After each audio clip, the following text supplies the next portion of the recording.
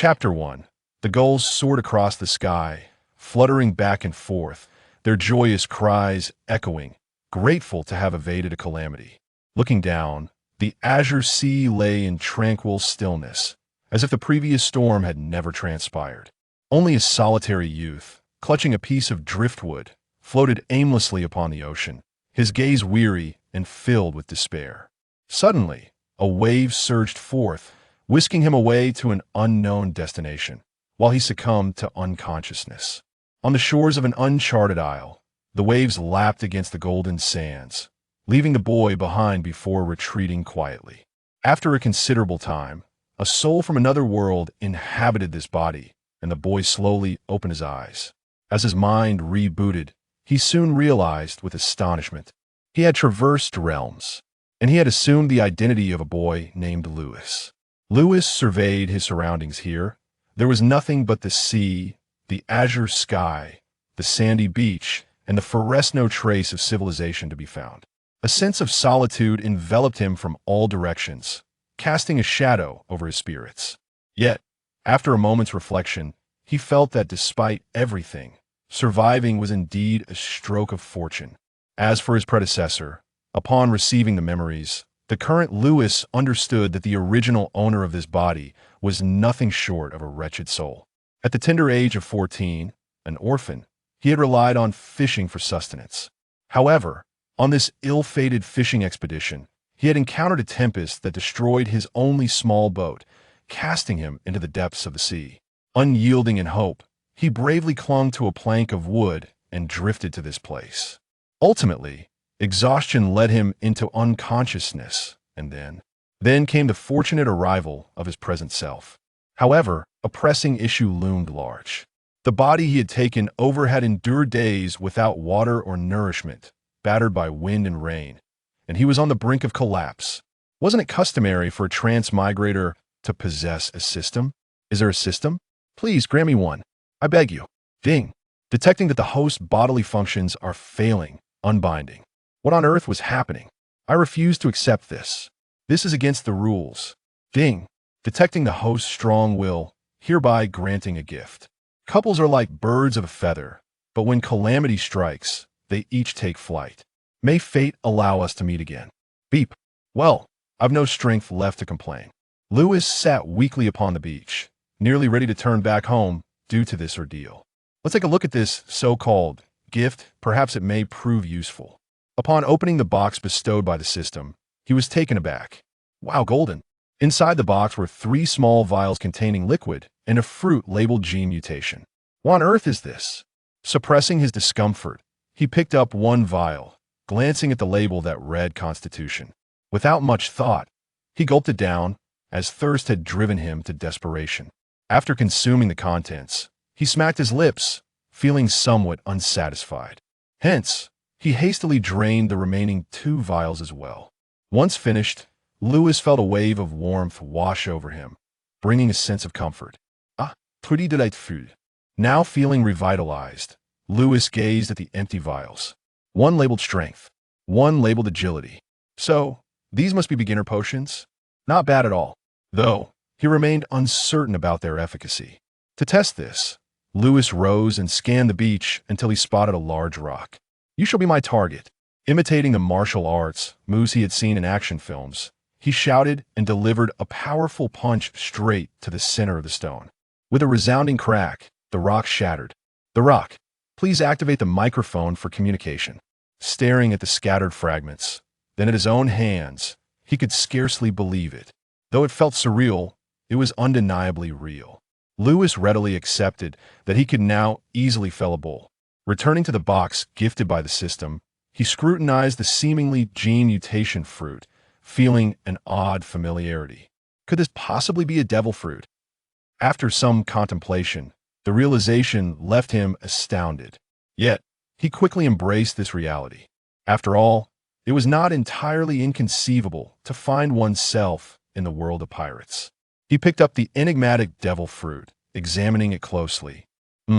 Its variety was indiscernible. While Lewis had watched One Piece in his previous life and had a general understanding of the plot, he was oblivious to the specifics of identifying the type of devil fruit by appearance alone. Thus, a question presented itself: to eat or not to eat? Clutching the devil fruit, Lewis found himself faced with one of the simplest choices of his life: to become a power wielder. Well, there was no hesitation at all. To put it frankly, this was a devil fruit. After all, in his past life, he had fantasized about consuming one and embarking on the path of a protagonist in a thrilling tale. Now, the opportunity had arisen. If not now, then when? Yet, a thought crossed Lewis' mind regarding the fruit's taste, reminiscent of something unpleasant, causing him to hesitate momentarily. But he could only give it a try. Perhaps this was the price of gaining strength. Lewis held the fruit, opened his mouth, and took a bite, juice splattering across his face. As he chewed the flesh, his taste buds delightedly informed him that it was quite palatable. How to describe it? If he had to, it resembled a blend of various tropical fruit juices. Perhaps the system had altered it somehow. After savoring the flavor, he hesitated no longer and swiftly devoured the entire fruit. Following the consumption, Lewis recalled another pressing question. What type of fruit was this? He slapped his arm with force. No reaction. It wasn't a Logia type. He dashed to the shoreline, peering at his reflection in the water. No strange appendages. It wasn't a zoan type. By process of elimination, the only remaining answer was paramecia. So what was the specific ability? Lewis found himself at a loss how to test this. I vaguely remember a notion that says if one consumes a devil fruit and focuses on it, it will reveal its specific ability. As Lewis pondered this, he sat cross-legged on the beach, concentrating on feeling it out. Before long, he discerned his newfound ability. Paramecia, shatter fruit. The shatter ability seemed potent, simple, direct, and brutal. Lewis was thoroughly satisfied indeed. It was a gift from a system. With the transformation of his body and the powerful devil fruit, Lewis was brimming with confidence. What ist? If he could perish under these circumstances, he might as well return to potato farming. Calming his exhilaration, Lewis began to contemplate several questions. Where was he? How could he return to human society? And what about food? However, the last query was not overly complex. Just beyond the beach lay a forest, presumably housing food to sustain him. First, I must satiate my hunger before addressing other matters. His stomach began to protest, necessitating that he meet his basic needs before considering anything else. Stepping into the woods, the surrounding light dimmed instantly. Gazing up at the towering trees beside him, he marveled. My word, how tall! After measuring the height with his hands, he clicked his tongue in astonishment. Why has it grown darker? Wait. Suddenly, a palpable aura of menace enveloped Lewis, and he stiffened, turning to glimpse the terrifying figure behind him. Unable to contain himself, he screamed. What the hell? A massive tiger. The tiger roared in response, startling a flock of birds and jolting Lewis back to reality. Instincts for survival surged, sending adrenaline coursing through him, and without hesitation, he bolted. He dashed away with remarkable speed, while the tiger, intent on devouring this little morsel for its afternoon snack, was taken aback by its prey's audacity to flee. What chase this was? The tiger, furious, gave chase. Lewis had underestimated himself, while the great tiger was clearly unaccustomed to such circumstances. The tiger soon realized it could not catch up to Lewis. What manner of creature is this bipedal beast? The tiger, exhausted, decided to relent, resigning itself to whatever fate awaited. Lewis, on the other hand, was elated. He had never imagined he could run so swiftly. It appeared the agility potion had worked wonders. Thank you, system. Now, moving forward, this massive tiger might just help address my current physiological needs, and tears involuntarily welled at the corners of his mouth. Slurp.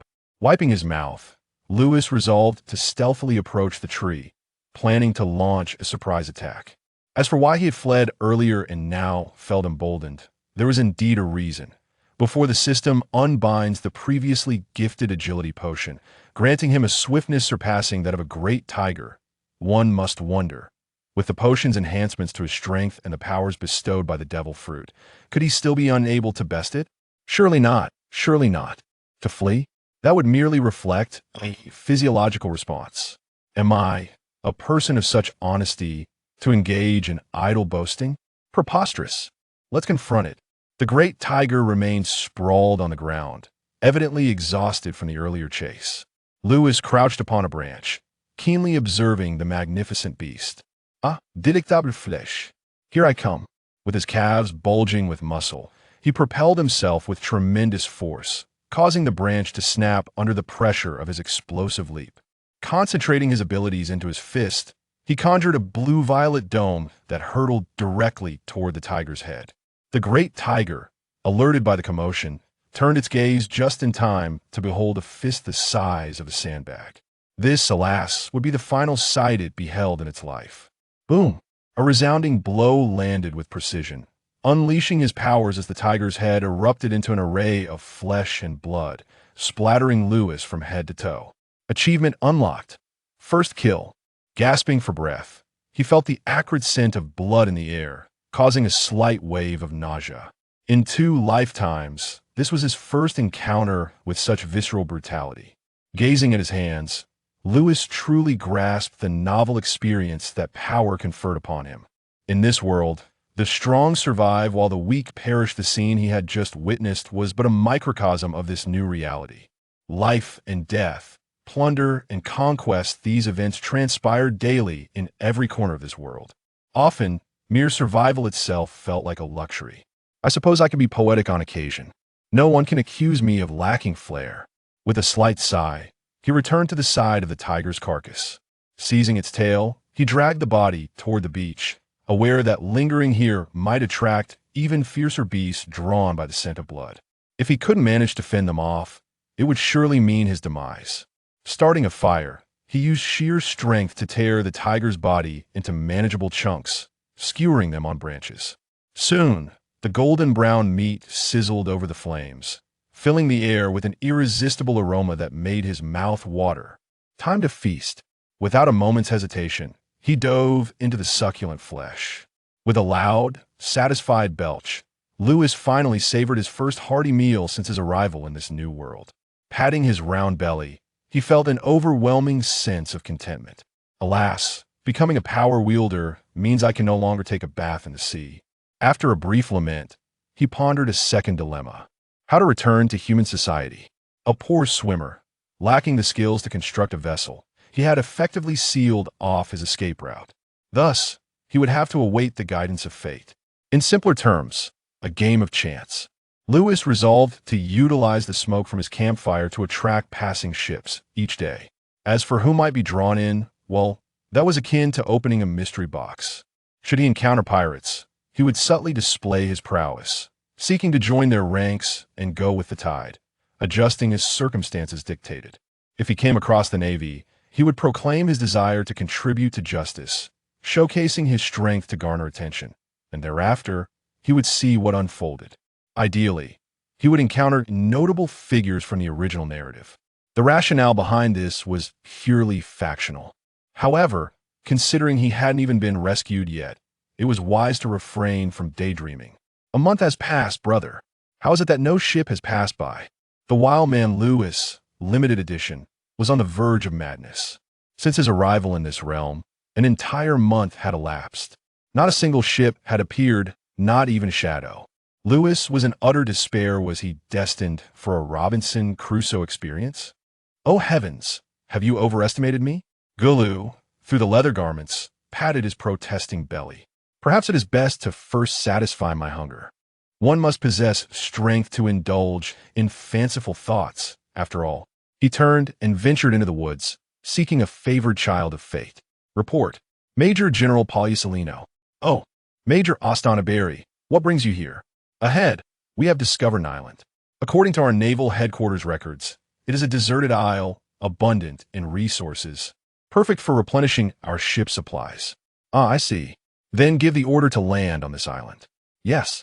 All personnel, prepare to disembark. Yes. Dragging the carcass of a large black bear towards the beach, Lewis's hunger became unbearable. He had never tasted bear paw, but with such a reputation, it must be delightful. It seems fortune smiles upon me today. Whistling a merry tune, he pressed on. Gazing out at the vast azure sea, Lewis could not help but sigh. Oh ship, when shall you come to rescue me? No matter how delectable, It pales in comparison to cooked food. My mouth is nearly parched. Suddenly, a dark spot emerged on the horizon. Lewis squinted at the abrupt appearance, rubbed his eyes, and upon realizing he was not mistaken, his face lit with ecstatic joy as he sprinted towards the shore, dragging the black bear behind him. "Hey, there is someone here." Here, someone is calling out loudly, hoping to draw the attention of others. After a month, he has finally spotted a ship. The exhilaration and joy he feels cannot be adequately described. "Major Strobely, we have discovered some developments on the island." The scout located Strobely and reported the findings. Taking the binoculars, Strobely gazed in the direction indicated by the scout and beheld a youth clad in animal skins, standing on the beach with a fierce expression. Most astonishingly, this individual was brandishing a large black bear above his head. Strobely paused for a moment, taken aback by the spectacle. He immediately sought out Poliusolino to relay the situation. "Oh, the youth of today are truly terrifying," Poliusolino remarked, expressing his astonishment with a pout. Moments later, the warship approached the shore. As Lewis watched the ship draw nearer, he sighed in relief. In such circumstances, encountering the Navy is far preferable to encountering pirates. At the very least, one's safety is somewhat assured. Does this mean that fate is steering me toward a naval path? However, upon reflection, it could be quite appealing to become a naval officer. Not to mention, the grand ideals of justice are undeniably impressive. What a thrill! Upon reaching the shore, a wooden plank extended from the deck, allowing the Marines to disembark one after another. After selecting a suitable spot, they established a temporary camp. Observing their adept figures, I couldn't help but feel a sense of anticipation for my own future self. Setting aside other considerations, I am undeniably confident in my appearance. Whether in my past life or this one, I have always been quite the handsome figure. As for how handsome, dear readers, I leave that to your imagination. Greetings, young man. Upon hearing this distinctly recognizable voice, Lewis was taken aback. Was it mere chance that he encountered this individual? Well, encountering him wasn't necessarily bad luck. Turning to face the source of the voice, he beheld a man clad in a yellow-striped suit, adorned with a naval insignia cap, draped in a cloak of righteousness, and possessing a visage that stirred the imagination. It was none other than the youthful version of Borsalino. "Hello, sir." Lewis greeted him with a hint of nervousness, silently chanting to himself, "I'm the most handsome. I'm most handsome." Borsalino, wearing that mischievous grin, scrutinized Lewis from head to toe and slowly inquired, "Young man, have you found yourself marooned on a deserted island?" Upon hearing this, Lewis felt a sense of grievance, pouring forth the frustrations he had endured over the past month. Poliusolino was taken aback, as was Stolo Berry beside him. "Therefore, esteemed officers, could you possibly take me away from here? I can assist on the ship with menial tasks.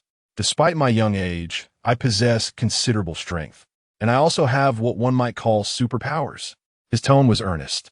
Poliusolino raised an eyebrow, not in astonishment at the claim of strength, but rather at the mention of superpowers. "Superpowers? Have you perhaps consumed a peculiar fruit before?" Stolo Berry inquired. Upon seeing Lewis nod, he exchanged a glance with Poliusolino, a devil fruit user. It was not surprising that Lewis referred to it as superpowers, after all. How could a rural youth be familiar with the concept of devil fruits? It was entirely reasonable. However, rather than demanding a demonstration, Poliusolino first acquiesced to Lewis's request to depart the deserted island, allowing him to accompany them on their journey. Lewis, of course, was elated. The soldiers, under the direction of their officers, began to gather the necessary supplies from the forest. Observing the bustling crowd, Lewis felt a profound sense of comfort. It had been quite a while since he had encountered so many people, and it brought him joy. At that moment, Borsalino spoke up. "I still do not know your name, young man." I am Lewis. "And you, sir?" "Oh, I am Borsalino, and this is my aide, Strawberry." "Greetings, Lewis." After the exchange of names, Borsalino delved straight into the matter at hand. "So, young man, what is your superpower?" Without hesitation, Lewis decided to demonstrate. He casually picked up a stone from the beach with his left hand. Then, raising his right hand, a violet-blue shield materialized. When the stone made contact with the shield, the two older gentlemen were momentarily stunned. The instant the stone touched the shield, The area of contact shattered into fine particles until the stone was completely obliterated. Witnessing such a spectacle, Porcellino internally assessed that this fruit's potential was exceedingly high, rivaling even his own light fruit. Provided it was developed appropriately and the user did not falter, Lewis's future power would be nothing short of impressive. Indeed, that is a formidable ability, he remarked. Yet Strawberry silently quipped to himself, "Your own ability is equally terrifying, you know?" Lewis scratched his head, wearing a somewhat embarrassed expression. Borsalino suddenly realized that an orphan possessing the potential of a remarkable fruit ability could be an excellent asset for our Navy. As for the question of whether he possesses a sense of justice that could be nurtured gradually once he joins the Navy, despite my seemingly idle demeanor, I genuinely care about the promising future of our naval forces. With fervent anticipation, I thought that the bonus given to me by the Marshal would certainly be substantial. How splendid! He then inquired, "So, Lewis, would you like to join our Navy?" Strawberry remained silent, understanding and acknowledging his superior's intentions. Frankly, ever since Borsalino took charge of the neutral faction and became its leader, he was the sole voice of authority within the Navy headquarters. Even Strawberry himself did not possess the standing to speak up, being merely a major. What influence could he possibly wield? What are the benefits of joining the Navy? Lewis asked with genuine curiosity, not pretending but truly unaware of the specific advantages offered by the Navy. It seemed quite appealing indeed. Upon hearing this, Borsalino chuckled, his entire face wrinkling in a comical manner. Lewis nearly burst into laughter, but as a professional, he restrained himself. "Otherwise, would you like to experience the weight of light? A warning kick at the speed of light." Indeed, Lewis is a man of substance. As for the remuneration, it is quite generous, comprising 5 social insurances and 1 housing fund. A school-level officer can reside in Marineford, which is the naval headquarters, and upon reaching the rank of admiral, one will possess a private villa. During missions to apprehend pirates, the headquarters grants bonuses, and the cafeteria offers meals at no cost. One may indulge as much as desired. Listening to Porcellino's explanations, Lewis expressed that the benefits of being a naval officer are truly remarkable. Aside from a lack of a spouse included, one could say the provisions are exceedingly thoughtful. He resolved to dedicate his life to the justice of the sea. Observing Lewis's eager enthusiasm, Porcellino smiled with satisfaction, acknowledging that their efforts in conversation were not in vain. The three stood together, engaged in discourse, though it was primarily Porcellino and his companion speaking while Lewis listened attentively. He gleaned a wealth of information, such as the fierce competition among the 3 great pirate crews, the Flying Sky Pirates, the Whitebeard Pirates, and the Roger Pirates. Presently, the seas belonged to these 3 formidable pirate factions. Hearing these familiar names stirred a sense of exhilaration within Lewis. He felt profoundly grateful to fate for granting him the opportunity to traverse into this world. As they chatted, the naval officers who had been gathering supplies began to return, and after accounting for their numbers, they prepared to board their vessel for the journey back to Marineford, with Lewis trailing along as a small appendage. The sailors were somewhat astonished to see the rear admiral consistently accompanying them, though they kept their surprise to themselves. The expression remained solemn as they awaited orders. "Ahem. Well then, let us return." "Yes." Upon uttering these words, the group orderly boarded the warship, setting sail towards Marineford along the designated route. Leaning against the rail, gazing out at the vast sea, their hearts brimmed with anticipation and excitement for the future. 3 days had passed since their voyage began on the open waters. At this moment, Lewis had shed his primitive garb, now adorned in a naval uniform. After a thorough wash aboard the ship, Lewis glanced into the mirror, only then realizing the extent of his striking appearance. Dark hair, azure eyes, deep-set features, a prominent nose, and slender lips, all complemented by his remarkable height of 1.8 meters at the tender age of 14. His physique, transformed by the elixir bestowed by the system, exhibited well-defined muscles that exuded strength. Were it not for the slight youthful softness of his face, one might easily mistake him for a seasoned sailor. "Ah, Lewis, there you are." The voice was unmistakable, for it belonged to none other than the renowned Admiral Borsalino. Yet, With a respectful turn, he saluted, clad in his naval attire. Although it has yet to be officially reported, it can be considered that he has entered the naval system. In the face of this, one must still maintain the necessary decorum toward superiors. Borsalino, holding 2 bananas, offered one to Lewis while leisurely peeling the other, remarking nonchalantly that it was no big deal. I have reported your situation to Admiral Sengoku. Oh, this Admiral Sengoku is my superior. If all goes as expected, he will be the future fleet admiral. Lewis rolled his eyes inwardly. He was certainly aware of this wise General Sengoku.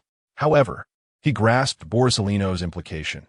This individual would soon be their direct superior and would likely assess his potential upon their return.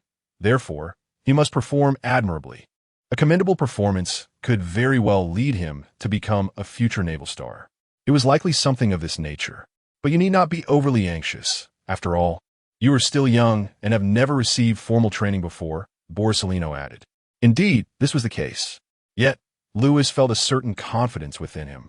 As long as he was not sparring with those monstrous figures, he believed he would manage just fine.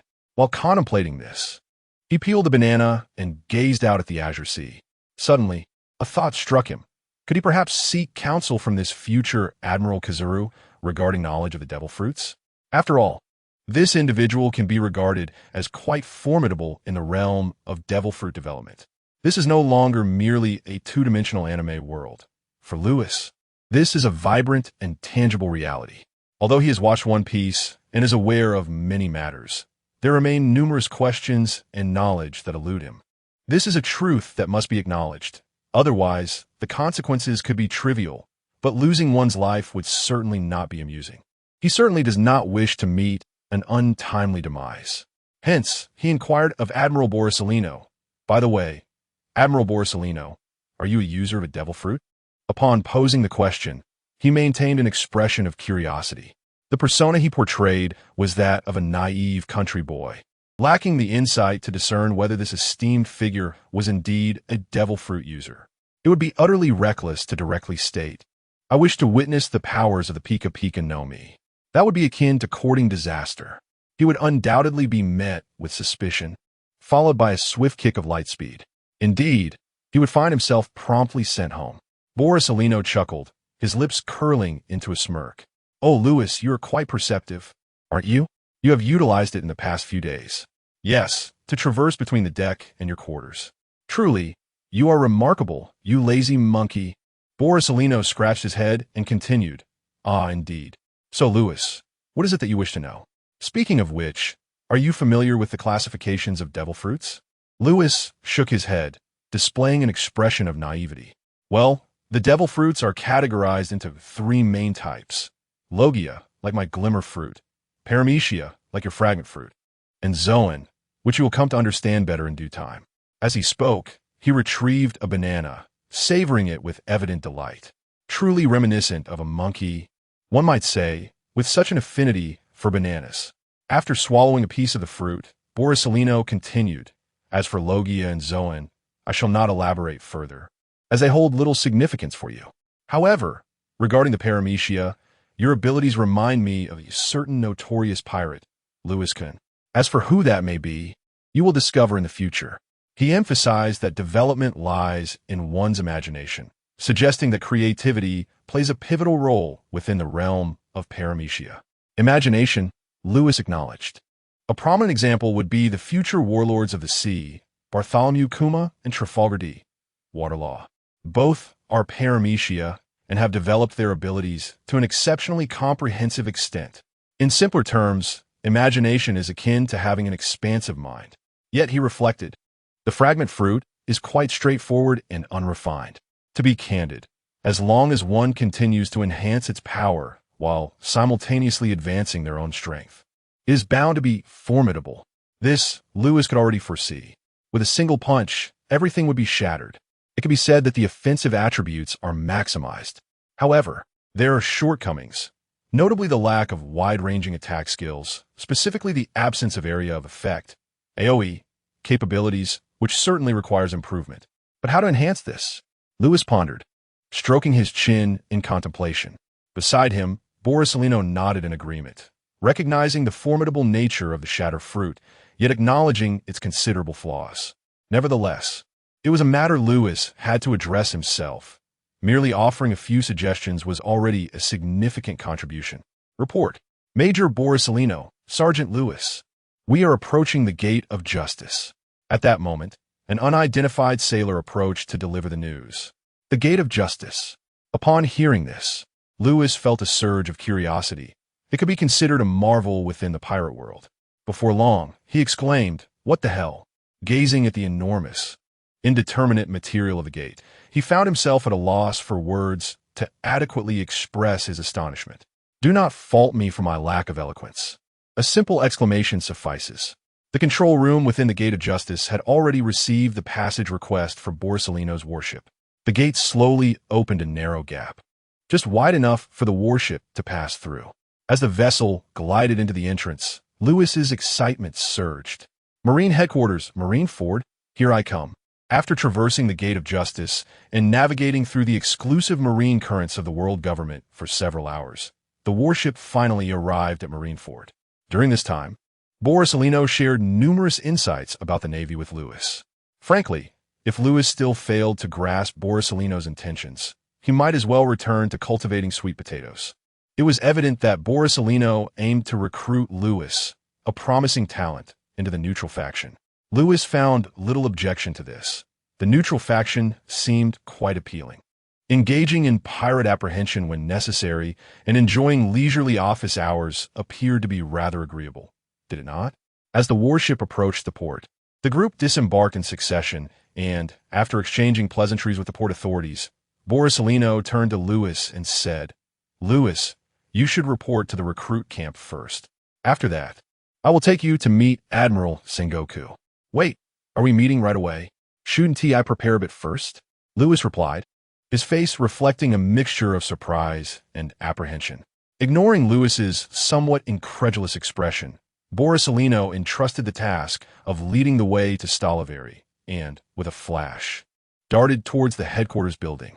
With such a short distance covered in a single flash of his powers, it was truly characteristic of him. Lewis inwardly scoffed and followed Stollivari to the recruit camp. It was then that he began to take in the grandeur of the marine fortress, Marineford, the maritime sovereign that had stood resolutely over the seas for 8 centuries. Majestic and solemn, this was Lewis's first impression. Seeing the look of astonishment on his face, Stollivari couldn't help but smile, reminiscing about his own arrival at Marineford, which had been quite similar. As they proceeded, the two navigated the winding path to the new recruits' camp. Their gaze swept past the entrance, taking in the vibrant scene of individuals fervently exercising on the training ground, alongside the instructors who were continuously issuing commands with fervor. Lewis felt a growing excitement within him. His dream of becoming a soldier was about to take flight here. Upon stepping through the gate and arriving at the door of a room, he noticed the sign that read, "Commandant's Office." The only person worthy of such a title was none other than the former admiral, Zephyr. However, he should still hold the rank of admiral at present. Among the two admirals, the other was naturally Admiral Sengoku. Were it not for a certain obstinate admiral who declined the promotion to admiral, the Navy would have already been fully staffed with 3 admirals. Stollivari knocked on the door, and a robust voice emanated from within, proclaiming, "Enter." With a subtle glance towards Lewis, he said nothing and pushed the door open, entering the room. A robust, middle-aged man with purple hair sat behind the desk, his head lowered as he scribbled upon the surface, seemingly oblivious to their presence. Stollivari and Lewis remained silent, standing beside him, patiently awaiting Zephyr to conclude his tasks. Their wait was not prolonged. Shortly thereafter, Zephyr pinched the bridge of his nose, revealing a hint of fatigue in his expression. Observing this, Stollivari poured a cup of tea from the side table and offered it to Zephyr. "Master Zephyr, you have worked hard. Please enjoy this tea." Zephyr looked up at him, smiled, and after taking a sip of the tea, inquired, "Ah, Stollivari, how have you been? It has indeed been quite a while, nearly over a year, hasn't it? What brings you to my humble abode this time?" He cast a glance at Lewis, though Zephyr likely had an inkling as to the reason for their visit, having encountered such situations frequently. "Thank you for your concern. Master Zifa, I have come to discuss a matter regarding Lewis. With that, Stolberry recounted all of Lewis's circumstances in detail. Upon hearing about Porcelino, a frown crossed Zifa's face, surprising Lewis. Though in the original narrative Zifa harbored a strong aversion towards him, was it truly so palpable? Lewis felt a sense of unease, fearing that Zephyr's disdain for Porcelino might extend to him as well. Missing the opportunity to learn from such a formidable commander would be a significant loss. The educational achievements of this esteemed figure were akin to a young calf soaring to the heavens aboard a rocket. It was likely that many of the future admirals and even vice admirals of the Navy would emerge from his tutelage. In essence, the individual before him had fostered an entire era for the Navy, a testament to Zephyr's remarkable instructional prowess. However, the anticipated bias did not manifest. Upon hearing about Lewis's fruit abilities, Zephyr's eyes lit up with interest. He recognized a seedling of immense potential. With proper nurturing, this child was destined to become a cornerstone of our Navy, and the rank of admiral was not beyond reach. Yet, this remained merely a possibility. The specifics would depend on his physical capabilities, though his fruit abilities assured a solid foundation. Nonetheless, relying solely on fruit abilities would not suffice to achieve top-tier combat power. After listening to Stolberry's account, Zephyr regarded Lewis with considerable satisfaction. He then spoke. I understand. Let's first conduct a physical assessment. Once we have the report, we shall proceed to Sengoku together. With that, he rose, gesturing for the two to follow, and exited the room. Following Zephyr, Lewis entered a chamber brimming with instruments. His eyes filled with admiration. Although I cannot fully comprehend the purpose of these instruments, they exude an air of professionalism that is truly impressive. I may not understand, but I am deeply astonished. Subsequently, I instructed the specialists in the room to conduct a comprehensive physical examination for Lewis. Zephyr observed the various data displayed on the instruments with great satisfaction. To his surprise, Lewis's physique seemed to be tailor-made for combat. This revelation brought him immense joy. It is noteworthy that Lewis is only 14 years old, with proper training and barring any premature setbacks or squandered potential. He is destined to become a pillar of strength within our Navy. In other words, this child possesses the makings of a great commander. Meanwhile, Lewis, engrossed in his physical assessment, remains unaware that General Zephyr has already envisioned a bright future for him. One must avoid the pitfalls of overconfidence. Dear General Zephyr, as Lewis peruses the report in his hands, he feels a profound sense of satisfaction. Without the potions generously bestowed by the system, it is likely that his natural gifts would have been rather meager. Once again, I express my gratitude to the system's benefactor. Although Stolberry remained silent, he too felt a surge of happiness. The reason is quite simple. Porcelino is destined to rise as a general. But what of the next generation leader of the neutral faction? Stolberry, despite having the qualifications, lacks the necessary strength. He clearly understood that even at his best, he would merely be an elite lieutenant general. Yet, he felt unqualified to bear the mantle of a neutral leader, leaving him with a sense of ambivalence. This sentiment was not exclusive to him. Both the Doves and Hawks shared a similar plight. However, the neutral faction has now identified its next successor, a figure of remarkable potential. And how could one not feel elated? He felt a profound sense of satisfaction, even a tinge of pride. We, the neutral faction, have secured a future pillar of strength, and he is so young. What about you? Are you envious? The mere thought of it nearly brought a laugh to Stolberry's lips. Yet, being a professionally trained individual, he restrained himself. Although the three held different thoughts, they were all quite pleased with the report. Upon exiting the room, Stolberry prepared to leave, as he had other matters to attend to. Lewis expressed his heartfelt gratitude to Stolberry, acknowledging that simply bringing him to Zephyr was already sufficient. Yet he had accompanied him throughout. It was indeed a considerate gesture. He recognized that this elder was eager to cultivate a good relationship with him. Nevertheless, gratitude was due where it was warranted. This is a fundamental principle. Subsequently, Zephyr, without further ado, grasped the report and, accompanied by Lewis, made his way to the office of the Warring States. As they walked alongside Zephyr, they garnered numerous astonished glances. No one at the Navy headquarters had ever encountered Lewis, especially not in the company of Zephyr. Once the pair entered the building, the murmurs in the square erupted. Who is that person? Admiral Zephyr is actually escorting him. He appears to be a new recruit, likely brimming with potential, considering Zephyr is personally guiding him. Wow, that young man is quite handsome. Upon hearing these discussions, Lewis felt a mix of amusement and embarrassment, yet a warmth blossomed within him. Zephyr's actions were tantamount to declaring to everyone, I hold great expectations for this individual. Otherwise, how could I possibly take him under my wing? To ascend to the rank of a great commander, possessing formidable strength, is merely one of several crucial facets. Additionally, factors such as reputation, military acumen, administrative duties, and interpersonal relationships among colleagues play significant roles. It is not sufficient to simply be powerful and expect to rise through the ranks. This is the Navy, not the realm of pirates. In the world of piracy, one could assert dominance through sheer strength and command respect. However, such a method is futile within the Navy, as the two systems are entirely distinct. Inside the building, upon spotting Zephyr, the hurried footsteps of those present came to an abrupt halt, and they stood at attention, saluting. While they were indeed curious about Lewis, their current tasks demanded their attention, so their curiosity remained unvoiced.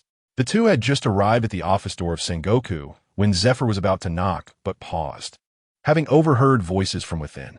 Sengoku, you really know how to hide things, don't you? You stashed the senbei here, but now it belongs to me. Ah ha ha. Blasted carp. Put down the senbei.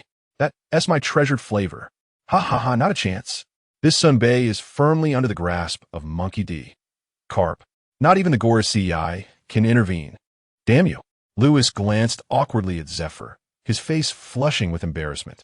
He cleared his throat heavily, attempting to mask his discomfort while subtly reminding the two inside. For heaven's sake, stop embarrassing yourselves. Upon hearing his cough, the commotion within the room abruptly ceased. At that moment, Zephyr and the other entered through the door. Lewis observed the two within the room, who seemed unfazed, sipping tea and attending to their affairs. The atmosphere was remarkably harmonious, utterly devoid of any trace of their earlier quarrel. As an experienced actor, he set aside his sarcasm, yet Lewis could not shake his excitement.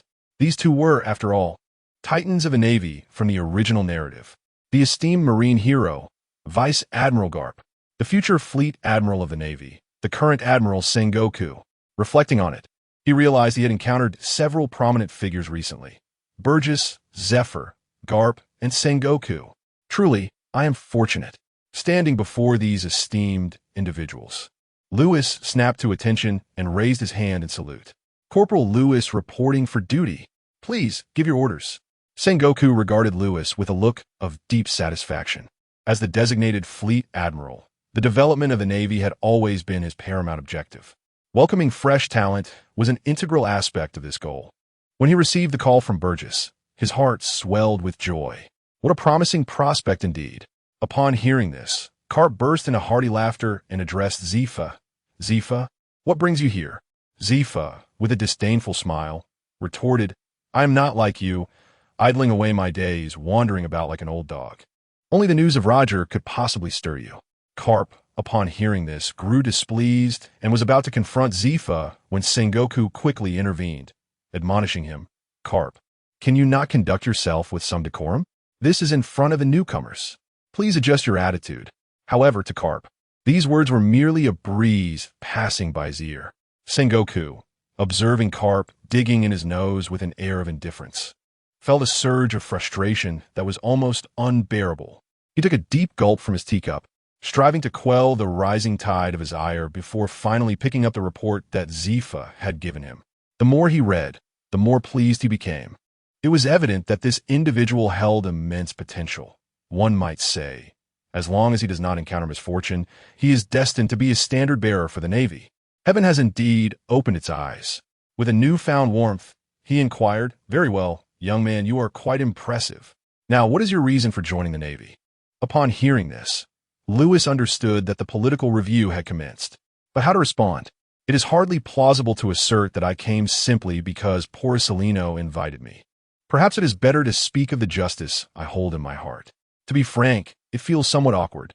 After some contemplation, Lewis began to reply. Esteemed Admiral Sengoku, I have been an orphan since my childhood, enduring a life of hardship. I aspire to join the Navy not only to sustain myself, but also to lead a better life.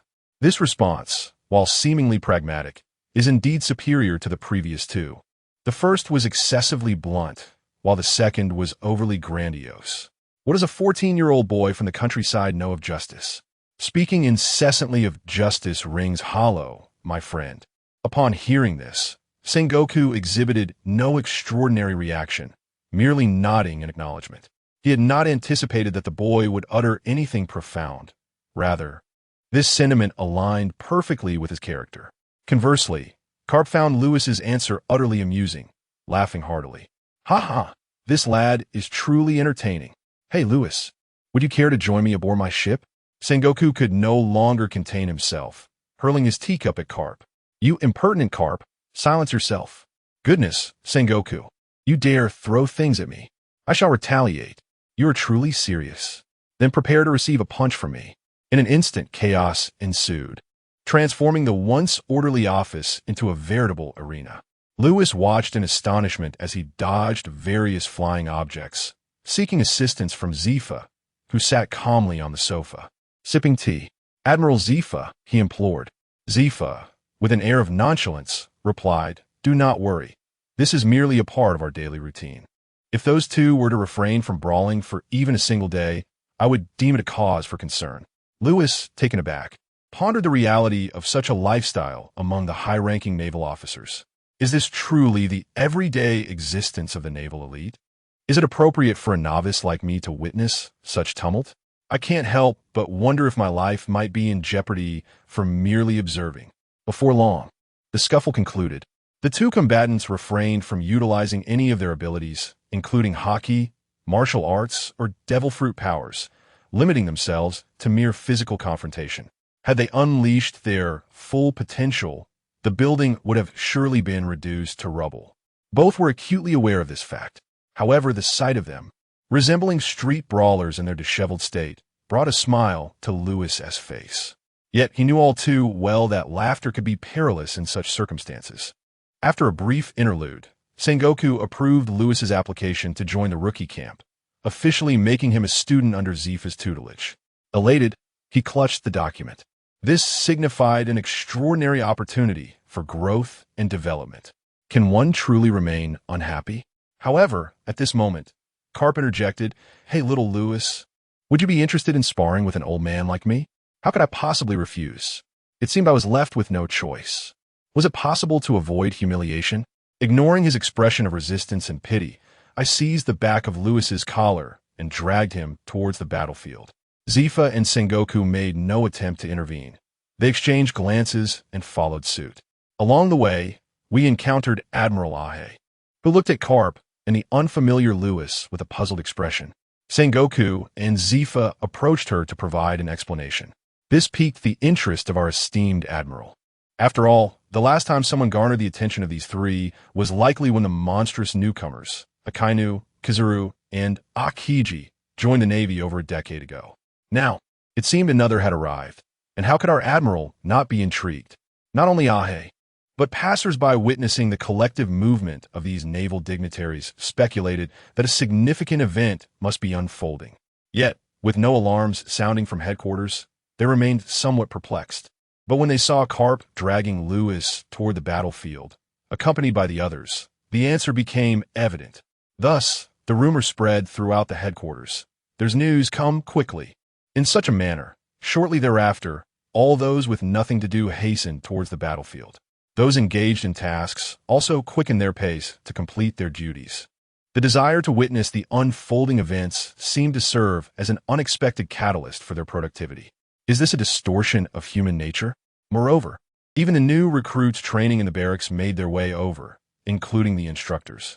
It could be aptly said, when one feasts on melons, the many come to partake. Ahem, I digress. Let's shift our focus to Lewis. At this moment, as he observed the increasing number of onlookers, it became apparent what their intentions were. Even before the battle commenced, he donned a mask of torment utterly bereft of tears. Could it be that my debut at naval headquarters is a social demise? Lewis pondered whether he could traverse to another world. The neighboring shinobi village seemed quite appealing. Alas, such thoughts remained mere fantasies. Yet, at this juncture, Lewis's anxious heart began to calm gradually. This was not a transcendence of thought, but rather a resignation to fate. There is a saying, is there not? If one cannot resist, then one should recline and savor the experience. Furthermore, to be defeated by a naval hero is hardly a matter of disgrace. It is quite ordinary.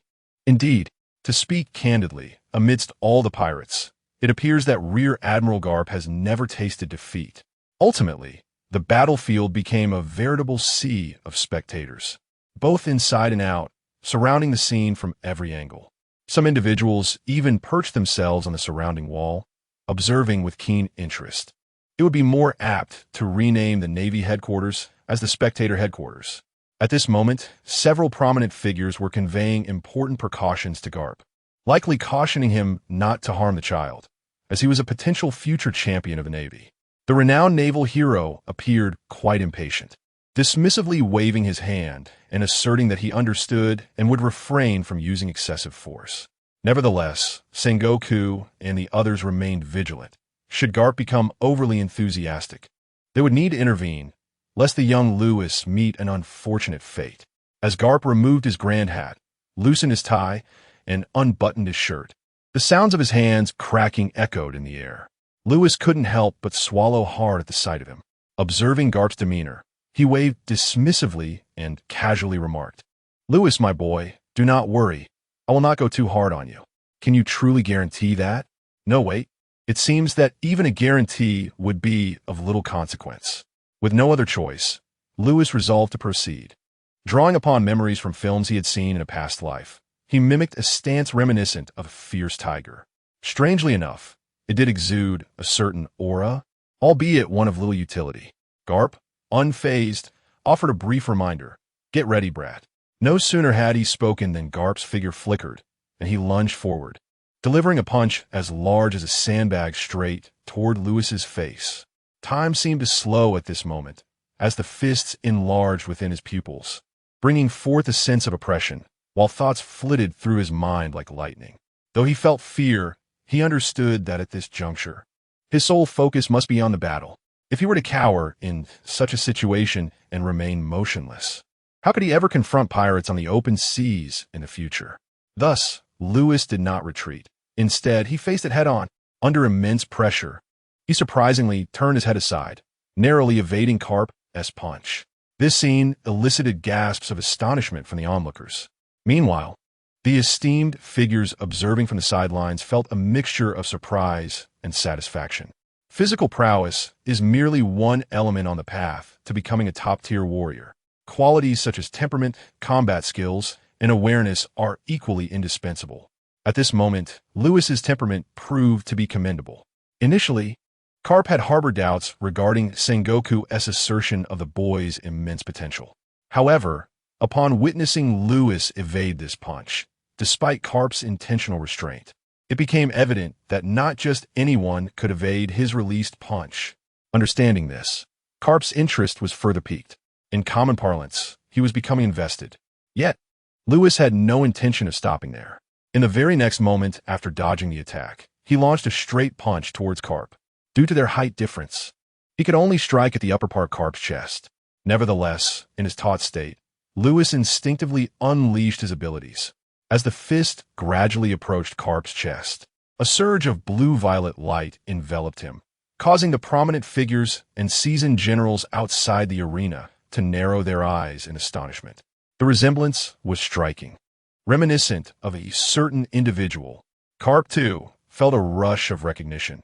Before the two could make contact, he swiftly condensed his armament hockey at his chest for defense. Was the armament hockey fracturing? He realized with shock that a small portion of his hockey had been shattered by Lewis's fracture fruit ability. But what level of hockey did Garp possess? The pinnacle of the Pirate King. At this moment, Garp was genuinely taken aback. This was beyond excessive. Such power was astonishing. Indeed, the Paramecia class had its fair share of freakish abilities, much like certain infamous figures. However, Returning to the matter at hand, while Lewis's ability to strike piqued Karp's interest, it was only marginally so. In other respects, Lewis fell significantly short. Thus, Karp decided to give Lewis a chance to demonstrate his skills, allowing each of his punches directed at Lewis to serve as a catalyst for his ascension. Just then, a voice resonated beside Sengoku and the others, sending a jolt through their spirits. They turned to see an array of photons converging, gradually taking the form of a human figure, none other than Borsellino. After the midday rest, he stepped outside for a leisurely stroll, only to find the square surprisingly devoid of people. Intrigued, he swiftly activated his observation haki to uncover the reason behind this unusual occurrence. Without hesitation, he executed a swift movement, appearing beside Sengoku. Sengoku smiled and remarked this time, "You have truly made a contribution, Borsellino. Once this matter is resolved, I will commend you to Admiral Kong." Borsellino returned the smile, expressing his gratitude to Sengoku, before quietly standing by to observe. Lewis, initially lost in a state of unawareness, gradually regained his composure and comprehended what Karp was doing. Feeling a flicker of gratitude, he devoted himself wholeheartedly to mastering the combat techniques. However, Lewis had not considered whether his stamina could keep pace with the demands of the training. Before long, fatigue overcame him. Once the session concluded, Karp disdainfully quipped, "Why are you so quick to tire? I'm not even breaking a sweat. Speak carelessly again, and I'll consider it slander." Observing this, the prominent figures outside the arena intervened, putting an end to this duel. Ultimately, Lewis succumbed to exhaustion, compounded by the intense mental strain, and collapsed to the ground. As the duel came to a close, those present began to murmur among themselves, inquiring about the identity of this young man. The Marines aboard Borsellino's ship effectively served as a source of information, gradually allowing the name Lewis to circulate among the crowd. Awe, admiration, and jealousy mingled in a complex blend of emotions within the hearts of the onlookers. Zifa, however, remained unfazed by the commotion. After all, Lewis had already been his pupil in the Warring States office. He promptly dispatched someone to carry him to the new recruit's dormitory, where the female soldiers greeted him with enthusiasm, eagerly volunteering to assist. This prompted Chief of Staff to reprimand them a few times. Ultimately, a few sturdy gentlemen were sent instead. One could only wonder about Lewis's thoughts upon awakening. At that moment, Sengoku turned to Karp with a smile and inquired, "So, Karp, what do you think?"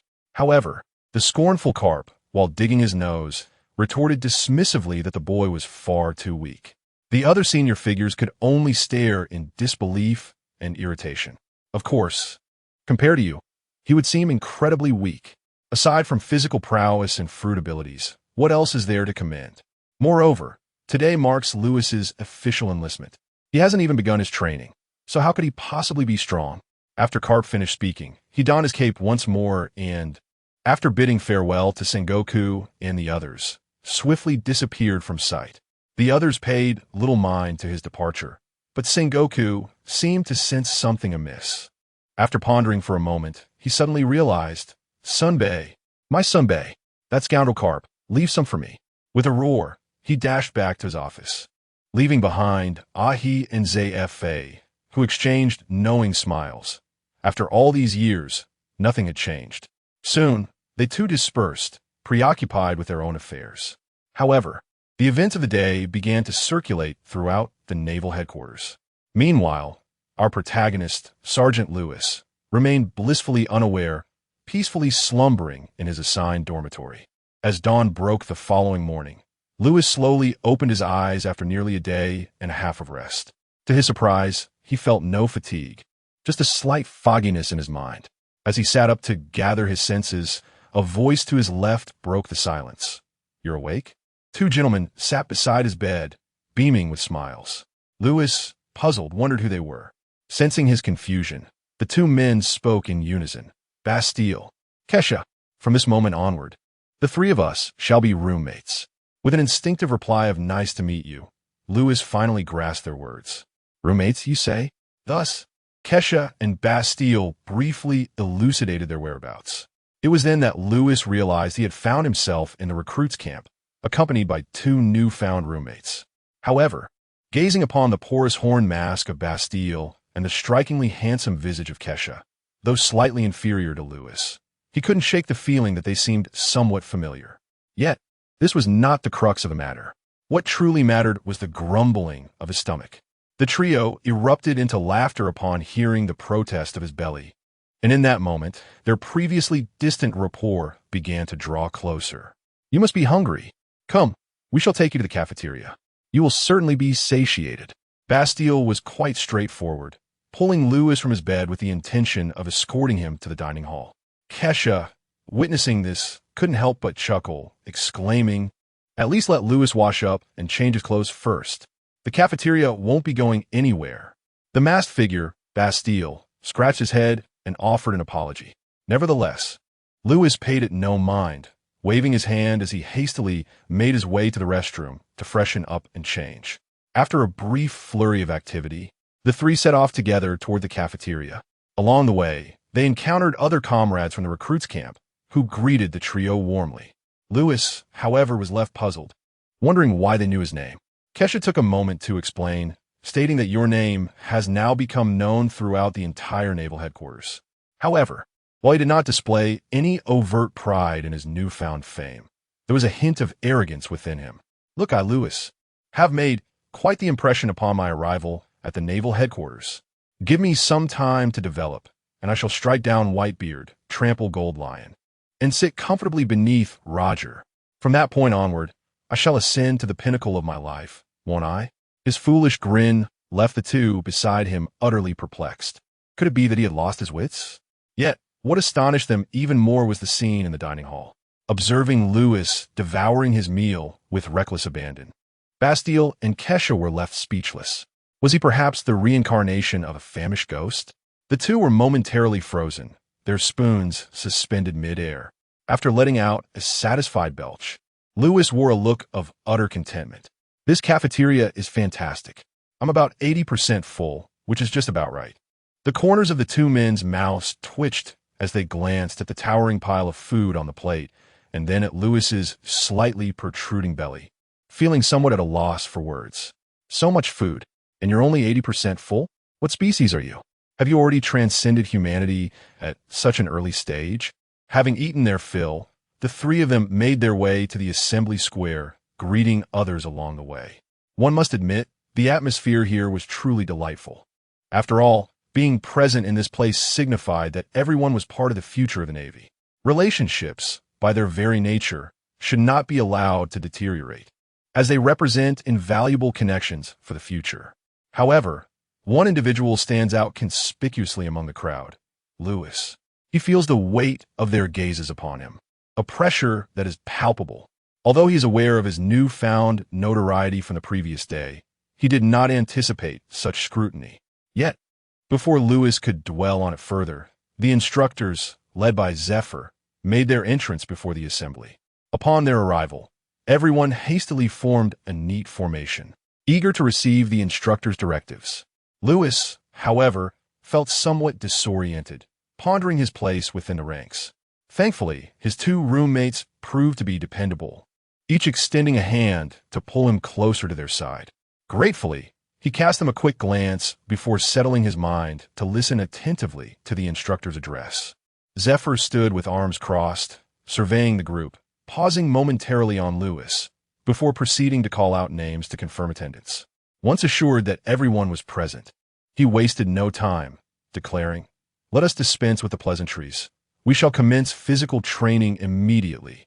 Everyone, run 100 laps around the field.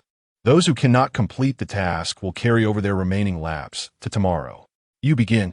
There was no room for idle chatter. The training commenced with resolute efficiency. Louis found this no-nonsense approach rather commendable. However, it was not long before his amusement faded. Haha, Louis gasped for breath as he ran, his entire body drenched in perspiration. It appears that he is the last one remaining to complete the course. In truth, it seems somewhat unjust, as the others from the Bastille have already spent considerable time training in the boot camp. Although running 100 laps exhausts them, they are able to persevere and still possess ample stamina upon completion. Louis, however, is different, despite having enhanced his physical condition with the aid of potions. he remains devoid of true endurance. This has rendered him quite feeble at present. Furthermore, although it is only a slight observation, Zephyr has discerned the arrogance and inflated sense of self-worth in Lewis's eyes. Thus, he aims to use this experience to help Lewis recognize his own limitations. You have a long way to go, young one. Nonetheless, it must be acknowledged that Lewis is not a dull-witted individual. He is engaging in self-reflection. He realizes that he is merely a fortunate recipient of the system's gifts. A mere lucky soul. Without the system, he would likely have perished on that desolate island. How could he have made it to the naval headquarters otherwise? Acknowledging his reality and recognizing his shortcomings, he understands that his focus must be on diligent effort rather than being blinded by the so-called fame that could lead him astray. Having come to this realization, Lewis gritted his teeth, and a surge of strength coursed through him once more, enabling him to endure until the end. However, the previous restlessness within him had significantly diminished. Observing Lewis return to the team, albeit somewhat fatigued, Zephyr nodded to himself. It seems the effect has been quite positive. The others were somewhat astonished. Lewis's experiences from the previous day had spread widely. Witnessing his ability to persevere, seemingly with some energy to spare, they felt a newfound respect for him. Their previous disdain had been cast aside, and they began to acknowledge him as a legitimate member of this new recruit camp. Zephyr, on the other hand, merely smiled, though there was a hint of malice in his expression. How far can you endure, Lewis? With that, at the tender age of 14, he embarked on a torturous journey akin to hell. Thus commenced one of the most arduous periods of his 2 lifetimes. Each day was filled not only with intense physical training, but also with a plethora of military education, encompassing subjects such as oceanography, climatology, warfare command, and diplomacy. This recruit camp could very well be dubbed the Marine Vondo Academy.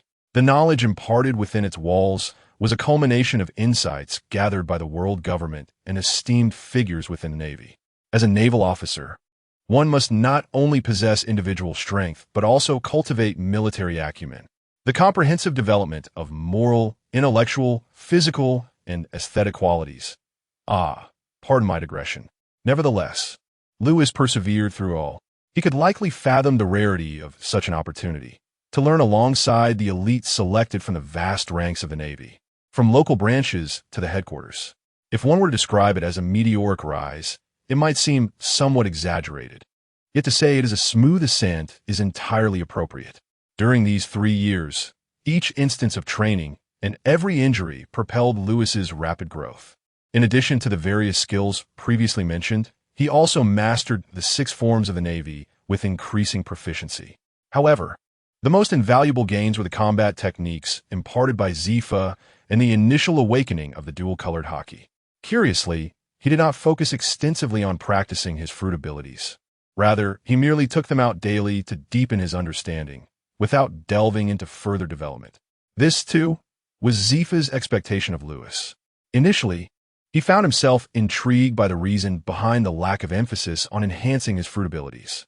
Zephyr, however, imparted to him that the manifestation of fruit-based abilities is intrinsically linked to one's own fundamental capabilities. Without a solid foundation, one's strength is merely an edifice in the air, incapable of withstanding trials. Lewis wholeheartedly agreed, thus intensifying his focus on cultivating his foundational skills. As for the fruit abilities, there was no need for haste. At merely 17 years of age, he possessed ample time to delve into the intricacies of his powers once his foundation was firmly established. Nevertheless, Lewis remained mindful of a profound truth. Practice is the sole criterion for verifying authenticity. How could one claim to be a competent naval warrior without having endured battles wrought with iron and blood? Each time the recruits ventured forth on missions, Lewis consistently led the charge, bravely confronting foes and successfully completing numerous tasks. Among those he vanquished were several pirates of considerable notoriety, including one with a bounty exceeding 100 million, who met a grim fate at his hands. His approach towards comrades was as warm as a gentle spring breeze, while he treated adversaries with the chilling severity of winter, earning him considerable admiration within the recruit camp, where he subtly emerged as a leader. Both the neutral faction and the Doves, as well as the Hawks, frequently lauded Lewis. Particularly notable was Sakazuki, who often publicly praised Lewis for his decisive and ruthless demeanor. In private, he would frequently seek conversations with Borsellino, attempting to sway him. Yet, the astute Borsellino fully understood the implications and tactfully declined. After all, why should he be the one to undermine his own position? The neutral faction has unequivocally recognized Lewis as the sole successor. It can be said that he is highly esteemed among the three factions. Although Lewis is merely 17 years old and has just reached adulthood, strength remains the most reliable criterion within the ranks of recruits. With the enthusiastic promotion from his comrades and the deliberate support from the higher-ups, Lewis's reputation within the headquarters has grown increasingly resplendent, establishing him as a paragon of the younger generation.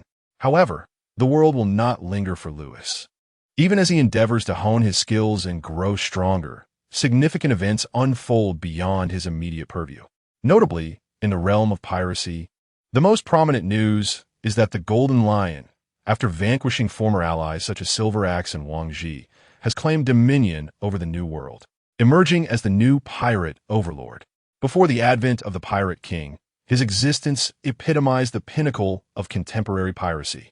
Meanwhile, within the Navy, three monstrous newcomers have successfully ascended to the rank of Rear Admiral, each acquiring their own code names. Borsellino, known as Kizu, Sakazuki, referred to as Akainu, and Kuzan, called Akiji. It is anticipated that these three formidable rear admirals will be the Navy's next admirals. Nonetheless, this transition will require time, not only for the consolidation of strength, but also to address the delicate balance among factions and other pertinent issues. The Navy and the pirates, justice and chaos. Both parties have undergone tremendous transformations. The three great pirate crews now co-govern the New World, heralding an era belonging to these three legendary pirates. Among them, the Golden Lion Shiki, roaring across the seas, harbors an unquenchable ambition to seize the world. He is destined to stir the tides of this age once more. The future of the Navy, represented by the three admirals, is now established, with everything in place, eagerly awaiting the winds of fortune. The simultaneous presence of the three admirals will elevate the Navy's might even further. The legacy of 8 centuries of maritime supremacy should not be underestimated. Meanwhile, a new generation of youthful Navy recruits is poised to showcase their brilliance upon this extraordinary ocean. The tide of the era is gradually approaching, yet no one is aware, and no one comprehends, except for Lewis. However, he too is uncertain whether he is truly prepared to embrace this new epic. Under this wave, how will the Navy and the pirates evolve? Will Roger's ascent mirror that of the original narrative? Let's await the unfolding of events.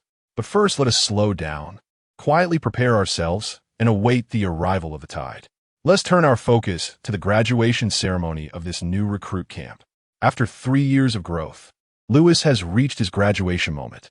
It will also be the time for him to ascend the tumultuous stage as a Navy officer. What role will he play in this unfolding drama? Let us await the revelations. At the graduation ceremony of the boot camp, numerous media reporters stood within the designated press area, diligently jotting down notes and sketches. Senior officials occupied the podium, observing with satisfaction and anticipation as one graduate after another stepped forward to receive their commissions. The boot camp, which has been nurturing a wealth of talent for the Navy since the cohort of Admiral Kazuru, has seen a steady stream of recruits. Although some have made the ultimate sacrifice and others have faced incarceration due to corruption and misconduct, it is undeniable that, despite the myriad of challenges, the contributions of the boot camp are significant. The final graduate, Lewis, approached with resolute strides following the commanding call of the officiant. Clad in a deep blue suit that harmonized splendidly with his burgundy shirt, he donned a white tie that, upon closer inspection, bore the embroidered insignia of Marines, signifying his naval affiliation.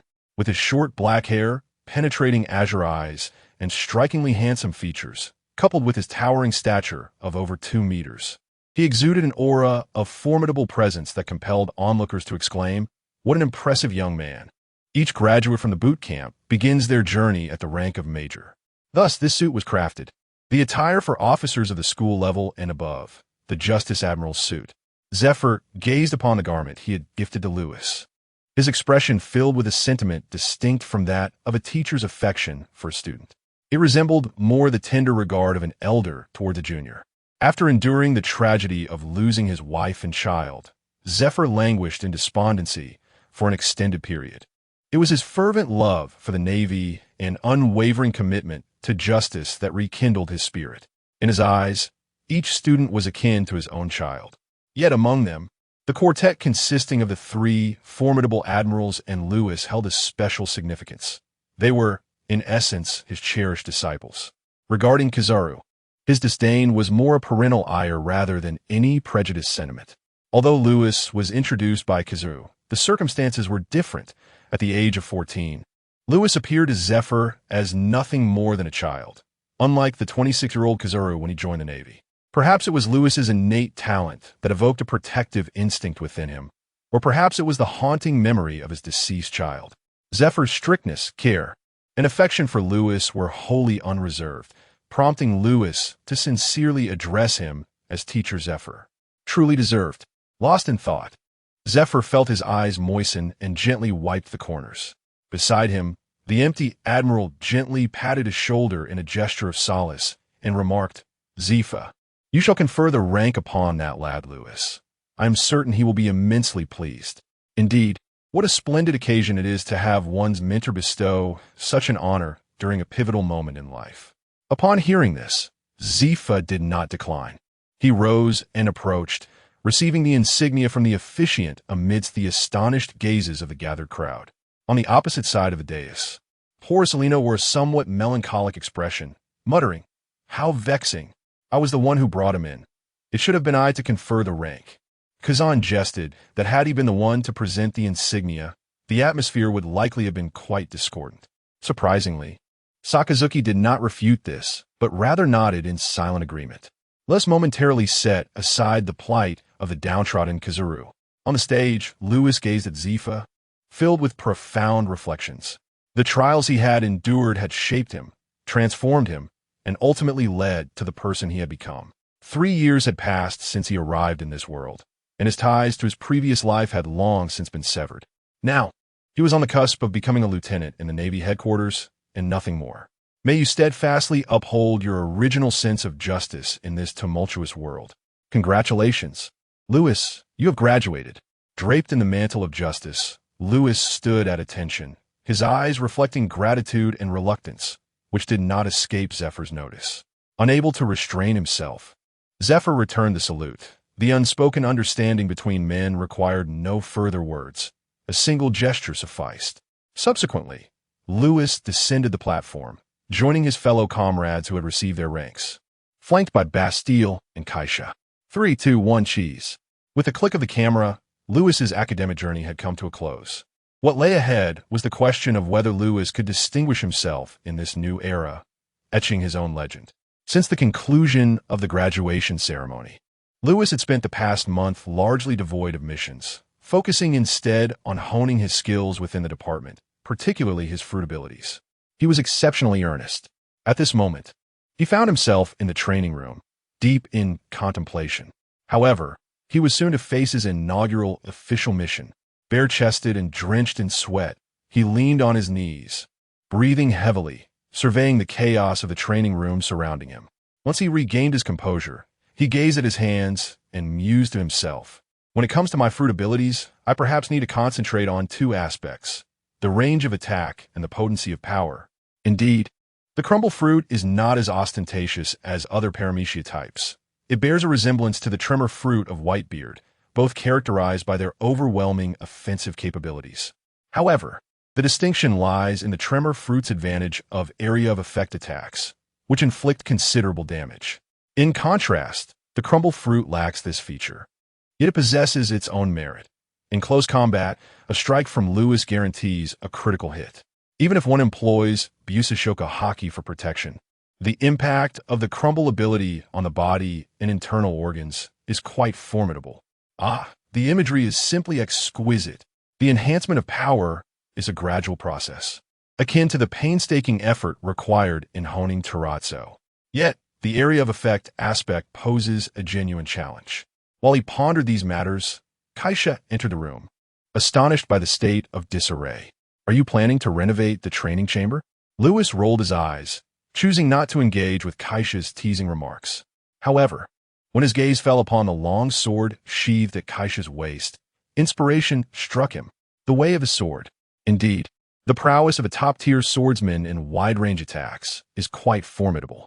As for whether he possesses talent in this realm, Lewis believes that he merely needs to elevate his swordsmanship to the level of a master, enabling him to unleash soaring slashes. For everything else, he can simply combine the fruit's abilities with sheer force to prevail. With unwavering determination, I shall conquer all challenges, and I am curious to see how you will engage with this. Without delay, just as Lewis was preparing to seek out his weapon and commence his swordsmanship training, Keisha hastily detained him. Wait, I have an urgent matter to discuss with you. Lewis, puzzled, inquired about the nature of this pressing issue. Someone has sent me to the training room to find you. It seems the marshal has a matter of importance to discuss. Upon hearing this, Lewis's expression shifted, and he expressed his gratitude to Keisha, promising to treat them to drinks and a meal once his business was concluded. After sharing this, he quickly washed up and donned the suit that Zephyr had gifted him. Perhaps a mission awaits? Lewis mused to himself as he made his way. After exchanging greetings with familiar faces he encountered along the way, he hastened towards the headquarters building. Upon reaching the marshal's office on the top floor, he politely knocked on the door, and only upon receiving a response did he push it open. Inside the office, in addition to the marshal, was an unexpected guest, Vice Admiral Kazan. Lewis stood at attention, saluting both individuals with a solemn tone. It is young Lewis. Kazan greeted him with a smile, their relationship marked by camaraderie and shared aspirations. Lewis returned the smile, preparing to speak when Marshal Sora cleared his throat to assert his presence. As their attention turned to him, he stated, "The reason I summoned you here is that there is a mission to undertake." Upon hearing this, the two immediately straightened their postures, adopting a listening stance. The marshal wasted no time with pleasantries and stated directly during this inspection, "I wish to bring both of you along. Do not rush to decline. This is a political assignment and will prove beneficial for both of you." "Is this truly the reason you summoned me?" Lewis asked, bewildered. He understood the nature of political tasks, mere theatrics, but what concern was it to him, a mere major? However, a sudden realization struck him. This was indeed a stepping stone. It had been previously mentioned that ascending to the rank of general, let alone marshal, was no trivial endeavor. Power and influence alone would not guarantee one's rise. Numerous factors must be taken into account. Should he seize this opportunity to enhance his credentials? Absolutely. It was almost as if the chance was being presented on a silver platter. Why would he decline? The current trio of generals had missed their opportunity. Who knew what the next chance might hold? Even the entire Navy's 4 generals could be within reach. Moreover, even if he wished to refuse, the prospect was futile. The marshal stood before him. To decline would be akin to courting disaster. Thus, regardless of the circumstances, attendance was imperative. As for unforeseen events, the encounter with the marshal, alongside one of the future trio of generals, was unlikely to result in anything less than a momentous occasion. Beside him, Kazan, a young newcomer to the workforce, responded with remarkable quickness, immediately grasping the situation at hand. He couldn't help but marvel at the high-ranking official's genuine regard for Lewis. However, Kazan remained largely indifferent. He found pleasure in witnessing Lewis's growth. It was more akin to the perspective of a mentor observing a prodigy. After all, they belonged to different generations. Harboring petty jealousy seemed rather beneath them. What the two were contemplating remained a mystery, but as long as they both arrived, that was sufficient. After informing them that the inspection mission would commence in 3 days, the marshal dismissed them. Standing at the door, an air of awkwardness enveloped them. Kazan broke the silence, saying, "Lewis, shall we share a meal together shortly? By the way, are you able to drink?" "Of course. It's no issue. I am of age. Do you have a preferred beverage?" "Sherry." Understood. By the way, could you do me a favor?" As Kazan remained silent, Lewis made a request to him. Although he was unaware of the specifics, he was willing to extend a favor to Lewis if it fell within his capabilities. It is like this. Lewis promptly shared his aspiration to cultivate his swordsmanship with Kazan. He recalled that the three admirals in the original narrative seemed proficient in wielding swords and similar weapons. There is no need to elaborate on Brother Bogard, who displayed remarkable swordsmanship during his battle with Rayleigh, a performance that marked the inception of his later title, the Acting Ape. As for Sakazuki, it was said that he once wielded a sword, but eventually abandoned it when its prowess paled in comparison to that of his magma fruit. Regarding the individual before him, he possessed a skill known as Ice Blade, suggesting he was indeed familiar with the art of swordsmanship. Kazan stroked his chin, pondering for a considerable time before he spoke. How about this? After our current mission, I will introduce you to someone. This individual is likely to be the most formidable swordsman in our naval headquarters, both now and in the future. A formidable swordsman? Who could it be? Wait a moment. Could it possibly be the future admiral candidate, Rear Admiral Momonosuke? Lewis raised an eyebrow, contemplating that this person would undoubtedly be more than capable of instructing him in the art of swordsmanship. He then expressed his sincere gratitude to Kazan, requesting that he remember this individual. With Lewis's promise in hand, Kazan smiled, remaining silent as he led Lewis to the largest bar in the headquarters' living quarters to enjoy a drink. I find myself in a bar named Navy Home located in the living quarters of the Marine headquarters. The proprietor, observing a rowdy group indulging in excessive drinking, feels a twinge of concern, primarily due to its impact on his business. However, this group is not one to be trifled with. Indeed, it consists of Lewis and his companions. To recount the events leading up to this gathering, time quietly advances. As Lewis and Kazan make their way toward the living area, they encounter their good friends, Bastille and Kesha. Upon learning of their intent, they eagerly express their desire to join, promising to cover their own expenses for drinks. Kazan, being acquainted with these two, friends of Lewis, grants them permission to tag along. However, the situation takes a rather surreal turn. It seems as if fate awaited their arrival. Upon entering the living quarters, they spot their mentor, Admiral Kizaru, casually purchasing bananas at a fruit stand. Kizaru, intrigued by the group's plans, learns that they intend to gather for drinks. With a spirited enthusiasm, he declares his long absence from the bottle and expresses his desire to partake in their revelry. Kazan scratches his head, reluctantly acquiescing to the idea, as his rapport with the laid-back Kizaru remains amicable. Just as he ponders the likelihood of encountering Sakazuki, they step into the bar and are met with the sight of Sakazuki engaged in drinks with the hawkish Marines, including the likes of Ghost Spider and Doberman. What a coincidence it is that they all converge here today. Upon catching sight of Sakazuki, Kazan was immediately struck by a wave of PTSD, and he promptly inquired, "What are you doing here?" Sakazuki mirrored this sentiment, as the two appeared inherently disinclined towards one another, much like their fruit abilities that counteract each other. However, thus far, this animosity had only manifested as mere disdain. As colleagues, they still held a mutual recognition of one another. Prior to the O'Hara incident, their relationship had been rather amicable. Perhaps influenced by the effects of alcohol, Sakazuki rolled his eyes and retorted to Kazan, "What's the matter? Just because you can come, I can't? This bar isn't yours. Who are you? Are you still the Sakazuki I remember, the iron-hearted, cold-blooded Akainu?" This was indeed a presumption on Lewis's part. It is unlikely that an anime could fully encapsulate every facet of Sakazuki's character, for he is not the protagonist. Yet, upon closer inspection, this future Admiral Akainu appeared less rigid. His features softened considerably. Indeed, preconceived notions can be misleading. As a group of individuals settled down with a flourish, they promptly began to order drinks. Meanwhile, Sakazuki observed in astonishment, realizing that Lewis and the others were also present. How peculiar that they all had gathered here. Today, the three factions of the Navy have gathered together. Sakazuki, without much thought, pulled a table over to join theirs, creating a large communal table. Kazan's eyes twitched at the corners, three dark lines appearing on his forehead, feeling somewhat at a loss. What was initially a small gathering between him and Lucci had unexpectedly transformed into a grand naval celebration. However, the likes of Gecko Moria did not object, as factional rivalry was a matter of political stance, distinct from personal friendships.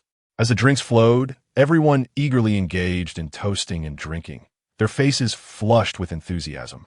Notably, Kazan and Sakazuki were in a fervent exchange of drinks, their gazes unified in a silent challenge. Whoever falters first is deemed the weaker. The atmosphere was lively and boisterous. While this group reveled in merriment, other patrons, witnessing the raucous scene, chose to pay their bills and slip away, leaving the owner in a bit of quandary. Yet, attempting to intervene would lead to predictable consequences. Ultimately, they decided to let these gentlemen be, hanging a closed for business sign and allowing them to take over the venue. Little did they foresee the events that would unfold thereafter. Presently, Lucci finds himself in considerable discomfort, utterly bewildered. Awakening, he discovers he is aboard a warship. A sharp pain in his head hinders his recollection of the preceding events. Have I truly blacked out from drinking? What transpired that night? How'd I end up on this warship? Why was I pondering with my upper body bare? Lewis hastily rose and grabbed a random piece of clothing to wear. After a hurried wash-up, just as he was about to step out, the door swung open. Upon seeing who it was, an overwhelming sense of embarrassment enveloped him, a condition he whimsically termed acute awkwardness. The air marshal, upon entering, wore a stern expression, arms crossed, and fixed an impassive gaze upon him. After a prolonged silence, he finally spoke. "Well, Lewis, it seems you've developed quite the knack for trouble." Lewis, feeling flustered, saluted and quickly inquired, "Air Marshal, what exactly transpired that day?" I cannot recall anything. It was unavoidable. That group had indulged in drinking far beyond their limits, one drink after another, with no end in sight, a veritable herd of beasts. Yet, faced with the air marshal's words, he had no choice but to offer a feeble explanation. The air marshal let out a cold chuckle, refraining from further comment, and motioned for the others outside to enter. To his astonishment, it was Kazan. Indeed, there he was, looking pale, his hair a disheveled mess, and his beard unkempt, radiating an aura of defeat. "Kazan, my friend?" Lewis called out, but upon hearing his voice, Kazan raised his head, a look of despair etched on his face, and shook his head, signaling his reluctance to speak. Seeing this left Lewis utterly bewildered. What on earth had transpired that day? However, our esteemed air marshal graciously provided an answer. "Humph, how utterly outrageous you all are. Stripping to the waist and running over to Crescent Bay, unleashing your powers towards the heavens? No amount of persuasion seems to work. And then you dare to proclaim that tonight we shall treat everyone to a fireworks display to wish all the officers well." Upon hearing this, Lewis was utterly dumbfounded, the subsequent words fading into oblivion. So, do we truly engage in a fireworks show that night? To be frank, can social death be salvaged? I feel as though my naval career came to an abrupt end just the other night. Alcohol truly muddles the mind. Sorrowful lament. I am beset by an overwhelming sense of despair. The pain is inflicted by others, yet it is also self-imposed. In an instant, Lewis donned a mask of anguish, becoming kindred spirits with Kazan. He could vividly envision that day, a group of burly men, bare-chested and full of camaraderie, as several nature-based powers were unleashed into the sky, magma, sparks, and shards of ice. Gazing at the fireworks above, their expressions were one of foolish delight. In a word, absurd. By the way, what of Teacher Bo and the others? Upon this thought, Lewis inquired, and the air marshal did not conceal the truth, casually remarking that those two had gone on an external mission. "Ah, a strategic withdrawal, I see." In truth, Teacher Bo may be relatively unperturbed. As a seasoned veteran, his outings might simply be for the sake of venturing outside. However, it seems that Sakasaki is teetering on the brink of despair. Given his consistent demeanor, this time away likely serves as an opportunity to atone for past transgressions by vanquishing more pirates. What a calamity! Upon hearing this, the duo of painful masks felt a slight alleviation of their anguish. At that moment, the shared sorrows of humanity resonated profoundly. Observing the despondent atmosphere enveloping the two, our esteemed Grand Marshal let out a sigh, feeling utterly helpless. Aside from striving to mitigate the repercussions of this incident, what else could be done? Each and every one of them was a potential beacon for the Navy's future. It would be unthinkable to obliterate them all. What then would remain for the Navy? Would they all return home to cultivate corn? Ironically, the Grand Marshal offered words of solace, suggesting that a 5,000-word self-reflection report would suffice. This eased the tension for the two somewhat. Consequently, they began discussing the upcoming inspection mission. In response, the Grand Marshal declared the task to be exceedingly straightforward: to travel to various branches and deliver speeches, providing spiritual support to the grassroots soldiers. It was important for them to feel the headquarters' concern for their well-being, among other things. Upon hearing this, Lewis felt reassured.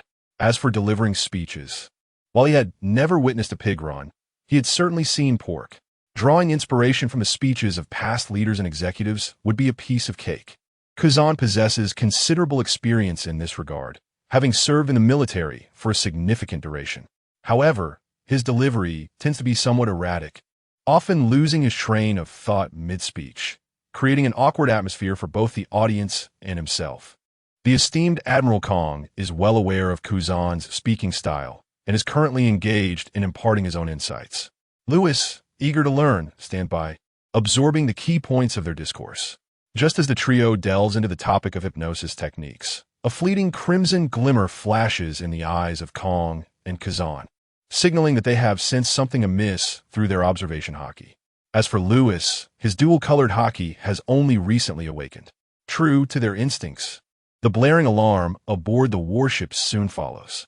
The three hastily exit, only to witness a massive crimson/hurtling towards the vessel, seemingly intent on cleaving it in two.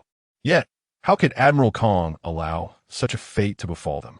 A formidable surge of armament hockey envelopes his fists as he propels himself into the air, executing a moonwalk. With his right arm raised high, the muscles ripple and tense, revealing the immense power behind his strike.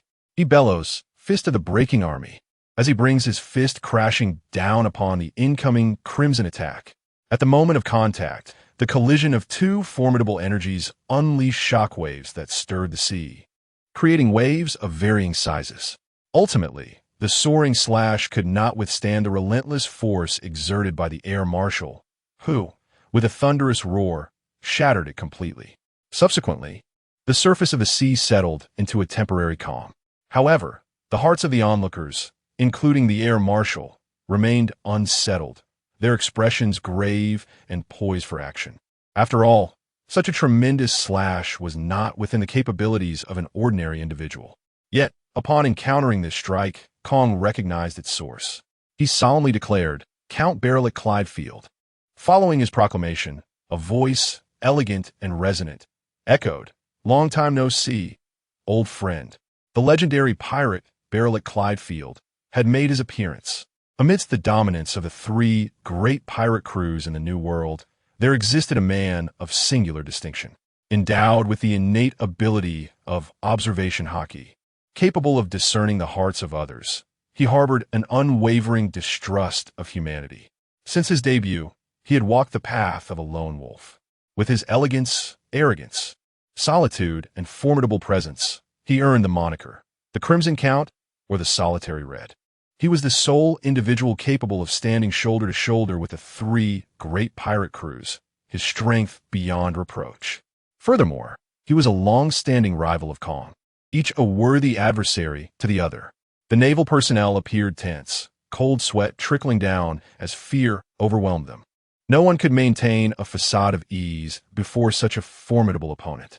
As for the reason behind his sudden assault on the warship, it could only be attributed to sheer happenstance. When a standard military vessel entered his line of sight, he naturally struck with a swift blow, preferring ignorance over disturbance.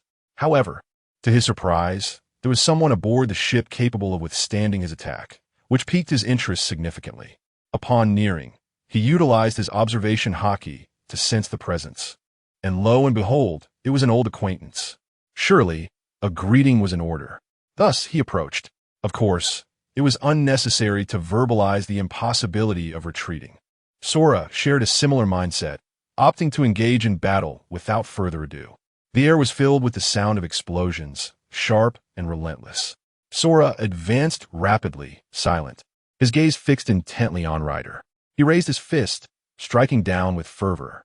Yet, Ryder's unique observation haki unveiled Sora's intentions, allowing him to deftly shift his position on his solitary vessel, and the two narrowly brushed past one another. However, Ryder was not merely a defender. Seizing the opportunity, he executed a swift maneuver, channeling a fierce sword strike aimed to deliver his old friend to eternal rest. Yet, with countless battles etched into Sora's martial career, he was far from oblivious to Ryder's intentions. With a swift movement, he evaded Ryder's sword in midair. Upon returning to the warship, both parties exchanged a glance. At that moment, Kong commanded the navigator to search for a nearby deserted island, intending to capture his quarry there. As for the patrol, it seemed secondary to the pressing task of apprehending the pirate. Following the orders given, the warship swiftly sailed in a designated direction. Ryder was not convinced that Kong would simply escape. He raised the sails and pursued the warship. "You claim there are many adversaries? I beg to differ. Only Kong has caught my attention, as the rest, even Kazan, would not stand a chance against him." Once the deserted island was located, Kong boldly taunted Ryder, proclaiming that he would undoubtedly capture him today. Ryder merely scoffed, dismissing the notion with a smirk. "Capture me? You must be chasing a fleeting dream." He quickly entered the island, using his observation haki to scan the surroundings. Confirming the coast was clear, he provocatively regarded Kong, as if to say, "Come at me." TCH, a feeble attempt at provocation. Although he thought this, his body moved without hesitation into the island's depths. "Kazan, shall we proceed?" Lewis inquired, a hint of anxiety in his voice, recalling that in this confrontation, Marshal Kong might not hold the upper hand. With Karp absent, could Kazan face him alone? Kazan is still capable. At least he can still engage and exert some control. As he contemplated expressing his thoughts, the tremors from the ongoing battle sent dust swirling, and trees were snapped in half by the shock waves. In an instant, the island became riddled with ravines, a mere consequence of their clash. Lewis's observation haki could only barely capture fragments of their figures. The collision of their speed, strength, skill, and willpower captivated him. Generally speaking, battles of such magnitude would not conclude in mere days. After all, their physical endurance was extraordinary. Thus, the struggle continued unabated until the third day. Regrettably, Admiral Kong displayed signs of fatigue and found himself at a disadvantage. Over these days, Kazan and Lewis exchanged thoughts. Once the Admiral faltered, they would unite and confront him. What moral code is there when facing pirates? Concerned for the Admiral's well-being, the two exchanged glances and charged toward the heart of the battlefield. Kazan struck first, slamming his hands onto the ground as he declared, "Ice Age." The icy chill emanated like a relentless tide, surging towards Ryder, intent on seizing control of his speed and mobility. As the attack approached from behind, Ryder remained unfazed, a cold smirk playing on his lips. For he had long anticipated this. Trying to play games with me? Clenching his fist, he enveloped it in an aura of dominance and shattered the icy wave with a mere gesture. Yet, as the ice splintered, a figure emerged from within, revealing none other than Lewis. However, Lewis found himself in a precarious state, his body adorned with frost.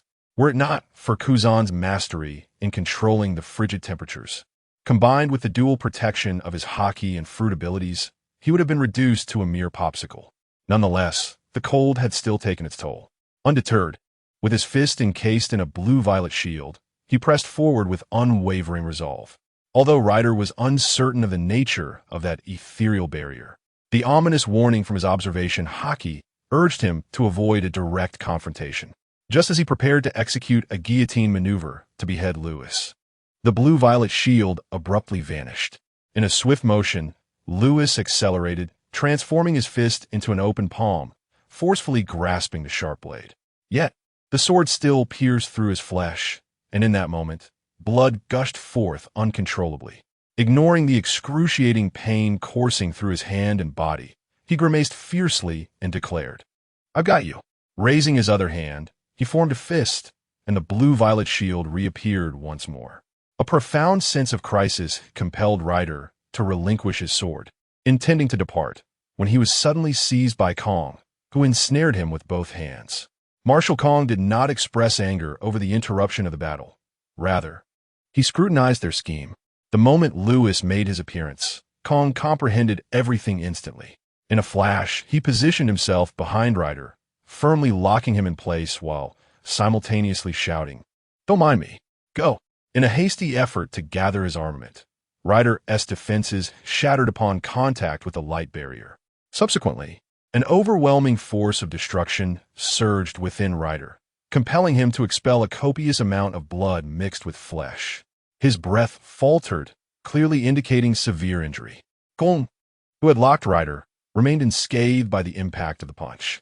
Observing Ryder in his gravely wounded state, he seized the opportunity to execute a chokehold, bringing him crashing to the ground.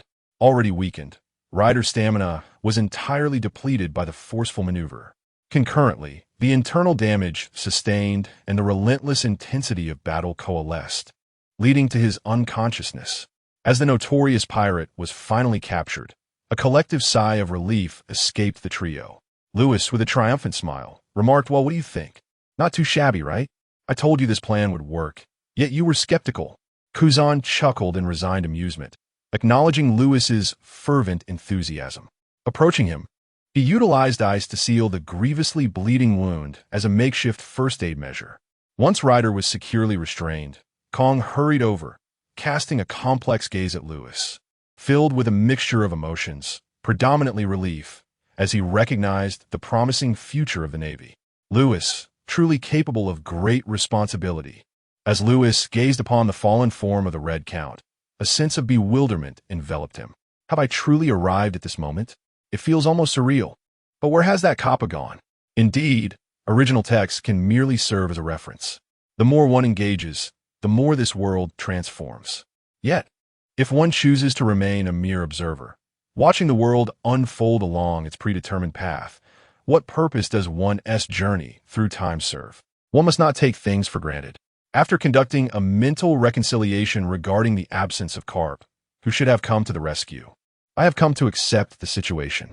I surmise that such circumstances will become increasingly commonplace in the future. 3 individuals escort the bound rider back to the warship, and to ensure precautions, Kazan encases him in ice. Ever since encountering the Red Count rider, the ship's din-din mushy has been incessantly ringing, evidently calls from headquarters. The general stationed at headquarters have received communication, informing them that our Grand Marshal, while on a routine inspection mission, has been intercepted mid-journey. Typically, if ordinary pirates were to encounter them, annihilation would be their fate. However, upon hearing the name of the Red Count, the situation swiftly altered. Consequently, several high-ranking officials decided that Ahi and Zephyr would remain at headquarters, while the generals immediately proceeded to provide assistance. Zephyr, too, wished to join, as both of his esteemed disciples were aboard this vessel, and he feared for their safety. As for Carp, he has gone in pursuit of his old flame Roger, having long departed from headquarters, now wandering in the new world. Back at headquarters, upon receiving a report from the Marshal's personnel that the battle has concluded, they hastily made a call to inquire about the situation. "Hello, this is Sora." Sora answered the call, appearing weary as he sat on the deck. "Marshal Sora, what is your current situation?" Upon observing that the Marshal had received a call, Chief of Staff Ahe felt a sense of relief wash over him, as the Marshal's voice, though weary, betrayed little other emotion. Subsequently, the Marshal succinctly recounted the sequence of events. Ahe and Zephyr were momentarily taken aback by the tale. Was Lewis truly so reckless? Yet, one could not deny that the operation had been executed with remarkable finesse. Who is the Red Count? A legendary pirate of mythic proportions. Capturing him should undoubtedly be heralded to bolster the Navy's reputation and intimidate other pirates. It might even pave the way for a resurgence in a new world. At that moment, the Chief of Staff, now composed, engaged in a mental whirlwind, contemplating the potential benefits this incident could yield for the Navy. Meanwhile, Zephyr beamed with pride, his protege demonstrating such exceptional prowess, participating in the capture of a legendary pirate on his very first official mission.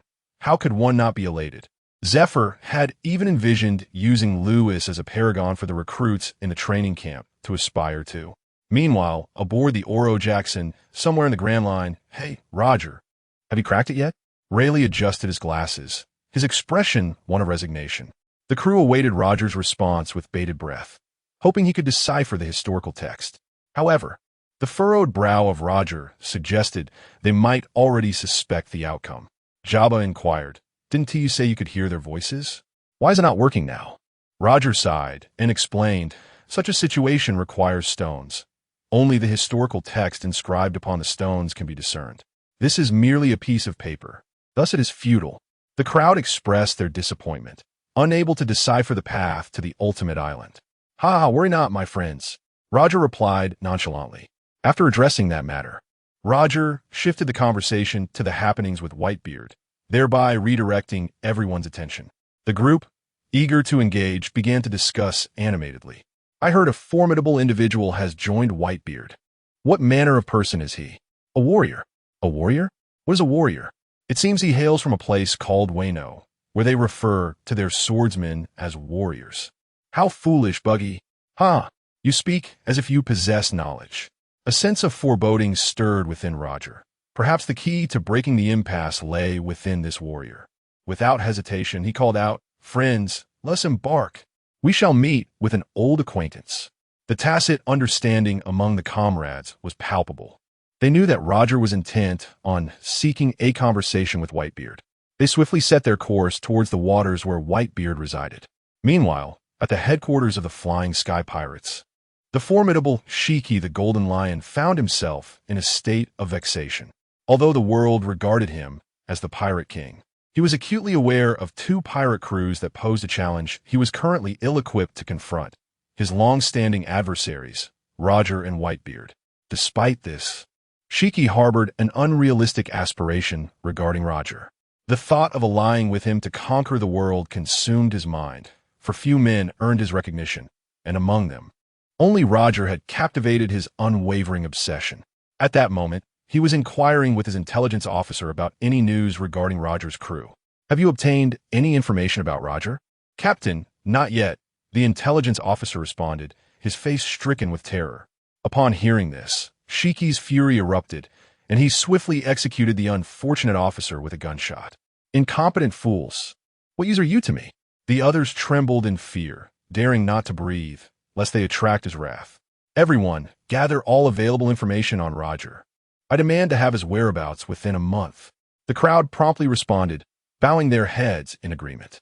Gazing down from the heights at the vast ocean, the ambitious Golden Lion, inheriting the legacy of the former captain, declared, "The unfinished business of the captain shall be completed by me, Golden Lion Shiki.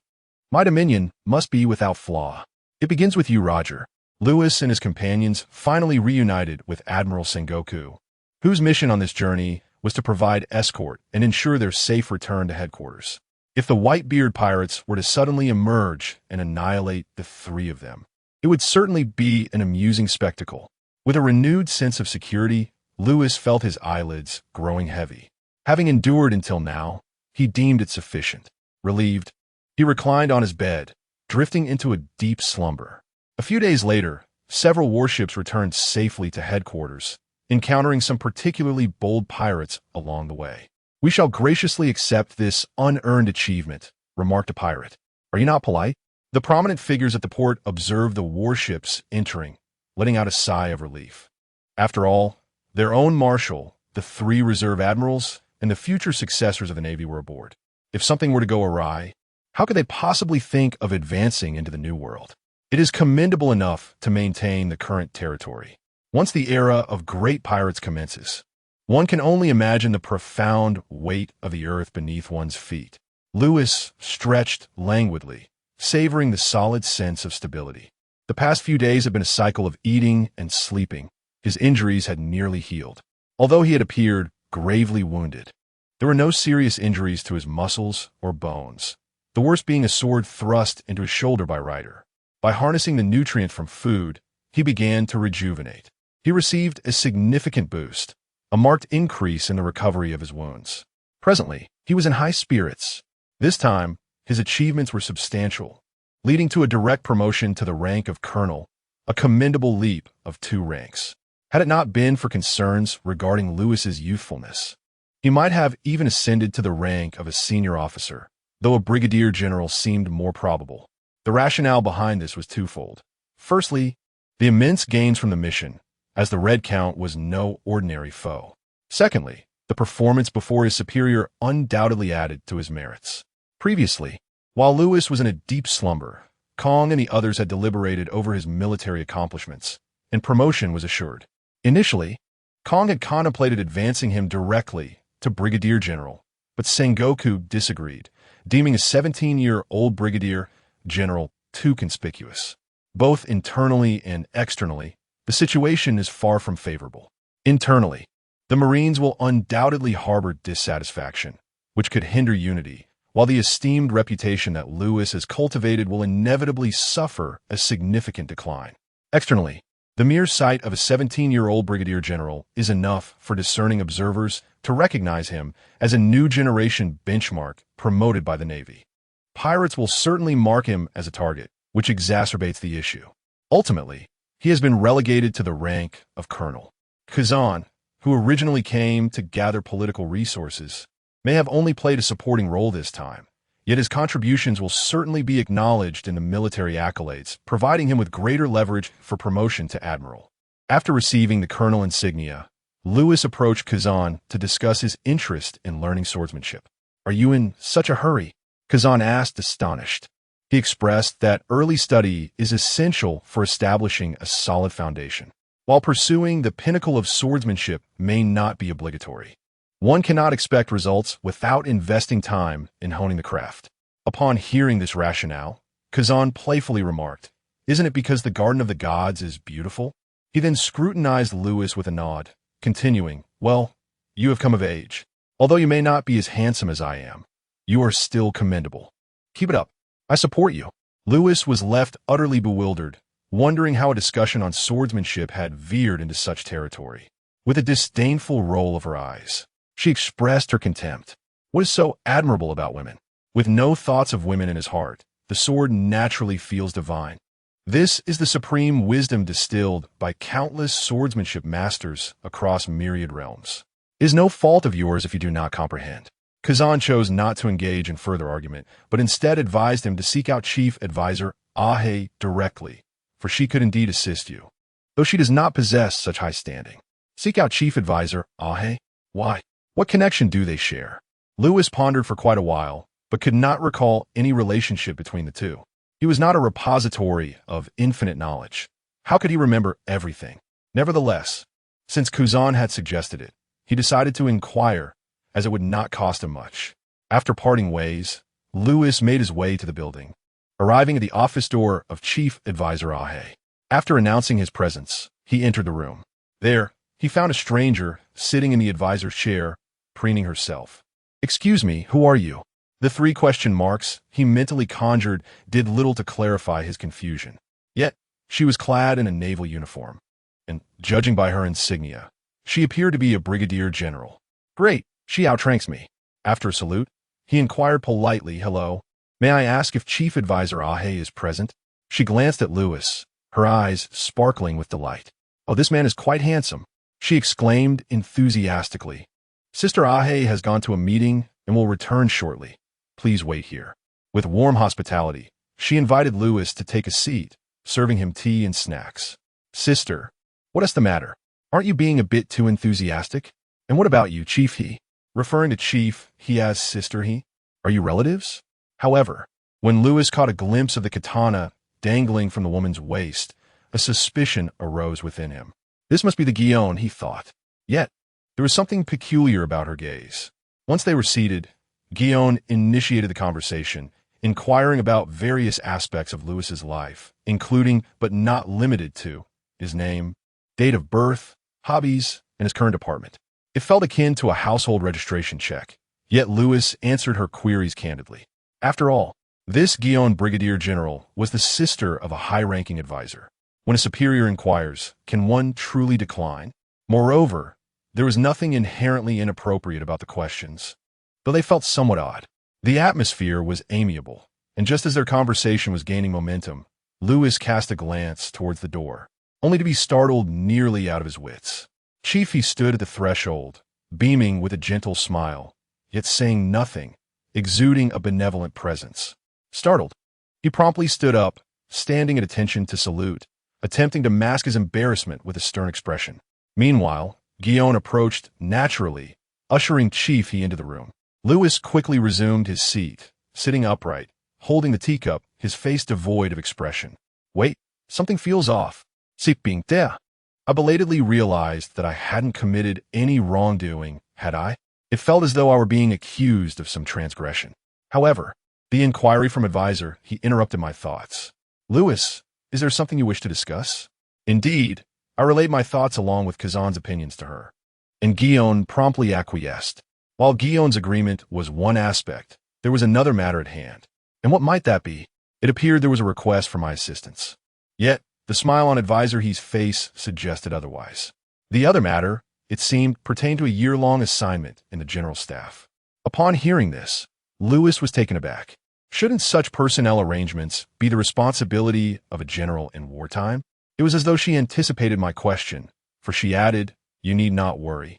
The general has consented, which is why I am able to say this. Personnel transfers are quite commonplace, especially since he had not held a position in any department since his graduation." Initially perplexed, I eventually resigned myself to the notion, treating it as a special arrangement. But why the general staff? It sounded impressive, yet this was a civilian department. Was it appropriate for someone of my martial disposition to be placed in such an arena? Certainly, even if these heartfelt words were expressed, they would not alter the reality. Louis, with an expression of resignation, acknowledged his understanding, stood up, and saluted, all for the sake of justice. Upon reflection, one might conclude that it was not a loss at all. If one aspires to master the sword, one cannot simply roam aimlessly. A clerical position is indeed fitting. Working during the day and in the evenings, learning the art of swordsmanship from the enchanting Gian. Strengthening oneself, while simultaneously nurturing one's eyes, is truly a splendid affair. After submitting his employment application to Advisor Crane, Louis officially became a member of the Navy headquarters staff. "Well, I shall commence work here tomorrow," said Crane, holding a cup of tea with a cheerful smile, casting a knowing glance at Gian. "What are you waiting for? Hurry up." With a discreet thumbs up directed towards Crane, John, accompanied by a bewildered Louis, led him to the training room. Their figures gradually faded from view.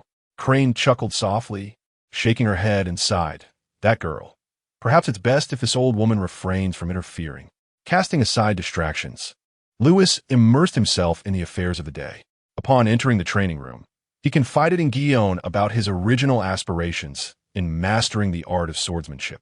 Anticipating a fierce reprimand from the esteemed Major General regarding his mindset towards the discipline, he was taken aback when she merely handed him a wooden sword and instructed him in the fundamental movements, such as slashing, cutting, and thrusting. This unexpected response left Louis astonished. However, as she exhibited no signs of displeasure, he deemed it unwise to solicit a scolding. Thus, he resolved to practice diligently. Yet, during Guillaume's close guidance, he often found himself the subject of her inadvertent touches, which filled him with a sense of bashfulness. Your form is too low. Adjust it this way. You're not applying enough force. More power. Yes, just like that. Direct your strength in this manner." Her commanding words left Louis utterly flustered. Was it my own awkwardness? Or was it something about you? Is this the burden of being exceedingly handsome? As time passed, under Guillaume's attentive tutelage, Louis quickly grasped the basics. It was not that he possessed extraordinary talent for swordsmanship. Rather, Guillaume's dedication as an instructor was commendable, and his own aptitude for the craft was decent. His movements gradually became more fluid, resembling the essence of the art. Yet, what was the price of this progress? Am I, in essence, trading on my good looks? Louis posed a profound question concerning his soul. Yet, one must admit, it is undeniably alluring, in every conceivable sense. 2 months have elapsed, spent amidst the rhythmic clash of swords wielded by Louis. His daily routine has transformed into a harmonious blend of work by day and rigorous training by afternoon. While his swordsmanship may not have reached meteoric heights, he has certainly made notable strides. According to Guillaume, he is on the precipice of mastering the art of the sword. With just a single opportunity, he could grasp the essence of cutting steel and ascend to the status of a swordmaster. However, the following 2 to 3 months yielded no discernible progress, leading Lewis to a state of introspection.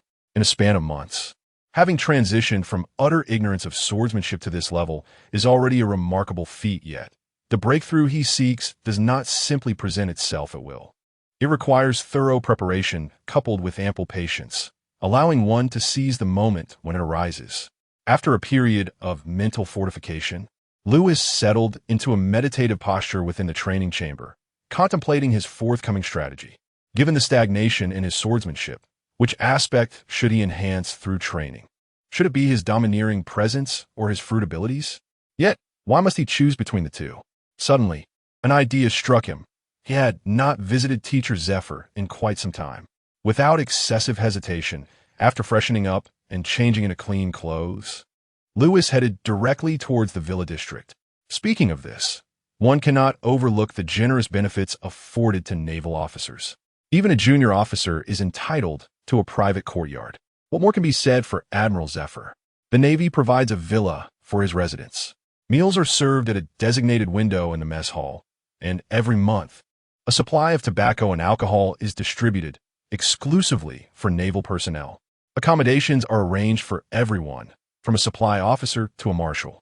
The salary is substantial as well.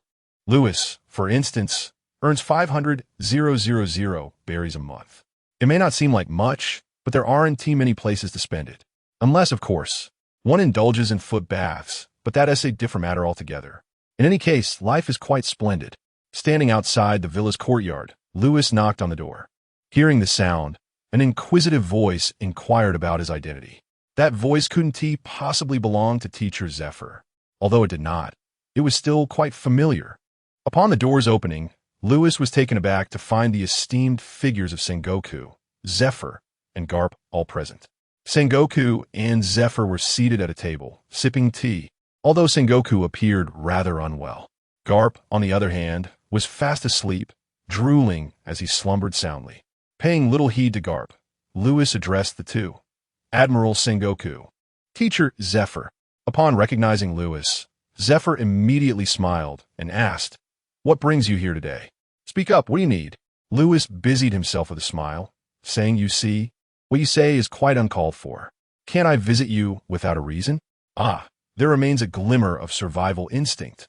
Zephyr disdainfully shook his head, indicating that Lewis was indeed the type who only came to visit when he had ulterior motives.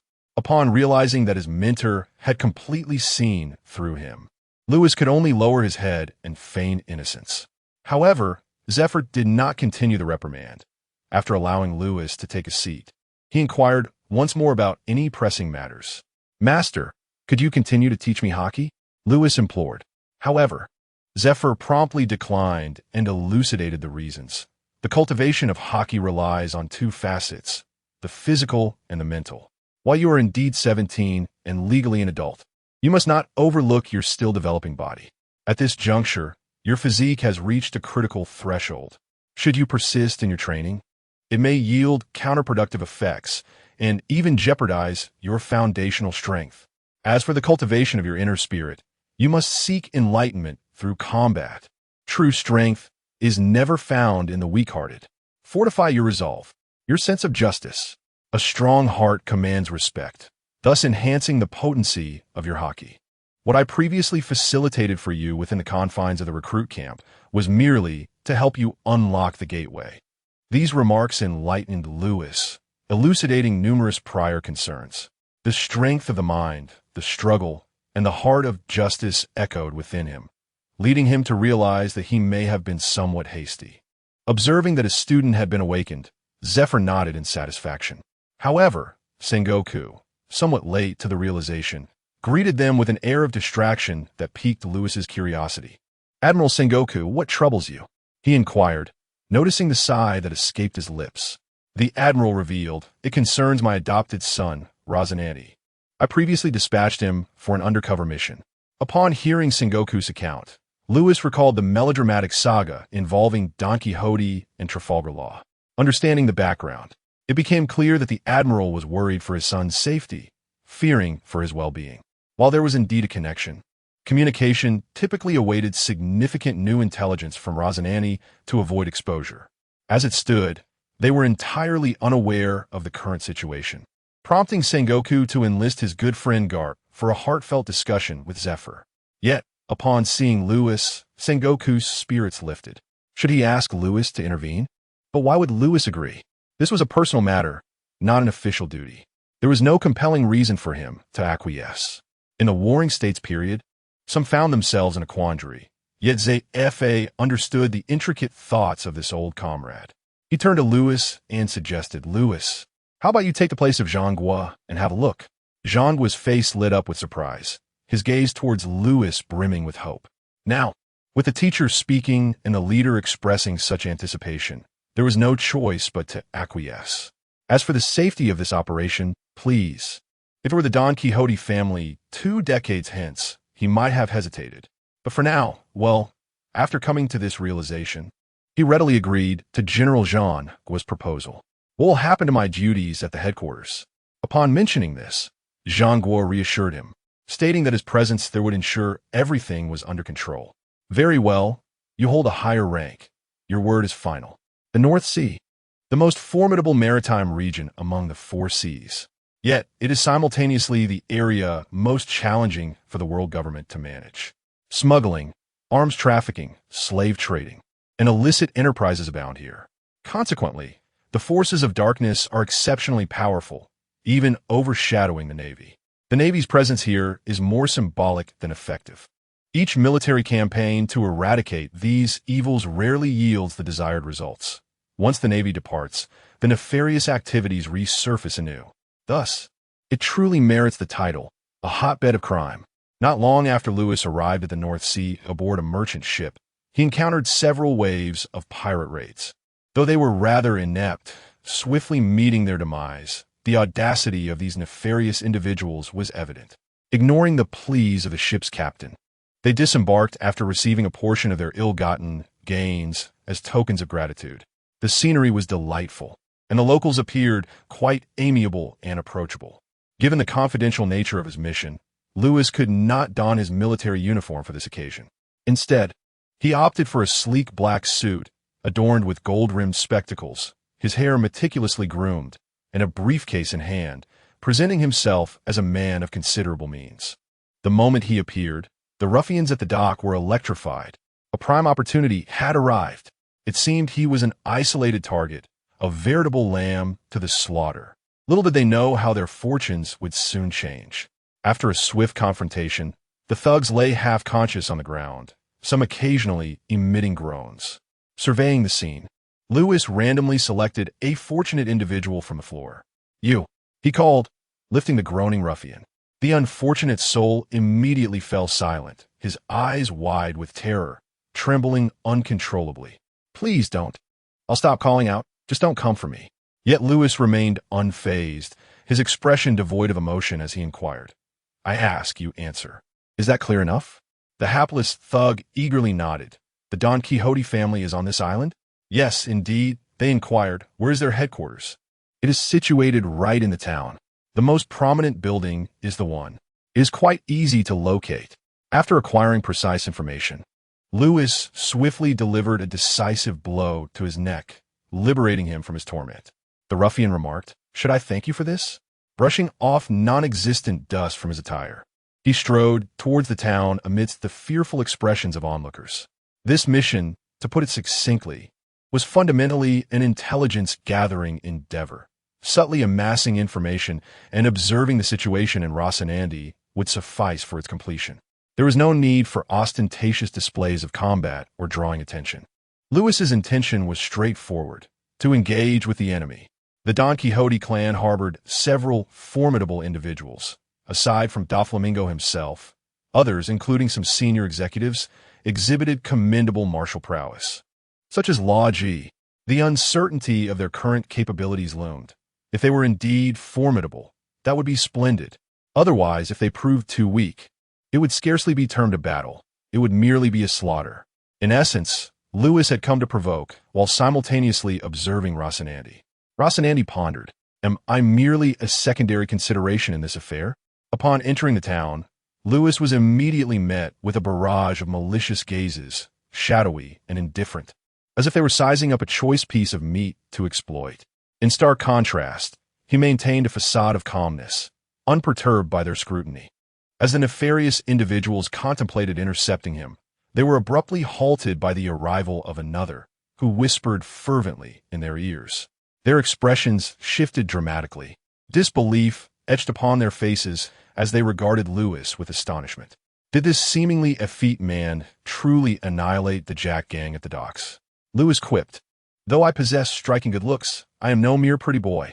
As he continued his journey, a tapestry of humanity unfolded before him, beggars resembling deceased dogs.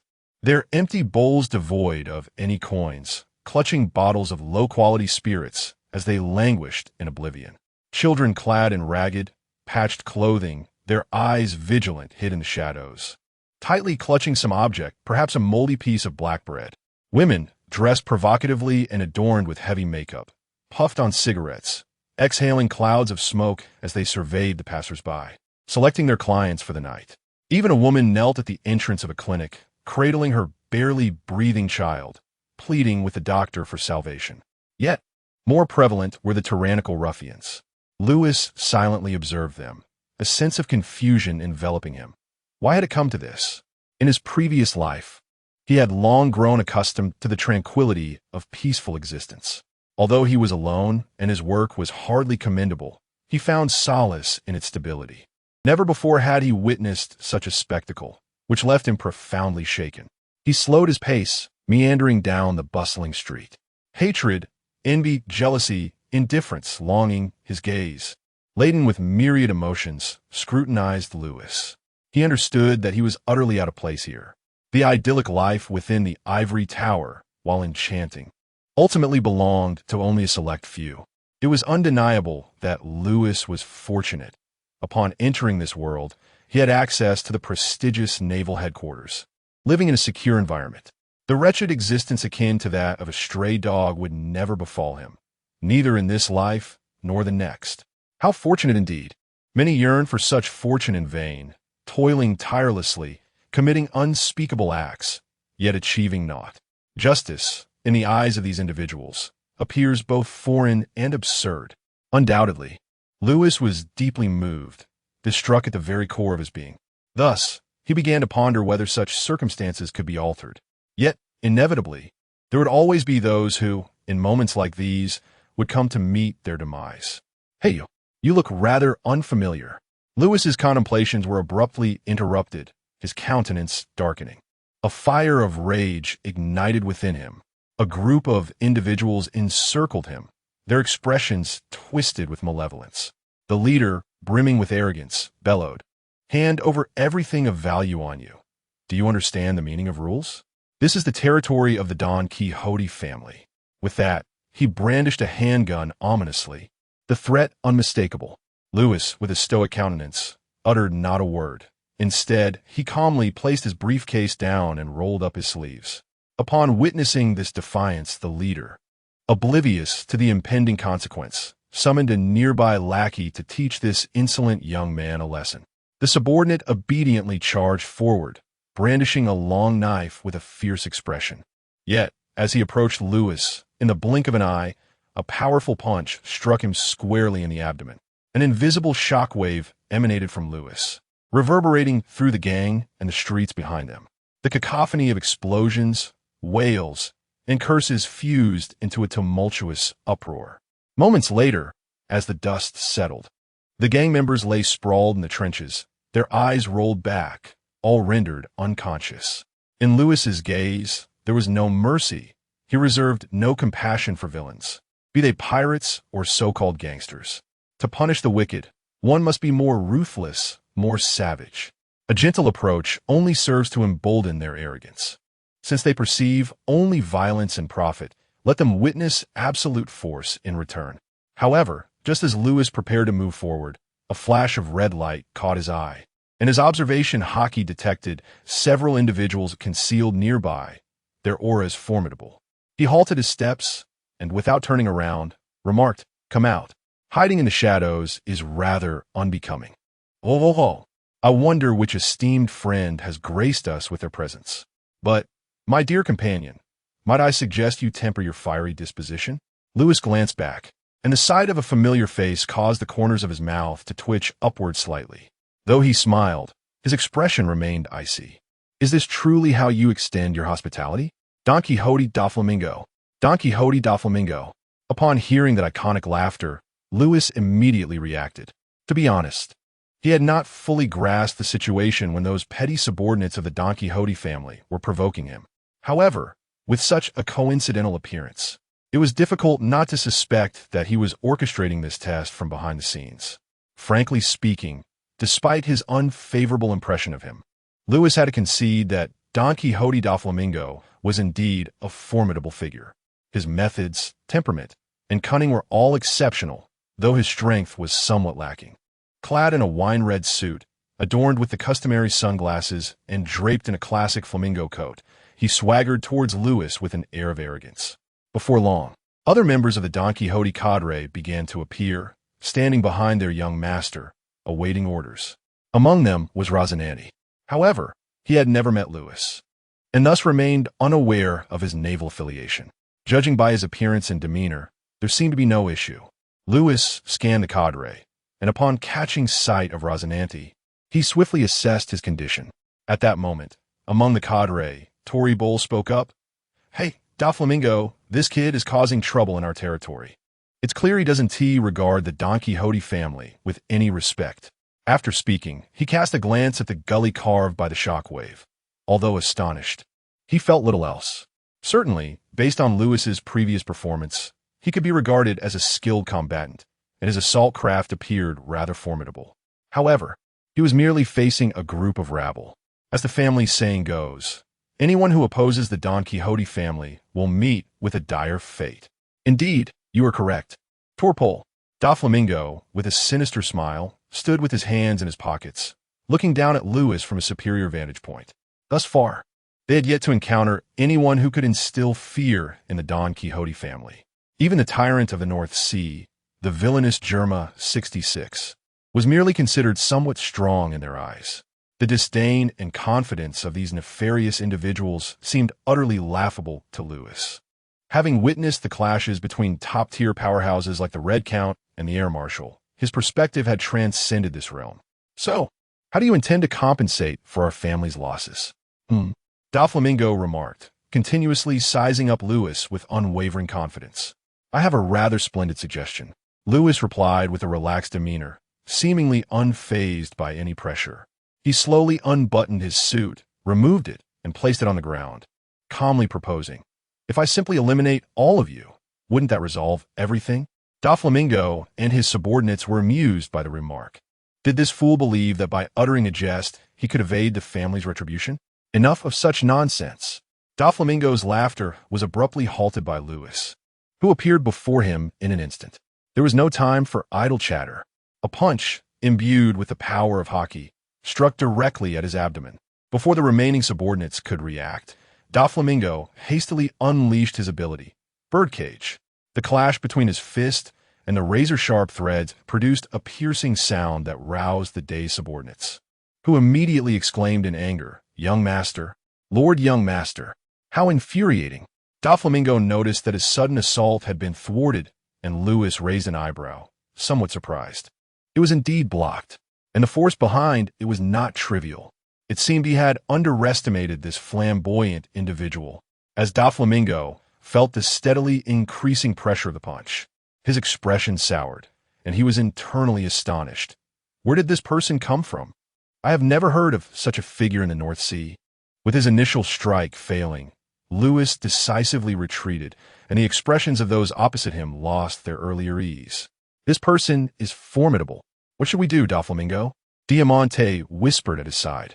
Da Flamingo fixed his gaze on Lewis, still pondering his identity. Yet, with no clues forthcoming, he did not hesitate and immediately called out, "Diamante, Pica. Since reason eludes us, let us demonstrate our true abilities." Don Quixote da Flamingo is, after all, a man of fierce temper. Upon hearing their young master's call, the two did not hesitate. Pica immediately activated his powers, burrowing into the ground and swiftly emerging behind Lewis, where a colossal stone hand reached out, intent on crushing him. Simultaneously, Doflamingo raised his right hand in a shooting pose, grinning sinisterly as he declared, "String shot." Several thread-like projectiles, enveloped in hockey, shot forth like bullets towards him. Diamante also unsheathed his sword, unleashing a wave of sword energy from the opposite side. 3 fierce attacks converged upon Lewis, yet he remained calm, attuned to his observation hockey, his body swaying slightly as the projectiles and sword energy narrowly missed him, presenting no challenge. He pivoted and leaped into the air, raising his fist high as he activated the power of the Shatter fruit. It crashed down upon the stone hand, exclaiming, "Shattering fist!" The force of destruction fragmented the hand into countless tiny stones, leaving Pika in shock. His ability had been shattered so easily. Before he could fully comprehend the situation, Lewis, employing the moonwalk technique, soared through the air and in an instant stood before him, his fist striking squarely at Pika's face. A tremendous force propelled him away, leaving a trail of blood as he collapsed motionless on the ground in the distance. It was only after Doflamingo and the others regained their composure that they noticed Pika's eyes rolling back, clearly having lost consciousness, his appearance quite tragic. Just as Diamante was about to say something, he was met with the unwavering gaze of Lewis. And the approaching presence of Lewis intensified his pressure to the point where he found himself utterly immobilized. Had it not been for Doflamingo's timely intervention, pulling him aside with fine threads, he would likely have joined Pika in his fate. "Ho, ho, ho, you are quite formidable. Would you care to join our family?" At this moment, Doflamingo unexpectedly extended an invitation to Lewis. It must be said that this character, who stood out remarkably in the original narrative, possessed an extraordinary temperament. Lewis tilted his head, wearing an expression that seemed to convey, "What nonsense are you spouting?" He remained silent, simply observing him. "Perhaps we can have a conversation. If you're upset about what transpired earlier, I am willing to apologize," Doflamingo conceded. He had no choice. His 2 top subordinates were clearly not in the same league. Although he was stronger than them, the difference was not substantial. If this confrontation continued, he would undoubtedly be the one to lose. Besides, there were no fundamental conflicts between them. Why not diffuse the situation? A true man knows when to yield. As for Lewis, upon hearing these words, he felt a sense of exasperation. "Come on, don't back down. What happened to your fiery temper? Reveal the pride of your lineage as a celestial dragon. Let us embark on a grand endeavor." Don Quixote Doflamingo, a wise man, knows how to adapt. Observing the lack of combat enthusiasm in others, he wondered how a battle could commence. Doflamingo felt a sense of frustration, having endured numerous years in the North Sea without experiencing such a significant setback. Glancing at Pika and then at the still unresponsive Diamante, he was overwhelmed with a sense of unease. The other officers exchanged glances, hesitant to speak. The only exception was Rosinante, the undercover agent, who was consumed by astonishment. Such youth, yet such formidable strength. Even Doflamingo was compelled to retreat and feign weakness. He understood his elder brother well. If he were not genuinely outmatched, he would never swallow his pride. Thus, who are you truly? The 2 brothers found themselves pondering the same question. After all, Lewis did not appear to be an untrained rogue. Each movement clearly indicated a foundation of professional training, even exhibiting the moonwalk technique. However, possessing the ability to walk on the moon does not necessarily imply mastery of all naval techniques. Even if one does possess such skills, it does not inherently indicate allegiance to the government. This is merely a personal skill, not some arcane secret art.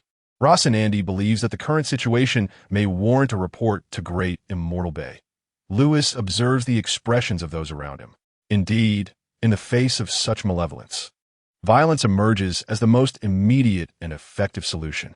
Although Lewis is dissatisfied with Doflamingo's capitulation, he recognizes the limited options available. He understands clearly that eliminating Doflamingo would invite a cascade of troubles. Despite being stripped of his dragon status, the blood of the celestial dragons still courses through his veins. Should this matter reach the ears of the celestial dragons in Mariewa, it would lead to considerable complications. For the time being, he cannot afford to kill him. Moreover, There must be justification for such an act. I'm a naval officer, not a pirate. To bypass protocols and resort to murder would be utterly frivolous. Furthermore, Lewis harbors a strong premonition that Doflamingo may prove to be of great utility in the future. In his previous life, he navigated both the underworld and the legitimate world with remarkable finesse, thriving in an environment that earned him the moniker Joker. Should he possess the strength of a top-tier warrior, combined with his cunning and strategies, he might even surpass Shanks and ascend to the status of a Yonko. In summary, for now, he must refrain from taking any action. Thus, he dismounted with a semblance of cordiality, exuding an air of mutual goodwill as he smiled and said, "I accept your apology. Indeed, we harbor no animosity, and hence, there is no necessity for conflict here. Let us allow this matter to pass." Doflamingo's lips twitched slightly in exasperation. "And what of my two esteemed subordinates? Are they to suffer in vain?" Pica and Diamante chimed in. "Thank you," Lewis retorted. "If you're lacking in skill, do not blame me." After the matter was set aside, the group proceeded to the headquarters of the Don Quixote family. Once both host and guest were seated, Doflamingo promptly dispatched a subordinate to serve a selection of authentic Northern Sea delicacies, expressing his hope that Lewis would find them to his liking. Raising a glass of red wine, he spoke in a calm and elegant tone, addressing Lewis. It must be noted that the noble demeanor of this former celestial dragon was impeccably portrayed. As Lewis savored the exquisite cuisine, he introduced himself. Naturally, he could not disclose his affiliation with the Navy. He had already devised a strategy to initiate conversation, intending to cultivate a rapport with this prospective warlord of the sea by discussing the six powers of the Navy. Although the six powers may seem widely known and somewhat diminished in prestige, it is essential to recognize that Doflamingo and his associates had no access to such techniques. Indeed, they did not. After being expelled from the Holy Land, he wandered aimlessly, and it was only upon encountering Pica and the others that his fortunes began to improve. During that tumultuous period, he had not availed himself of any resources from the government, and when he was still a celestial dragon, he had no inclination to pursue such matters. Engaging in slavery represents the prevailing ethos among the celestial dragons. Although the precise benefits of befriending this potential future warlord remain elusive, one can be certain that there will come a time when it proves advantageous. Thus, I candidly proclaimed myself as an information broker, arriving here in hopes of uncovering some intelligence regarding the Don Quixote family. This forthrightness surprisingly aroused no suspicion among the gathering, for the Don Quixote family holds considerable influence in the North Sea. There exists a multitude of factions eager to glean insights about their various powers, making my assertion quite logical. However, such matters must be handled with discretion, especially with Rosinante present. To speak openly would be tantamount to conspiring loudly. Consequently, Lewis gestured for Doflamingo to lean in closer and whispered his desire to bestow upon them the six powers of the Navy as a gesture of goodwill, while imploring that this information remain confidential. Doflamingo's pupils constricted at this revelation. The six powers are indeed a remarkable asset. It is not that these techniques would significantly enhance his own capabilities. After all, hockey and devil fruit powers surpass them in potency, but they could be entrusted to his most loyal and capable subordinates. Such knowledge would undoubtedly fortify the foundation of his influence. He recognized that this generous offering was one he could not refuse. As for Lewis's request for secrecy, that was easily comprehensible. Should this information leak, it would surely attract the government's scrutiny, drawing unwanted attention. What perplexed him, however, was the motivation behind such a generous gesture. There is still the risk of attracting the government's attention. As soon as Lewis finished speaking, he immediately lowered his voice and inquired softly, "The Don Quixote family is quite pleased with your generous gift, Mr. Lewis, but might I ask the reason behind it?" It is no wonder that Doflamingo would pose such a question. Lewis could easily adopt a casual demeanor, utter a few words of apology. After all, he possesses considerable influence. Alternatively, offering some compensation, perhaps in the form of Bailey, as a medical expense would suffice. Yet, this grand gesture left him somewhat perplexed. "As I previously mentioned, Mr. Don Quixote, I am an information broker, but I also belong to the realm of commerce. Therefore, my actions must certainly serve my own interests, Lewis replied, holding his wine glass with an air of nonchalance. Doflamingo gestured for him to continue. Without hesitation, Lewis stated directly, "This Navy Six style is an investment." Upon hearing this, Doflamingo did not express any doubt. After all, the Don Quixote family has indeed thrived, transforming remarkably within a few short years. However, for him, these considerations were not of paramount importance. In his heart, whether it be investment or fostering connections, as long as it aids him in achieving the deep-seated goal within, he would embrace any deal, even one offered by the devil himself.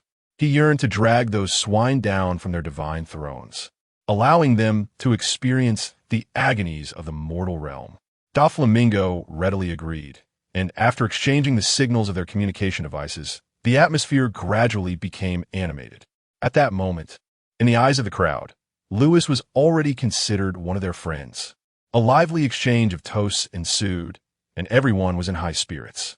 However, upon seeing the next day's newspaper, Lewis realized that this brief sojourn in the North Sea had come to an end. The notorious pirate, the Red Count, had been apprehended.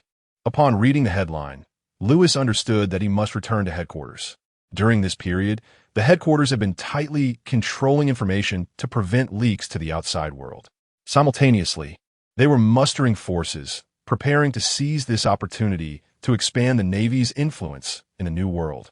The world government, upon receiving the report from the naval headquarters, expressed a supportive stance. It is important to note that the nations of the New World were particularly concerned about the demeanor of those formidable pirates. The Navy's influence here was perilously low, leaving them with little recourse. However, if the Navy could bolster its influence and bring numerous nations back under the jurisdiction of the world government, it would yield considerable benefits for Mariejois. But whom should they target? The high-ranking officials at headquarters held differing opinions, yet after much deliberation, they resolved to first set their sights on Whitebeard. The rationale was simple: mobility. The likes of the Golden Lion and Roger were either able to fly directly or meander about on ships, making them difficult to contend with. In truth, if it were possible, the Golden Lion would undoubtedly have been the primary target, for his ambitions were vast, posing a significant threat to the Navy. Yet, his float fruit granted him unparalleled aerial dominance. Even if he cannot overpower the Navy, he could effortlessly take flight. After a prolonged struggle, his objectives remain unfulfilled. Even if he were to decimate the fleet of the Golden Lion, his esteemed reputation would allow him to swiftly amass a new fleet. It would be a fruitless endeavor. As for the Roger pirates, they currently pose no significant threat, although Lewis is aware that Roger will ascend to the title of Pirate King. There are no indications of this at present, nor any signs of a search for the poneglyphs. Moreover, this elusive group tends to roam freely, making their whereabouts difficult to trace. Despite their formidable strength and considerable prestige, they are perceived as rather inconsequential by the Navy and the world at large. Thus, they are easily dismissed. Consequently, the Whitebeard pirates emerge as the most viable option. Presently, Whitebeard stands at the zenith of his power. He is indeed formidable, yet not invincible. A severed head or a removed heart would still lead to death. There are certainly individuals within the Navy capable of engaging him in combat. As for his sons, they are still in the developmental phase, lacking the strength they possessed during the Summit War in the original narrative. With these considerations in mind, it was decided that he would be the target of the Navy's advance into the New World. Seated in his chair, Lewis perused the newspaper, his thoughts racing, and resolved to depart immediately to return to headquarters and partake in this operation. The call for military merit beckoned him. Observing the newspaper, Doflamingo also marveled at how the Navy had accomplished such a significant feat under the radar. Who is the Red Count? He is none other than the legendary pirate. When compared to him, the stature of Don Quixote Doflamingo appears rather diminutive. However, currently, there is little connection between him and this rustic fellow from the North Sea. The realm of the powerful is one in which he cannot yet participate. Lewis, oblivious to his own thoughts, did not linger. He rose to take his leave. Although there was an inclination to retain him, it was evident that Lewis had made up his mind, and thus the matter was dropped. Perhaps they could engage in a deeper conversation upon their next encounter. Doflamingo mused to himself. A few days later, not long after returning to headquarters, Lewis received an urgent summons. Upon entering the Grand Conference Room, he discovered that nearly all of the vice admirals of the Navy were present. Officers from various factions greeted Lewis with familiarity, showing no surprise at his arrival. Even hardline figures like Sakazuki acknowledged him with a nod. Although Lewis currently held the rank of colonel, his strength and connections rendered him beyond reproach. After all, it would not be long before he formally entered this arena. As a neutral prince, designated by the highest echelons of the Navy as a future standard-bearer, his prospects appeared exceedingly bright. After exchanging pleasantries with the assembly, he heard the infuriatingly grating voice of Teacher Brooke. "Ah, Lewis, it has indeed been a long time. I have saved you a seat. Come, sit with us." It is evident that Commander Kong had anticipated Lewis's presence at this meeting. Shortly after he took his seat, several prominent figures entered the conference room. Everyone rose to their feet in a gesture of respect. Commander Kong waved his hand, signaling for them to sit, and without further ado, he directed Advisor Crane to take the floor first. As many of you are already aware, the purpose of this urgent assembly is to encircle the Whitebeard pirates. No one displayed surprise or fear. It was clear that they had mentally prepared themselves for this moment. Those present were undoubtedly the most elite forces of the Navy. If they lacked courage and strength, they would have perished long ago. In the face of pirates, fear was not an option, not even against the Whitebeard pirates. Consequently, many stepped forward to volunteer, their spirits high, particularly the hawkish members of the Navy, who appeared invigorated. Commander Kong's voice quelled their enthusiasm, restoring silence to the room. Admiral Sengoku then rose, surveying the assembly before speaking. "This time, our Navy is determined to succeed and to expand our influence in the New World once more. Moreover, our superiors place great importance on this operation, so I urge all of you to take the lead and fight valiantly. Indeed, everything for justice." The crowd responded affirmatively, their tones resolute. Subsequently, they deliberated on the primary and secondary objectives of this operation. After extensive discussions, they determined the following. Primary objective: capture or eliminate Whitebeard. Secondary objective: annihilate the surviving forces of the Whitebeard pirates. Following further discussions regarding various details, the meeting finally adjourned. "Lewis, accompany me to my office. I have matters to discuss with you." Just as Lewis was about to depart, Admiral Sengoku called him back, and he could easily surmise that the topic would pertain to his adopted son. Upon entering Sengoku's office, they took their seats, and Lewis recounted his experiences from the North Sea and the condition of Rosinante. Naturally, he refrained from mentioning anything about the Marine Six Powers. That would be tantamount to self-incrimination. Upon hearing Lewis's account, Sengoku's expression softened, and a weight lifted from his heart. To be candid, Sengoku had not wished for Rosinante to go undercover, but his adopted son stubbornly believed that his biological brother would inevitably develop into a figure of immense malevolence. To avert the destruction of the world and protect its peace, he chose to infiltrate his brother's circle, keeping a vigilant watch over him. One could say that they are indeed brothers, possessing such foresight. However, when Lewis expressed his bewilderment at the suffering endured by so many, Sengoku fell silent. Why? Why do these people lead such arduous lives? Confronted with these issues, Zhanghua was acutely aware that everything stemmed from the pervasive corruption of the government, which subjected the populace to layers of exploitation, forcing them to live like mere dogs, devoid of dignity. The Navy, despite its desire to extricate itself, found its hands tied by budgetary constraints, rendering it powerless. Zhanghua hesitated, contemplating whether to voice his thoughts to Lewis. Ultimately, the words remained unspoken. Lewis, unaware of Zhanghua's inner turmoil, understood that in the face of such circumstances, action was imperative. Perhaps, at this moment, Lewis discovered his own sense of justice. Although he lacked a concrete plan, he believed that one day, everything would change. After leaving the office, Lewis's thoughts lingered on his quest for justice. He did not come into this world merely to be a spectator. As a naval officer, his duty was to protect the people, eradicate pirates, and uphold peace. Yet, due to the decaying world government, the Navy was often derisively referred to as lapdogs. After all, the Navy was merely a subordinate agency of the world government. In the eyes of those exalted in Mariejois, the Navy was likely perceived as nothing more than a watchdog. However, altering this predicament would not be an easy feat presently. Lewis found himself at a loss for direction. What should he do? As he continued on his path, Lewis found himself unknowingly arriving at the training room. Observing the individuals within, sweating and honing their skills, he couldn't help but feel a tinge of amusement. He was merely a colonel at present. Any plans he harbored could only come to fruition once he ascended to a higher rank. Military achievements, prestige, and strength, each was indispensable. At this moment, the impending war against the Whitebeard pirates represented a golden opportunity for him to shine.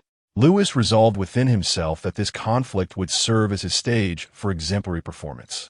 The operations at headquarters were remarkably efficient. On the third day following his return, an elite force of 30,000 troops had been assembled. Following a rousing and impassioned speech from the marshal, a command was issued, and dozens of warships set sail from the G1 branch's harbor, their presence formidable and awe-inspiring. Leading this formidable fleet were the ironclad trio of Sengoku, Garp, and Tsuru, while Admiral Akiji and General Zephyr remained at headquarters as a precautionary measure. At that moment, Lewis found himself aboard Sengoku's flagship. However, an unexpected visitor made her entrance. "Sister Guion, what brings you here? ISNT your ship with the strategist, Tsuru?" This uninvited guest was none other than Guion, the stunning brigadier general, often hailed as the belle of the Navy headquarters and the object of desire for countless sailors. Noticing the surrounding naval personnel casting envious glances and Sengoku sporting a mischievous expression, Lewis felt a sense of exasperation. "Sister, could you please refrain from drawing animosity toward me? Are you truly unaware of the extent of your popularity? General Sengoku, please refrain from regarding me with such a gaze. I implore you, dear sister, return swiftly to Commander Crane's vessel." Nevertheless, this sister disregarded Lewis's sorrowful eyes and directly wrapped her arms around his neck, teasingly exclaiming, "What's the matter? Is it unacceptable for your sister to miss you?" As she spoke, she playfully nudged him with her head. The softness of her gesture was ineffably delightful. "However, is there no sense of propriety? Are you attempting to bribe me with this? I would appreciate a bit more." Yet, the atmosphere was rather tense, fraught with an air of hostility. Observing the imminent threat of being executed by his colleagues, Lewis hastily extricated himself to avert a calamity. Frankly, this Brigadier General Guion stands impressively tall, nearly 3 meters. How absurd! Currently, he is only around 2.5 meters, thus directly imposing a height dominance. However, Lewis is confident that he will surpass 3 meters in a few years. If he doesn't reach 3 meters, how can he aspire to be a general in the future?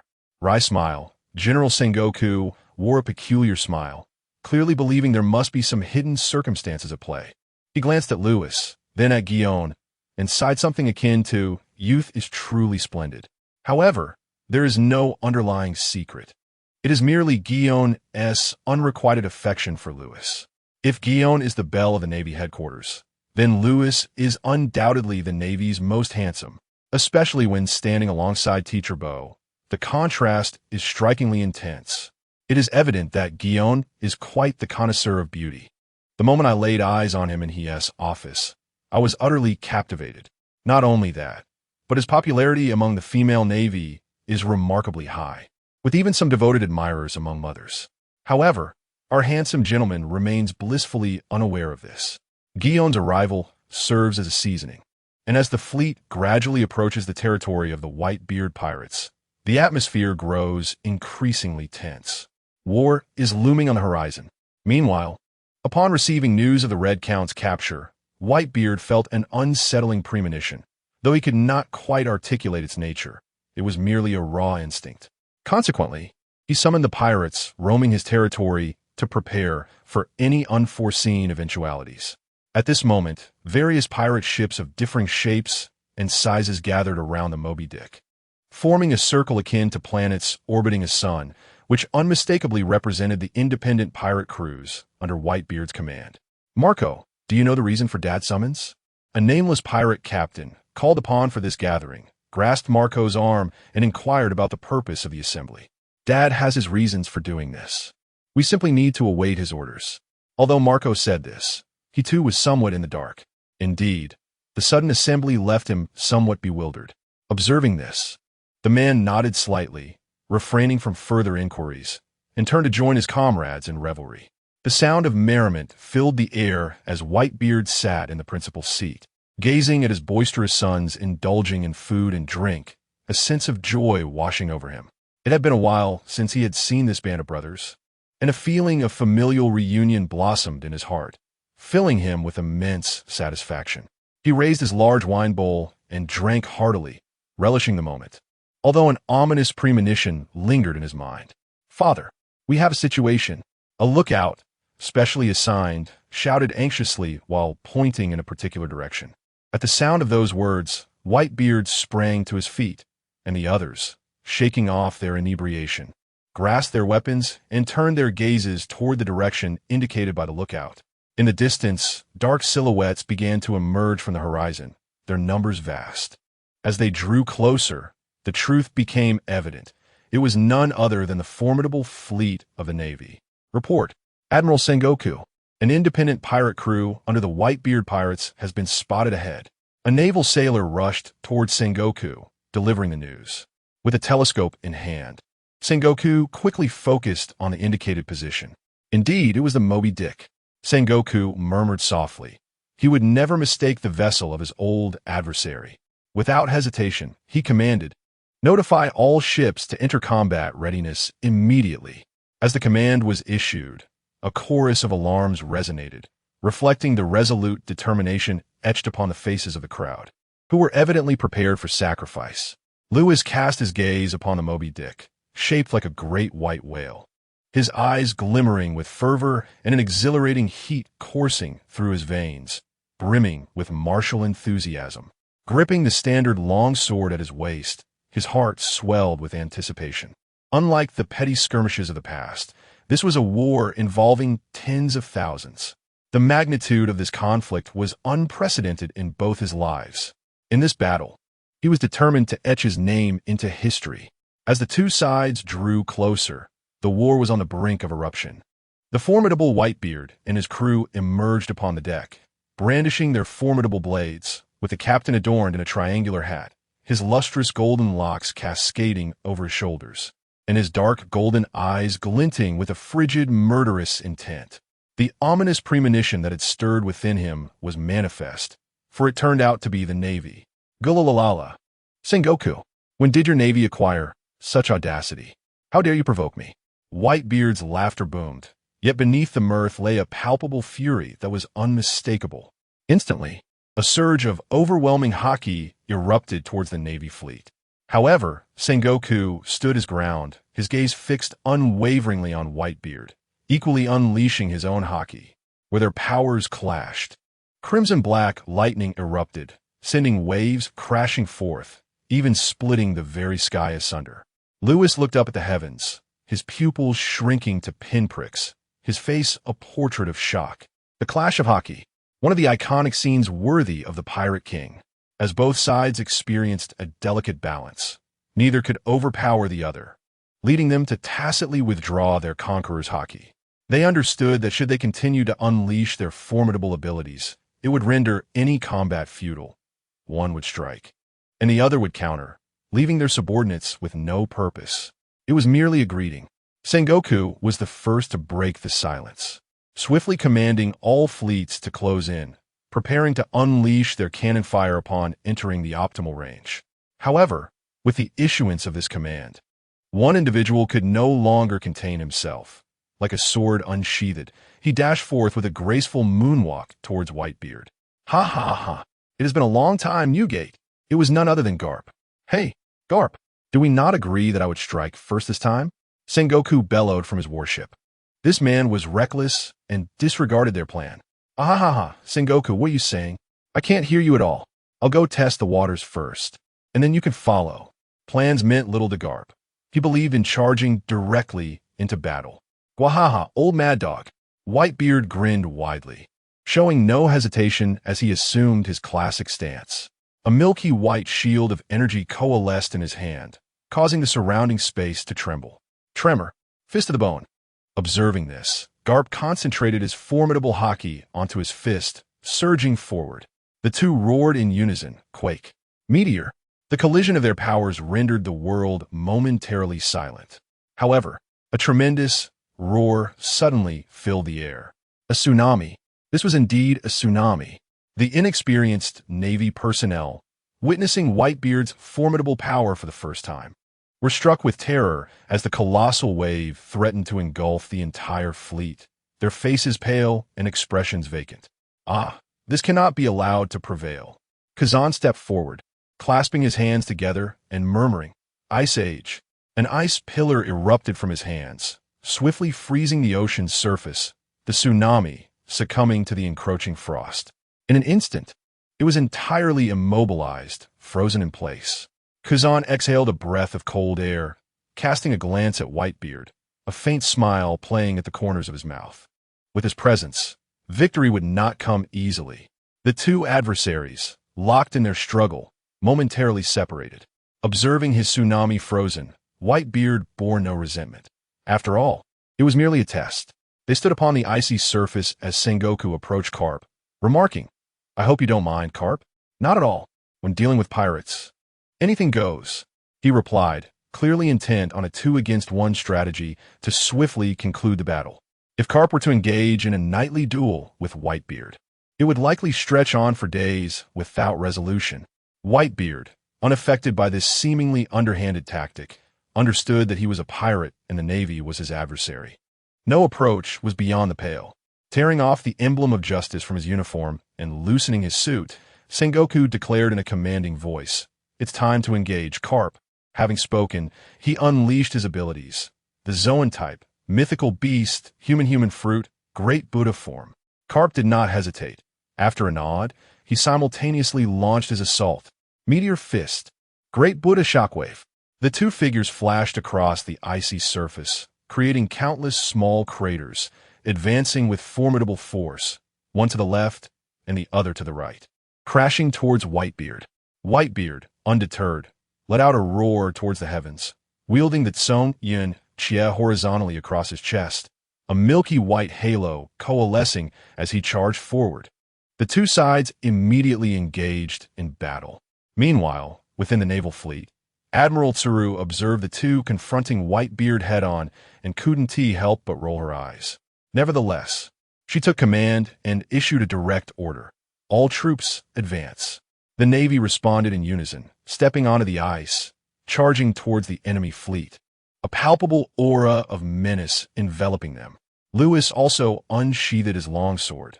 Perhaps the day he would transcend to the realm of the Swordmaster was nigh. On the side of Whitebeard's fleet, his sworn brother, Uten, raised his katana and bellowed, "Face the enemy."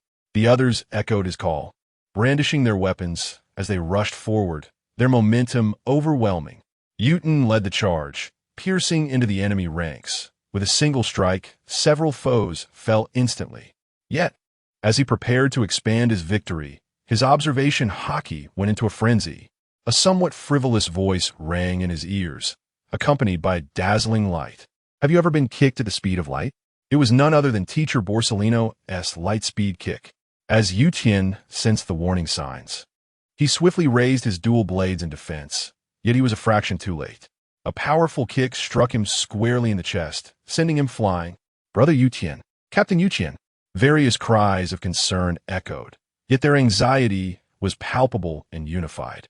Coughing violently, Yu-Tien was indeed struck with considerable force. However, his injuries were not severe. Just before being propelled away, he had hastily utilized armament haki to shield his chest, spitting out a mouthful of blood. His gaze ignited with fervor. He was a formidable warrior of the Navy. "Brother Yu-Tien, we are here to assist you." The voices belonged unmistakably to Vista and Jaws. As fellow dual-wielding swordsmen, Vista had learned much from Yu-Tien, and their bond was as strong as that of brothers. Jaws frequently shared drinks with Yu-Tien, and their camaraderie was equally solid. Just as they were about to advance, they were intercepted by a striking figure. You cannot disturb Master Brooke and the others. Allow me to entertain you." Unbeknownst to them, Lucci had also arrived beside Brooke, his expression brimming with excitement as he regarded the duo of Vista and Jaws. What a splendid sight! Vista and Jaws turned their gaze towards Lucci, their expressions tinged with indifference, as if to convey, "Who is this insignificant fish? Off you go and play." Their unabashed disdain raised an eyebrow from Lucci. He was not inclined to take offense. After all, demonstrating strength was the most effective means of communication. Thus, Lewis resolved to deliver such a beating that even your father would fail to recognize you. Borsellino, observing Lewis's expression, understood that the two promising stars of the Whitebeard pirates were likely doomed. He swiftly took Uton away, clearing the battlefield for Lewis and his companions. "Ah, this warrior, come and play with me over there." With a flash, he soared to another location. Uton did not hesitate. He believed in the prowess of these two young men to secure victory. Thus, he donned his wooden clogs and followed Borsellino. At this moment, only Lewis and his two companions remained. The cacophony of battle cries and screams contrasted sharply with the tranquility of their surroundings. Without indulging in excessive pre-battle banter, Bista took the initiative, charging forward with the fragrance of roses enveloping him, brandishing dual blades aimed directly at Lewis. Joseph followed closely behind, his massive frame exhibiting an astonishing speed that belied his size. One half of his body transformed into impenetrable diamond, his fists whistling through the air, intent on shattering Lewis's skull. Dance of roses, shining fist, blood surged with fervor. Lewis had long yearned for such a battle. Since emerging from the training camp, he had found no conflict that satisfied his thirst for combat until now. A mere skirmish in the North Sea had provided a slight thrill, but the subsequent engagements had been utterly lackluster, leaving him unfulfilled. Gazing upon the relentless onslaught, he felt not a trace of panic. With a single hand gripping the long sword, imbued with the most formidable armament color available, it transformed into an obsidian blade, dark and profound, clashing against Bista's twin swords. The blade screamed, igniting sparks in every direction. However, Bista's expression was far from pleasant. "Damn it, this kid's strength is somewhat terrifying. He wields power that rivals my own two-handed might. Moreover, this armament color is certainly not that of a mere minion." Yet, before the standoff could endure for long, Lewis suddenly exerted force, his arms' veins bulging as he sent Bista reeling aside.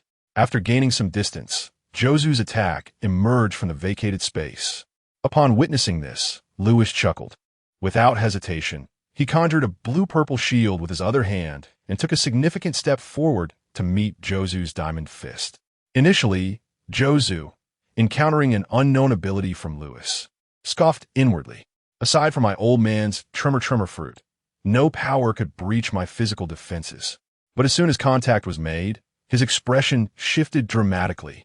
Feeling the incessant cracking sensation emanating from his fist, he was engulfed in inexplicable dread. Just as he intended to retreat, he was seized and rendered immobile. Want to escape? It won't be that simple.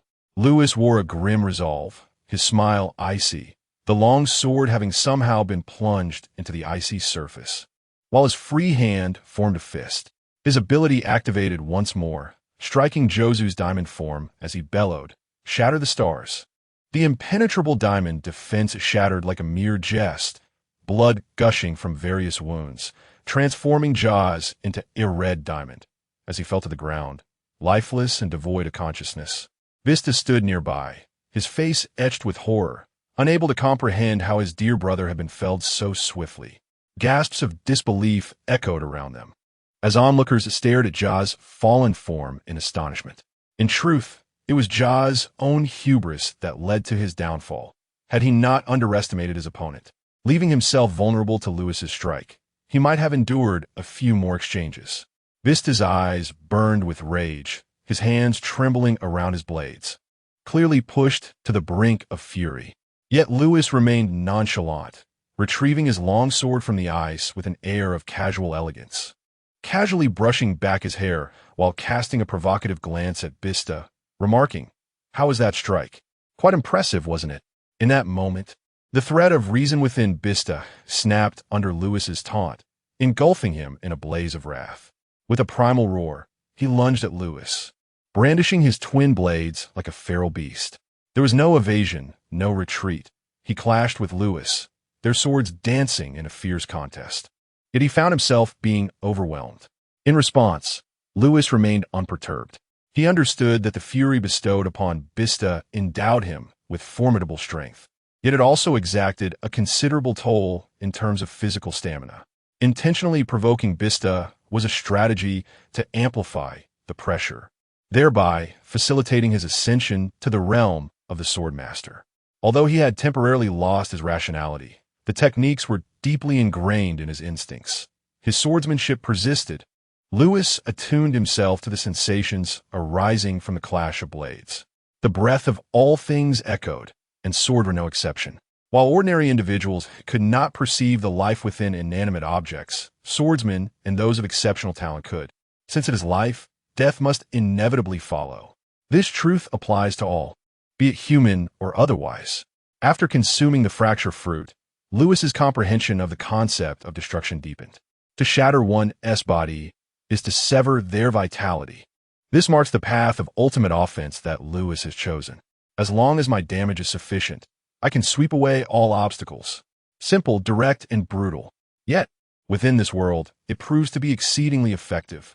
Finally, after engaging in countless exchanges, Lewis discerned the trajectory of his own power. Becoming a hexagonal omnipotent warrior was ultimately unrealistic. Thus he resolved to embody an ADC with unparalleled attack prowess. For him, this was entirely feasible. In the heat of battle, as he transcended into the realm of the Swordmaster, he heard the breath emanating from Bista's twin blades. Pain, anxiety, and concern for his master enveloped him. He too heard it, the breath of the long sword in his grasp. Joy, elation, and celebration of his master's formidable breakthrough surged within him. Lewis grinned, disengaging from his duel with Bista and retreating a few steps. This fresh perspective bestowed upon him an unparalleled experience. All things possess a spirit. All can be severed. This is the essence of a swordsman. Bista roared once more, charging forward. Yet Lewis had no intention of further entanglement. With a powerful sweep of his longsword, Deep Blue Sword Chi roared across the battlefield like a dragon or a tiger, mercilessly devouring Bista's form. As the brilliance faded, all that remained was Bista, sprawled in a pool of blood alongside two shattered blades. With a flourish, he performed a sword dance before sheathing his weapon, softly murmuring to Bista, "Thank you, Bista." Surveying the battlefield, it was evident that the current situation favored the Navy immensely. The enemy, outnumbered, faced an onslaught from 30,000 of the Navy's elite forces. After dealing with Jaws and Bista, Lewis was far from idle. With his sword drawn, he relentlessly harvested pirate heads. For every pirate slain, a life or two of elite Navy personnel was spared. Dogbite Crimson Lotus. Akainu unleashed a devastating attack upon Marco, obliterating half of his body. Yet, mere moments later, he utilized the properties of his fruit ability to restore himself. Yet, the weariness etched on his face was impossible to conceal. Despite exhausting most of his strength, Marco persevered, desperately holding off Sakazuki, much to his chagrin. This troublesome individual was utilizing his regenerative abilities to entangle him in a relentless struggle. "Hey, Kazan, you should deal with him. Your freezing powers are far more suitable for this situation than mine. Such a rapidly recovering opponent ought to be banned." Kazan, who had been idly engaging with a minion, casually dispatched it when he heard Sakazuki's call. Rolling his eyes, he responded nonchalantly, "Ah, but weren't you the one who insisted on extinguishing this immortal bird? Keep it up. I believe in you. I'm enjoying my leisurely break, so don't bother me." Sakazuki, upon hearing this, felt a surge of frustration, his chest heaving in agitation. "You wretched bird, prepare to face the judgment of justice." However, just as Sakazuki was about to unleash his wrath, Marco's panicked voice broke through. "Jozu, Vista." Seeing his two dear comrades lying in a pool of blood, Marco soared into the air, swiftly reaching their side and enveloping them in the flames of recovery. Administering urgent treatment. "Louis is doing quite well. Sakazuki remarked with a satisfied expression, realizing the situation. Indeed, Louis proved to be far superior to that idler, the big green chicken. However, he could not simply stand by and watch his adversaries regain their strength. Thus, he immediately pursued them, feeling inexplicably insulted. Kazan sneezed and mused to himself, "Is someone barking at me?" Meanwhile, in the distance on the battlefield, Whitebeard was fiercely engaged in combat against both Carp and Sengoku. A relentless struggle unfolding before all. Tremors, radiant light, and formidable shockwaves intertwined, as if proclaiming to all present, "Weaklings, do not enter." Nevertheless, despite Whitebeard's extraordinary prowess, merely holding his ground against the two was a remarkable feat in itself. The relentless toll on his stamina and the detrimental effects of his devil fruit abilities would eventually lead to his downfall. Yet, his pride would not allow him to retreat or flee. He, Edward Newgate, would never back down. However, upon hearing Marco's call, a sense of alarm surged within him. Although he regarded his sons as his greatest treasure, certain among them held a special place in his heart. Undoubtedly, Marco and a few others, future commanders of his crew, were among those most cherished. Unable to resist glancing in their direction, he inadvertently exposed a flaw in his defenses, a vulnerability, with a glint in his eyes. Carp swiftly dashed toward Whitebeard's exposed chest, poised to deliver a devastating blow, when Sengoku urgently shouted, "Carp, be careful." At that critical moment, a colossal black slash, cutting through the entire battlefield, hurtled toward Carp. Trusting his old comrade, Carp heeded Sengoku's warning and immediately retreated, narrowly evading the strike. This slash felt eerily familiar. As he pondered, the answer was revealed to him through his keen observation, igniting a spark of excitement in his gaze. The pirates and Navy personnel, upon spotting the distinctly marked pirate ship and the group of individuals standing upon the deck, could not help but exclaim, "It is the Roger Pirates." Lewis, upon witnessing the striking slash, halted his steps and stood transfixed, observing the intervening figures. Who could have anticipated that it would indeed be the Roger Pirates? As they beheld Roger leading his crew across the icy surface, both pirates and Navy alike made way, the atmosphere thick with tension. How amusing it was, akin to a young calf experiencing a roller coaster ride. However, for the Navy, the situation was far from favorable. It was all too evident that Roger and his crew had not come to offer assistance to the Navy. Confronting two legendary pirate crews simultaneously, the Navy found themselves in a precarious position with their current strength. Despite the relatively small number of the Roger Pirates, each member was an elite in their own right. Save for one certain red-nosed boy, the expressions of the gathered naval high command were decidedly grim. Even the previously elusive Teacher Bo and the leisurely Kuzan found themselves in this predicament. Originally, there was a promising chance to annihilate the Whitebeard pirates in this battle, which allowed them to approach the conflict with a relatively carefree attitude. However, the sudden interference proved to be quite bothersome. Roger, unfazed by the chaos, brandished his supreme blade. Ace, draped in a burgundy captain's coat, with his chest exposed and a playful smile directed at Sengoku and the others. He exclaimed, "Hey, Sengoku, Garp, it's been ages. Why didn't you invite me to this delightful skirmish with Newgate?" That's rather inconsiderate. Internally, Sengoku seethed, nearly driven to madness by Roger's audacity. "Invite you? For what? A social gathering? If we weren't struggling to locate you, I would have shattered you into pieces long ago." He retorted, "Roger, mind your own business." Whitebeard, resolute and unyielding, declared, unwilling to acknowledge Roger's actions. With his pride, he would rather face death standing. Yet, Roger remained indifferent to this, insisting on his presence regardless of Whitebeard's acknowledgement. At that moment, Lucci returned to Sengoku's side, murmuring, "Admiral, although we wish to continue, if this escalates further, we might lose a significant portion of our 30,000 elite troops. This constitutes a substantial part of the Navy's current strength." After the convergence of Whitebeard and Roger, the balance of powerful individuals within their respective factions had dramatically shifted. In this world, it is the strong who invariably dictate the course of battle. At this moment, A mysterious silence enveloped the atmosphere. Suddenly, Whitebeard recalled something and turned to Marco, inquiring who was it that just defeated Jaws and Vista. After consulting a few subordinates, he pointed at Lewis and declared, "Old man, it was this lad." With an air of calmness, Lewis stepped forward, meeting Whitebeard's gaze without a hint of fear. Gripping his sword tightly, he scoffed, "What this? If the young ones can't handle it, do you, as their father, intend to step in?" After scrutinizing Lewis for a considerable time, Whitebeard erupted into laughter, exclaiming his iconic line, "Gururara, while I do entertain such thoughts, if you would join us, none of these issues would exist. So be my son, Brad." Following a brief silence, both pirates and Navy personnel widened their eyes in disbelief. Did I just receive an invitation from pirate? Stunned by Whitebeard's unexpected words, Lewis was momentarily taken aback. The higher-ups of the Navy were equally astonished. But before Lewis could utter a refusal, Sengoku's forehead pulsed with veins as he furiously interjected, "What kind of delusional dream are you having? Let me make it clear. Lewis will never join you." With a cold snort, he ceased to speak further. However, when Whitebeard cast a glance at Lewis, admiration grew increasingly evident in his gaze. "What is this? Has he taken a liking to me?"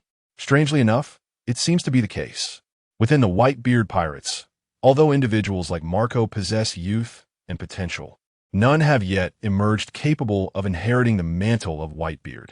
It is perhaps a matter of temperament. Moreover, while Whitebeard currently stands at the pinnacle of his power, one must ponder the future. After all, he is already in his 50s. In contrast, Lewis appears remarkably youthful, likely having only just reached adulthood. Despite this, he managed to triumph over Jaws and Vista in a 2-on-1 confrontation, maintaining an impressive advantage throughout the battle. Furthermore, I have heard that his abilities are quite similar to mine. Could he not be the perfect successor? Young, brimming with potential, possessing akin powers, and equally striking in appearance. It is truly enticing. Given Whitebeard's previous demeanor, would he not seek to recruit him? Yet, it is evident that Lewis would never join the Whitebeard pirates. Is he out of his mind? He has a promising future within the Navy. Why would he suddenly choose the life of a pirate? Is he driven by the allure of wealth, or perhaps the legacy of Whitebeard as successor? Such notions are utterly absurd. I have no desire to seek a paternal figure for myself. Thus, Lewis voiced his refusal to Whitebeard with unwavering determination. Yet, before Whitebeard could continue his discourse, Carp, growing somewhat impatient, interjected, "Newgate, the outcome of conflicts among the younger generation is not for us to concern ourselves with. As for any notion of Lewis joining your ranks, I urge you to abandon that idea." Upon hearing this, Whitebeard fell silent. Although Vista and Jozu had sustained severe injuries, they still clung to life. As for that young lad, he could be entrusted to his 2 foolish sons. Furthermore, accounting for losses at this juncture seemed futile.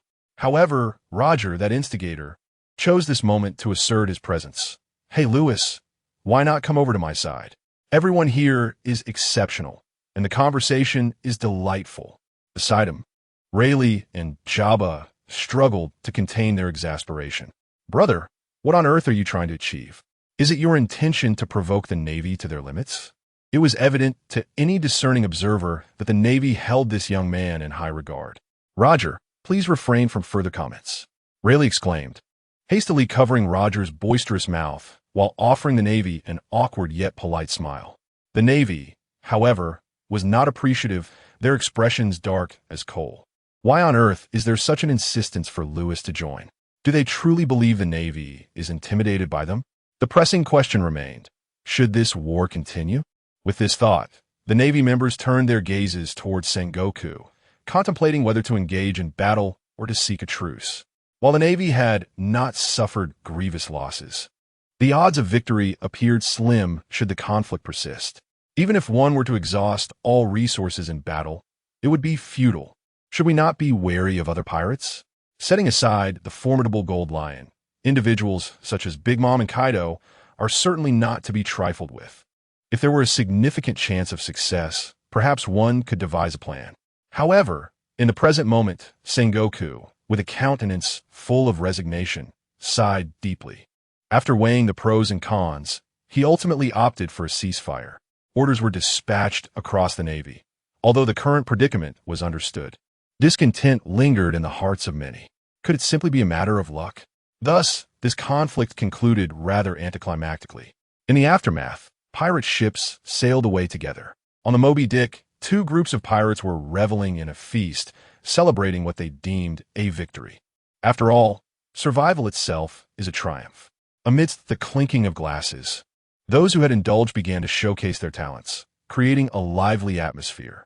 Roger raised his goblet to clink with Whitebeard's, exchanged a few words, and seemingly casually inquired, "Newgate, I have heard that a formidable warrior has arrived in your midst." Upon hearing those words, Whitebeard felt a twinge of displeasure, sensing an ulterior motive in the speaker's demeanor. However, he found it difficult to refuse, as they had recently rendered assistance to him. Rejecting their overture would appear rather callous. Thus, he beckoned his sworn brother over. Yuqian had long harbored a curiosity about Roger, frequently hearing names such as Roger, Gold Lion, Kaido, and Big Mom from White Xiaojia. He knew they were among the foremost pirates of the age, and since venturing out to sea was intended to broaden one's horizons, how could he possibly miss the opportunity to encounter such formidable figures? Upon seeing him, Yuqian was indeed struck by the undeniable prowess of this exceptional hero, which delighted him greatly. He clutched his drink and eagerly approached, his expression brimming with excitement. Before long, Roger inquired about him, leading Yuqian to divulge all his personal matters. As for the events that followed, they became the well-known Yuqian's change of allegiance incident. Meanwhile, on the Navy's side, the atmosphere was somewhat somber, not for any particular reason, but simply due to a sense of frustration that hung heavily in the air. Particularly, Sakasaki was so emotionally charged that he had burned several holes into the table. Kazan was no better, his expression perpetually grim. In contrast, Professor Bo remained unfazed, leisurely trimming his nails with an air of tranquility. However, among the Iron Triangle, advisor he sipped his tea, casting a sidelong glance at the three prospective generals and shaking his head, contemplating the myriad challenges that would inevitably confront them in the future. He then turned his gaze towards Lewis, who appeared to be deep in thought, prompting him to voice his curiosity. The others also directed their attention to Lewis, eager to hear his perspective. Regaining his focus, Lewis surveyed the group and inquired, "May I pose a question? Strictly speaking, have we truly lost?" "Not at all. We were merely compelled to halt, having not achieved the objectives set forth in our original plan. Yet, plans are often outpaced by change, and there is no need for such fixation. Moreover, we have effectively engaged two adversaries, which only serves to highlight the prowess of our Navy, does it not?" In the midst of the Warring States period, the expressions on the faces of Sengoku and Tsuru were filled with evident satisfaction. It was apparent that Lewis had a clear understanding of the situation at hand. Carp, on the other hand, erupted into hearty laughter, repeatedly slapping Lewis on the shoulder, causing him to grimace in discomfort and reluctantly activate his armament haki for protection. After a moment's reflection, Tsuru, the advisor, picked up on Lewis's thoughts and suggested contacting the newspaper to publicize the Navy's valor in this operation, emphasizing their decisive repulsion of two legendary pirate crews to bolster morale. After all, it was merely a play on words, and this was a narrative based on factual events, so there was little harm in it. Upon hearing this, the others began to praise Tsuru, and the atmosphere lightened considerably. If the newspapers were to publish this information, it would undoubtedly invigorate the spirits of the troops, fostering a sense of unity. There would be numerous benefits, such as an increase in enlistment numbers, and it wouldn't be unreasonable to request a rise in military funding as well. Perhaps it could be said that this ceasefire was quite advantageous. The loss of 30,000 elite soldiers was not catastrophic and could be regarded as merely superficial wounds without affecting the core. Achieving unexpected objectives at such a minimal cost was rather commendable. Thus, the fleet returned to headquarters in a jubilant mood, and Sengoku promptly reached out to the World News Agency, urging them to disseminate the news to the world without delay. Meanwhile, Morgans, that peculiar birdman, was in his office indulging in hot pot and singing when he was struck dumb by the news from the Navy. "Wait, my friends, How is it that you have managed to produce another sensational headline so swiftly? The Red Count has only recently been apprehended. Am I the newsworthy subject, or are you the ones creating the buzz? Regardless, please intensify your efforts. I would appreciate a greater influx of stories. Without hesitation, I shall personally pen the article for this momentous event. Before long, I dispatch my subordinates to swiftly finalize the manuscript and ensure it is printed immediately, with hopes of releasing it by tomorrow morning. Come now, gentlemen, let us embark on our mission with urgency. This is indeed a fortuitous opportunity. Thus, the following day, the tumultuous waves of the ocean echoed with excitement. Under the auspices of Morgan's, the newspaper staff worked tirelessly throughout the night, exemplifying the very essence of capitalism. I urge you, Morgans, to select your lampposts wisely. It is undeniable that the dissemination of news owes much to this illustrious figure of journalism. As dawn broke the next day, the news was scattered like confetti, and the populace realized that something significant had occurred. Consequently, the news of the Navy's triumph in the New World reverberated across the globe. The world was shaken, and the seas were alive with commotion. How splendid! The Navy has emerged victorious. This is the ordinary populace supporting the Navy. Conversely, the pirates, upon receiving the news, wore expressions of concern. After all, the Navy's overwhelming strength is hardly favorable for them. However, these pirates are generally of a lesser caliber. The true contenders are currently reveling in their beds, such as Big Mom and Kaido. The Navy's formidable might is carefully targeted and, for the time being, will not be directed at these secondary players. The primary focus of the Navy is the elite contenders, the 3 legendary pirate crews. As for the Red Count, he stands alone. Despite his formidable power, his singular existence is rather limited. One has never claimed to conquer the world alone. The conflict between the Navy and pirates is a natural occurrence. Yet for the pirates, the most pressing issue lies with their fellow marauders, especially those of the same tier, whose influence has already begun to solidify. Unless an unforeseen event arises, the likelihood of failure remains relatively low. Currently, according to the newspapers with Roger and Whitebeard, the 2 gold-tier contenders, experiencing significant suppression. Could this not be an opportune moment for the development of their own forces? Beyond this focal point, some individuals have also taken note of the names mentioned in the news: Akiji, Kizaru, Akainu. Old acquaintances indeed. However, Colonel Lewis? That name is entirely unfamiliar to me. Upon discovering this name, intelligence personnel from other factions took note with great emphasis. It is widely acknowledged that the 3 prominent admirals of the Navy are destined for greatness. And to see this individual mentioned alongside them in the newspapers clearly indicates that he is highly esteemed within naval circles. What purpose would there be in featuring this name otherwise? Do the high-ranking officials of the Navy truly lack discernment? Following the dissemination of this intelligence, many have etched the name Lewis into their memories, paying close attention to his developments. Some even remarked on the promising future of the Navy, noting the swift emergence of yet another exceptional talent. However, according to the information received, this Lewis is merely 17 years old. At 17, what was I doing? Perhaps still collecting protection fees at the docks. It is indeed preposterous, unbeknownst to Lewis, who has already attracted the attention of multiple factions. He would likely remain unfazed even if he were aware of this. Since he resolved to effect change, power and status have become imperative. After all, which admiral is ever obscure? One must seize the moment for fame and accumulate military achievements. These are merely requisite experiences. In order to report the particulars of this operation to the world government and to expedite their return to headquarters, the group chose to traverse the shortcut through Mariewa. However, if it were not absolutely necessary, none would desire to set foot in this place.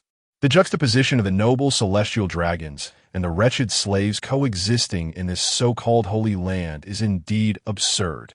Though it was the second time, Lewis always felt a wave of nausea upon witnessing the vacant, numbed expressions of the slaves. He could somewhat comprehend Carp's repeated refusals to assume the position of admiral. One of the responsibilities of an admiral is to safeguard this group of world nobles. But why should the Navy protect these swine? It is merely the world government that holds the vast financial reins of the Navy through its enormous military expenditure. Yet if self-sufficiency could be achieved, Lewis gazed at a few celestial dragons in the distance, his eyes glinting. This necessitates meticulous planning. However, what astonished Lewis was Sakazuki's demeanor, which radiated disdain and loathing. Upon further reflection, it made sense. As one of the future pillars of the Navy, he surely was no fool. His political acumen must be considerable. Moreover, as a high-ranking officer of the Navy and a senior figure, he must have encountered numerous sordid affairs connected to the world government. Thus, it would be peculiar for him to regard the celestial dragons, the source of such corruption, with any semblance of favor. Just as Lewis was lost in thought, Guillaume noticed his expression, sighed inwardly, and comforted him by patting his shoulder, saying, "Don't worry, Lewis. The Navy is not like this." Coming back to reality, Lewis smiled at Guillaume and replied, "It's all right, Guillaume. I won't be swayed so easily.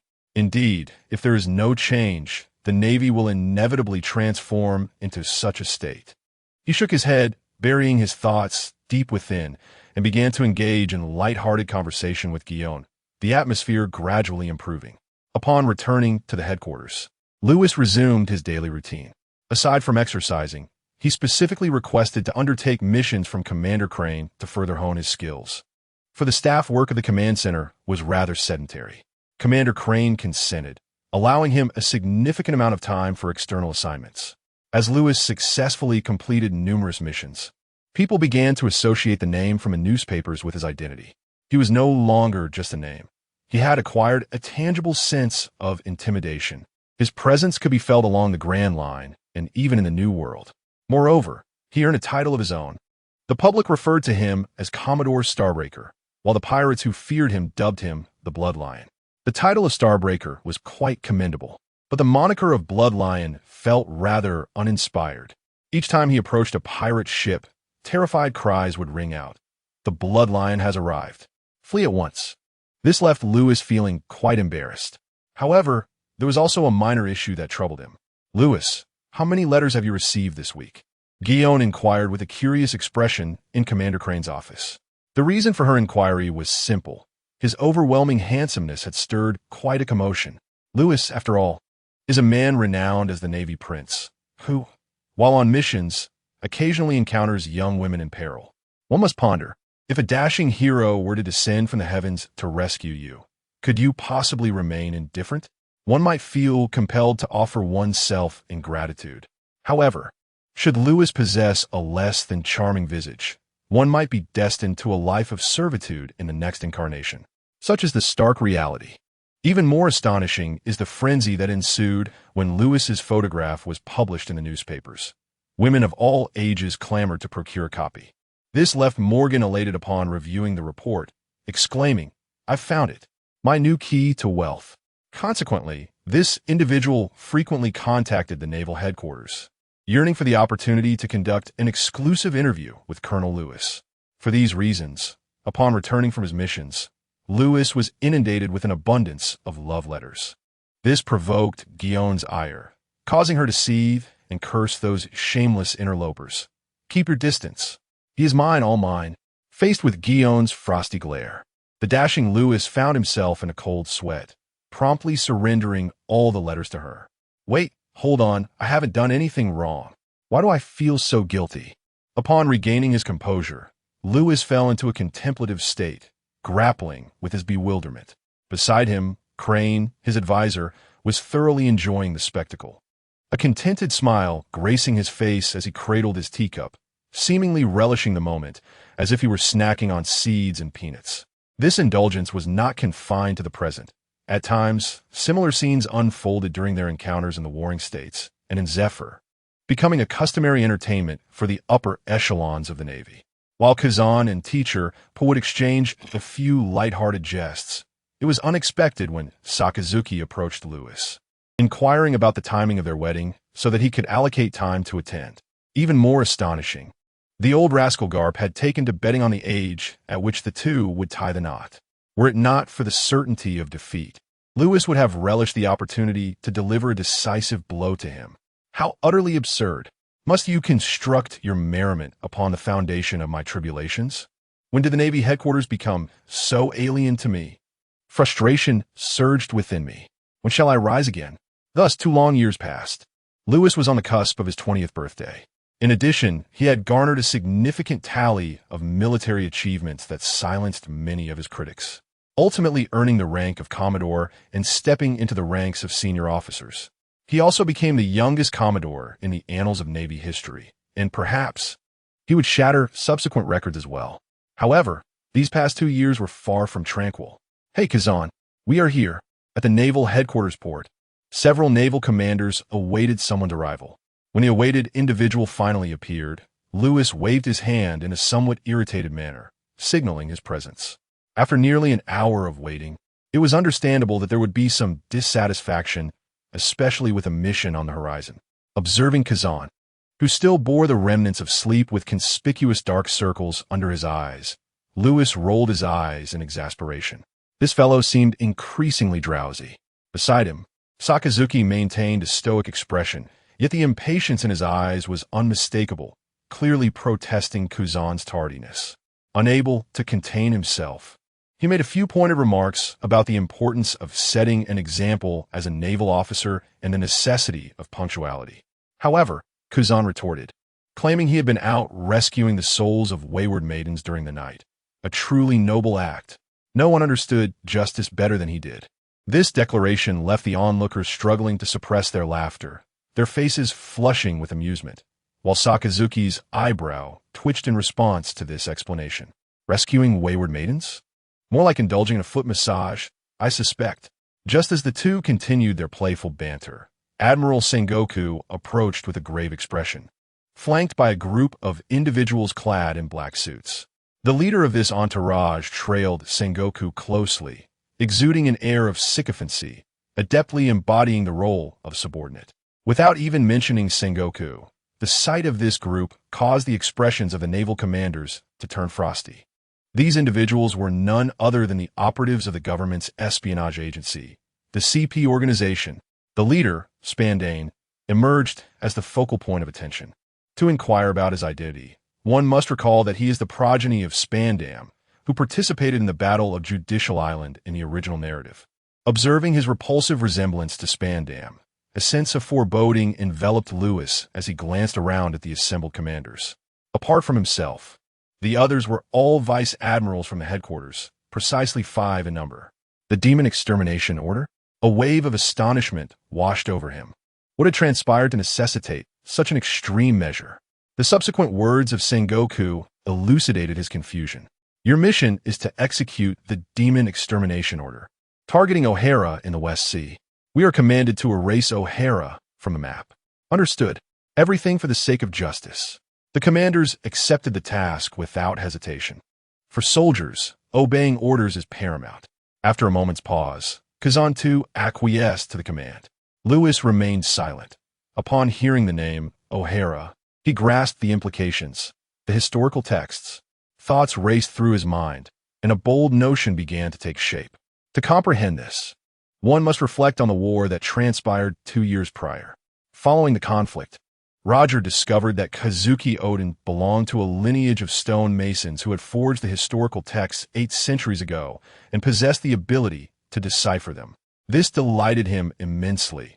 As his premonition came to fruition, the warrior from the land of harmony could assist him in realizing his dreams.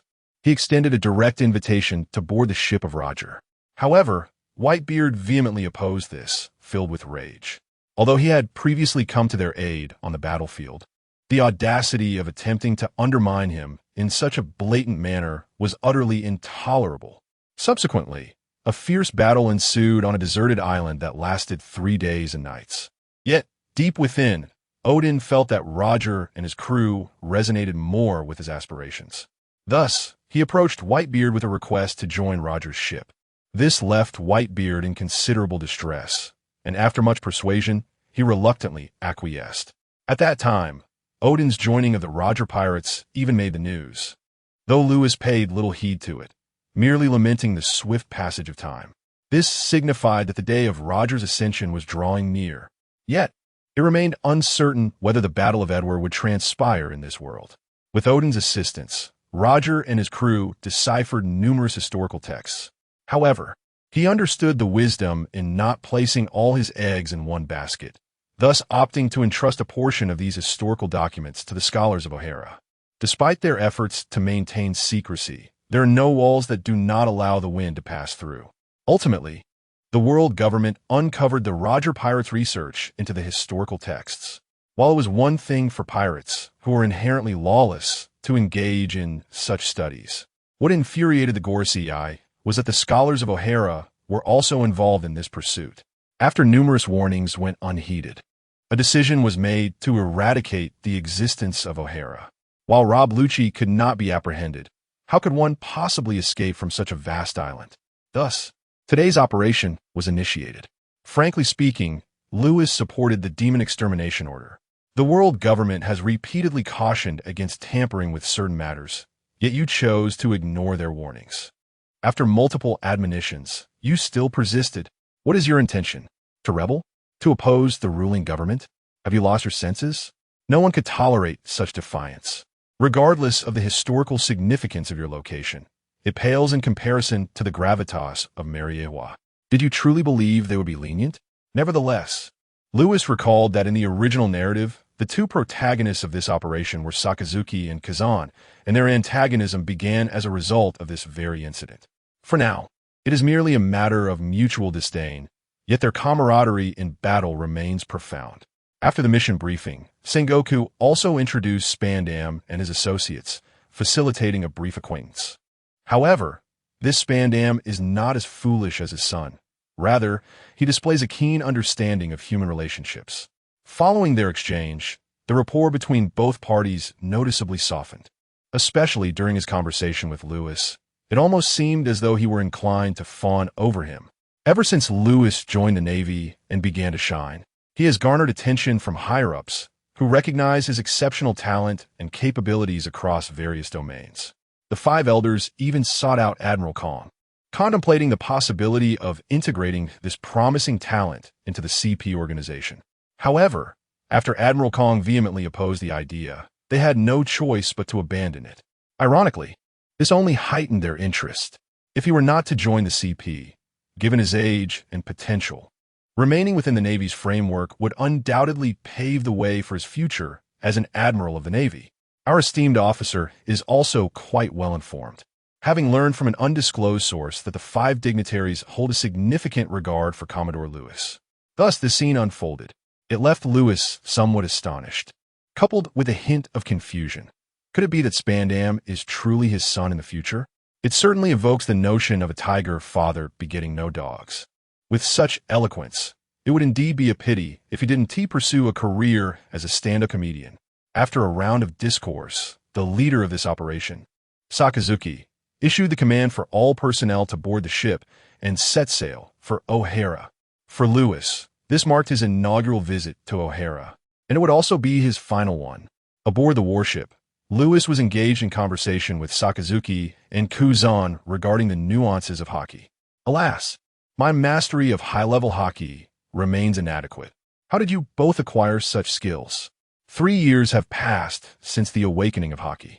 Although the quantity and quality have gradually improved, I have yet to grasp its advanced applications. High-level hockey is a flowing sakura. At just 20, you're contemplating matters we only consider at 30. Don't you think you're a bit too anxious? I harbor suspicions that you are in Versailles, and I possess ample evidence. Come with us to the military tribunal. In response to this predicament, Sakazuki suggested that by engaging in more pirate hunts, one would naturally improve. So, you mean to say that one simply becomes proficient through practice? Indeed, there is a semblance of truth in that. Kazan rolled his eyes, indicating his reluctance to engage in conversation. To be candid, the pace of Lewis's progress is rather astonishing.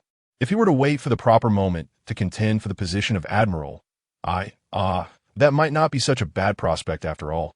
Suddenly, Kazan's world expanded in scope. To be frank, Kazan is not particularly eager to become an admiral. And why is that? One need only consider whom he initially followed, the notorious Marine, Garp. That old rascal instilled his own ideologies into Kuzan, and faced with the teachings of his idol, how could the young admirer not heed them? Just look at his nonchalant demeanor on the battlefield 2 years ago. He was quite the free spirit, embodying Garp's true legacy. In summary, mastery of a skill requires comprehension. When the time is ripe, success will naturally ensue. Moreover, he possesses the power of the Hi no Mi. Having come to this realization, Lewis refrained from further inquiries and shifted the conversation to other matters. Have you heard about the Roger Pirates? Both nodded in acknowledgement, and Kazan continued, saying, Yes, I am aware that a man named Douglas Bullitt has departed from the Roger Pirates. However, the reasons remain unknown, and his whereabouts post-departure are also a mystery. It is said that this individual possesses considerable strength. Upon hearing this, Lewis's eyes sparkled with the thought of one day engaging in a proper contest. Regarding the recent Demon Slayer order, I firmly believe that the government's actions are justified. Sakaski candidly expressed his opinion. Although Kuzan did not endorse it, he also refrained from opposition. As for Lewis, he generally concurred. This group of scholars from O'Hara is a quintessential example of being lost in their studies. Time and again, they have been explicitly warned against certain actions. Yet they insist on defying these prohibitions. Quite audacious indeed. Do they presume they can challenge the world government? If so, perhaps I should bestow upon them my title of the Holy Land? They lack the fundamental violent power that underpins this world. Relying solely on their fervor and naive aspirations in the face of absolute brutality is utterly futile. Do they intend to awaken the world with their own blood? Spare me the jest. Distorting and fabricating facts is their forte. And if worse comes to worst, they can always wield power to eliminate negative repercussions or simply suppress information. Has their blood not been shed in vain? In any case, Lewis harbored no sympathy for these so-called O'Hara scholars. They brought this upon themselves, did they not? As for Comrade Akiji, he expressed a degree of understanding towards the government. After all, justice is accompanied by order. To disrupt order is to threaten justice. The historical text harbors more than merely the coordinates of the final island. Soon, the Demon Slayer fleet arrived at O'Hara, a battalion of soldiers, alongside agents from CP dressed in black suits, swiftly sealed off the port amidst the populace's panic. Naturally, the scholars within the Tree of Knowledge received the news. Dr. Clover, the world government has come, a scholar exclaimed as he rushed into the tree. Dr. Clover remained composed, having understood since the day he touched the forbidden that the outcome had long been predetermined. Yet, his insatiable thirst for knowledge and his duty as a historian urged them to unravel the mystery of the blank century. The invading Navy and CP agents subdued everyone present and began counting heads. Spandam, holding a list, confirmed each name but soon realized one was missing. Casting a cold gaze at Dr. Clover, he inquired, "Where is Nico Robin?" Dr. Clover replied with quiet dignity, "Robin has long since departed. You will not find her here." Upon hearing this, Spandam did not express anger, but rather murmured, "Perhaps, but the civilians will not be so fortunate." On the other side of the island, in a forest, Saul remarked, "What do you see happening at the port?" Young Robin perched on the broad shoulders of the giant, inquiring as she gazed towards the harbor, instinctively sensing something amiss. At that moment, Saul's expression had grown increasingly grim. His observation hockey revealed the presence of numerous formidable auras at the port. Among them, one felt particularly familiar. "Kazan, is that you as well?" Saul murmured softly. As a former vice admiral of the Navy, he recognized the gravity of the situation. The demonization order was in effect. Just as he intended to turn and secure Robin, he sensed an unfamiliar presence at the shoreline, imbued with a hint of madness. After a moment's contemplation, he chose to disregard it. On board the warship, Lucci gazed at O'Hara with a tinge of melancholy. "Let me take a few more glances, for soon I shall see it no more." Suddenly, a woman's voice rang out in anguished protest. "What are you planning to do?" Following the sound, he beheld a woman with flowing white hair seated in a small boat, her delicate features etched with disbelief. As he scrutinized her visage, Lucci felt an uncanny familiarity. Pondering for a moment, realization dawned upon him. Was she not Robin's mother? A scholar of history, no less? At that moment, Akainu received a communication from Spandam.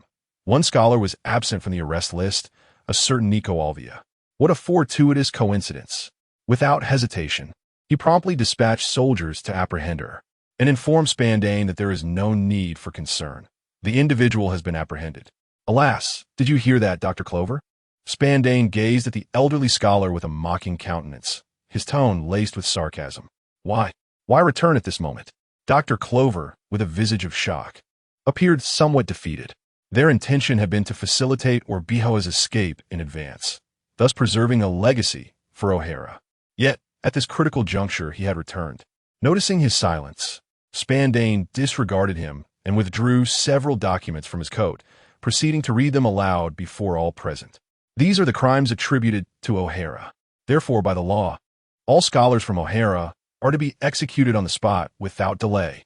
Upon concluding his declaration, he gestured, and the CP agents and Marines behind him immediately raised their firearms, executing the sentence without hesitation. As he observed the bodies collapsing into pools of blood, Spandane exhaled in relief. A portion of the task assigned from above had finally been accomplished, and now all that remained was to retrieve the materials. The subsequent duty fell to the Navy. The thought of the Demon Slayer order poised for action caused cold sweat to cascade down Spandane's brow, prompting him to urge a hastened collection of the documents. Meanwhile, from the other side, how dare you capture me? Is this the righteousness of the Navy? I have committed no crime. Captured, Orbia struggled wildly, her face contorted with anger as she glared at the naval officers. Lewis, however, was not inclined to show her any leniency. He approached her and delivered a sharp slap, sternly admonishing, "No crime? Are you out of your mind? Despite repeated prohibitions against such research, you persist in your endeavors, having long since crossed the red line." Orbia, undeterred, retorted defiantly, "What is wrong with studying history? It is our freedom." At the mention of this so-called freedom, Lewis's fury erupted. Freedom? Have you scholars considered the dangers of historical texts? Surely, you have discerned what is inscribed within them. Ancient weaponry, not mere firearms or cannons. In other words, if this information were to leak, what would happen if it fell into the hands of the ambitious? Upon hearing this, Orbia hesitated slightly, but soon resolutely claimed she would remain tight-lipped. However, Lewis scoffed at her assurance. Remain tight-lipped? Perhaps you can, but what of others? Even if everyone could, once a whisper escapes, those with ulterior motives might exploit the secrets you hold, using means such as devil fruits or advanced technology. How would you justify that? The methods of memory extraction and soul interrogation are not without precedent. In an instant, she was rendered speechless.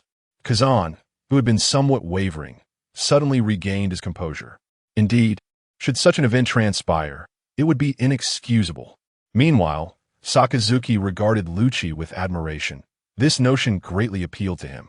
Just as he was about to utter a few words of praise, a tremendous roar emanated from the Tree of Knowledge. The Tree of Knowledge began to topple amidst the deafening sound, leaving Lucci and the others in utter bewilderment. What on earth was happening? Were those CP agents truly so formidable that they could obliterate a tree? Uncertain of the circumstances, Lucci instinctively placed the blame on Spandam and his associates. Spandam, who had hastily fled upon sensing something amiss, found the situation equally absurd. Had the Navy truly initiated a demon-slaying order? Not a single notification had been relayed to him. Although CP and the Navy had their mutual disdain, surely it had not escalated to this extent. Before he could spiral further into irrational thoughts, his transponder snail rang. Upon answering, he was taken aback. This was not the doing of the Navy. Then who was responsible? Ha ha! I shall bring about annihilation. Let it commence from here. Roger. Roger. A deep, frenzied male voice echoed as the swirling dust began to settle, revealing a towering and robust figure before them. Barbaret. Douglas Barbaret. Spandam, the closest to this devil's descendant, instantly recognized him. After all, one engaged in intelligence work must at least remember notable figures. Undoubtedly, Barrett is one of them. Upon hearing someone call his name, Barrett cast a glance, and an immense pressure emanated from Spandam, rendering him utterly speechless. How could this individual be here? No one could answer Kuzan's question. Instead, It was Sakazuki who, without a moment's hesitation, rolled up his sleeves and charged in. My goodness, how reckless! Yet, facing pirates, it posed little significant issue. While Barrett is indeed formidable, the Red Dog is not to be underestimated. Kazan, I leave this to you. I shall confront him. At this moment, Lewis could no longer contain his thirst for battle, especially in such a scenario, 2 against 1, with Kazan providing support. Victory seemed all but assured. It was time to charge in. He swiftly flickered and dashed towards Barrett. Hey, Lewis. Kazan sighed, scratching his head in exasperation, feeling overwhelmed. Yet, he had other matters to attend to, leaving this situation to the others. Just before the explosion occurred, he sensed a familiar aura swiftly passing by. Saul, is that you? Thus, Kazan entrusted the leadership to his comrade, Fire Mountain. Fire Mountain, I rely on you here. Without waiting for a response, he swiftly departed, making his way into the depths of the island. Our Fiery Mountain was left in utter confusion. Who were these 3 individuals? Why was I summoned here? Could there not be a modicum of sensibility? Yet, with matters having reached this juncture, he could only muster the resolve to confront the current predicament. On the battlefield, Sakazuki and Lewis fought side by side, while their adversary, Barrett, regarded them with disdain, holding them in utter contempt. They were somewhat acquainted, after all, Akainu and the Bloodlion. In Barrett's eyes, only someone of Roger's caliber could earn his respect, with Crocodile, that sand bastard, barely making the cut. As for these 2, merely a pair of weaklings. This dismissive attitude incensed Sakazuki, who, without a moment's hesitation, raised his hand and unleashed a scorching magma fist.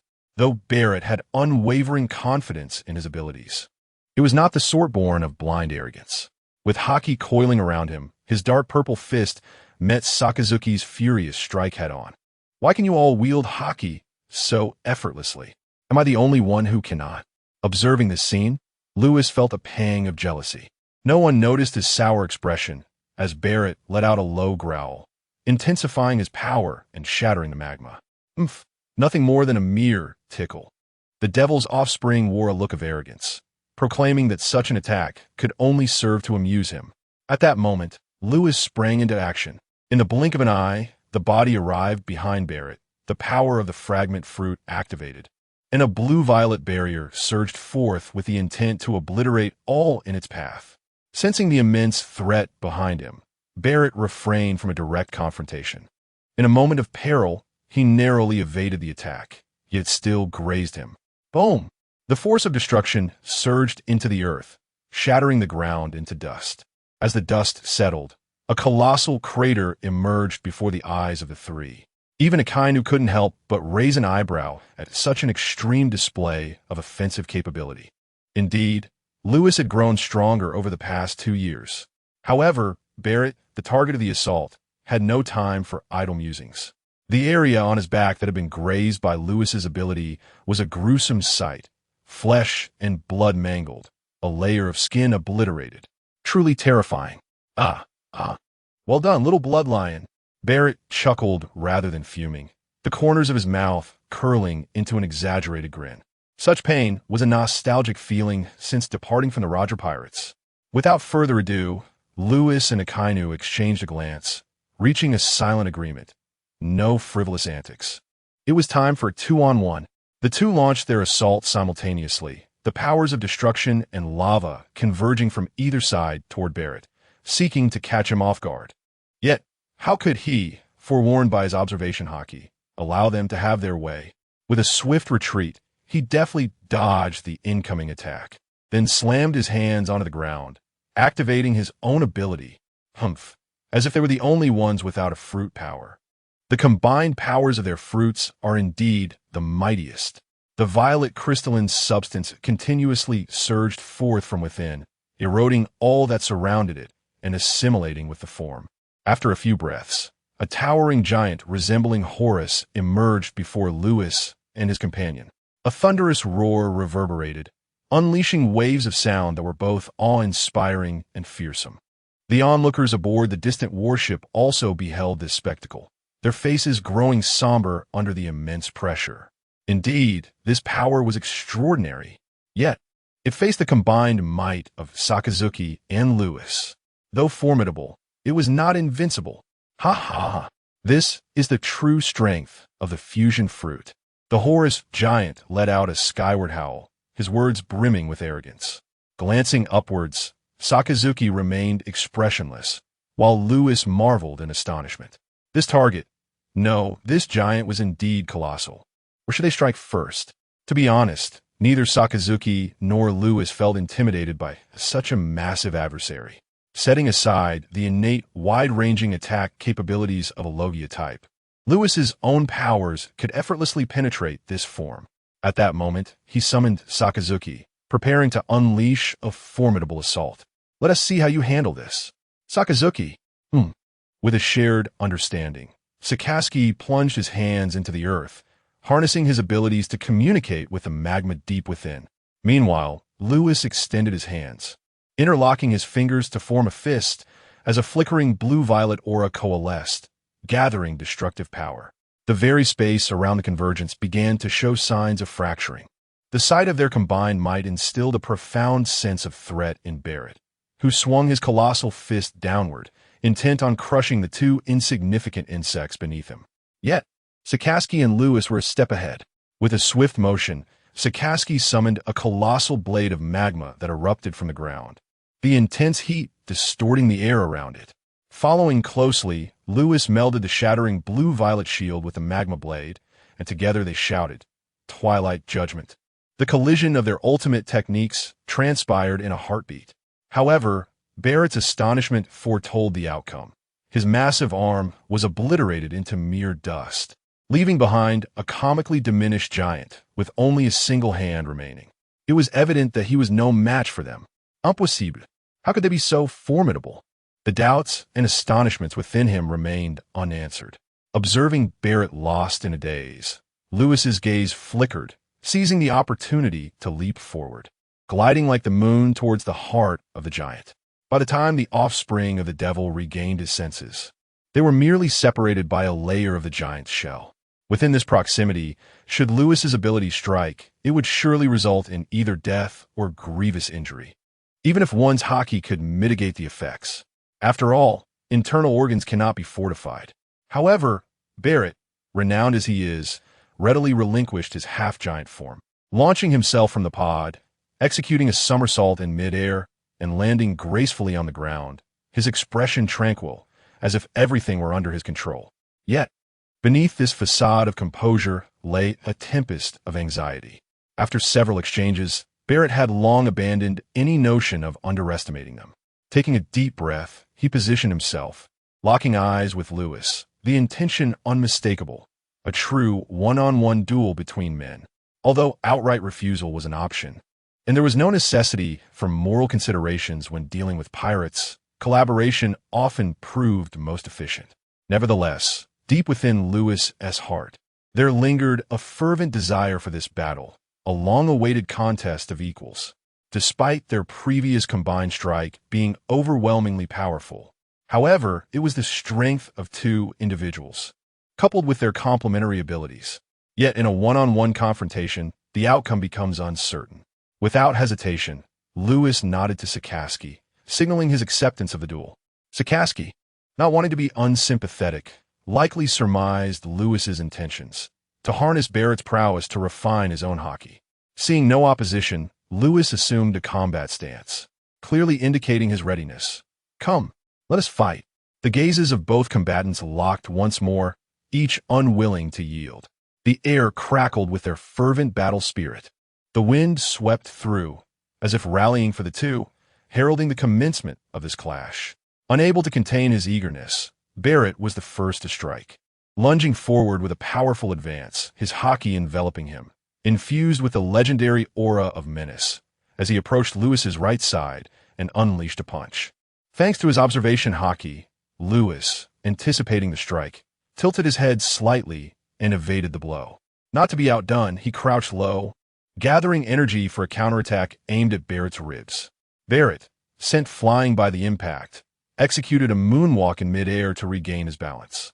Seizing the moment, Lewis swiftly launched himself beneath Barrett, leaping up to deliver a whip-like kick to his back. Yet, Barrett wore a triumphant smile, absorbing the blow. and with a firm grip on Lewis's lower leg, he forcefully hurled him towards the ground. With resolute determination, he shielded his back, yet the recoil inflicted damage upon his organs, causing him to expel a mouthful of blood. He quickly rose to his feet, deftly evading the incoming punches. Once grounded, Barrett cast a glance at Lewis, a faint smile gracing his lips. This round was slightly in his favor. After a brief pause, both resumed their fierce engagement, trading blows with fervor, each strike aimed at vital points, drawing upon their lifelong training. Meanwhile, Kazan found himself ensnared in a dilemma. Salo lay with his eyes shut, his body marred by injuries, his breath barely perceptible. Beside him, Robin remained unscathed, yet the sight of her dearest friend in such a state left her powerless, tears streaming down her cheeks, though they had long since dried. As Kazan arrived, he was met with this heart-wrenching scene. Overwhelmed with concern for his friend, he rushed to Salo's side, anxiously calling out his name. Salo. Hey, wake up. Don't sleep. Upon sensing the arrival of someone familiar, Robin scrambled to her feet, grasping Kazan's trousers as if clutching on a hope, her eyes brimming with longing. In a hoarse whisper, she pleaded, "Please, can you save him? He is my only friend." Hearing their voices, Salo struggled to open his eyes, softly murmuring. In stark contrast to Robin's elation, shadows clouded Kazan's eyes, his lips pressed firmly together. He understood that his dear friend had little time left. Could Kazan ask you for a favor? Salo's gaze towards Robin was filled with remorse. Sorry, Olga. I can no longer protect her. Kazan, caught in a tumult of conflicting thoughts, hesitated to respond. He saw Robin, who, aside from their differing hair colors, bore an uncanny resemblance to the captured scholar. How could he not recognize their connection? According to the law, the options were either death or imprisonment in Impel Down. Yet, given her age, what difference would it make to be sent to Impel Down? Hell shows no mercy based on youth. If Albia were guilty, he could understand that. But this girl? She had done nothing at all. The weight of his responsibilities clashed with the compassion in his heart, leaving him in a state of turmoil. What should he do? Suddenly, he recalled a conversation with Lewis during their idle chatter. If your duty forces you to turn your back on your sense of justice, what will you do, Kazan? Ha ha ha. Such a scenario is bound to occur, isn't it? The world government, if that day truly comes. I will choose the justice within my heart. With this thought, Kazan found his answer. Yes, the justice within my heart. Why did I join the Navy? To protect the weak and prevent them from suffering any longer. Clenching his fists tightly, confusion dissipated, replaced by doubt and fury. Must they descend into the depths of hell solely due to their mother-daughter bond? Why must a mother's sins also ensnare her child? What kind of malevolent law is this? Having come to terms with everything, Kazan resolutely declared, Saul, I will take care of this child. The certainty in his response elicited a heartfelt smile from Saul. You remain the same, my dear friend. I long to share another drink with you, to discuss justice and ideals. Alas, I can no longer do so.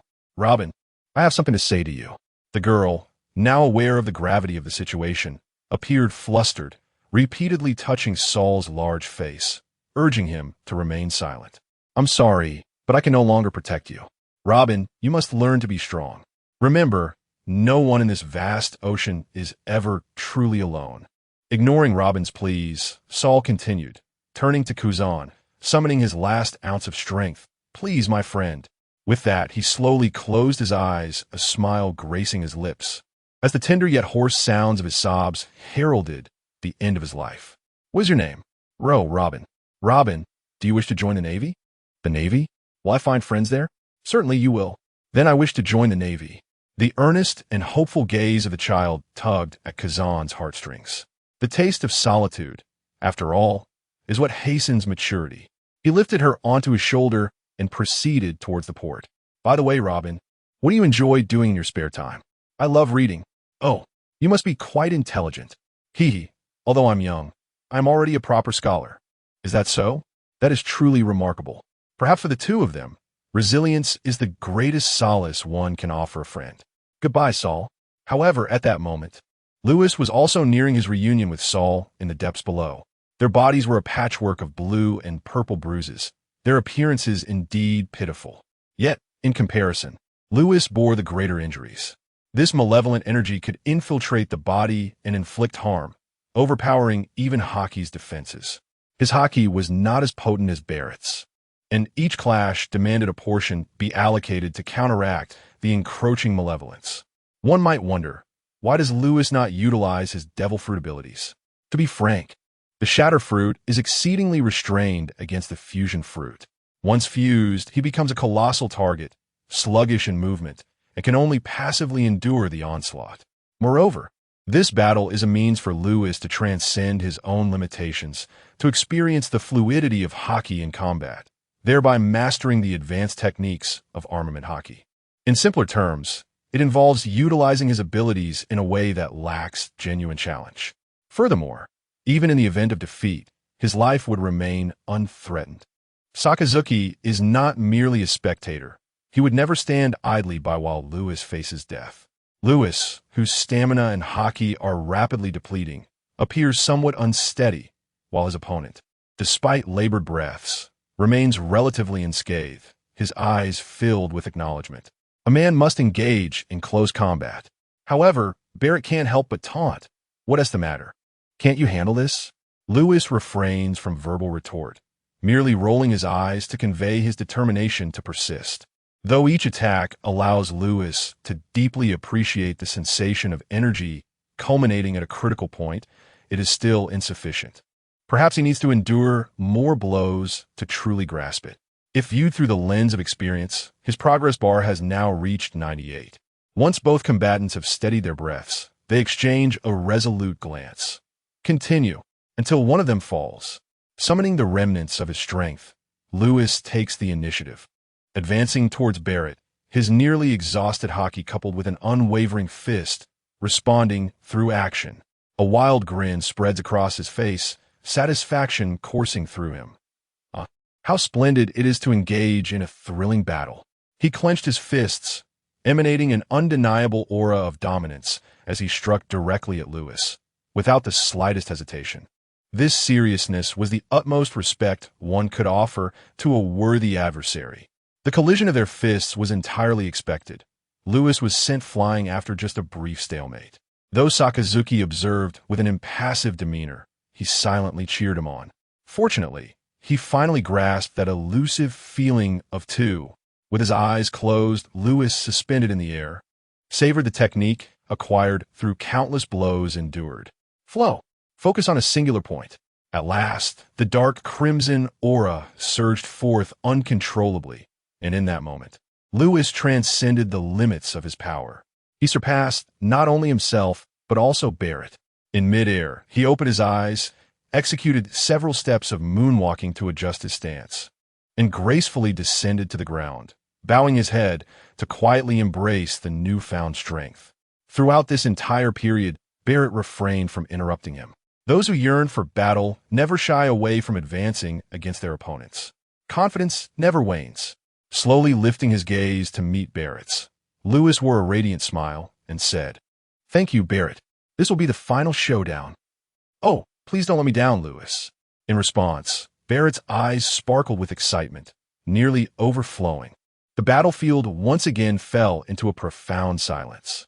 Lewis, Barrett, both combatants simultaneously shouted each other's names, charging towards the center of the battlefield, channeling all their strength into a single, formidable punch. The overwhelming aura emanating from their fists collided in midair, producing a resonant sound that reverberated through the atmosphere, sending shockwaves that made the earth groan and fracture. Nearby, Sakazuki braced himself defensively, yet his gaze remained fixated on the clash before him.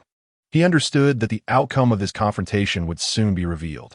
Both adversaries, faces flushed and veins bulging from their foreheads, refused to yield, raising suspicions that they might burst forth with blood at any moment.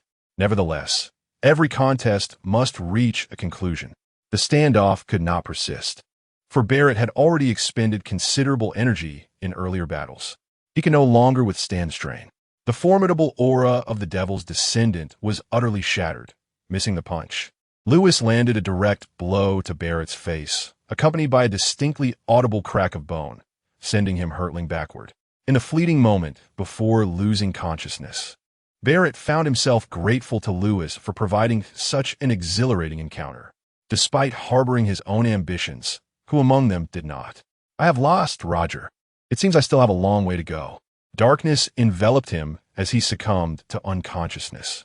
Ultimately, Lewis triumphed over his own limitations, vanquishing this admirable foe. Though I have expressed this before, I must reiterate my gratitude. Thank you, Barrett. With a long sigh, Lewis finally relaxed. This battle was indeed arduous, yet the rewards were substantial. However, he still harbored one lingering question. How did this individual arrive here? A lone wolf, having severed ties with the Roger pirates. How could he possibly possess such knowledge? After contemplating various possibilities, it seemed that only the notion of coincidence could serve as an explanation. One could only lament that it was indeed unfortunate for him. In the original narrative, Barrett appeared to have been captured by Carp and Sengoku, but it seemed unlikely that these two would be mobilized for such a matter. Regardless, Impel Down would be his sole destination from this point onward. Upon witnessing the conclusion of the duel, Sakazuki wasted no time and promptly contacted Marineford via Den Den Mushi, requesting the dispatch of personnel to escort Barrett into the ship's prison.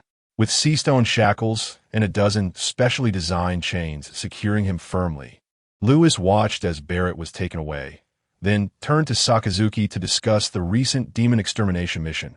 Sakazuki, it appears someone is to take the blame this time. What are your plans moving forward? The task assigned by the world government has been accomplished, but the subsequent actions will depend on how the team leader chooses to proceed.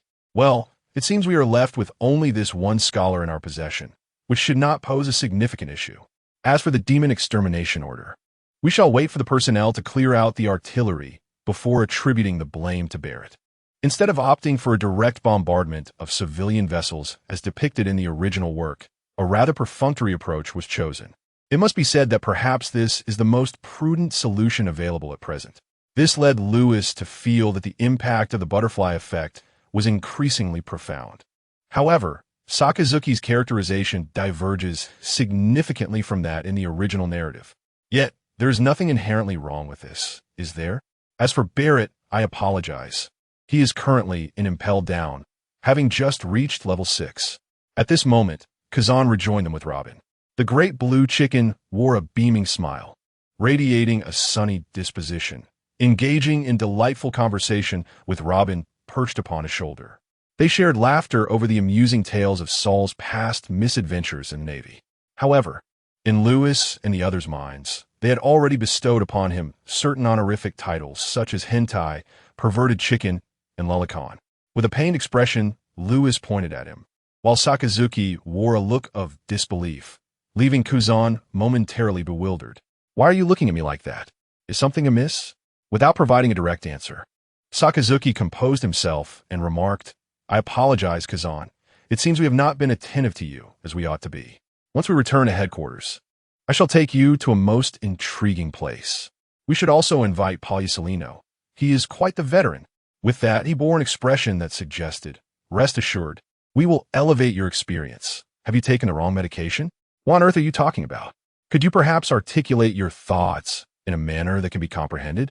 Beside them, Lou looked on with increasing confusion, hesitantly hinting this girl is. Upon noticing the situation, the large blue chicken finally placed Robin on the ground and began to recount the preceding events. After listening, the two fell into a prolonged silence, their expressions tinged with sorrow, particularly for Sakazuki, even though Saul had departed from the Navy and had perished while upholding his own sense of justice. A sense of regret lingered. I apologize for misunderstanding you. We thought you. Lou, trying to alleviate the tension, awkwardly explained his previous actions. This caused Kazan's long face to darken considerably. Since when did I have a preference for young girls? Is it simply because I lack a girlfriend that you perceive me in such a light? What about the trust among comrades? In the face of Kuzan's indignant fury, the two quickly acknowledged their error, promising to amend their ways upon their return, even offering to cover a month's worth of drinks. Really? Don't you dare back out. Upon hearing that they would cover the costs of drinks for an entire month, the large blue chicken's demeanor shifted instantly, leaving the two momentarily astonished. This was a case of turning the tables. Observing the whimsical antics of the trio, Robin couldn't help but chuckle, remembering Robin's involvement. Lou adopted a serious demeanor and cautiously inquired, "Hey, Kazan, are you truly considering having Robin join the Navy?" Her identity was interrupted before Lewis could continue. "I am well aware, but I do not regret my choice today." Upon hearing this, Lewis fell silent. Kazan's resolute expression had already indicated that his decision was firm. The bystander, Robin, quickly asserted her determination to work diligently after joining, aspiring to become an exemplary member of the Navy. But what about her mother? With this question posed by Sakazuki, the others fell into contemplation. Lewis believed it was essential for the mother and daughter to meet before discussing further. This proposal was accepted. Although Robin displayed a complex expression that seemed incongruous for her age, silently nodding in agreement. At that moment, Spandam approached the group with a sycophantic demeanor, feigning ignorance of Robin's presence, and cheerfully announced the completion of the task, thanking everyone for their cooperation and inviting them to dine with him in Mariejois whenever they had the opportunity. I, Spandam, know nothing at all. As the leader, Sakazuki graciously exchanged pleasantries before returning to the warship alongside his companions. The temporary commander of the fiery mountain greeted the various generals, celebrating the successful completion of the mission. Particularly, he lavished praise upon Lewis, whose remarkable talent at the tender age of 20 was nothing short of formidable. Yet rather than envy, the others felt a sense of admiration, having witnessed Lewis's arduous ascent to prominence. Once all civilians were evacuated, Sakazuki, having resumed command, issued a direct order for bombardment to obliterate the remnants of O'Hara. The barrage rained down, extinguishing the last vestiges of life in O'Hara. From this moment forth, it would cease to exist, destined to be forgotten by the passage of time. In the confines of the warship's brig, Kazan and Lewis stood at the doorway, each holding a cigarette, with Kazan adopting a concerned demeanor akin to a worried father. Lewis, standing beside him, could only roll his eyes in exasperation. The previous explanations had lacked sincerity, and now it seemed evident. "You foolish bird."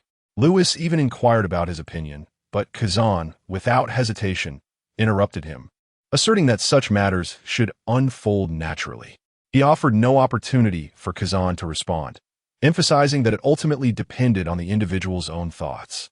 Simply put, he was merely an outsider with a good relationship. Although the Guardian had been imprisoned, he was still very much alive. Only fate shall decide their paths. Within the confines of the cell, the mother and daughter, long separated, gazed at each other through the bars in silence. Ultimately, it was Albia who shattered this stillness. "Robin, how have you been?" This belated inquiry from her mother pierced through Robin's defenses, causing tears to stream down her face, evoking deep sympathy. She yearned to ask why her mother had neglected her for so many years. Was the so-called history truly more significant than her own flesh and blood? Yet, the guilt and remorse etched on Albia's face stifled Robin's words. With a forced smile, she conveyed that she was managing. What purpose would blame serve? Could it amend the past? Could sorrow return? It was better to cherish the present, for she was Robin's only remaining kin. Through her sobs, she recounted the chapters of her life over the years, from her studies under the tree of knowledge, becoming a scholar, forging a friendship with sorrow, to her current aspirations of joining the Navy. As she listened to her daughter's narrative, Albia felt a deeper sense of regret. Consumed by the pursuit of historical truths while neglecting her daughter, she felt unworthy of the title mother. "What are your plans after joining the Navy?" she inquired. At this, Robin appeared perplexed. Indeed, what lay ahead after enlisting? Surely, one must have a goal. As Robin gazed at her mother in the prison, a spark ignited in her eyes. She looked at Orbia, confined within the cell, and pondered whether joining the Navy would enable her to rescue her mother from captivity. However, it seemed implausible that the government would release someone without cause. One must make a significant contribution first. In essence, it was imperative to achieve military accomplishments. Orbia, observing her daughter's resolute expression, felt a deep sense of helplessness, knowing that all she could do was offer encouragement and support to Robin. Outside the cell, the two men leaned against the railing, refraining from eavesdropping on the intimate exchange between mother and daughter, instead patiently awaiting Robin's decision. It wasn't long before Robin emerged from the cell, her eyes slightly swollen, and shared her thoughts with Lewis and the others. Her plan to join the Navy remained unchanged, but her purpose had intensified. She aimed to enlist in order to save her mother. Of course, for now, Robin needed to focus on her growth and reach the legal age for conscription. As for the boot camp, Lewis candidly admitted that he harbored little hope for Robin's entry, given that she had yet to undergo any formal training thus far. Only the elite of the Navy can enter the recruit camp. However, upon reviewing the original text, it is evident that Robin possesses a certain level of combat prowess, having defeated a prominent adversary later on. Yet, one must not forget that Robin is currently under the protection of Kazan, which renders her admission to the camp inconsequential. Moreover, many previously challenging matters have become more manageable. For instance, her background can now be conveniently arranged to portray her as a girl who survived a shipwreck. How perfect! There is no possibility of this information leaking.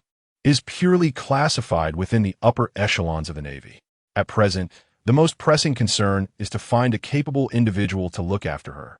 After much contemplation, Kazan realizes there is but one suitable candidate: Admiral Tsuru, female, single, and predominantly stationed at headquarters. She's an ideal choice, though it remains uncertain if this arrangement will come to fruition. The Demon Extermination Fleet has safely returned to Marineford. At this moment, the trio led by Sakazuki, along with Admiral Tsuru, convenes in the office of Fleet Admiral Sengoku. This gathering can almost be regarded as a small-scale high-level meeting. Sengoku, feeling somewhat weighed down by the execution of the Demon Extermination Order, a particularly violent method of law enforcement, cannot help but anticipate potential psychological repercussions. Ironically, as he prepares to comfort his subordinates, he finds them behaving as if nothing has transpired. Laughter and merriment abounded, particularly between Sakasaki and Kazan, whose relationship has evidently improved significantly. Upon inquiring about the details of this mission, Sengoku exclaimed, "Goodness, a veritable savior has descended upon us. I cannot help but ask, is it truly such a remarkable coincidence? Yet, the reality is indeed fantastical. Strolling through the New World, I happened upon the West Sea, fortuitously arriving at O'Hara, just in time to encounter Lewis and his companions. This narrative possesses a certain allure. Aside from Lewis's promotion to Rear Admiral, the remainder consists solely of formal reports and the transfer of duties." At this moment, Kazan approached the strategist Crane, seeking her assistance in caring for Robin. Crane did not decline. Rather, she readily acquiesced to Kazan's request, allowing a weight to lift from his heart. Subsequently, life returned to its normal rhythm for each of them, and everything appeared tranquil. Yet, unbeknownst to them, this serenity was merely the calm before the storm, as tumultuous currents had already ensnared the entire world, inevitably extending to the very edge of the sea. As usual, Lewis, who was still stationed at the headquarters, participated in the weekly routine meeting, aimed at collectively identifying any oversights. However, the intelligence presented during the meeting was largely nonsensical, containing items such as Whitebeard's review of world wines in a certain magazine and Big Mom's nth wedding banquet, among others. Genuine intelligence was scarce, and even that pertained to relatively minor issues. Nevertheless, this time, Lewis came prepared. He produced an authoritative geography magazine that had just been released to the public, featuring the signature of the Roger Pirates. After distributing the magazines to everyone present, he began to explain. To his surprise, Karp found this notion rather astonishing. These rascals were capable of engaging in academic research. Incredible. As the magazines circulated, Sengoku, who was presiding over the meeting, glanced through one and promptly inquired, "What noteworthy details should we pay attention to?" On page 27, a report from the Roger Pirates surfaced. Lewis received the words with an indifferent expression. The previously relaxed atmosphere in the conference room gradually shifted to one of gravity as they examined the report in the magazine. Thus, Roger and his crew have been relentlessly seeking this so-called historical text in a quest to reach the elusive final island. Zephyr looked astonished, perplexed by Roger's motives. Sengoku's countenance darkened significantly as he slowly articulated, "It is said that when a pirate finds that ultimate island, they will have completed the grand voyage of the Grand Line and be crowned as the king of the pirates. Upon hearing this, the crowd's eyes widened in disbelief. One could not deny that with Roger's current stature, should he succeed, he would undoubtedly ascend to the pinnacle. The implications for the world would be dire. At that moment, Garp inquired, when was the last operation conducted by the Roger pirates? After a brief pause for contemplation, Admiral Taru provided the answer. The most recent occurrence was 3 months ago, when intelligence indicated they had stolen something from Big Mom's territory and swiftly vanished from the seas. Shortly thereafter, Lewis summarized. As it stands, the Roger pirates have already embarked on their journey to the final island. Perhaps the next time we encounter him, he shall have claimed the title of Pirate King. Pressing on his temples, Sengoku felt a haze enveloping his mind. The routine meeting had unexpectedly yielded a momentous revelation. The historical text, the Roger pirates and the Pirate King. It was indeed laden with elements of suppression. Now, all these threads had converged. It seemed that once the meeting concluded, he would need to report the situation to the 5 esteemed gentlemen alongside Admiral Akainu. Initially, he had anticipated the meeting to proceed as it always did, merely a formality, with tea and light conversation to pass the time in a relaxed manner. However, upon hearing this news, one could hardly believe it. Roger was on the verge of becoming the Pirate King? Was the world changing too rapidly? Or was it merely Sengoku's predicament? It felt utterly abrupt. In Mariewa, amidst the interplay of power, the 5 aged figures in a room exhibited varied postures. Yet their expressions were unified in a mix of astonishment and fury, with a shadow lurking deep within their gazes.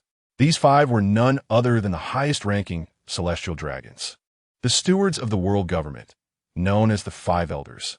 The golden-haired elder among them was the first to shatter the silence. Can this matter be confirmed as true? His tone was laden with gravity. When he received the report from Akainu and Sengoku, he was profoundly taken aback. Roger, without uttering a word, was poised to conquer the Grand Line and claim the title of Pirate King. They had already dispatched CP0 to investigate the veracity of the information. Nevertheless, regardless of its authenticity, action was imperative. The bald elder of the 5 elders maintained an impassive demeanor, harboring a rather intricate perception of the Roger pirates. Ever since the cataclysmic battle at God Valley, their stance had been established. In a certain sense, Roger and his crew had salvaged the world government. Moreover, they displayed little ambition, meandering aimlessly. Even after Kazuki Odin's inclusion, there was scant regard for their activities. After a period of observation, they had not engaged in any actions threatening the government's dominion. Thus, they were allowed to continue unimpeded. Indeed, even the peril posed by Whitebeard, who roamed the seas as a father figure to many, was deemed greater than that of the Roger pirates. Yet now they had crossed the line. While others may remain oblivious, the elders were well aware. Even the recent destruction of O'Hara was connected to Roger and his crew. The monumental secret buried on the final island could potentially upend the world. The Roger pirates must be dealt with. The news regarding the Golden Lion indicated that he had been relentlessly seeking Roger. It was the perfect opportunity to relay this intelligence to him, claiming that Roger possessed the power of ancient weapons. Simultaneously, they would inform the Navy and CP to bolster their search efforts. The bald elder of the 5 elders devised a brilliant plan. Ideally, it would lead to a scenario where dogs would fight dogs, pitting the Golden Lion against Roger. Reconsider. For upon reaching a decision, they immediately instructed an operative embedded within the flying pirate crew to convey this information to the Golden Lion. They were confident he would take action. Unbeknownst to the world, the momentous Battle of Edward was about to commence. Meanwhile, in a certain corner of the New World, Lewis inquired, "How long have we been wandering about?" Beside him, Gion wore a weary expression, visibly exhausted. Following the conclusion of a routine meeting, Sengoku promptly mobilized personnel to search for the whereabouts of the Roger pirates in the New World. As a rising star in the Navy, Lewis was also selected for this mission. Thus, they found themselves amidst the vast expanse of the ocean, searching for a needle in a haystack. "Do not rush it, Gion. Consider this task as a vacation," remarked Teacher Bo, reclining comfortably on a beach chair, occasionally sipping on a chilled cola. "Ah, how refreshing." Gion, unable to contain his exasperation, rolled his eyes and retorted, "I would love to, but you are here. The atmosphere is not conducive to a romantic escapade. However, Beau's response was one of confusion as he inquired, "Who is romantic escapade?" Frustrated, Guillaume chose to ignore him. At that moment, the lookout relayed a message. 3 o'clock from the warship. A vessel has appeared, and its design is quite peculiar. The flag bears the insignia of the infamous pirate Big Mom. Big Mom? We are quite far from the Tato land region. Curiosity piqued, just as Lewis prepared to use his telescope to investigate further. A peculiar voice echoed from the distance. "I'm a ship? What on earth?" At that moment, the visage of the ship was unveiled. The prow resembled a colossal human face, its gaping mouth incessantly emitting the sounds heard moments prior. Although the vessel appeared akin to a cake, the flag it bore instilled trepidation in all who recognized it. The notorious pirate Big Mom. Roger had not encountered her. Yet here she was. It seemed today as fortune was not particularly favorable. Teacher Beau muttered in a cowardly tone, yet his expression remained remarkably relaxed. Cowardice was indeed warranted. Facing her, his chances of defeat were significantly greater. Nevertheless, as the fastest man in the world, could he not escape if he could not prevail? He was quite adept at strategic retreats. But that formidable lady was not present. It appeared she was not aboard. Peering through his telescope, he failed to spot Big Mom's exceptionally conspicuous figure. Oh, this suggested an opportunity for an unexpected performance boost. Who might the fortunate soul be? Upon learning that Big Mom was absent, Teacher Beau regained his confidence. He resolved to be himself, starting today. Meanwhile, the singing cake ship had also detected Luffy and his crew, altering its course toward the location of the warship. "Master Katakuri, we spotted a warship at 9 o'clock. What should we do?" A nameless pirate yelled toward the captain's quarters. Upon hearing his subordinate's report, Katakuri, who was indulging in donuts inside, paused in surprise. A warship? What was the Navy doing here? However, it was merely one ship, hardly a cause for alarm. Katakuri proclaimed, as the epitome of the Charlotte family and a formidable pirate with a bounty of 510 million, that he harbored no fear whatsoever. Without a moment's hesitation, he set aside the sweet donut in his hand, covered his gash with his scarf, and pushed open the door to step outside. Upon receiving a telescope from one of his subordinates, he gazed through it and indeed spotted a warship, which appeared to be of the Vice Admiral class. But what of the Vice Admiral? He had bested such foes before. Without a moment's delay, he commanded, "Alter our course. Do not allow that warship to escape." However, one of the newly joined pirates of the Big Mom Pirates hesitated, voicing his apprehension. "But Lord Katakuri, that is a warship, and, judging by its specifications, it must be of considerable rank. For the Navy. Let's not forget, we are in the New World." Katakuri, with an air of arrogance, saw no issue in the situation. This was indeed the New World, the domain of pirates. What could a mere warship do? It would ultimately succumb to the depths of the sea. Yes, Lord Katakuri. Witnessing their captain's unyielding spirit, his subordinates were filled with fervor, executing his orders without hesitation. Indeed, our Lord Katakuri is invincible. Yet, as they drew closer to the warship, the expressions of all aboard the pirate ship turned ashen, including Katakuri's, which grew quite grave. What the hell? A ship boasting Kizaru, Blood Lion, and an unknown female vice admiral. What are you all doing? Have you formed a team to vacation in the New World? Who orchestrated this? Admiral Kizaru, a long-established figure in the Navy, is destined to become one of the 3 admirals in the future. Blood Lion Lewis, the youngest rear admiral in Navy history, has achieved remarkable feats within just a few years of service. Particularly notable is his recent triumph in single combat against the formidable Douglas Bullet, which has made his name resonate like thunder among the pirate community. As for the unknown female rear admiral, well, who could possibly be worthy of associating with such illustrious figures? Katakuri found himself rather anxious at this moment. However, in order to maintain his authority in the eyes of his subordinates, he must keep a composed demeanor and issue orders with a steady tone.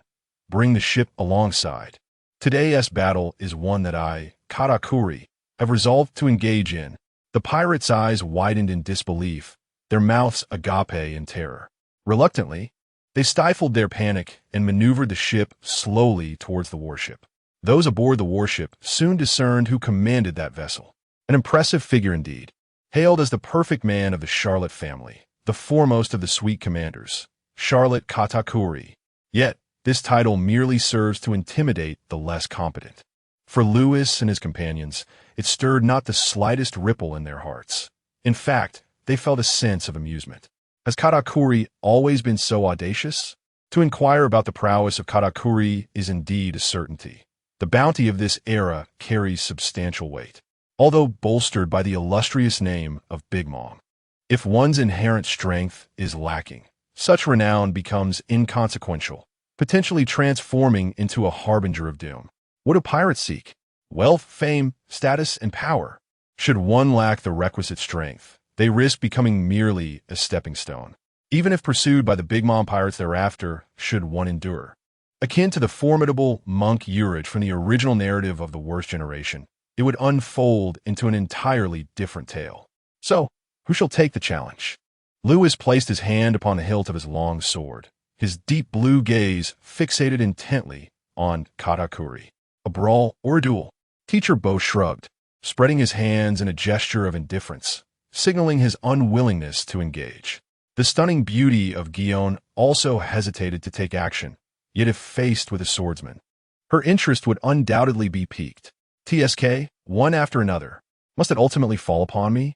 Observing Lewis gradually unsheath his long sword, Katakuri too retrieved his trident. In a three-way confrontation, victory seemed implausible. However, in a one-on-one contest, there remained a glimmer of hope. After all, his reputation as the perfect man was not mere boast. Bloodlion Lewis regarded the exceptionally handsome youth before him, and even our paragon of perfection felt a twinge of reflection. Was this individual's charm not somewhat unfair? Nevertheless, while your visage may reach the pinnacle of beauty, it is but a fleeting aspect. One cannot help but ponder the authenticity of your prowess. Unlike the panic and trepidation exhibited by the pirates, the Navy remains remarkably composed. Unless Big Mom herself intervenes, your attempts to claim victory through mere bravado are futile. The battle is imminent. With fury in his eyes, Katakuri unleashed a torrent of dark blue conqueror's haki that surged forth from within him. In an instant, many on both sides succumbed to unconsciousness. His mastery of the conqueror's haki was impeccable, a quintessential display of power. However, such prowess only serves to intimidate those of lesser strength. Lewis and his companions remained utterly unaffected, unless one has mastered the art of haki infusion. This is merely a display of bravado and crowd-clearing technique. Yet, it is undeniably impressive. Conqueror's haki. Ah, a tinge of envy crept into Lewis's heart, akin to the sourness of freshly squeezed lemons. Without further ado, he channeled his abilities into his longsword, a blue-violet aura pulsating rhythmically as he executed a downward strike into the void. Shatter the void. The immense blue-violet sword energy surged towards Katakuri, and upon closer inspection, one could see that the seawater in contact with the sword energy was rendered into a vacuum. The devastating slash, aimed at obliterating everything in its path, stirred a considerable shock within Katakuri, yet his extensive combat experience allowed him to regain focus swiftly. Activating the Machi fruit's powers, he enveloped his trident with armament haki, spinning it rapidly like a formidable cutting machine, his expression grave and intent as he locked his gaze upon the oncoming sword energy. With all his might, Katakuri thrust his hand forward, bellowing, Machi spear thrust. The clash of slashes and thrusts reverberated through the air, yet the immense force of the impact caused Katakuri's forehead to swell with veins, revealing his struggle. Gritting his teeth, he resolutely maintained his ground. There was no alternative. Retreating would spell disaster for the ship. Falling into the water would render him utterly powerless. With a fierce roar, he summoned all his strength to propel his opponent into the air. The explosive wave of sword energy dissipated the clouds overhead, leaving only the expanse of a cerulean sky. Breathing heavily, Katakuri, beads of sweat trickling down his brow, cast a glance at the man before him, who was nearly 8 years his junior, and felt a pang of bitterness within. How could he be temporarily subdued by such a distant assault? Unlike melee attacks, slashes lacked the sustained force necessary to maintain pressure. Nonetheless, he quickly recalibrated his mindset. Perhaps his adversary was not particularly adept in close combat? With this thought igniting a spark of determination, Katakuri sprang forward, racing towards the warship. Without uttering a word, Lewis exchanged a glance with Teacher Boa, signaling for the other Navy personnel to vacate the area. Acknowledging the silent command, the few remaining conscious sailors escorted their unconscious comrades away from the deck. Soon, the only ones left on the deck were Lewis, Teacher Boa, and Guion. Once the area was cleared, Katakuri ascended onto the warship's deck, paying little heed to the two spectators. With both hands raised, the trident cut through the air with a sharp whoosh, its offensive stance formidable. Lewis, however, was not to be outdone, exuding an air of dominance. He drew his sword close, gripping the hilt tightly, and met the attack with a defiant upward thrust. "Ah, it seems your mastery of Haki is still lacking." The sound of collision echoed, yet their weapons did not truly clash. Instead, they remained locked in a tense standoff in midair. The trident appeared to be frozen in place, unable to be pressed down despite the exertion. Observing this, Lewis raised an eyebrow, his gaze dripping with mockery, his tone nonchalant, while internally he felt an unwavering resolve. Even the advanced Haki could not be released. Was he merely offering himself as a target? Yet it was the sword that drew his attention. Noticing the minute fissures forming on the blade, Lewis frowned. Despite the protection of Haki, this was merely a standard weapon, not one of exceptional caliber. "I must seek out a superior weapon," Lewis mused. Meanwhile, Katakuri stood stunned, his expression grim. This person actually possesses advanced Haki techniques. "Are you cheating? Who taught you this? Hey, is the GM present? I formally report someone for cheating." Meanwhile, Barrett, stationed at level 6 of Impel Down, sneezed, perplexed, wondering who was speaking of him. "Is it you, Roger?" To return to the main topic, Katakuri did not continue the clash of blades.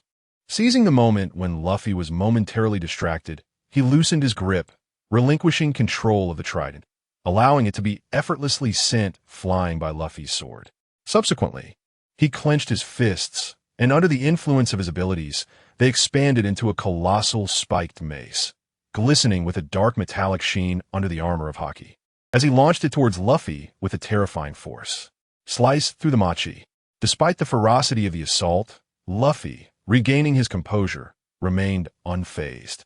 Freeing one hand, he activated the powers of the machi fruit, channeling energy from his waist as a blue-violet shield collided with the machi mace, exclaiming, "Shatter the stars." However, this time, the confrontation did not result in a stalemate. Upon contact, the machi mace shattered almost instantaneously. In Katakuri's incredulous gaze, Luffy transformed his fist into a claw, seizing his wrist and crushing the bones therein. Remarkably, this perfect man displayed immense fortitude, enduring the excruciating pain without uttering a sound. Yet, Luffy paid no heed to his resilience. With a powerful tug, he pulled Katakuri towards him, his other hand having mysteriously released the sword, delivering a punch to Katakuri's abdomen that sent him hurtling away. As Katakuri's figure tumbled into the sea, Luffy refrained from mockery, instead reflecting with a hint of wonder. "So, I have become this strong?" Listening to Lewis's narcissistic remarks, Guion rolled her eyes in exasperation. However, at such a young age, with such remarkable prowess, a touch of arrogance could be forgiven. Teacher Bo, on the other hand, exaggeratedly pouted and expressed himself with theatrical flair. The distant naval officers gazed at Lewis with admiration, transformed into fervent admirers, cheering for their esteemed major.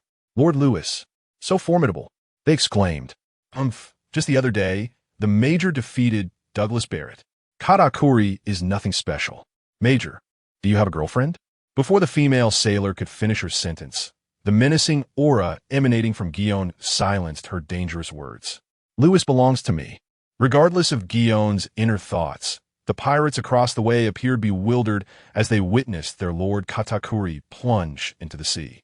That was too quick. Some of the more astute pirates immediately leapt into the water, attempting to retrieve him. However, Lewis was not one to remain idle. He swiftly called upon the naval forces, commanding them to aim their cannons at the cake ship and fire to annihilate it. In an instant, a barrage of cannon fire erupted, overwhelming the cake ship and the pirates, who offered little resistance before collapsing. Yet a voice from Teacher Bo momentarily caught him off guard. "Hey, Lewis, Katakuri cannot die just yet." He was not angered by Lewis's assumption of command. Instead, he offered a reminder. "Understood, Teacher Bo, I comprehend," Lewis replied with a smile, nodding to indicate his understanding. However, turning away, his expression turned stoic as he continued, "Cease the bombardment and retrieve Katakuri. Eliminate the remaining pirates on spot." If this were merely a high-bounty pirate, executing him would pose no issue. Yet Katakuri was different. He was backed by Big Mom, a true behemoth. In terms of strength, he was only slightly inferior to the elite like Roger. His influence had not yet reached the formidable heights depicted in later narratives. He could be classified as a silver-tier contender. But in this era, are silver-tier contenders weak? One could find an array of terrifying monsters among them. Even the ruling world government must weigh their power carefully. Should Katakuri, the crowning jewel of the Charlotte family, be slain today, it would undoubtedly lead to an unending vendetta. The Navy harbors no fear. It is their duty to bring pirates to justice. However, what of the world government? In the original narrative, they engaged in dealings with the land of Wano and the beast pirates behind it. Might there be similar arrangements with the Big Mom pirates? Moreover, given the current situation, the Navy lacks the capacity to confront the formidable queen of Tot Land. After all, the immediate priority lies in dealing with the Roger pirates. This is of utmost importance. Initially, Lewis indeed harbored intentions to eliminate Katakuri, perceiving the character from the original narrative as unremarkable. He had not contemplated the aforementioned complexities. Unlike Barrett, who was merely a scapegoat, the world government later issued an order that only permitted imprisonment. However, how could the astute Master Bo fail to grasp these intricate nuances? He promptly cautioned Lewis. Fortunately, Lewis quickly realized the gravity of the situation, retrieving the unconscious Katakuri and refraining from further action. Master Bo let out a sigh of relief, grateful that the situation had not escalated further. Observing the disintegrating cake ship and the terrified visage of Lewis, he remained silent, lost in thought. After producing a cigarette and lighting it, he watched as Katakuri was confined within the ship's brig. Turning to the Guion and Master Bo behind him, he smiled and remarked, "Let us proceed. We still need to locate the Roger pirates. I have a premonition that we might encounter them this time." The two expressed their bewilderment, pondering the origins of such inexplicable confidence. In the aftermath of the concluded incident, Teacher Bo contacted the phone bug, recounting the events in meticulous detail to Sengoku and the others searching for Roger in another region of the New World. Meanwhile, Sengoku and Garp, having just dealt with a particularly audacious crew of pirates, received the communication from Teacher Bo. Upon curiosity, they connected the call and, after listening, exchanged puzzled glances, uncertain of what to say next. With arms crossed, Garp, deep in thought, voiced his musings to Sengoku. "Hey Sengoku, I don't know if it's just my imagination, but it seems that wherever that kid Lucci goes, he always encounters some formidable pirates, doesn't he it?" Sengoku, with an equally perplexed expression, took over the conversation. From the red count to this encounter with Katakuri, Lucci consistently crosses paths with impressive figures. While their strengths vary, the pattern remains undeniable. What could be the reason behind this? On his very first mission at sea with the Admiral, he stumbled upon the red count, and now, while searching for the Roger pirates, he coincidentally meets Katakuri.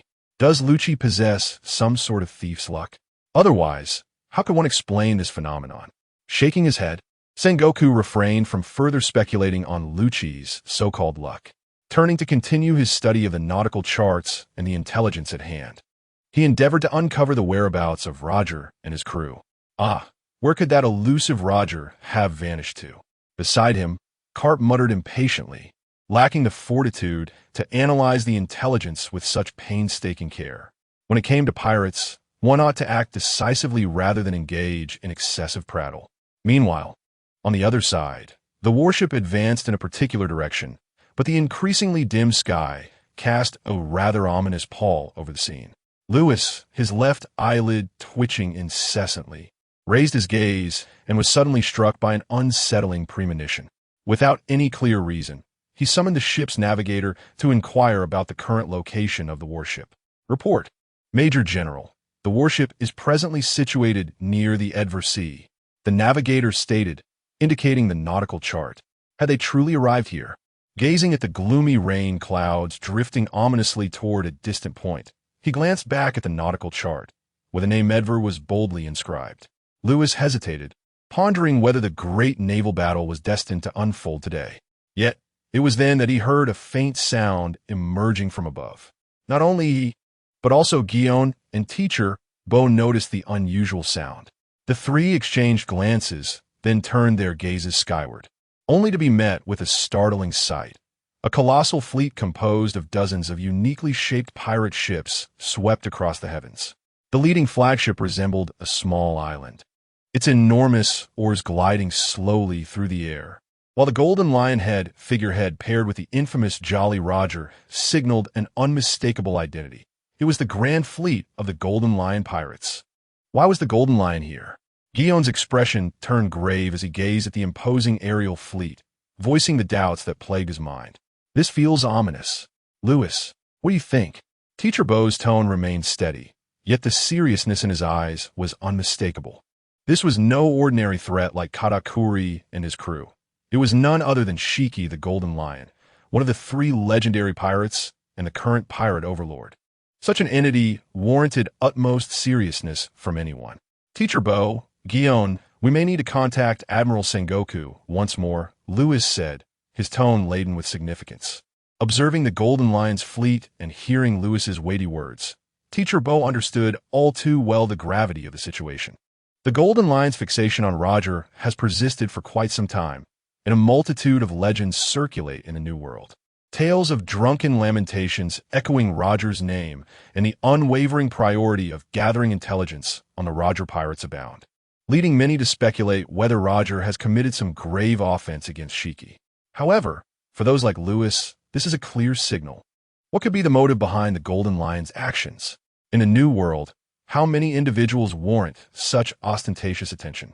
Only Roger and Whitebeard come to mind. As for Kaido and his cohorts, they hardly merit his regard.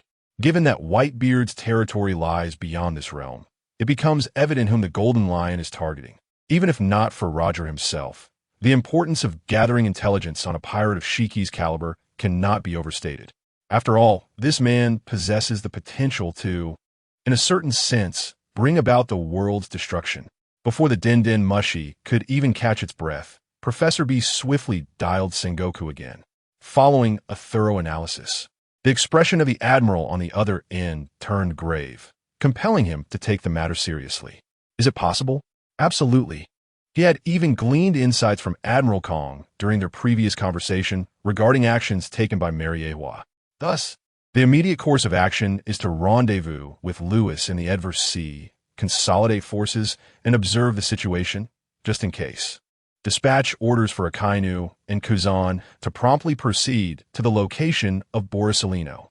Simultaneously, convey the message to the Marine headquarters, urging them to prepare. Indeed, the mighty Sengoku.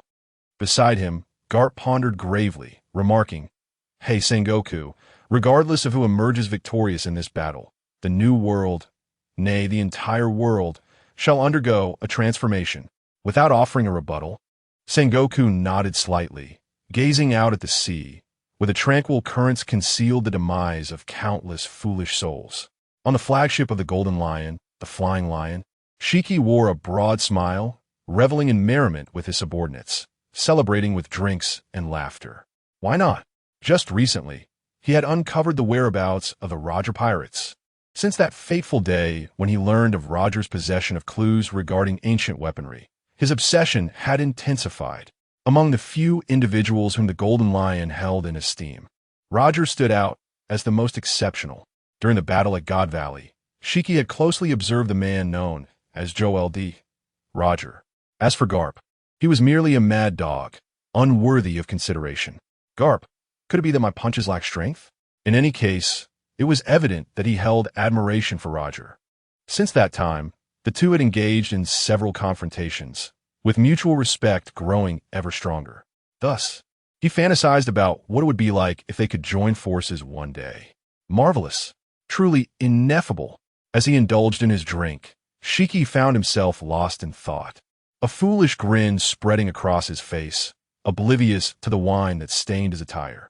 His subordinates exchanged glances, yet none dared to disturb their captain in this moment. After all, one must prioritize their own well-being. Who knew what whims might arise from this elated commander? Suddenly, the sound of heavy footsteps disrupted the idyllic reverie, accompanied by an irritable clap of hands. "Dr. Indigo, could you possibly temper your insufferable stomping?" Shiki bellowed, veins throbbing on his forehead in irritation. Indigo merely waved dismissively, indicating he understood. Yet, it was always the same. His responses were nothing more than perfunctory gestures. He then announced, "Captain, we have located Roger in the Edwall Sea." Upon hearing the name Roger, the Golden Lion sprang to his feet, his subordinates' expressions igniting with excitement as they eagerly rubbed their hands together, ready to engage. Have we finally found him?" Roger's lips curled into a triumphant smile, ambition glinting in his eyes. "Roger, ancient weaponry, it's all mine. What will they use to oppose me? The advantage lies with me this time, without a doubt." He swiftly commanded, "Set a course immediately for Roger's location." The crew responded in unison, "Yes, Captain." However, on board the Oro Jackson, the atmosphere was decidedly somber. "Roger, perhaps you should take a moment to rest." Riley, with a face etched in concern, earnestly advised him.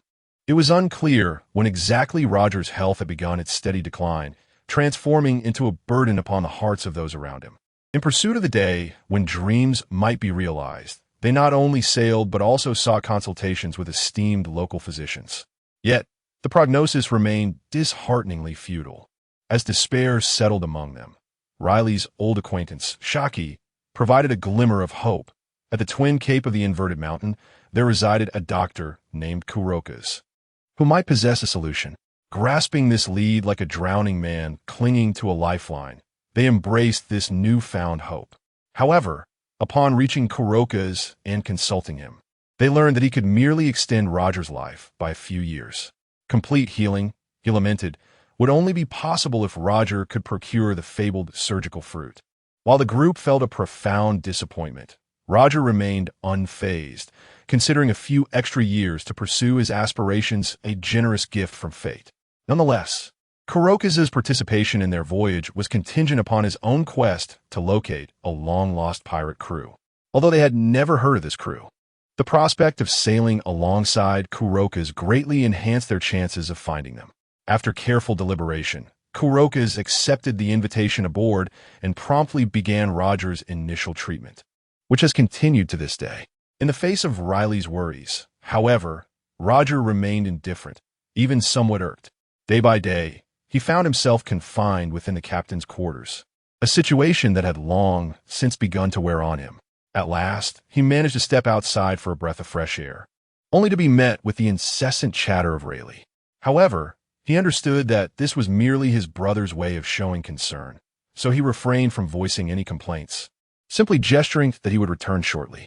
Yet, just as he was about to take a step back towards the captain's quarters, both Roger and Rayleigh sensed something amiss. They looked up to behold a formidable fleet of pirate ships blotting out the sun, advancing ominously towards the position of the Roger pirates. In unison, they shouted, "Prepare for battle." This rallying cry ignited the entire crew, who swiftly armed themselves and gathered around their captain and first mate, their expressions grave as they braced for what lay ahead. Among them, a particularly anxious fellow with a red nose exclaimed, "It's the fleet of Gold Lion Shiki." In apparent response to the panicked shout of the red-nosed buggy, Shiki, the Gold Lion, stood at the bow of his ship, surveying Roger and his crew from a position of superiority, his gaze condescending, a cigar clenched between his teeth, exuding an air of arrogance. "Ha ha ha, Roger. Long time no see." "Shiki. Indeed, it has been far too long, Roger." "Shiki." Encircled by the vast fleet, Roger maintained his signature smile, his eyes betraying no hint of fear. This indomitable spirit alone was worthy of his legendary status among the three great pirates. Captain Roger, let us surrender swiftly. In this situation, victory seems utterly unattainable. Buggy was so intimidated by the opposing forces that he was rendered utterly disoriented, beginning to plead with his captain. At this moment, Rayleigh delivered a sharp blow to his head, seizing him by the collar and gesturing for him to silence himself, lest he disrupt the morale of the troops. Shanks, donning his straw hat, added fuel to the fire. Buggy, at this point, you are invulnerable. Even the Golden Lion cannot harm you. Upon hearing this, Buggy, fueled by adrenaline, had his head split apart, directly confronting Shanks with fury etched across his face. You fool, Shanks, there are still numerous vulnerabilities. Just the fact that I cannot swim is enough to torment me. He glared at the very source of his misfortune, particularly vexed by Shanks' expression of innocent bewilderment. Enough. Silence. As the reliable first mate, Rayleigh felt compelled to intervene and quell the chaos between the two. He turned his gaze toward Roger's retreating figure, worry gnawing at him. Would they be able to escape this time? No. I must have faith in Roger. In everyone. They have always persevered through such trials. Haven't they? Thus, he steadied his emotions and fixed a serious gaze upon the adversaries before them. At that moment, Shiki once again spoke up. Roger, we have known each other for many years. Though we have had our share of disagreements and skirmishes in our youth, let's put those grievances aside, starting today. With your knowledge of ancient weaponry and my military strength, this world shall be ours. Upon reaching this point, he paused for a moment, extending his left hand into a clenched fist, embodying a demeanor of certainty as he proclaimed, Become my right-hand man, Roger. After quietly absorbing Shiki's declaration, Roger maintained his smile, responding with unwavering resolve. I've stated countless times, I have no interest in vying for supremacy. If being a pirate means I cannot sail freely, then what is the purpose of my journey? No matter the pressure you impose upon me, Shiki, my answer remains singular. Taking a deep breath, he bellowed, I refuse. As Roger's proclamation echoed, the atmosphere turned profoundly tranquil. Tension enveloped the expanse of the ocean above. Exhaling the smoke from his mouth, Shiki's gaze gradually transformed into one of icy coldness, his inner fury surging. Why? Why will you not acquiesce, Roger? Am I, the Golden Lion, truly so unworthy? Suppressing the murderous intent that threatened to erupt, Shiki slowly articulated. So, you mean to say you wish for me to eliminate you here? With his countenance remaining unperturbed, Roger unsheathed his beloved blade, directing it towards Shiki, locking eyes with him defiantly. It means I intend to vanquish all of you right here. With those words, as if by mutual agreement, both parties unleashed their firepower, heralding the commencement of a maritime battle that would reshape the very fabric of the world. At this moment, on the naval side, following the command issued by the warring states, the fleet dispatched to search for Roger's whereabouts had converged near the Edward Sea. Though the ships were not visible, the distant echoes of cannon fire could be faintly heard, astonishing everyone at the sheer magnitude of the naval battle. It was remarkable that such sounds could travel this far. Has the fighting already commenced? Truly, these pirates are terrifying. Professor Bo maintained his characteristic sarcastic tone. Beside him, Sakazuki and Kuzan remained expressionless, indicating their disinterest in engaging with his commentary.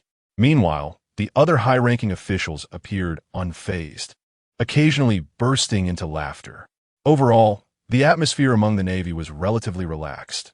With some barbecue and beer, they could easily host a jovial gathering. As for Lewis, he had wandered off to engage in conversation with the lovely Miss Guillaume. Who could resist chatting with such a beauty? It hardly suited his naval persona to be surrounded solely by a group of men. However, there was always someone to disrupt the moment. An unknown naval colonel approached Lewis, his face marked with concern, hesitating to speak. What troubles you, Colonel? Is there something you wish to discuss? The disturbed Guillaume wore an expression of helplessness. It had already become the sixth individual seeking to converse with Lewis. Your Excellency, perhaps our relaxation is somewhat misplaced? Mused an unknown colonel, contemplating his thoughts. Currently, the legendary clash between the two infamous pirate crews is underway, yet we seem utterly indifferent. Is this not rather inappropriate? Although this inquiry had been posed 6 times, Lewis patiently elucidated. I ask you, has the ongoing battle between these 2 pirate factions posed any substantial issue for us at present? No, not at all. However, it shall soon be our Navy's turn to take action, will it not? Huh? The colonel, momentarily bewildered by Lewis's discourse, soon grasped the essence of his words. Indeed, they were engaged in their own conflict. What concern was it of theirs? They were the Navy, not the Coast Guard, incapable of intervening. Once the 2 factions concluded their skirmish, they would either be mutually weakened or one would face utter defeat. No other outcome was conceivable. At that juncture, with the might of our Navy at hand, would it not be within our grasp? We could even acquire military accolades effortlessly. If we could capture a few high-ranking officers, would I not ascend to the ranks of the major officers? The unknown colonel, with an expression of enlightenment, saluted the 2 before turning away, visibly relaxing. Observing this, Lewis chose not to elaborate further. Instead, he produced 2 cigarettes, offering one to Guillaume. After lighting them, they exhaled smoke, gazing into the battlefield, lost in thought with an ethereal look in their eyes. Guillaume, holding the cigarette delicately, took a graceful puff and, admiring Lewis's handsome profile akin to that of esteemed readers, inquired softly, "Are you pondering who will emerge victorious?" Without responding directly, Lewis countered, "Who do you believe will prevail? Or rather, whom do you wish to win?" Stretching his long legs to stand beside Lewis, Guillaume replied, "I wish for them all to return to the embrace of the sea." Such an expected response crossed Lewis's mind. Although aware that, in the original narrative, it was Roger and his seemingly noble band of pirates who triumphed in this maritime battle, he pondered the ambiguity of good and evil among pirates. Were Roger and his crew truly more virtuous than the likes of the Golden Lion? It was merely a matter of degrees. The moment they chose to hoist those pirate flags, they were fated to be anything but virtuous. They might have performed acts of kindness, but that does not equate to genuine benevolence. Roger, too, had not shied away from acts of wrath that annihilated nations. Yet the question remains, why do so many choose to venture into the seas as pirates? What lies at the heart of this choice? Upon contemplating this, Lewis glanced behind him. The rising smoke could not obscure his vision as he gazed across the ocean at the towering red Earth continent, a sacred place that had stood for 8 centuries. In his heart, he understood that this was the very source of it all. Kill. Eliminate them. The battle cries melded into a cacophony, the turmoil of the battlefield fraying everyone's nerves. With a swift strike, Rayleigh cleaved through the sea of surrounding ruffian pirates, slightly out of breath. To be frank, while these foes were not particularly formidable, they possessed a certain level of skill, and their numbers far exceeded those on their side. "Ah, Shanks, save me!" Buggy, reduced to countless fragments, cried out in terror, seeking aid from the distant Shanks. Alas, the prowess of the great Buggy truly defied description. Hearing his friend's plea, Shanks surged through the throng to assist Buggy. However, the sweat on his brow and his labored breathing indicated that he was not in the best condition. "Buggy, are you all right?" As their backs pressed against one another, Shanks scanned the battlefield while inquiring. Nodding, Buggy replied with a soft signaling that he could still endure. Yet, as he cast a worried glance toward their captain engaged in fierce combat, he could not help but voice his concern. "Shanks, Captain Roger," before he could finish. Shanks firmly interrupted, his expression resolute. "Captain Roger will undoubtedly lead us to victory. It has always been this way, hasn't it? Indeed, in such moments, one must place unwavering faith in their captain." "Ah, you speak the truth. Captain Roger shall undoubtedly prevail." Bucky murmured softly, his gaze resolute. "Captain Roger will not falter here, in the fiercest part of the battlefield." "Hey, Roger, what do you mean by this? Why so cowardly? This is not the Roger I know." As he watched Roger evade his strike without countering, the enraged Golden Lion seethed with fury. "What is the meaning of this? If we were to fight, why not retaliate?" Taking a breath, Roger's forehead glistened with beads of sweat as he suppressed the pain coursing through his body, recalling the words that Kurokas had imparted to him earlier. "Roger, I apologize. I can only assist you to this extent." "But why?" "Kurokas, I sense that perhaps an old friend may come seeking to reminisce. Yet, alas, very well. I truly commend you. Thank you, Kurokas. We are, after all, partners. Ah, yes, we are partners. Our dreams, they should not end here. The world still awaits our answers. Rayleigh, Jabba, Sambel, Bucky, Shanks, my companions. This battle, victory shall undoubtedly belong to us. Ha ha ha. Shiki, my apologies, I momentarily lost focus. Let us commence the second round. In this moment, Roger completely liberated himself. Ignoring the pain coursing through his body, he summoned the long-dormant Conqueror's Haki, which gathered upon the blade, transforming it into a mesmerizing shade of dark crimson. Observing him, Shiki let out a long howl towards the heavens. This was the Roger he remembered, fearless, exuding an unparalleled aura that dominated the seas. Come, let's fight. Without further ado, he raised his blade, imbued with Conqueror's Haki, and charged directly at his old adversary. Shiki, not one to be outdone, similarly enveloped his dual blades with the same fierce Haki, unleashing arcs of black and gold lightning. It was as if one could hear the roar of a majestic lion reverberating through the air. Their eyes locked in an intense gaze, they swung their blades to meet. In that fleeting moment, time stood still. An unparalleled shockwave erupted from the two, toppling numerous vessels, causing the ships to sway incessantly and sending waves crashing forth. Even the sea trembled in response. As they gazed at the ominously darkened sky, someone whispered in terror, "The heavens are splitting apart." The sky. Thank you for listening. Sensing the tremors emanating from afar, Sengoku and Garp both composed their expressions, solemnly observing the battlefield of the two warriors. Though invisible to the eye, the earth-shattering force they emitted was impossible to overlook. I have a premonition, Sengoku remarked. Garp, arms crossed and wearing an enigmatic expression, replied, "So, you believe Roger will prevail? What is your reasoning? In such a conspicuous display of disparity and strength, what could Roger possibly employ to secure victory? Unless, of course, an unforeseen event were to transpire." "Ha ha, there is no particular reason. I simply feel compelled to chuckle," Garp responded while scratching his head. "Enough with the suspense," Sengoku remarked with irritation. "This old fellow has even resorted to riddles. I merely believe that a man who smiles often is unlikely to suffer from misfortune." "What nonsense is this? What kind of reasoning is that?" Sengoku exclaimed, glaring fiercely at Garp, though he chose to dismiss it, attributing it to a moment of madness. One can only wonder what expression Sengoku will wear once he uncovers the truth.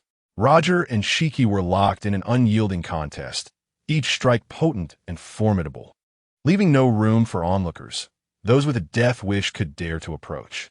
To perish from the residual force would be an egregious misfortune. After exchanging hundreds of blows, both warriors exhibited unwavering resolve.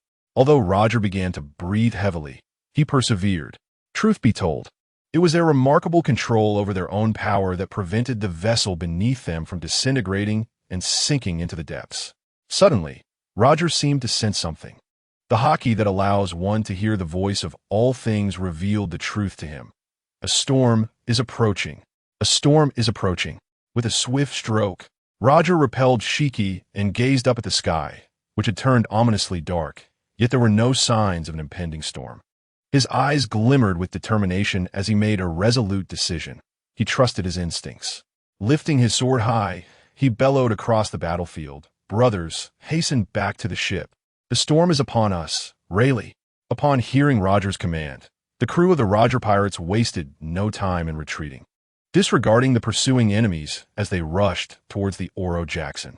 Meanwhile, upon hearing Roger's call, Rayleigh unleashed his Conqueror's Haki, incapacitating several foes while effortlessly dealing with those who remained undeterred in their pursuit of their comrades. "Roger, are you attempting to flee?"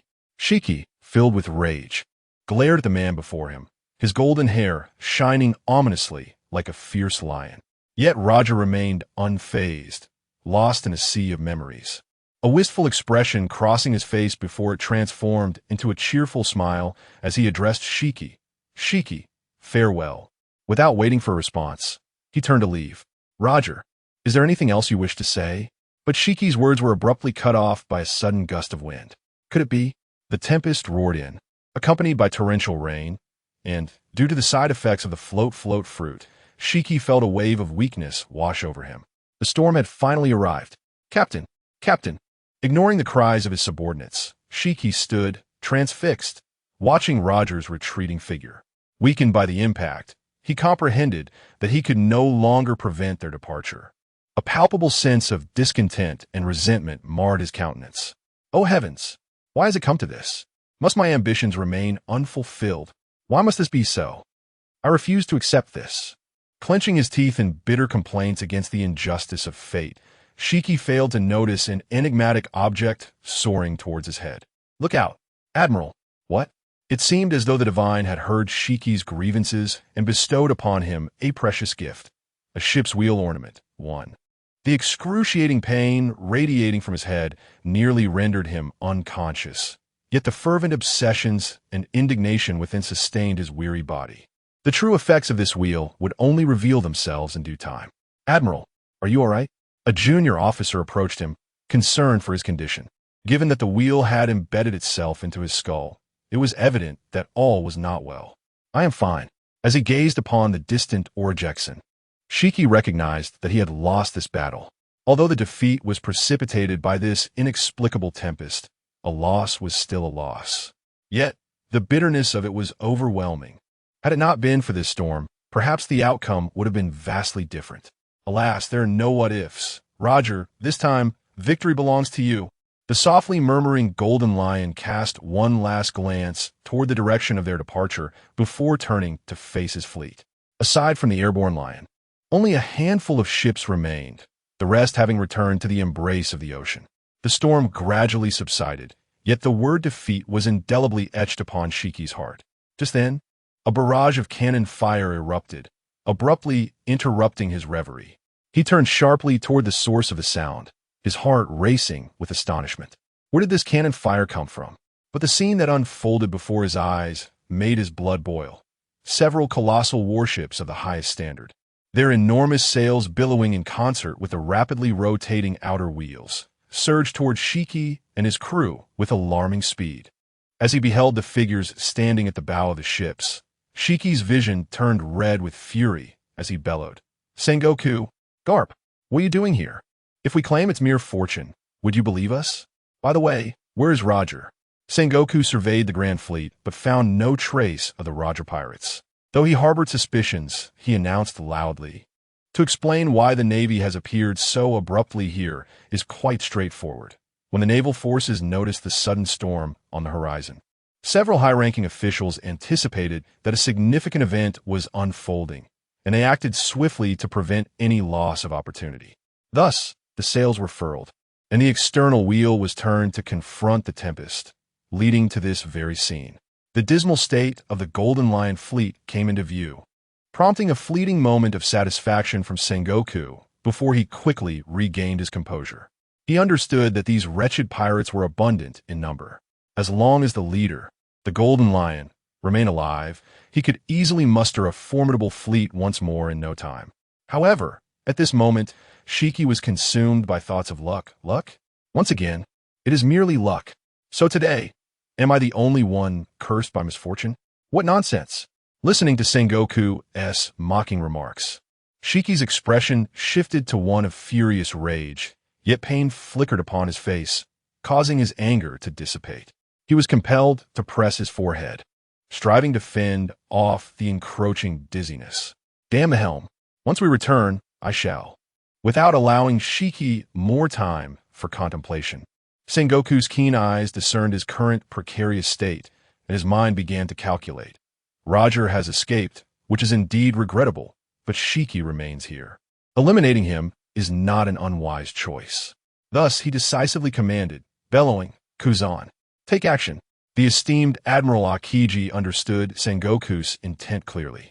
It was evident that he aimed to strike down a drowning dog. Yet, he relished the task. Upon receiving the order, he conjured forth icy pillars, piercing the surface of the sea, and before long, the surrounding waters were entirely encased in ice. Ice Age. Upon the completion of the task, Kazan spoke slowly, his hands nestled in his pockets, wearing an expression that seemed to challenge Shiki to strike him. This provoked Shiki's ire, his teeth clenched in frustration. However, regaining his composure, he swiftly concluded that he must make his escape. Lingering any longer could result in his permanent entrapment in this predicament. With a sharp exclamation, he invoked Lion's Majesty. Raising his hand, he conjured several colossal ice lions, significantly larger than warships, which roared and charged towards the Navy. Meanwhile, he took to the skies, disregarding the pleas of his subordinates, seizing Indigo in an attempt to slip away amidst the chaos of the Navy's defense against the ice lions. Yet, Sengoku would not grant him such a reprieve. He activated his ability, casting a radiant light across the somber seas. It was the manifestation of his devil fruit power, the human fruit, mythical Zoan type, great Buddha form. A colossal golden Buddha emerged upon the icy expanse, its radiance coalescing into a formidable aura, unleashing a powerful palm strike imbued with divine wrath upon the ice lion. The shockwave howled forth, obliterating one of the beasts and shattering the encirclement. Without hesitation, it glided gracefully into the air, delivering a resounding smack to the back of the golden lion. Not merely a spectator, Teacher Bo stood aboard the vessel, cloaked by the golden light of the Buddha, and unleashed several beams of laser towards the airborne Shiki, preparing for a stealthy ambush.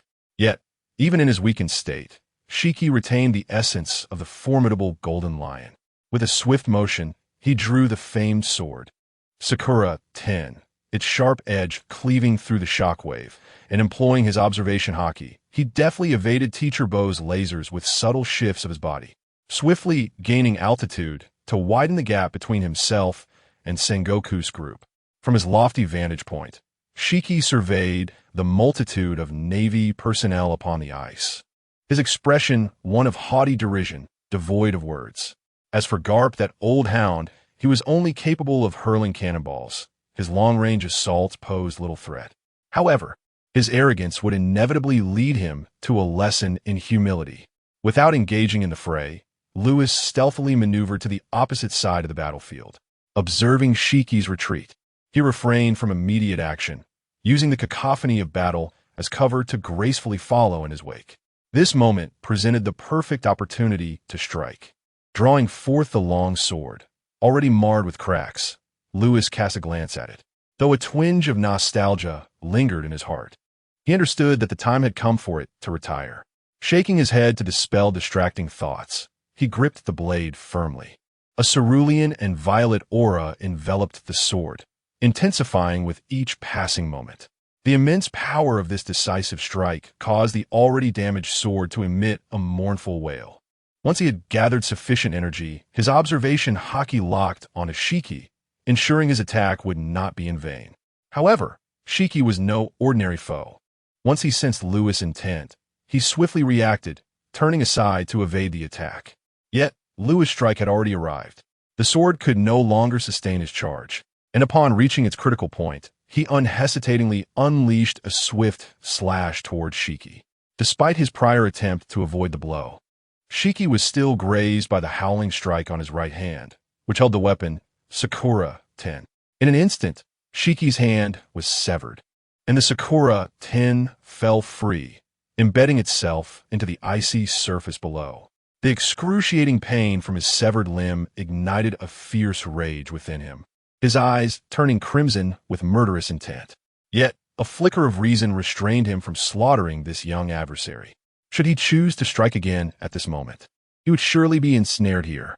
His cold lion-like gaze pierced through to Lewis, who had returned to the ground, and he coldly inquired, "Boy, state your name." Retrieving the already fractured long sword into its sheath, he raised his gaze to meet Shurji's eyes, his imposing presence unwavering, and slowly uttered, "Rear Admiral of the Navy, Lewis." "Excellent. I shall remember you, young Lewis." Upon completing this statement, he departed without hesitation, soaring into the clouds and vanishing from sight. It seems I have become the object of animosity. Nevertheless, Lewis felt no apprehension. Although certain events from the original narrative had undergone significant alterations, such as the timing of the O'Hare massacre decree and the selection of those tasked with apprehending Barrett, the essence of the storyline remained intact. Was this a convergence of plot lines? Lewis pondered, yet felt no compulsion to attain absolute clarity. As for the disabled lion, having lost its right arm, it no longer posed a threat, and their paths would undoubtedly cross again. Shaking off such concerns, Lewis appeared to be searching for something. Yet after an extensive search, he found nothing. Could have sunk into the depths. Just as this thought crossed his mind, he heard Guillaume's call, noticing her raising her arm, sword in hand. Lewis smiled warmly and teased. "So, you had already been keeping it for me? How considerate of you." To his delight, she openly acknowledged it, showing no trace of shyness. This indeed took Lewis by surprise, but upon reflection, he understood. In the entire headquarters, aside from the tenacious female soldiers, who was unaware of Guillaume's feelings for Lewis. Naturally, Lewis was also cognizant of this. To be frank, how long could one remain unaffected when pursued by such a stunning beauty, whose affection was so openly expressed? In any case, Lewis had already succumbed to her charms. There was simply no resisting such allure. After speaking, he even helped her smooth her hair, tidying it up in a manner that appeared quite intimate. Honestly, if our dashing Lewis were not nearly 3 meters tall, he would have had to rise on his tiptoes to perform this gesture. This commanding presence is not solely attributed to talent. Height plays a significant role as well. Guillaume, with a beaming smile, received Lewis's affection, her eyes sparkling with joy. In the distance, Sengoku, Carp, and others watched the two with expressions of contentment. Perhaps it would not be long before little Lewis and little Guillaume made their entrance. If their future offspring were to inherit the talents of both parents, the Navy would surely have a promising legacy. Reflecting on the next generation, Sengoku, a seasoned general, thought of his own long singlehood, rumored to be due to his association with Commander Crane, though the veracity of such claims remained uncertain. Meanwhile, Carp couldn't help but recall his own son, the filial Sundragon, who had defected from the Navy and was now lost to the world. His expression darkened considerably, observing his old comrade's distress. Sengoku promptly placed a comforting hand on Carp's shoulder and whispered, "Rest assured, that child dragon will never betray his sense of justice. Do not worry too much." Shaking his head, Carp uttered no further words, merely letting out a sigh. "Dragon, what on earth are you planning?" Returning to the matter at hand, he received the renowned sword, Sakura 10, from Gion, cradling it carefully in his hands while scrutinizing it closely. The double-edged blade, adorned with a cross-shaped hilt, measured approximately a leg's length from the tip to the base of the hilt. At first glance, the blade appeared unremarkable, yet upon closer inspection, one could discern patterns reminiscent of cherry blossoms delicately climbing its surface. Precisely 10 in number, perhaps this served as the origin of the sword's name. Once back at headquarters, he intended to commission a custom scabbard for it. As for the damaged standard longsword, he had no intention of discarding it. Rather, he planned to keep it as a memento, to be cherished at home in his twilight years. "Ah, Lewis has done remarkably well this time," the great blue chicken remarked with a look of admiration, while the great red dog nodded in agreement. It was puzzling when these two had grown so close. As for Teacher Bo, he maintained his ever-impressive demeanor, though his gaze towards Lewis seemed somewhat peculiar, leaving one to wonder what thoughts occupied his mind. Meanwhile, the higher-ups began to deliberate on the aftermath of the recent naval battle as soon as Lewis and Guillaume returned. Carp, who had intended to voice his opinion, was mercilessly silenced by Admiral Sengoku, who remarked, "In any case, you old fool have no valuable ideas, so it's better that you remain silent." The situation was utterly infuriating. Had it not been for Kazan's steadying presence, a public demonstration of naval discord would have ensued. Comrade Big Red Dog articulated his perspective. Although the Navy had not secured any substantial gains this time, it could certainly employ strategic deterrence against other pirates, much like the previous occasion. Upon hearing this, Sengoku expressed his complete agreement. The surrounding devastation, coupled with the remnants of the Golden Lion's fleet, served as the perfect backdrop. When the photographs circulate and the news breaks, who, aside from those privy to the inner workings, would truly care? People would merely marvel at the might of the Navy. Look, all 3 major pirate crews have been dealt with by our Navy. The title of maritime overlord for 8 centuries is not merely a boast. Furthermore, with another wave of publicity, surrounding Lewis, who severed the hand of the Golden Lion, his appearance and reputation would undoubtedly attract a plethora of recruits. As the Navy's ranks swell, would not the military budget inevitably increase? As for the notion of being targeted by others, what a jest! Can the powerful ever escape notice? Given Lewis's current prowess, as long as he does not engage in reckless behavior, he is essentially invincible. Moreover, he remains in a phase of rapid advancement. It is conceivable that he could attain the rank of admiral within a few years. What is there to fear? Indeed, when the time for succession arrives, might Lewis vie for the position of admiral? The 4 admirals are challenging to apply for and difficult to balance. Who would step down among the 3 admirals? It was already a prearranged agreement, and replacing anyone would pose a dilemma. Ah, this is rather troublesome, thought Sengoku as he pondered these matters. Ultimately, he decided to cease pondering over these matters. After all, the others could surely conjure some ideas. Perhaps, as time unfolds, they would reach a consensus. However, there remained another task at hand. It was imperative to promote Lewis, and how could that be accomplished without his photograph? Especially since the backdrop had already been splendidly arranged by the Golden Lion. Truly a fortuitous occurrence. The Golden Lion retorted, "Are you being polite?" Observing the eager expressions of those around him, Lewis felt a twitch at the corners of his mouth. The words of refusal that had once been poised on his lips now eluded him. He understood the benefits this publicity would bestow upon him and the Navy. Yet, as the photo shoot commenced, he realized he had been ensnared. If we're to take photographs, why the plethora of costumes? He lamented, "Am I expected to engage in a costume change akin to cosplay? How absurd." Kazan, unable to contain his amusement, attempted to elucidate the situation, but his complexion shifted to a shade of green. It turned out that the Navy intended to utilize these numerous photographs in their upcoming recruitment campaign, aimed at enticing the masses to enlist. Then why not allow you fellows to participate as well? Lewis exclaimed, a mix of reluctance and indignation evident in his tone. However, as he beheld the visages of his companions, a sudden understanding dawned upon him. Among the trio, the blue chicken could barely be deemed passable in appearance, while the red dog perpetually wore a glum expression. As for Professor Bow, he was the pinnacle of human extremes, having consumed the human fruit in its grotesque form. In comparison to Lewis, who, while perhaps not the mightiest in prowess, had a strikingly superior aesthetic, truly a massacre in terms of looks. The reputation of the Navy was well-deserved. In a moment of resignation, he resolved to sacrifice his own allure for the sake of the Navy's future. After the photographs were taken, everyone felt a sense of satisfaction. Save for Lewis. The group paid little heed to his sentiments, returning to their respective duties and embarking on their journey back to headquarters. That night, while indulging in a foot massage, Morgans received news from the Navy.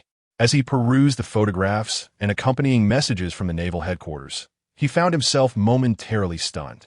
First, it was the Red Count, followed by Whitebeard, and now yet another formidable figure, the Golden Lion. The Navy's recent endeavors seemed rather ambitious. However, the grander the scale, the more promising the influx of good news. Particularly, as he gazed at Lewis's photograph, Morgans handled it with the tenderness one might show a cherished pet. Let there be no misunderstanding. His inclinations were entirely conventional. It was simply that this individual had an uncanny ability to attract wealth. Whenever a newspaper featured Lewis's image, it would sell out almost instantaneously, necessitating additional print runs. Wait, Lewis had severed one of the Golden Lion's hands. Upon reading this information, the future king of news fell into a contemplative silence. He instinctively began to question the veracity of the claim. Yet, upon reflection, whether true or not, it underscored a singular truth. This individual had undeniably become an emblematic figure for the Navy. Although he had previously enjoyed a certain level of fame, he was still a youth in the presence of the elite. Now, with this intelligence regarding his achievements circulating, even the most esteemed figures would be compelled to take notice. Who was the Golden Lion? He is none other than the sovereign of pirates, a legendary figure of the high seas. Such an illustrious character has had one of his hands severed by Lewis. Who would dare to assert that they could achieve the same feat? Go ahead and attempt to dismember Whitebeard or Roger. and you may find that it could lead to your demise. Furthermore, without commensurate strength, fame merely serves as a harbinger of death. Contemplating this, Morgans refrained from further speculation. However, this time, he did not immediately instruct his team to print a new newspaper. Instead, he picked up the transponder snail to contact someone. My dear friend Morgans, what brings you to call at this late hour? If it's not of significant import, you know the consequences. On the other end of the line was Big Mom, Charlotte Linlin. I apologize for disturbing you at such a late hour, Madam Charlotte. However, the intelligence I possess will surely pique your interest. Oh, pray tell. Cough, cough. The Golden Lion's fleet has suffered near total annihilation. Morgan's revelation was met with no skepticism from Big Mom. Just that morning, her spies embedded within the Golden Lion's fleet had relayed news of a major offensive against Roger orchestrated by the Admiral himself.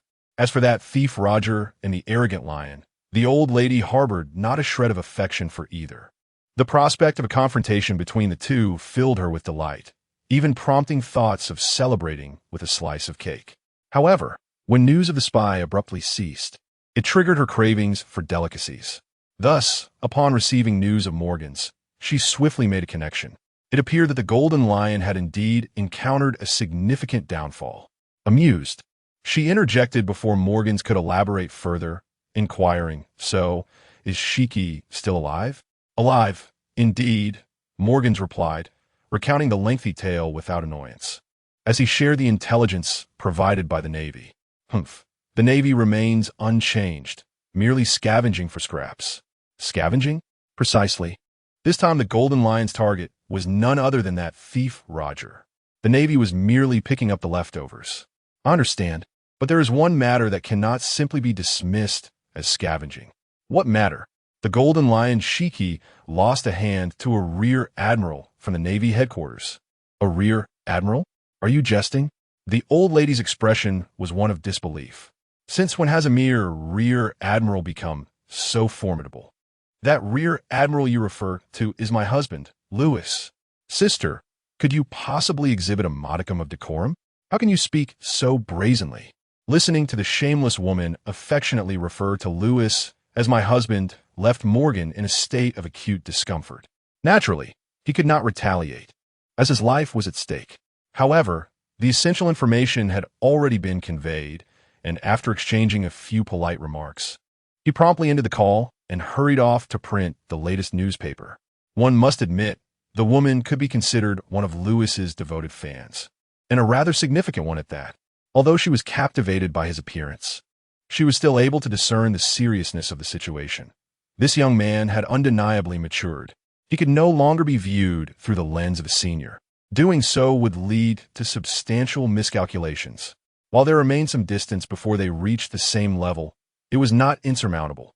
At merely 20 years of age, what remarkable talent he possessed. If only he could be brought under my wing to bear children. He lost in her thoughts. The woman wore a blissful expression, entirely oblivious to the fact that she had a son waiting outside. Katakuri interjected, "What about me? Aren't you concerned about me, mother?" As the night passed, the following morning, the news bird soared across the globe, delivering the freshly printed newspapers that had been hastily prepared. The world was once again shaken. The Golden Lion's fleet had been utterly annihilated, and even he himself had lost his right hand. The general populace erupted in celebration of the Navy's triumph. For who does not yearn for peace? Conversely, those wretched pirates wore expressions of dismay. Why did it seem that these so-called legendary pirates were rather underwhelming? Every single one of them has faced the might of the Navy. What should we do next? Perhaps it's time to retire gracefully? However, the reactions of the New World pirates are what truly matter. At the Whitebeard pirates' hideout, as they perused the news in the newspaper, Jozu, still reeling from a hangover, suddenly became alert. Old man, this is a monumental news," he exclaimed. "The Golden Lion has actually been defeated by Louis." "I'm already aware," Whitebeard replied nonchalantly, cradling his massive bowl of sake. "While the defeat of the Golden Lion is indeed significant, what of it? I'm Whitebeard after all." At the breakfast table, Bista, upon hearing the name Louis, hastily swallowed his food and turned to Jozu, inquiring, "Is it that Louis? What has he done now?" Without further ado, Jozu handed the newspaper to Bista. After wiping the grease from his hands, Vista solemnly accepted it and began to read, noting, "Under the strategic prowess of our Navy, the Flying Sky Pirates suffered an unprecedented defeat. Particularly, our very own Major Lewis inflicted a grievous toll upon the notorious pirate, the Golden Lion, causing him to lose an arm." The remainder of the article was filled with praises extolling the Navy's brilliance, which Vista found too tedious to continue. Yet, it still caused him considerable discomfort. Is this even reasonable? Has he been injected with some sort of growth hormone? He's advancing at such a rapid pace. The two, initially intent on revenge, felt utterly disheartened. What now? It seems we have merely delivered ourselves as offerings. Ha ha. Vista brother, may I have a glance at the newspaper? A stout man with an amiable face leaned over and borrowed the paper. This individual would later be known as the great filial son, Marshal D. Teach. Observing the praise lavished upon Lewis in the newspaper, Teach's eyes sparkled with envy. Rumor had it that this man's fruitability was extraordinarily potent, strikingly similar to that of his father. What a fortunate fellow! However, once he secretly acquired the dark fruit, he would laugh with abandon. At this moment, his expression darkened. An ambition radiated from his gaze, starkly contrasting his earlier innocent demeanor. "Hey, Teach, come here quickly. I've made your favorite cherry pie. Haha, I'm on my way. You truly are something, Sachi. Of course, just look at who I am." As he tucked away the newspaper, Teach wiped his face clean, reverting to his simpleton persona, adorned with an innocuous smile as he approached. Meanwhile, on board the Oro Jackson, Roger and his crew had also received today's newspaper. Hey. We were the ones who defeated the Golden Lion," Bucky exclaimed, holding the newspaper with indignation. Beside him, Shanks placed a reassuring arm around his shoulder and said, "Come on, Bucky, the fact that we survived that day is already a stroke of luck." Listening to these words, Bucky found them quite reasonable. Had it not been for that extraordinary storm, he would likely have perished in the depths of the ocean. However, more than this, the second generation of the Straw Hat, Shanks, was particularly concerned about the report in the newspaper claiming that the Golden Lion had lost an arm to Lewis. "Captain Roger, Rayleigh, you wish to inquire whether he truly possesses such formidable strength, do you not?" Observing the skeptical expression on Shanks' face, Roger could hardly blame him, for the news was indeed rather astonishing. How old is this individual? Merely 20, and yet his power has already reached such heights. It is no wonder that Shanks is so invested in him. In terms of age, they belong to the same generation. "Shanks, this news must be true." Rayleigh adjusted his slipping glasses, contemplating deeply. He then shared his analysis. The Navy would not assign such a reputation to someone whose strength does not match it, even if this Lewis may have achieved it through ambush. Even if his power is lacking. The fact that the newspaper continues to promote him indicates that the Navy holds him in high regard. In the future, perhaps your principal adversary will be this Bloodline Major. Bloodline Lewis. You say? I shall remember that. However, Shanks was undeterred, his eyes ablaze with fierce determination. He silently vowed to himself, "I, Shanks, am not inferior to anyone." Observing their own Red Wolf, the crowd felt a profound sense of comfort and anticipation. How far can Shanks, inheriting Roger's will, truly go? Alas, their journey is destined to reach an end. At this moment, however, our principal character, Mr. Gold Lion, is in a state of fury. Damn it, that brat Lewis. One day, I shall personally sever his head. His golden locks billow with rage, and the ferocity in his gaze is enough to instill terror.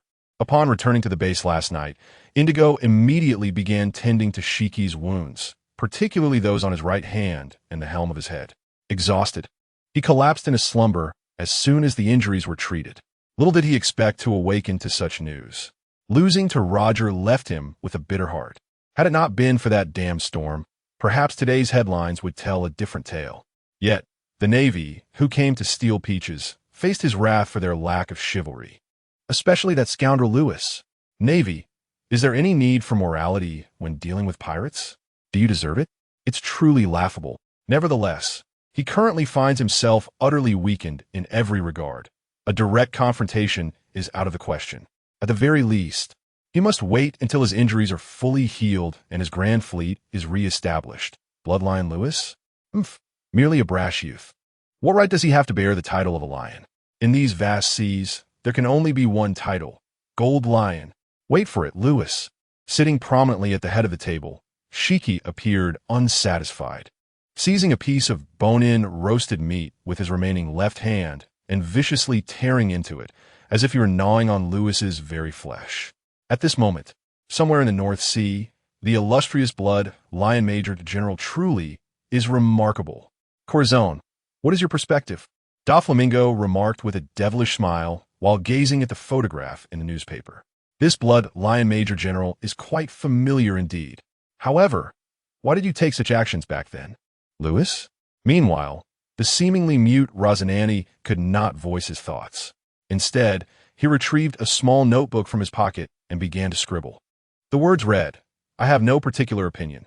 Those high-ranking individuals are far removed from us." Yet, his mind was occupied with memories of their initial encounter with Lewis. After this self-proclaimed information broker departed, Rosanani promptly reported the intelligence to Sengoku. Though he learned that the meeting stemmed from Sengoku's personal commission, he was puzzled as to why Lewis would offer the Marines 6 styles in a bid for camaraderie. What could his true intentions be? Despite ruminating over these matters, Rosanani could not arrive at a conclusion. Ultimately, he refrained from reporting the details of their transaction. He decided to observe for a while before making any statements. Subsequently, there were no further developments. Over time, this matter was cast aside by Rosanandi, regarded merely as a fleeting whim of Lewis. Meanwhile, the young master, upon reviewing the contents penned by Rosanandi, remained indifferent. After all, his brother was correct. At present, they were merely a localized band of miscreants. While they held some sway in the North Sea, their influence on the global stage was negligible. In simpler terms, their status was far too insignificant. Yet, what should be their next course of action? At this juncture, Doflamingo found himself somewhat perplexed. For one who aspired to dethrone the lofty swine of the world, the question of future development and the accumulation of power was of paramount importance to the Don Quixote family. However, if they continued on this path, they would only become a second Germa 66. Even so, this was still far too feeble in comparison to his ultimate ambitions. Doflamingo had indeed contemplated the life of a pirate, yet the overwhelming strength of a navy in recent years had compelled even the legendary pirates to retreat into obscurity. Even a Red Count had undergone transformation and impelled down. The Red Count, level 6, please do not disturb. Now is truly not an opportune moment to set sail. Thus, he could only bide his time, accumulating strength while observing the unfolding global dynamics. The state of the world remained unchanged, with 3 major pirate crews vying for dominance in the New World. Even though Shiki has stumbled greatly this time, as long as he, the helmsman, remains alive, everything can be restored. The silver medalists are aware that the lion is currently quite weakened, yet they also understand that an injured beast is the most perilous. None of them wish to engage in a deadly struggle against Shiki, resulting in mutual destruction and serving as a garment for others. Instead, they remain discreetly inactive, presenting an outward appearance of calmness, as if nothing were amiss. However, the tides of destiny are on the verge of surging forth, ready to engulf the world. And when they do, no one will be able to escape. When that man, who perpetually wears a radiant smile, proclaims his conquest of the Grand Line, the curtain will rise on the era of transformation. Lewis is acutely aware of this. As a time traveler, he comprehends the events that are about to unfold. The era of great pirates is also an epoch of upheaval. The Navy is poised for its own rebirth. Yet, one must take life one bite at a time and tread the path step by step. The first task is to eliminate Mariewa's control over the Navy's finances. By seizing control of its economic lifeline, one can command authority. Otherwise, the Navy will remain merely a lapdog in the eyes of certain individuals, and all discussions will be in vain. Now, it is the year 1498 of the sea calendar. After completing the transfer of Katakuri at Impel Down and returning to headquarters, the world seems to have once again settled into tranquility. However, Lewis sits in his office, gazing through the window across the sea and the Red Continent. It seems as though the tumultuous waves stirred by Roger's final journey were already foreseen. In 1498, Roger reached the pinnacle of his endeavors, and by 1500, the Age of Pirates commenced. Frankly, Lewis is currently contemplating how to convey the imminent demise of Roger to Sengoku and the others in a manner that is both reasonable and sensitive. It would be inappropriate to bluntly state Roger is on the brink of death, with only about 2 years left to live. But what are the evidence? Such matters should not be taken lightly. With this thought in mind, Lewis proceeded directly to the intelligence department of the General Staff, returning to his office with a plethora of documents regarding the Roger pirates collected by the Navy headquarters. After a moment's hesitation, he immersed himself in the analysis, striving to uncover any hints or clues. As Lewis buried himself in the mountain of paperwork, Guillaume remained silent, choosing not to disturb him. Instead, he quietly settled onto the sofa, poured himself a glass of water, lit a cigarette, and observed Lewis in tranquil silence. After a considerable interval, perhaps it was the scent of the cigarette that drew Lewis's attention, he looked up to find Guillaume gazing intently at him, cigarette in hand, a smile gracing his features. Returning the smile, Lewis noticed the overflowing ashtray, filled with numerous cigarette butts, and glanced at the time, realizing that over an hour had passed. I apologize for the wait. How did this mission turn out? After stretching lazily and receiving a glass of water from Guillaume, he casually lit a cigarette for himself and inquired with a smile. Exhaling a cloud of smoke, his expression darkened as he recalled a particular incident, slowly recounting his recent experience. Fortunately, the task itself posed no significant issues. Merely a conceited individual who had consumed a natural-type fruit, foolishly believing himself invincible. He was swiftly dispatched with just a few strikes. The crux of the matter arose during my return journey when I encountered a madman. A madman? Do elaborate, Lewis said, intrigued.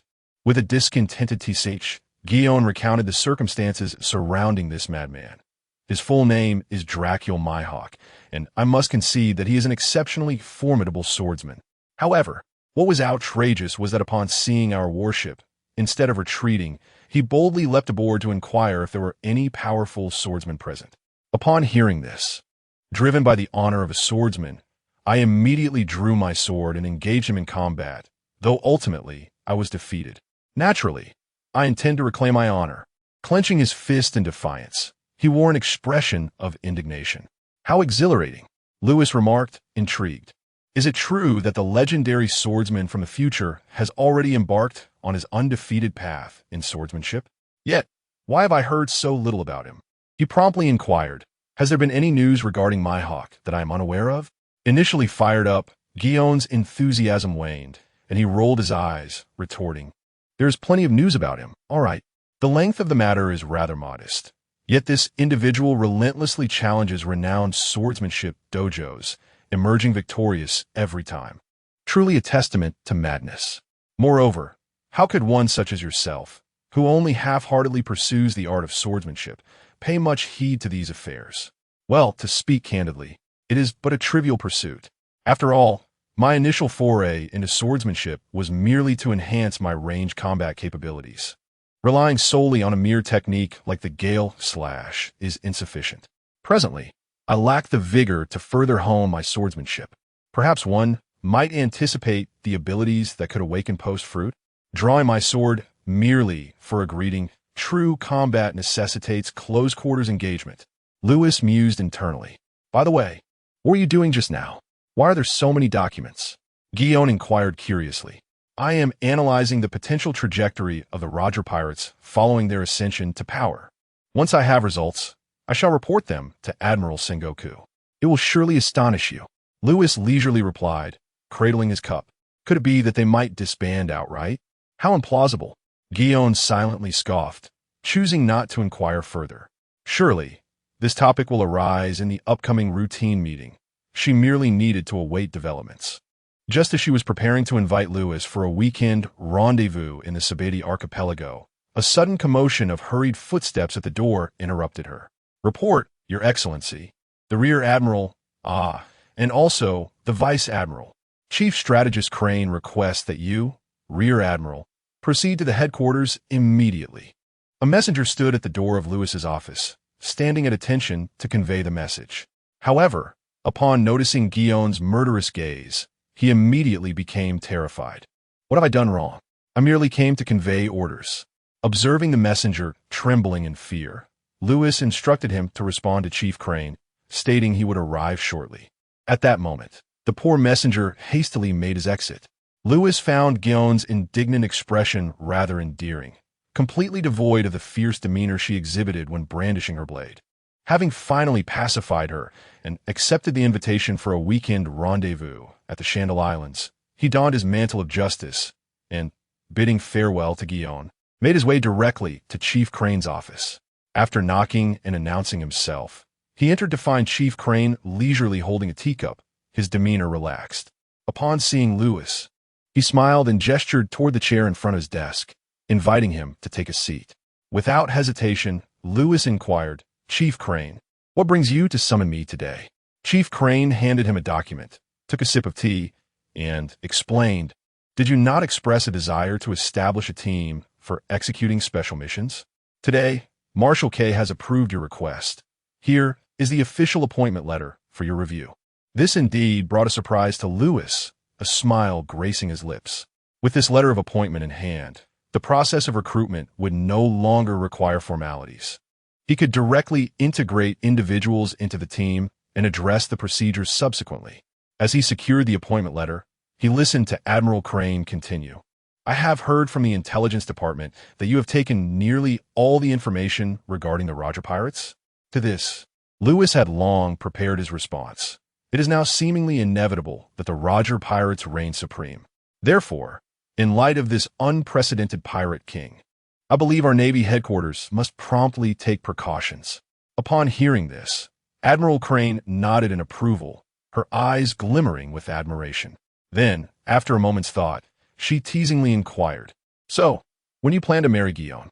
Lewis, who had just taken a sip of tea, nearly choked. "No, Admiral Crane, we have not even established our relationship yet. Is it too hasty to discuss marriage?" No need to rush that. Oh right, I just remembered I have something to attend to, so I shall take my leave now." After setting down his teacup, he vanished from the office of the Crane in the blink of an eye. "TSK, TSK, TSK. The young man's skin is indeed a bit thin," the advisor murmured, shaking his head in lamentation. He chose not to dwell on their romantic entanglements any longer and proceeded to attend to the remaining documents. However, as Lewis made his way back to his office, his mind was far from tranquil. To be candid, over the years, Gion's affections for him were evident to all, and he certainly included himself among them. Many who were aware offered their blessings for the couple's eventual union, save for one Mr. Khaki, whose name remains unknown. This individual, in addition to his relentless declarations of love, incessantly advocated that men should appreciate inner qualities and not overly concern themselves with superficial matters. Yet a man like Lewis, who embodies the legendary reader with both inner and outer virtues, was completely unfazed by such trivialities. Nevertheless, reflecting on the myriad experiences since his acquaintance with Gion, Lewis could not help but exclaim, "I am utterly ensnared. I am thoroughly entrapped." As he journeyed back, his thoughts wandered far afield. Who could possibly reject such a young lady? Certainly not him. Alas, it seems this naval officer has also found a muse of his own. Lewis narcissistically mused. Upon returning to his office, however, he discovered that the principal had already departed. Nevertheless, she had left behind a note on the desk. "Join me for a date at Chambord this weekend. No refusals allowed." Lewis found himself in a state of bemusement. "Sister, at the very least, you could have provided a time and place for a rendezvous." Suddenly, it dawned on him. She was waiting for him to inquire. After a moment's contemplation, he recalled that he had a meeting scheduled for the afternoon. "Perhaps I shall wait until the conclusion of the meeting to approach her." With this resolution, he settled back down to continue organizing the intelligence on the Roger Pirates. After some time, having meticulously processed the information, Lewis reclined in his chair, his gaze fixed upon the stack of documents, his expression tinged with uncertainty. It was not a matter of whether to disclose the imminent demise of Roger. Frankly speaking, the pirates did not warrant his sympathy. Instead, he wrestled with the question of whether to allow the era of great pirates to unfold as Roger had envisioned. The conflict between his internal plans and the foreseeable monumental sacrifices was what rendered Lewis so hesitant. After all, The age of pirates was no mere child's play where everyone could coexist harmoniously. Yet, it was undeniable that if one wished to delineate the Navy from Mariejois, this era of great pirates presented itself as the most opportune moment. The protracted, distorted development must come to an end. With his thoughts clarified, Lewis chose not to dwell further on the matter. Glancing at the clock, he realized it was nearly time for the meeting. He gathered the organized documents and ascended the stairs towards the conference room. "Hey, Lewis," a voice called out, and upon turning his head, Lewis discovered it was his good companions, the Great Green Chicken and the Great Red Dog. Upon seeing their cheerful expressions directed at him, Lewis couldn't help but smile in return and inquired, "What brings you two together today?" Shrugging his shoulders, Kazan indicated that it was merely a coincidence.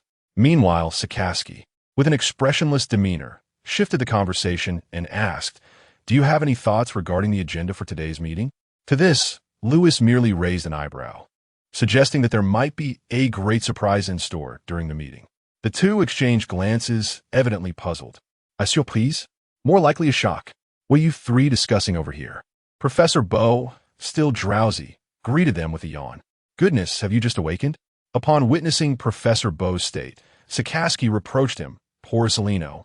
What has been going on with you lately? Your enthusiasm has significantly waned compared to before. If this continues, calm down, Sakaski.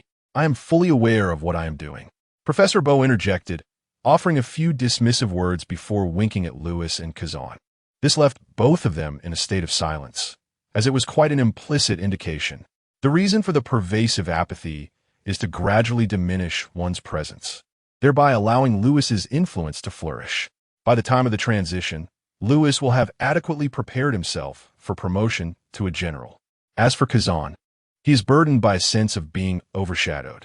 To be frank, he cannot truly resign. As the designated leader of the Dove faction, he must shoulder the responsibilities once Sengoku ascends to the rank of marshal. However, Sengoku can no longer be considered a member of the Dove faction.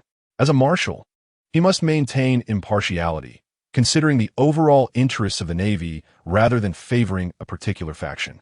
Otherwise, such actions could lead to a schism within the Navy. What would happen if the vast Dove faction had no leader? Therefore, Kazan has no choice but to step up, as he is currently the only one with the qualifications and capability to do so. A sigh of resignation echoed within him as his plans for leisure were entirely thwarted, and he found himself enviously gazing at Teacher Buffing. Without further ado on this matter, the four of them stepped into the conference room, taking their seats in unison. Shortly thereafter, upon the arrival of the senior executives, including Sora and Sengoku, the meeting officially commenced. Marshal Sora calmly surveyed the room, noticing the absence of a certain individual, and turned to Sengoku on his left, inquiring, "Where's that rascal Carp? Why hasn't he arrived?" In response to this matter, the weary general of the Warring States era could only sigh, while Kazan beside him elucidated, "Mr. Carp is restless. He set sail with the warship this morning to the New World in search of Roger's whereabouts. He claimed it was merely a stroke of luck. What if he actually finds something?" This remark elicited laughter from the assembled crowd. "Truly, it is you, Carp. Marshal Kunluded." Acknowledging his understanding, pondering to himself, "Well, his presence or absence is not of great consequence. I shall provide him with the results once the meeting concludes." He tapped the table and cleared his throat a few times, signaling the formal commencement of the meeting. As the discussions unfolded, it became evident that the other attendees had little of significance to contribute. Most topics were trivial matters. For instance, there were discussions regarding the environmental improvement plan for Marineford, addressing the issue of illegal fishing at the port, and even arrangements for a matchmaking event for the single Navy personnel. Although somewhat mundane, there was a certain charm in listening to these minor affairs.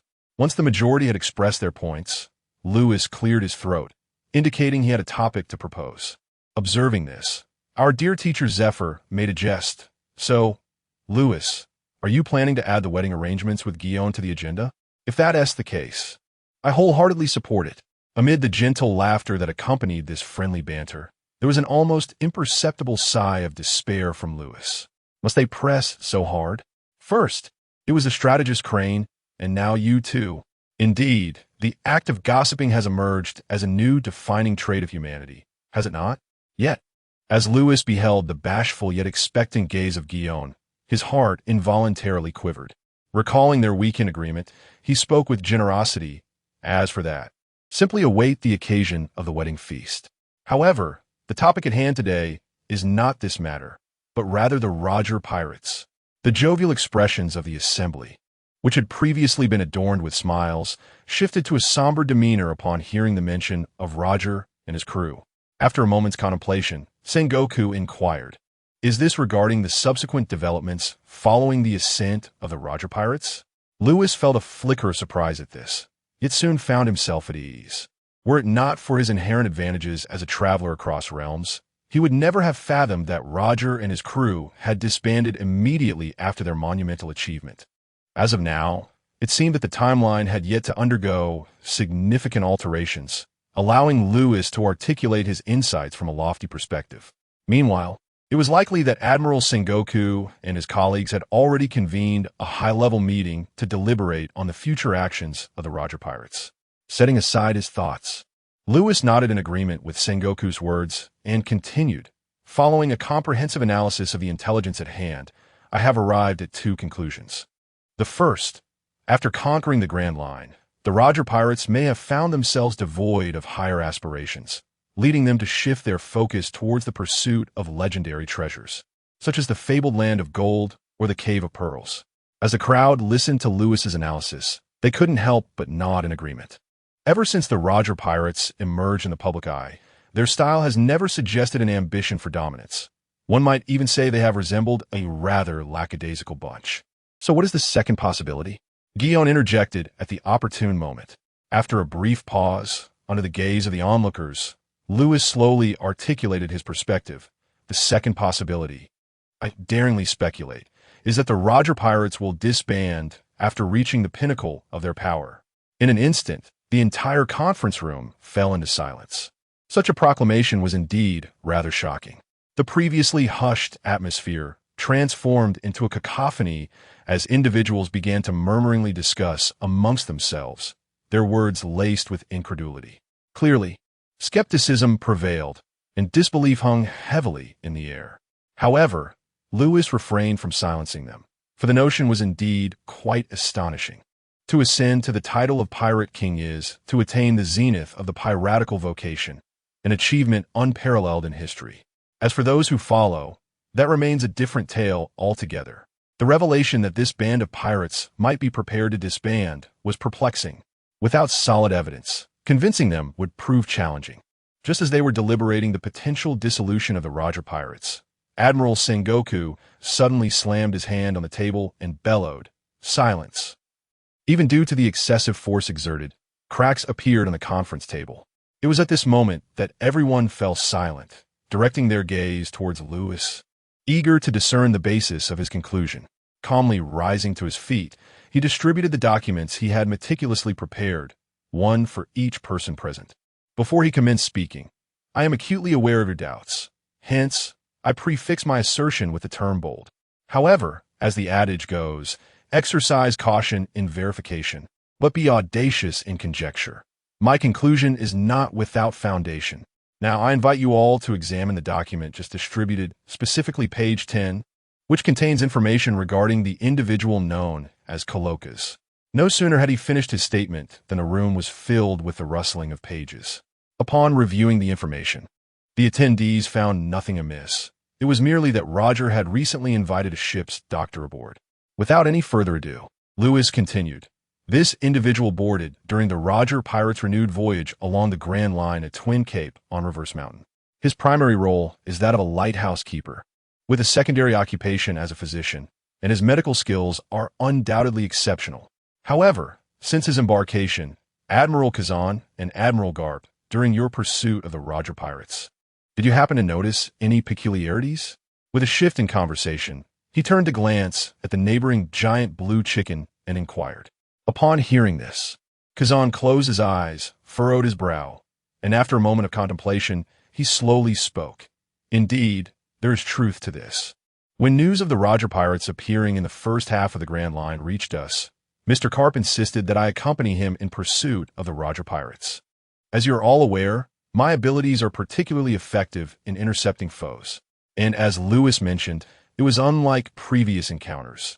During our previous skirmishes, I seem not to have witnessed Roger himself engage directly, as the battles were primarily conducted by their first mate, Rayleigh, and the captain of the combat division, Jabra.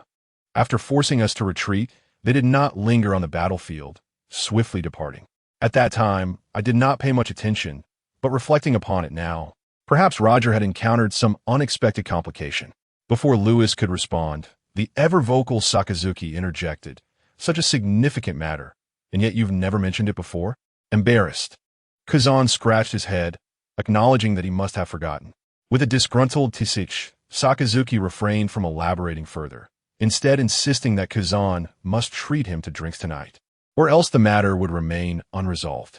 This prompted the previously silent teacher Bo to join in, declaring his intent to partake as well, further suggesting that after their drinks, they should visit a newly opened foot massage parlor to unwind. Observing the increasingly absurd situation and the barely contained laughter among the group, the once imposing marshal was compelled to intervene and halt this trio's drinking arrangements, sorrowfully reflecting, "Are these three truly the future admirals of my navy?" A sense of bleakness enveloped him, but as his gaze shifted to Lewis, he felt a modicum of relief. Fortunately, Lewis was by his side. Otherwise, he could scarcely fathom the state of the Navy once he assumed the role of Supreme Commander of the fleet. Once the atmosphere returned to normalcy, Lewis resumed the analysis previously initiated by Admiral Kazan, stating, "As Admiral Kazan has just articulated, it is highly probable that something has befallen Roger. Given the nature of the Roger pirates, they would not easily recruit members, as they do not even have subordinate crews." He continued, "Now, I would like everyone to turn to page 18. There is a particular item within the procurement project of the Roger pirates that warrants our utmost attention. A potent analgesic known as Fluoride, which bears severe side effects. A name chosen somewhat at random." After reviewing the information, Sengoku interlaced his fingers and rested his hands upon the table, articulating his perspective. "I have also heard of this drug, Fluoride. It predominantly circulates within the gray and black market clinics, as well as among the CP organizations. Typically, its use is only considered in dire circumstances, for its side effect is the depletion of the user's vitality. Moreover, users often, at this juncture, Sengoku seemed to connect the dots, suddenly realizing something. He turned to Lewis, exclaiming in astonishment, "So, you believe that the disbandment of the Roger pirates is due to their captain's impending demise?" Indeed, upon comprehensive analysis, this appears to be the sole possibility. The newly invited esteemed physician, exhibiting an impatient demeanor, has drained vitality through analgesics. All evidence suggests that Captain Roger's health is gravely compromised. Were it anyone else, even the first mate Rayleigh in a similar predicament, the situation would not be as dire. After affirming the statements regarding Sengoku, Lewis directly articulated the ultimate conclusion. Roger does not have long to live. This revelation is indeed astonishing. Even the usually unkempt Professor Bo adopted a serious tone, recognizing the severity of the matter had exceeded his expectations. Both Kazan and Sakazuki wore somber expressions, undeniably impacted by the gravity of the situation. Once the emotions of the group had somewhat stabilized, Advisor Tsuru posed a pertinent question. Although it remains uncertain how much time Roger has left, the Roger pirates are on the verge of disbandment. Should actions be taken against other crew members, such as Rayleigh and Jabba? However, opinions among the group were divided. Some argued that all should be apprehended and sent to impel down or directly sentenced to death, while others contended that the Navy should not divert its focus towards these pirates, who pose little threat, but rather concentrate on the few pinnacles of piracy in the New World. Both sides held steadfast in their positions, clearly indicative of a classic factional struggle. However, Kazan and Sakazuki remained composed, refraining from voicing any opinions during this tumultuous period. Observing the increasingly agitated atmosphere, the general of the warring states once again assumed the role of mediator, calming both sides before turning inward to ponder the predicament at hand. How should this issue be resolved? At that moment, the Marshal of the Void concluded the meeting, surveying the assembly before summarizing. As for this matter, it is best to set it aside for now. Ultimately, it remains merely a hypothesis, albeit one with considerable likelihood. Furthermore, even if Roger were indeed incapacitated, they have yet to disband. Very well, let us adjourn today's meeting. I expect each of you to prepare a report detailing your perspectives and strategies regarding this issue. The assembly responded affirmatively, rising to salute before departing in small groups. Lewis did not contest the Marshal's cautious conclusion. Rather, he found it entirely reasonable. As he had stated, this was indeed only a supposition, lacking direct evidence to substantiate the claim that Roger was on the brink of demise. Shaking his head, Lewis chose not to dwell further on it, and, addressing the still-present chicken, dog, monkey, and Guion, smiled and inquired, "Where shall we go for drinks tonight?" Rubbing his still foggy head, Lewis squinted in confusion. The aftermath of indulgence weighed heavily upon him. Despite his body having surpassed its former limits, he still found himself in considerable discomfort. It seemed he had indeed overindulged. Gazing at the pajamas adorning his form and the familiar room surrounding him, he found himself utterly perplexed as to how he had returned home. However, a glass of milk resting beside the bed and a note pressed beneath it caught his attention. He picked up the note, which was inscribed in elegant handwriting. "If you have awakened, do drink the milk first. Don't forget about today's appointment. P.S. I can't believe you talk in your sleep, though I couldn't understand it." Upon reading this, Lewis began to surmise who had brought him home. It was rather curious. Typically, one would expect a girl to be escorted home after a night of revelry. Yet here he was in the reverse situation. Nevertheless, the sensation of being cared for did not feel unpleasant. He lifted the cup, noting that it still bore a hint of warmth, and drank it in one go. Rising to freshen up, he donned a suit gifted to him by his mentor, Zephyr, upon graduation, and pushed open the door. The sunlight streaming in revitalized him, and after taking a deep breath, he felt as though he had been reborn. With a buoyant gait and a cheerful tune on his lips, he made his way to the Guion villa. Upon entering, he found the renowned general of the Warring States period, his mentor Zephyr, and the strategist Crane, all lounging leisurely in the courtyard. Particularly, Zephyr and Crane appeared to be engaged in hushed conversation, stealing glances at Lewis with smiles that felt somewhat unsettling. Why is it that no one is speaking to me? A sense of unease lingered in the air, but fortunately, the goddess of Guion arrived just in time to dispel the awkward atmosphere. Her attire was nothing short of dazzling. The fishtail braid, coupled with a subtle makeup, rendered her radiant, while the flowing white dress failed to conceal her exquisite figure. The delicate pink heels, complemented by thigh-high black stockings, showcased the spider tattoo on her left leg, which peeked through the sheer fabric, adding an alluring charm. In response, our naval officer could only exclaim, "Who could possibly resist this?" With a bold step forward, he gazed down into Guion's amber eyes and began to speak. But she swiftly silenced him with her actions, stepping into his embrace, pressing her hands against his chest, closing her eyes, and offering her fragrant lips. Faced with such assertiveness from the young woman, what could he do? As if jolted by a bolt of lightning, Lewis, momentarily taken aback, instinctively wrapped his arms around Guion's slender waist, drawing them even closer. Ah, youth is indeed a blessing. Zephyr, holding a cup of tea, regarded Lewis, whom he often viewed as a surrogate son, with a look of contentment as he observed the enchanting couple. At last, his wild boar had come to appreciate the value of a precious cabbage. Who could argue otherwise? The Warring States period may have been comparatively tranquil, yet he felt a sense of joy at the union of these two souls. "So, when shall we expect little naval officers?" he inquired. Lewis, ahem, no need to panic. Meanwhile, the advisor, he turned to discuss the matrimonial matters of the two with Zephyr. After they embraced and shared a kiss, they suddenly realized that there were others in the courtyard. However, they were not the bashful boys and girls. Guion graciously linked arms with Lewis and approached the three esteemed elders to offer their greetings. Without the need for excessive words, the smiles of the trio conveyed everything, filled to the brim with blessings. After bidding them farewell, they departed from the place. Feeling the soft sensation on his arm, Lewis found himself somewhat dazed. Are we really together now? It feels so sudden.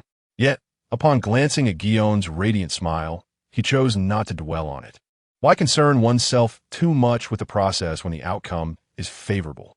They made their way to the port and boarded a military ship bound for the archipelago of Chambois, thus commencing their weekend escapade. After disembarking at Zone 60, Louis was pulled northward by Guillaume, heading straight for the bubble park located in Zone 30. The sky was filled with soap bubbles reflecting a myriad of colors in the sunlight, and with a fair companion by his side. It truly felt like a dream come alive. However, unexpected events are always lurking. Hey, you there, young man? Interested in some business? No sooner had they entered Zone 20 than Louis found himself surrounded by a group that clearly did not have good intentions, reminding him that this place seemed to be a lawless zone.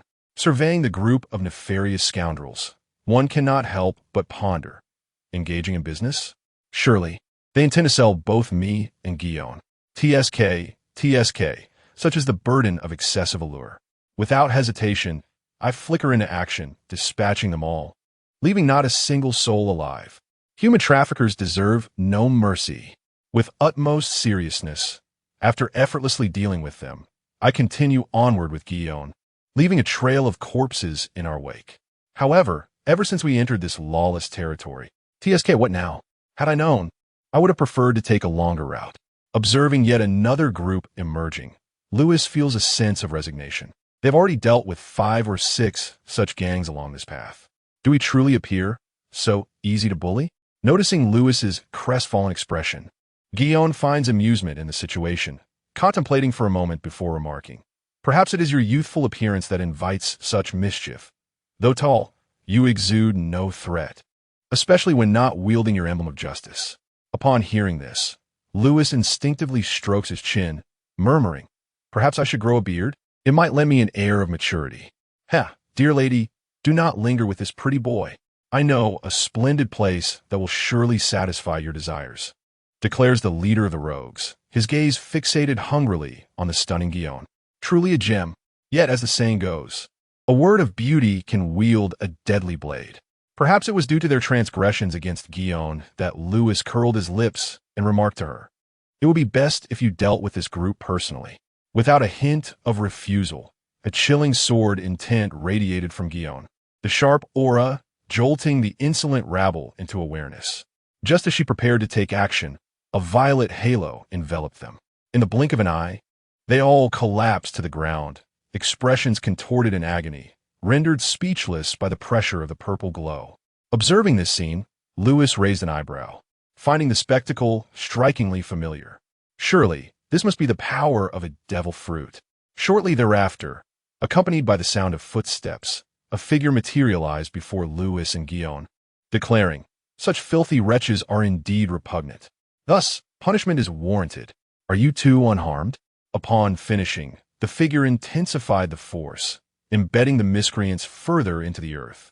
Grateful for the timely intervention, Louis smiled and inquired, I appreciate your assistance. May I ask your esteemed name? I dare not claim the title of esteemed. I am but a wanderer known as Xiao, dressed in a purple robe reminiscent of the original text, wielding a staff blade. He strolled forward in wooden clogs. However, what astonished Louis was the striking contrast of his large, expressive eyes, black and white, radiating with vitality. After a moment of contemplation, he quickly found solace in the thought that perhaps it was the tribulations encountered in the subsequent 20 years that had led to his self-inflicted blindness. Yet, you claim to be a vagabond? A vagabond capable of summoning meteors at the slightest provocation is indeed a novelty for me. Gazing upon Louis's handsome visage, the vagabond's smile seemed oddly familiar, as if they had crossed paths before. However, the peculiar expression in his eyes and demeanor was undeniably unsettling. Therefore, casting aside the flicker of familiarity in his mind, Louis inquired, might I ask if I have committed any offense that warrants your steadfast gaze upon me? With a dismissive wave, and realizing his rudeness, Louis offered an apology, attributing the matter to himself. Meanwhile, Guillaume, observing her boyfriend's demeanor, felt a surge of curiosity and asked, Mr. Xiao, is there an issue? I wish to extend an invitation to Mr. Xiao to join the Navy. Louis replied with a quiet chuckle. Yet upon turning to look, he was taken aback by the scene before him. At that moment, Xiao was skillfully rummaging through the pockets of the incapacitated ruffians, nearly stripping them of their undergarments. He deftly manipulated a collection of wallets, opening them one by one, and upon counting the contents, a radiant smile illuminated his face. This clearly indicated that the recent haul was indeed quite bountiful.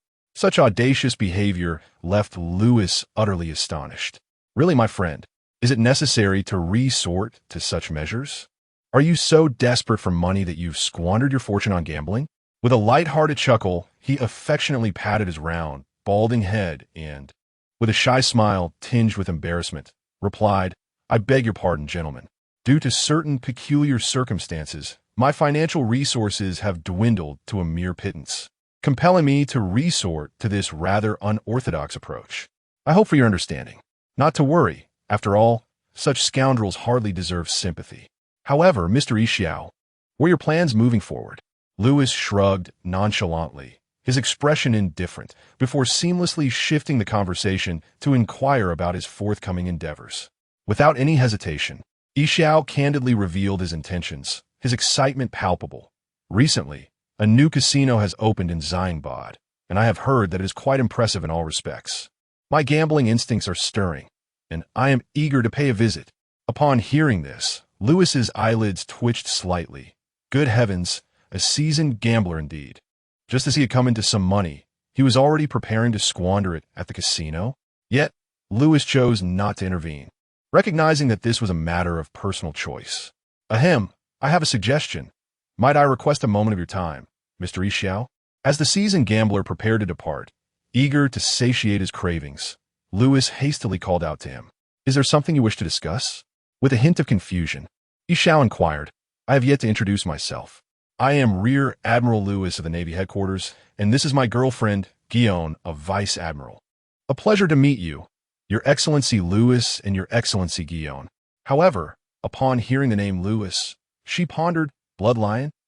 After exchanging pleasantries, Xiao suddenly realized, thinking to herself, "No wonder there's an air of familiarity. This name frequently graces the newspapers. Bloodline Lewis." Such a moniker carries significant intimidation, particularly for those nefarious pirates, while the common folk hold him in high esteem. Gleaning insights from the papers about Lewis's conduct, she noted his icy demeanor towards villains contrasted with a warm, spring-like kindness toward the populace. To be honest, Xiao felt genuine admiration. Yet, she couldn't help but wonder how this rear admiral was involved with a vice admiral. But Lewis's handsome visage provided the answer. Simply put, it was his charm. Reflecting on this, Xiao touched her own face, filled with nostalgia. "Once on our island, I was renowned as a striking young man. Alas, the passage of time has taken its toll, leaving me with a face weathered by life's trials. By age, you certainly qualify as an elder." Observing the future Admiral Fujitora before him, Lewis felt utterly bewildered as the latter touched his face, lost in contemplation. It wasn't long before Mr. Isuka regained his composure and inquired, "So, Lord Lewis, what brings you to me?" Foregoing any further pleasantries, he spoke candidly. "Your prowess is remarkable. Mr. Isuka and I, Lewis, am willing to vouch for you, hereby inviting you to join the Navy. Should this esteemed figure join the Navy in advance, it would indeed be akin to adding wings to a tiger. However, it must be noted that he has not yet fully reached the echelon of top-tier contenders. While undeniably formidable, he has not yet ascended to that level. In a few years, he may naturally make that leap. His strength lies in his strategic influence. Why is it that the Navy and government find themselves nearly powerless against the Golden Lion? It is simply because he can soar through the skies. For those who cannot fly, what can they do? If they cannot defeat you, they can simply take to the air and evade capture. This innate advantage places him in an unassailable position. Moreover, it would enable the Navy to establish an aerial division. Securing air superiority is crucial and could decisively alter the outcome of warfare. There are countless examples of this, but I shall refrain from enumerating them all. Furthermore, the first and second points can be interwoven. I can harass you from the sky. If you cannot best me, you must flee. After a while, I can resume my harassment before retreating once more. Oh, what a game it would be! However, there is a third point, which directly relates to Lewis's plans. If all goes smoothly, it would indeed be an extraordinary achievement. Upon receiving Lord Lewis's invitation to join the Navy, Yi Xiao felt a surge of excitement, yet hesitated. The source of his reluctance was not particularly complex. It pertained solely to the issue of compensation within the Navy. Consequently, Yi Xiao inquired about the remuneration and gambling aspects. Your Excellency Lewis, I am truly grateful for your invitation, and I am very much inclined to join the Navy. However, is this the extent of the compensation? Lewis had anticipated a more philosophical question regarding the moral imperatives of the Navy, perhaps concerning notions of justice.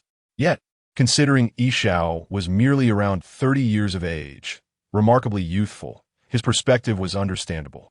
Moreover, he had not yet encountered any life-altering calamities that might cloud his vision. In essence, he remained a spirited young man, rather than the middle-aged figure of 54 from the original narrative. Following this, Lewis briefly outlined the general terms of naval compensation, which brought immense joy to Yi Xiao. He even made a decisive resolution. Saving money would be an impossibility, with provisions for meals and accommodation. Was there truly any need to save? He might as well revel in life. Furthermore, the Navy's headquarters was conveniently located near the Shambadi archipelago, allowing for daily visits to this delightful locale in the future. Lord Lewis, Major General, I am eager to contribute to the cause of justice and play my part. Please allow me to join the Navy.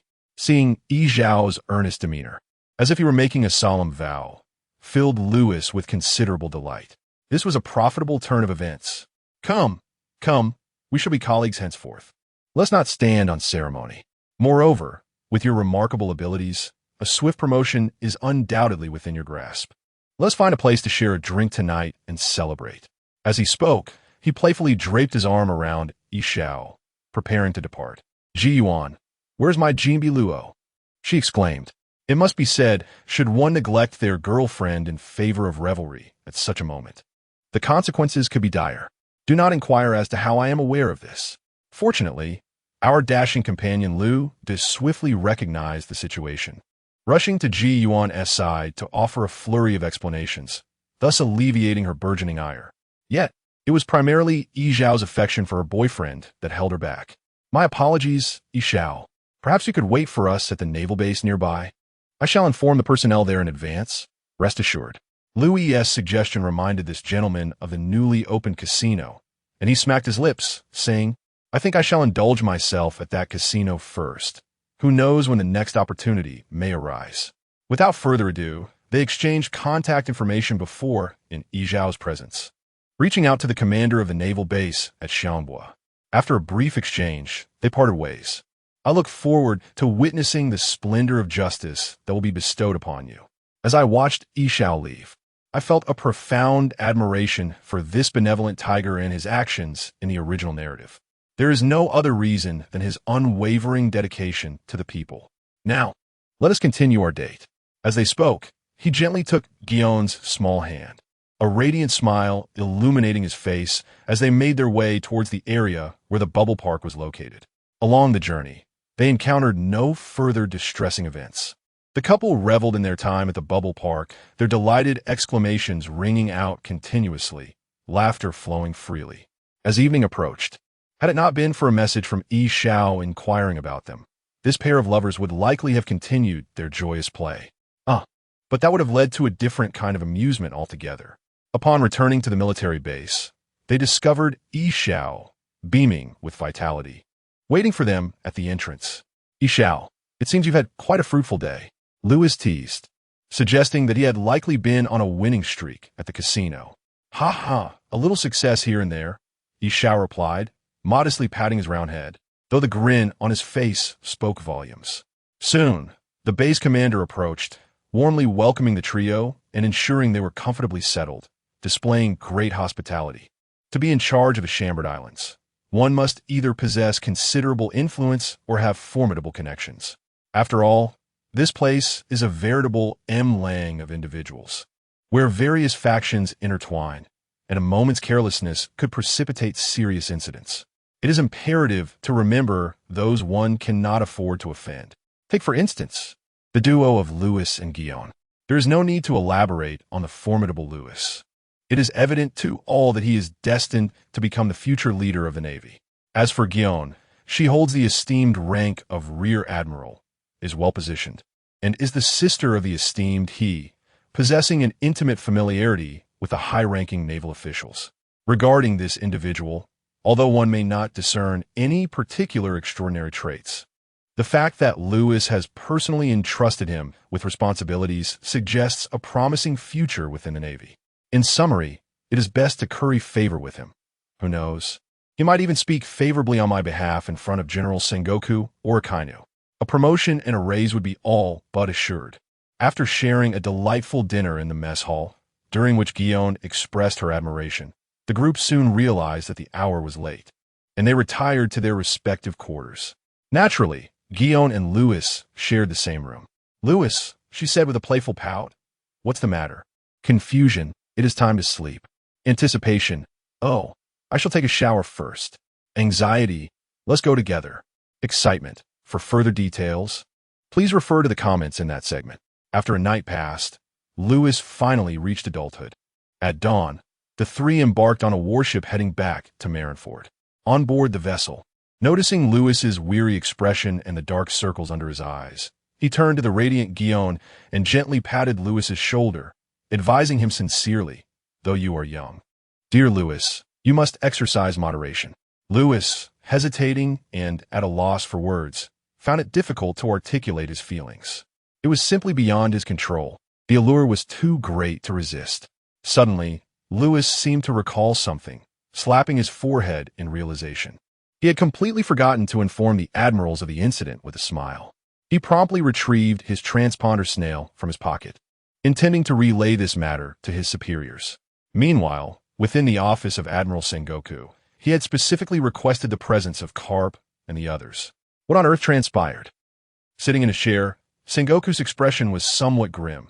While in the room, Sengoku, Zephyr, Carp, Tsu, and the trio of Chick, Dog, and Monkey were all present. The arrival of CP was met with an unwelcoming demeanor from the assembled individuals, especially with the Red Giant's tempestuous temper.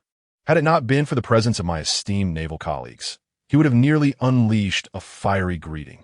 After all, the discord between the Navy and CP is not a recent development. To be fair, one must credit the five elders for the situation. Imagine if the most formidable armed force and the most extensive intelligence organization were to coexist harmoniously. That would present a significant dilemma. However, the trio opposite appeared unfazed by the Navy's animosity, perhaps due to their masks obscuring their expressions. The notable Bloodlion Rear Admiral seems to be absent. No sooner had the thought crossed my mind than the leader of CP removed their mask, revealing a strikingly beautiful visage, a smile gracing their lips.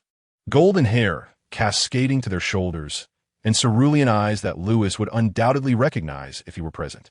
It was none other than Stussy, the Queen of Pleasure Street, who made her debut in the original Cake Island arc. Ah, while Lewis is still en route back, let us get straight to the point. We are all quite occupied, Kuzan remarked with evident annoyance, having been roused from a delightful slumber in his office to partake in this bewildering meeting. It was still initiated by CP, and it would be strange to expect a warm reception. Teacher Bofiai, Sengoku, Zephyr, and Crane sat in silence, each engaged in their own activities, some sipping tea, others trimming their nails, all with expressions devoid of emotion. As for Carp, the old fellow had already succumbed to slumber. Well, he was still eager to meet the infamous Bloodlion. Stussy feigned regret and sighed, quickly regaining her composure as she addressed the high-ranking Navy officials present with a serious demeanor. According to the intelligence gathered by our CP, the Roger pirates have returned from that fabled final sea. Soon, news of Roger's conquest of the Grand Line will reach the world. Thus, the five esteemed gentlemen have commanded us to eradicate the Roger pirates at all costs. Upon hearing this news, while many were prepared, the gravity of the revelation still left them profoundly shaken. This was an unprecedented achievement, even if it was accomplished by a despicable pirate, especially for Sengoku and the others, who had engaged with the Roger pirates for nearly half their lives. Their feelings were undeniably complex. Roger had ascended to greatness. GOLD. Roger had conquered the Grand Line. The birth of the Pirate King. Astonishment ensued. Articles detailing the secrets surrounding Roger were published and disseminated across the globe, and the name Roger became indelibly etched in the hearts of the populace, who were all astounded by this unparalleled event. The common folk were filled with unease, fervently speculating on the nefarious nature of this pirate king. The pirates sang boisterously, belting out unknown sea shanties, raising their cups to celebrate the birth of a king, some even harboring hopes of serving under his banner. The so-called pirate king.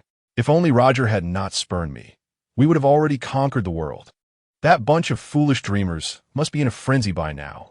Slapping the newspaper onto the table, Shiki regarded the news of Roger's ascension with utter disdain. To him, a throne attained without the trials of iron and blood was merely a hollow fade. A true king who reigns over the masses does not merely proclaim his title. He earns it through battle. The subordinates beneath him dared not utter a word, fearful that any stray comment might provoke their irate captain. Dispatch more men immediately. I want a full-scale search for the whereabouts of the Roger pirates. Yes, Captain. Without further ado, Shiki activated his powers, soaring into the air. His rebellious gaze pierced through the clouds, as if he could see the roaring sea below. A torrent of thoughts surged within him. Roger, is this what you call dreams and perseverance? Conquering the Grand Line? Yet, you have yet to conquer me, the Golden Lion. If fate truly exists, then in this destined outcome, only one word awaits you: failure. Unlike the indomitable Golden Lion, Whitebeard was enveloped in a profound sense of nostalgia. Seated gracefully upon a grand sofa, cradling his personalized goblet filled with amber-hued liquor, he remained motionless, fixated on the liquid within. He beheld the passage of his own time unfurling like a cinematic reel, yet since departing from that resplendent era, so few of his contemporaries remained.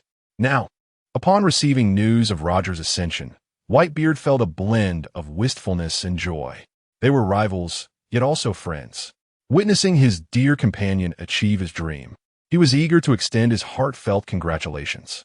Having relinquished all other desires, he yearned only to embody the role of a loving father, savoring the precious bond of family. Thus, he lifted his gaze, filled with visions of his loved ones. An immense sense of happiness surged within him as he bellowed, "Come, my sons, join your old man for a drink. Oh, father, I assure you, I shall not become inebriated today." You of all people?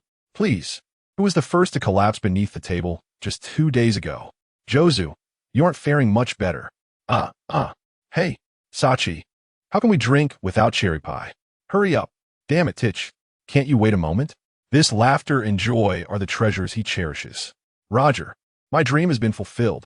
Far away on the island of Batiurla in the South China Sea, a middle-aged man, dressed modestly and carrying a knapsack, disembarked from a passing boat.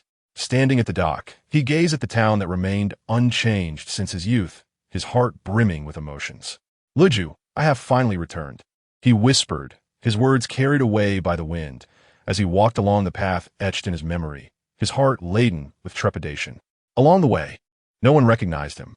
After all, it was difficult for people to connect the legendary pirate King Roger, who had conquered the Grand Line, with the ordinary middle-aged man before them. When he encountered passers-by, Roger greeted them warmly, akin to a migrant worker returning home. Amidst the exhilaration, a thread of fear lingered. Roger was terrified, fearful that Luju had not chosen to wait for him, or that some misfortune had befallen her, rendering her no longer of this world. Facing the door of his old home, he stood at a loss, a stark contrast to his calm demeanor when confronting the formidable forces of the Golden Lion. Suppressing his unease, Roger gently knocked on the door. "Who is it? Please hold on, I will be right there." The gentle voice of a woman bestowed upon Roger immense courage, and he tremulously replied, "Lugio, it is I." Initially, a hush enveloped the room, soon followed by the sound of hurried footsteps echoing in his ears. Roger took a step back, and as he gazed expectantly, the door was slowly pushed open. "Roger, is that truly you?" Upon seeing him, Lugio's eyes brimmed with tears. With her lips pressed tightly together, she excitedly leaped into Roger's embrace. Feeling her tears dampen his clothing, Roger enveloped her in a firm embrace, closing his eyes and inhaling the fragrant scent of her hair, his heart finally finding solace. After a moment of tenderness, Lu Ju struggled free from the long-missed warmth of his arms and gazed up at her beloved, her eyes reddened, yet shining with joy. "You haven't eaten yet, have you? You must be famished. I shall return to the kitchen and prepare a few more dishes while you rest. If you're hungry, there's fruit on the table. You can nibble on that to tide you over." As she spoke, she took his satchel from his hand and turned to enter the room. "Lu Jiao, I wish to eat." Roger smiled softly and followed her inside, calling out his desired dishes. In stark contrast to the warmth that Roger was savoring, the Navy and CP were nearly driven to madness in their search for him. The pressure from above was not the only burden. There was also the desire to capture Roger and claim the monumental credit. However, for Lewis, locating Roger was a rather effortless endeavor. It is merely the information suppression brought about by the time traveler. Although the timeline has experienced slight alterations under his influence, it will not affect the entire world. Therefore, the equation of Liju's whereabouts equating to Roger's remains valid. So, should we venture to the island of Batai in the South China Sea to capture him? No, Lewis does not intend to do so. This is not out of any sense of compassion, but rather because the cost of apprehending Roger at this moment is excessively high. Even though he is now in a pitiable state, he still possesses the strength to fight back. Why not wait another 2 years and allow his illness to further deplete his strength? Moreover, even if one were to overlook the costs and attempt to capture him, is it not somewhat problematic to intervene just after he has become the pirate king and has barely enjoyed a few days of tranquility with his beloved? How would one explain such an action? By attributing it to luck? That would be rather far-fetched. The CP, a professional intelligence organization, took 2 years to locate this island after Roger's execution. What makes you think Lewis could surpass their expertise in this matter? Some may argue that in the original narrative, it was due to a tip-off regarding Roger potentially having a child that the CP initiated their search. But did the Holy Land simply bide their time, remaining inactive for those 2 years? Surely, the celestial dragons, who have ruled the world for 800 years, would not be so oblivious. Do they truly believe all celestial dragons are as foolish as depicted in the original story? Let us not dwell on anything else but the 5 elders, who are indeed the celestial dragons, occupying the pinnacle of this hierarchy. Additionally, there exists a multitude of elite celestial dragons serving in various institutions, forming the backbone that sustains the grand vessel of government.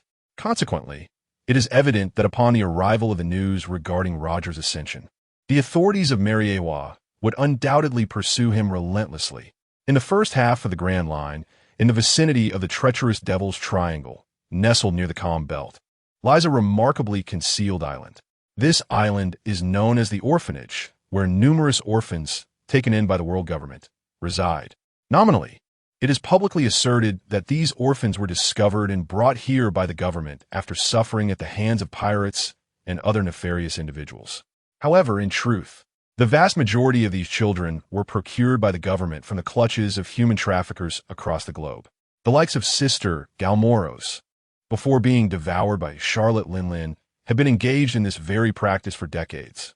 It must be said that Mariewa has a peculiar penchant for such activities, purchasing talented young children from traffickers, placing them together for concentrated cultivation before their thoughts have fully formed, instilling within them a loyalty to the government and a sense of gratitude for the benevolence shown to them as orphans.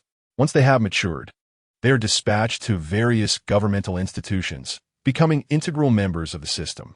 At this moment, in the waters adjacent to the orphanage, a warship from the Navy headquarters is navigating the sea. Not far ahead, a pirate ship is desperately fleeing, evading the cannon fire from the warship. Yet, whenever the pirate vessel attempts to change course, shells explode nearby, compelling it to continue in a straight line, reminiscent of a cat playing with a mouse. On the deck of the warship, Lewis and Yixiao are engrossed in devouring 2 large bowls of ramen, occasionally uttering contented exclamations. It has been mentioned numerous times, but the Navy's cuisine is indeed remarkably commendable. Contentedly patting his somewhat rotund belly, he gazed at the mountain of bowls piled on the table and exclaimed with a smile. Beside him, Lewis nodded in agreement, finishing the last slurp of noodles before draining the pork bone soup in his bowl. He inquired, if one does not eat to their fill, how can they muster the strength to capture pirates? This is the most fundamental necessity. By the way, have we clarified the identities of those pirates? After speaking, he turned to a nearby major and asked, Report, Your Excellency, the Major General. The identities have been confirmed. They belong to the green-haired Gilbert pirate crew, with a bounty of 44 million berries. Green-haired? That name carries weight in every sense of the word. Lewis picked up a cup of tea, exhaled upon it, and took a small sip, inwardly scoffing. He then turned his gaze to Yi Xiao, smiling as he asked, Brother, shall you go or shall I? Having just stretched, Yi Xiao paused for a moment, then rose, unsheathing his saber and slowly making his way towards the edge of the deck, all the while jesting. You, Major General, should take a rest. Such laborious tasks are best left to someone of my subordinate status. The Major, witnessing Yi Xiao's readiness to engage, wore an expression brimming with curiosity. Many have been discussing this individual, whom Lewis had fervently recommended. Of course, there were also plenty who expressed skepticism regarding his capabilities. Is he truly formidable? After all, I had never heard of such a figure. It is said that at that time, Vice Admiral Akainu, present on the scene, engaged in a contest with him on a desolate island near Marineford to validate his prowess. Although the outcome remains unknown, the Red Dog spoke highly of his strength, declaring it on par with the likes of his own team. The they referred to by Sakazuki naturally denotes the formidable quartet of Kizu, Fujitora, and others. Judging by his capabilities, one could assert that he was more than qualified for the rank of Vice Admiral. However, unlike the weakened state of the Navy following the war on the top, the forces at this juncture were robust, comprising a well-rounded mix of seasoned veterans and promising newcomers. After much contemplation, Marshal Kong ultimately granted him the rank of Rear Admiral. Yet, he bore no grievances. Rather, he felt a sense of contentment. He understood that within the confines of the system, seniority was an inescapable reality. Had he been promoted directly to Vice Admiral, it would undoubtedly have sparked discontent, possibly even implicating Lewis, who had recommended him. Furthermore, the position of Rear Admiral is commendable, as it signifies a rank of officer with substantial benefits and privileges. Ultimately, aligning himself with Lewis, the prospects ahead appeared exceedingly bright. With no worries to speak of, life was indeed splendid. With that, he raised his sword staff toward the pirate ship ahead and called out, Gravity Blade, Sea Tiger. As the words fell, a violet energy aura entwined around the blade, and with a gentle sweep, the energy surged towards the fleeing pirate ship. After the strike, the ocean remained unchanged, devoid of any visible alteration. Subsequently, sheathed the sword and turned, addressing the Major. There is no need to cleanse the battlefield. Proceed according to the planned route to the orphanage. But nothing happened. The pirates are still safe and sound. You must be jesting. The Major gazed in bewilderment at a smile, then hesitantly turned to inquire of his commanding general. What do you think? With a dismissive wave of the hand, Lewis replied with an air of indifference. As Brother Yi Xiao has stated, we shall continue along the predetermined course. Later, you may report to headquarters, and we can remove Gilbert and his crew from the bounty list. Just as the Major prepared to press further, he suddenly witnessed a dramatic transformation upon the surface of the sea where the pirate ship resided. The water surged violently under the influence of the ability, collapsing inward to form a ferocious tiger with its mouth agape, which savagely devoured the pirate vessel from below. Before he could fully comprehend the scene, the sea swiftly returned to tranquility, with debris and lifeless bodies surfacing, while a few surviving pirates cried out for help amidst the waters. Even being captured by the Navy is preferable to drowning. The Major, regaining his composure, immediately snapped to attention, saluting fervently. Yes, everything for the sake of justice. Without pause, the warship pressed on, trampling over the despairing gazes of the remaining pirates. It was cold and merciless.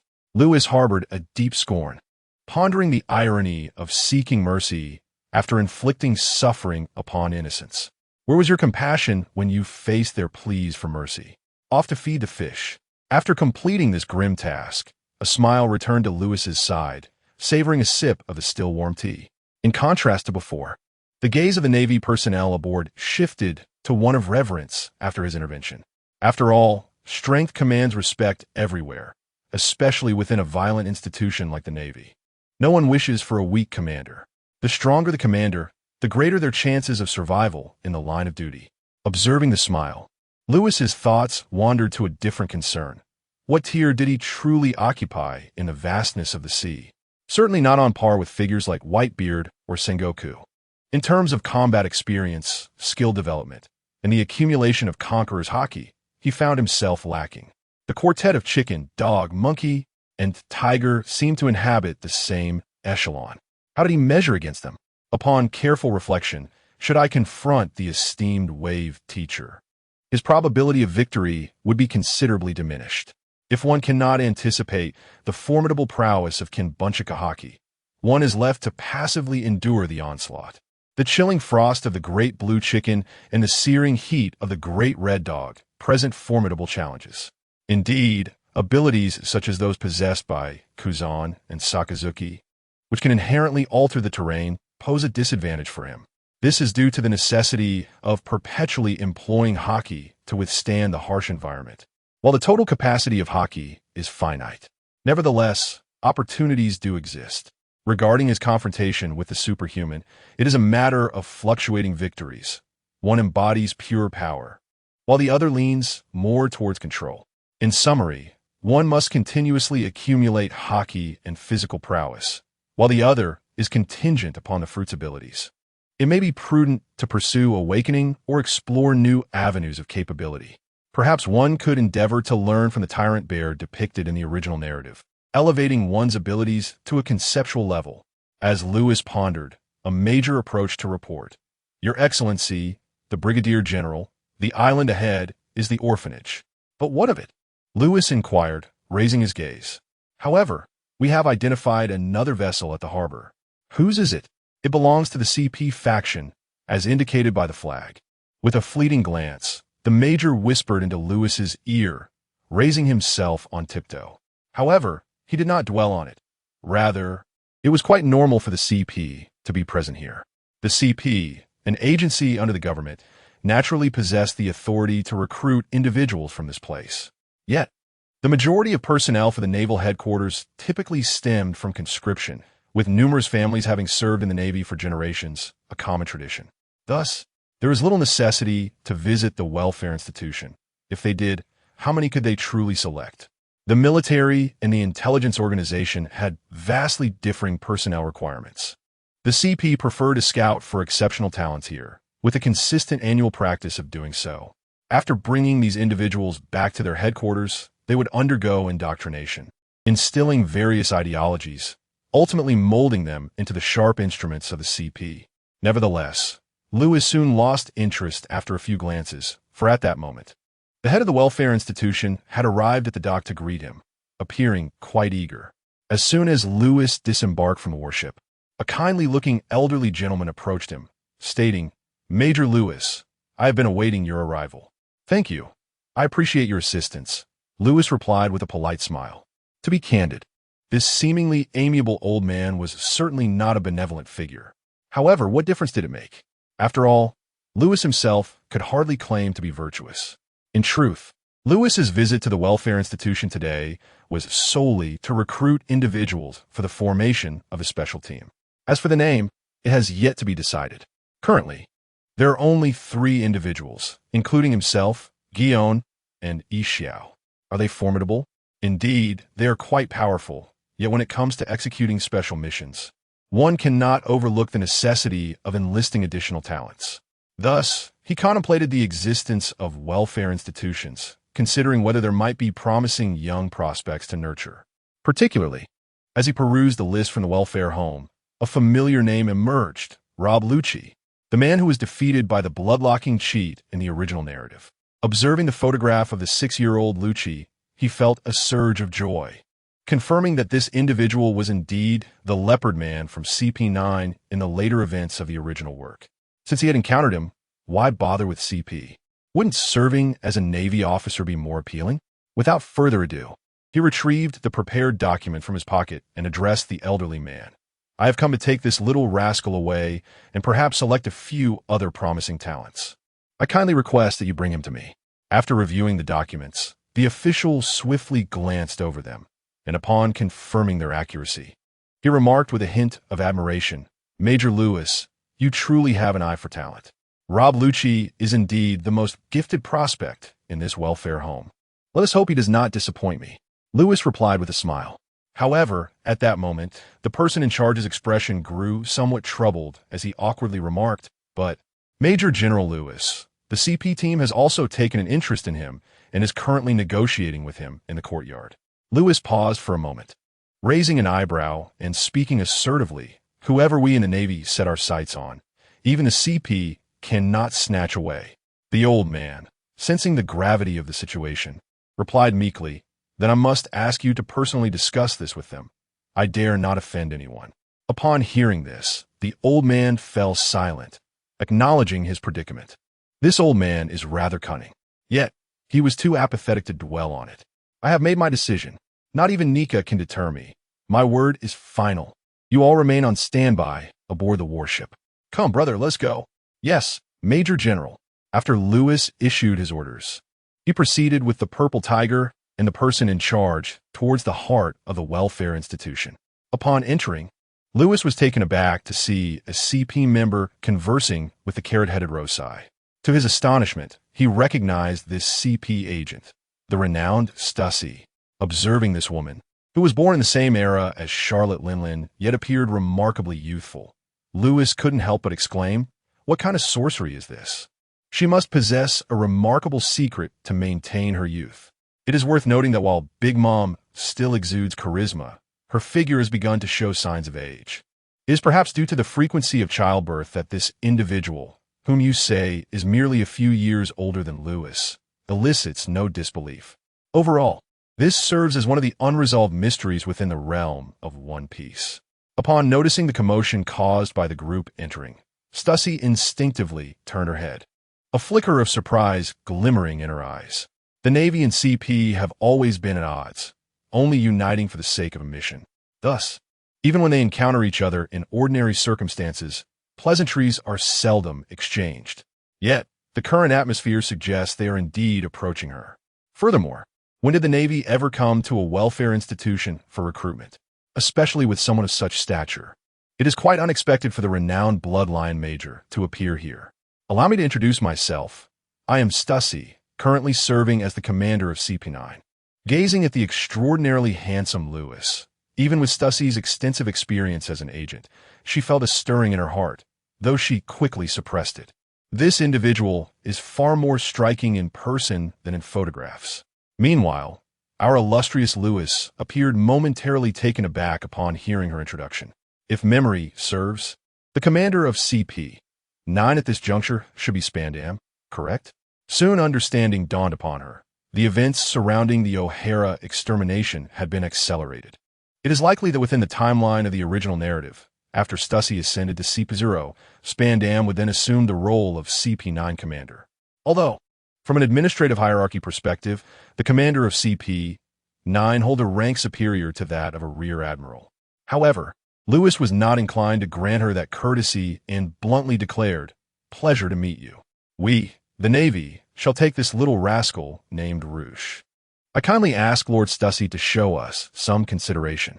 Isn't that rather domineering? One must adhere to the principle of first come, first served." "No," Stussy replied, her brow furrowed, clearly displeased. "This child has already been chosen by our CP. You Navy have arrived too late." Upon hearing this, Lewis turned to the responsible party and inquired, "Has the process been initiated? Are the documents signed?" The elderly gentleman dared not interfere and quickly shook his head, indicating that it had not yet commenced. "You see, Lord Stussy, since the procedures have yet to begin, it clearly indicates that this child remains a member of the orphanage, thus rendering the notion of first come, first served irrelevant." Stussy was taken aback. How can you utter such shameless words without a hint of embarrassment? Her favorability plummeted to -100. Beside her, a chuckle came from a figure who shot Lewis a peculiar glance. Contemplating, to lie so blatantly, is quite impressive. Feeling her temper rising, Stussy coldly asked, "What if I refuse? Then you will have to bear the consequences."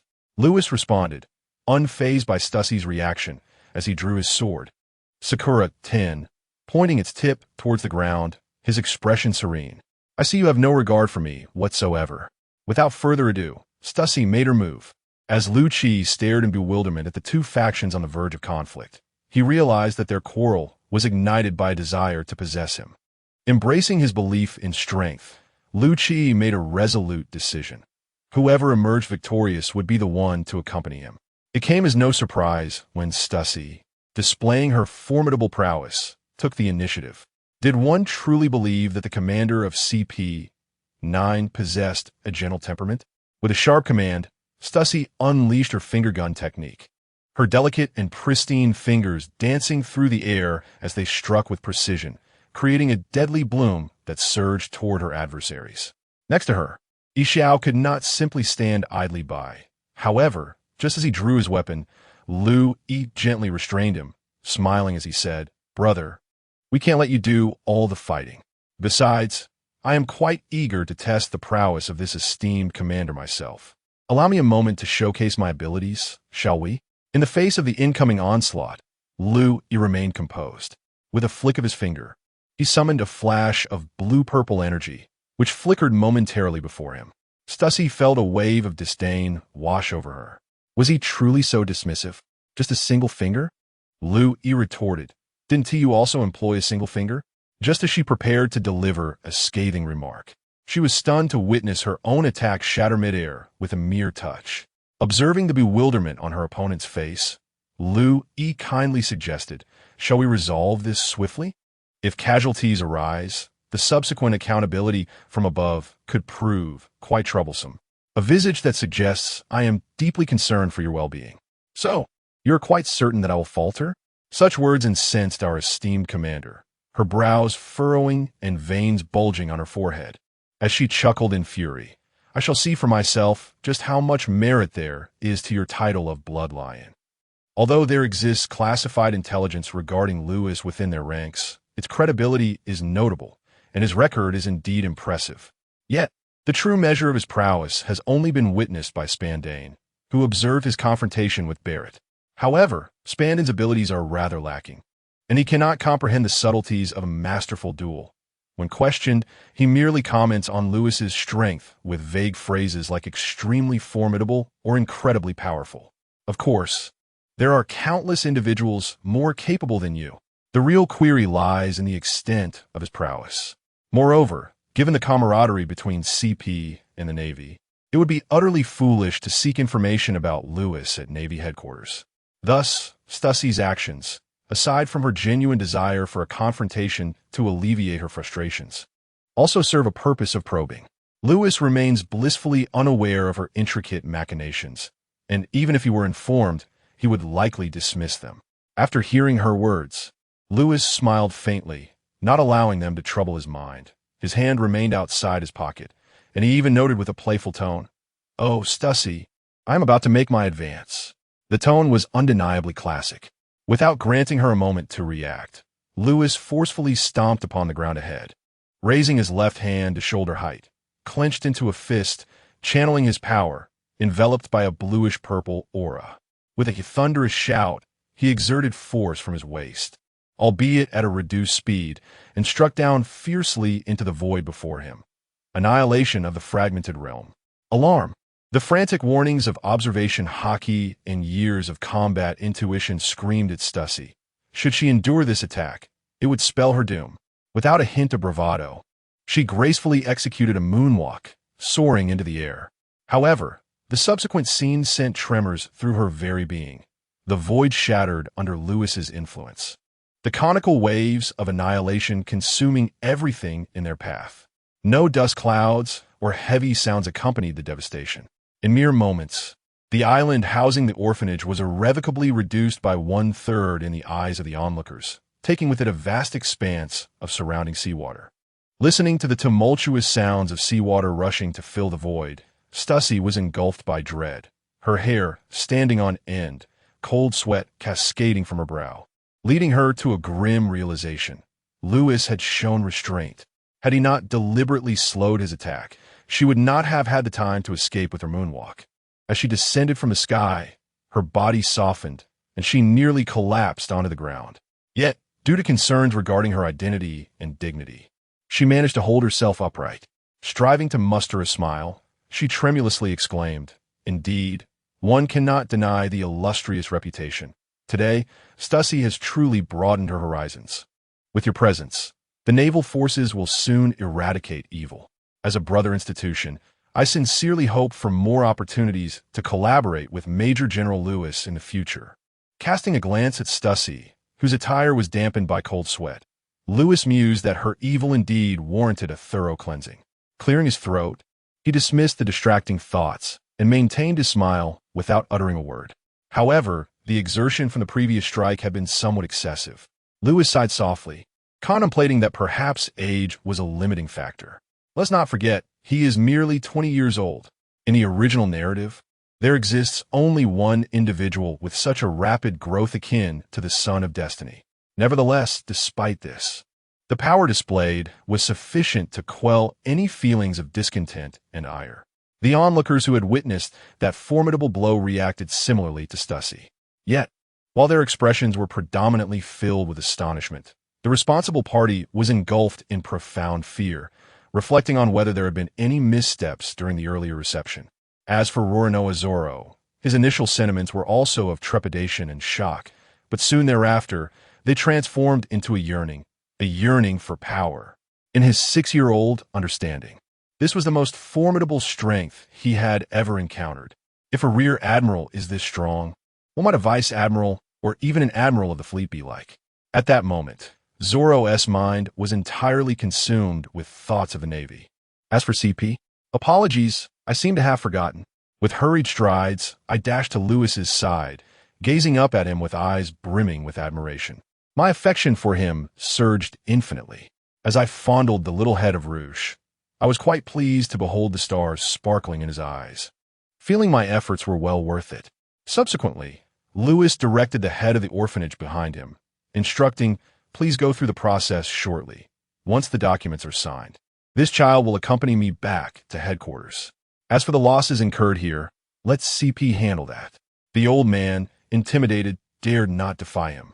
His demeanor transformed into one of utmost respect as he bent low, nearly bowing his head to the ground, humbly responding, "Yes, I shall obey your command, Lord Lewis."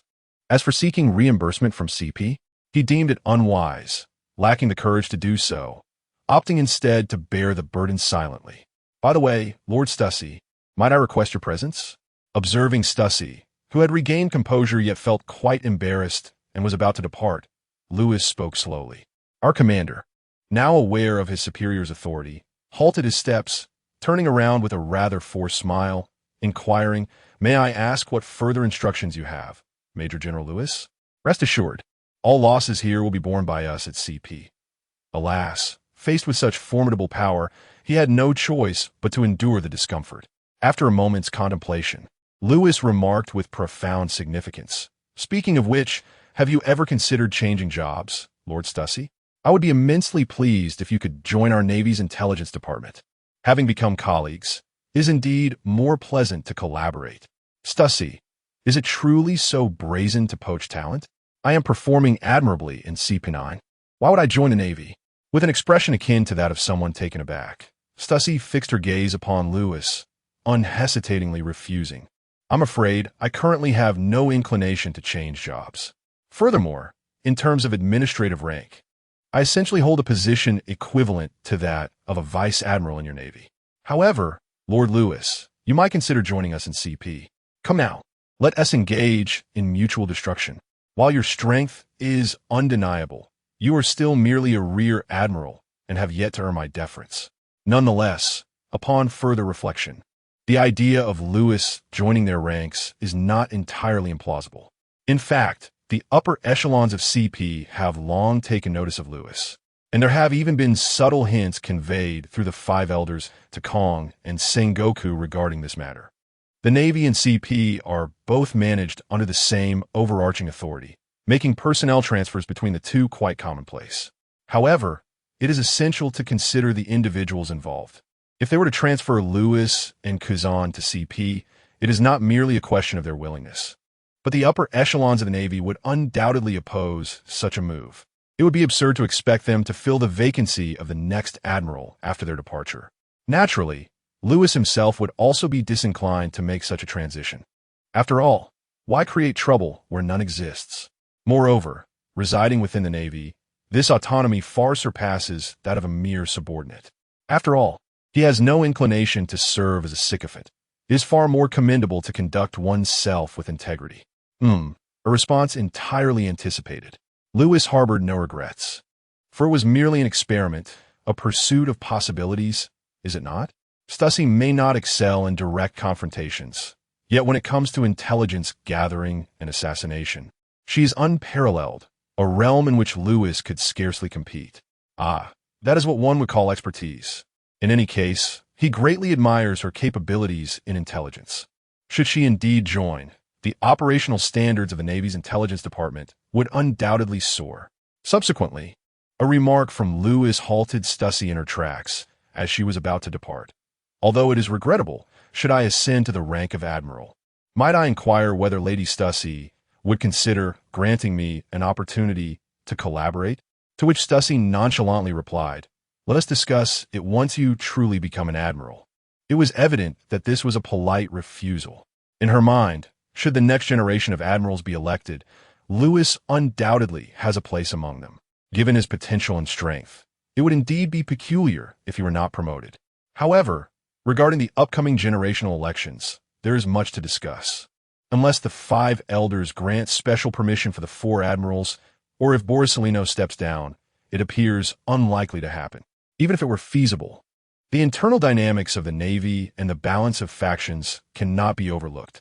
Nevertheless, Lewis chuckled and remarked, "Since Lord Stussy has said so, I shall take it to heart." Without further ado, Stussy turned and departed. Unperturbed, Lewis shifted his attention to his newly acquired little fan and inquired, "I noticed in the documents that you are a devil fruit user?" Lucci nodded vigorously and then immediately displayed his abilities. The leopard-headed Lucci made his appearance. Strangely enough, unlike the formidable and awe-inspiring transformation depicted in the original work, he now resembled an adorable little cub, quite charming indeed. However, truth be told, Lewis felt a twinge of regret. Undoubtedly, Lucci possessed exceptional talent, yet he was hindered by the limitations of this ordinary zoan-type fruit. How he wished for an ancient type that would surpass this mediocre fruit. Let us not entertain the notion that there are no supreme fruits, only supreme users. Such thoughts are mere self-deception. Among the pinnacle of combat power on the seas, whose fruit is subpar, yet there is little to be done. One cannot expect Lucci to regurgitate it, can they? Lewis dismissed his concerns and addressed the young leopard, stating, "It would be a grave waste of your talents to grow up here. Upon our return, I shall recommend you to Master Zephyr to become his disciple. Once you reach an appropriate age, you can formally join the Navy and become my direct subordinate. Does that sound agreeable?" His tone, though inquisitive, implicitly outlined a plan for Roosh. Yet, he bore no resentment towards this assertiveness. Rather, he was filled with excitement. After all, this was a request from his idol. How could he possibly decline? With a resolute thump on his chest, he vowed to diligently train and study within the Navy, striving to join Lewis's direct command at the earliest opportunity. Meanwhile, the great purple tiger remained silent throughout, having nearly intervened at the outset. With a glimmer of delight in his eyes, he regarded Roosh, counting himself. Their group now comprised 4 members. As the elder of the group, he felt compelled to look after the newcomers. Thus, he promptly assured Roosh that he would certainly provide him with guidance in the headquarters. Lewis, of course, welcomed this sentiment, appreciating the harmony within the team. However, he silently hoped that Roosh would steer clear of gambling with Lewis. Once all formalities were completed, the trio departed together. Only 2/3 of the orphanage remain, alongside a sorrowful director. On the return journey, the atmosphere was relatively tranquil, interrupted only by the encounter with a couple of insignificant pirate crews. The minor adversaries posed no challenge, as neither Lewis nor Yixiao needed to intervene. Ruchi single-handedly dealt with them all. With the advantage of his Zoan-type abilities and a couple of years of martial arts training, he dominated the pirates effortlessly. The observing major was taken aback, only to discover that this child was merely 6 years old. Could this truly be a 6-year-old? The display of strength was astonishing. Upon returning to headquarters, Yi Xiao signed in, exchanged a few pleasantries, and then slipped away, eager to utilize his abilities to soar toward sobriety. Clearly, the urge to gamble had resurfaced. Lewis paid it no mind. After all, it was merely a personal inclination. Thus, he and Ruchi made their way towards Zephyr's residence. As they traversed the path, Ruchi gazed around, captivated by the grand Marineford fortress and the imposing squads of Marines exuding an air of intimidation. He felt a surge of excitement and exclaimed, "Is this truly Marineford?" His reaction mirrored that of his initial arrival. Despite having witnessed it in the original anime, the awe could only be fully appreciated through personal experience. Lewis smiled gently and said to the little leopard beside him, "Come, let me take you to find Teacher Zephyr." In the courtyard, Lewis and Zephyr sat facing each other. Ruchi, with his little hands clasped behind his back and a serious expression, remained beside his idol, occasionally offering tea and water with an admirable sense of responsibility. "Is this child the one you brought back from the orphanage? Did you really have a scuffle with CP over it?" Zephyr took a sip of his tea, glanced at Ruchi, and asked with a smile. Lewis nodded, his expression revealing satisfaction. Observing his disciple, whom he regarded as his own child, in such a demeanor, Zephyr felt little need to elaborate. He trusted Lewis's judgment. After all, that smile was a testament to it. However, I must remind you that he can only join the recruit camp after graduating from naval school. As for training, he can come to me in the meantime. Of course. You may decide, Lewis replied dismissively, waving his hand.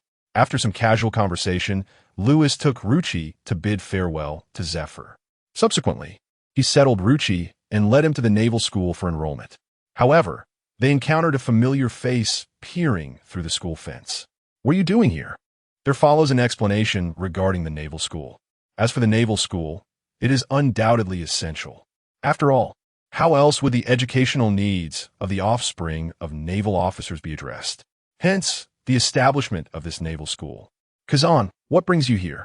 The man, clad in casual attire and donning round sunglasses, seemed to be engrossed in something beyond the fence. Lewis, wearing an expression of confusion, voiced his inquiry. The identification came effortlessly, his trademark afro.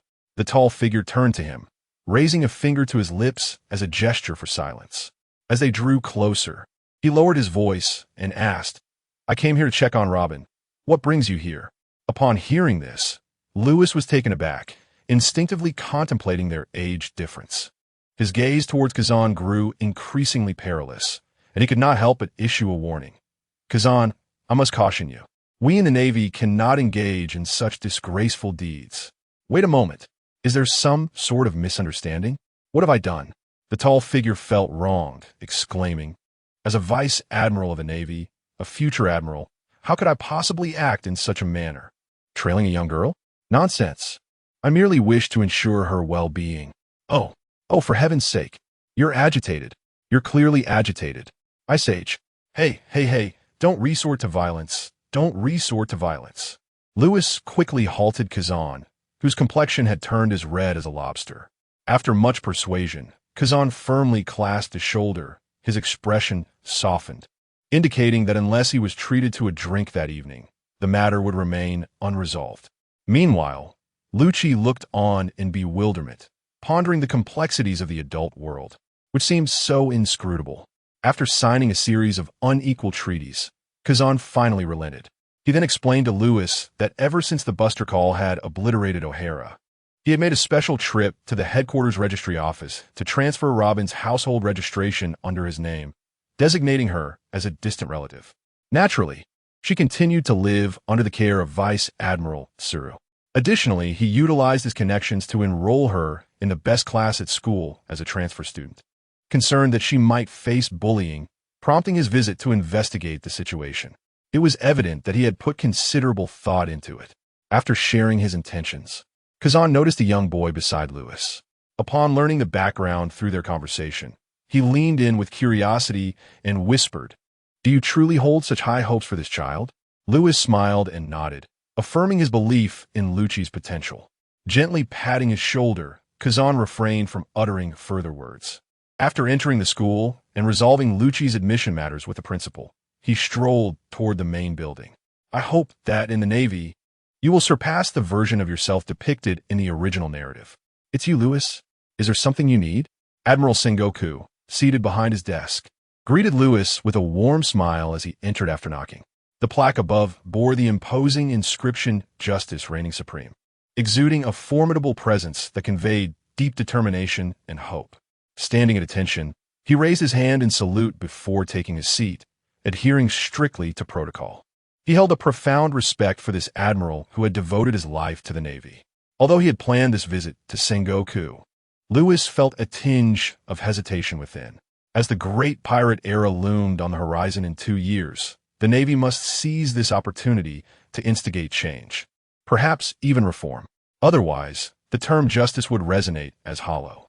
A true force for justice should not be relegated to the role of mere watchdogs. The demeanor of the esteemed general, a potential future admiral of the Navy, holds paramount significance. He is an ally that must be cultivated, for without his support, all endeavors may falter. Yet, progress must be made incrementally, beginning with the issue of military funding.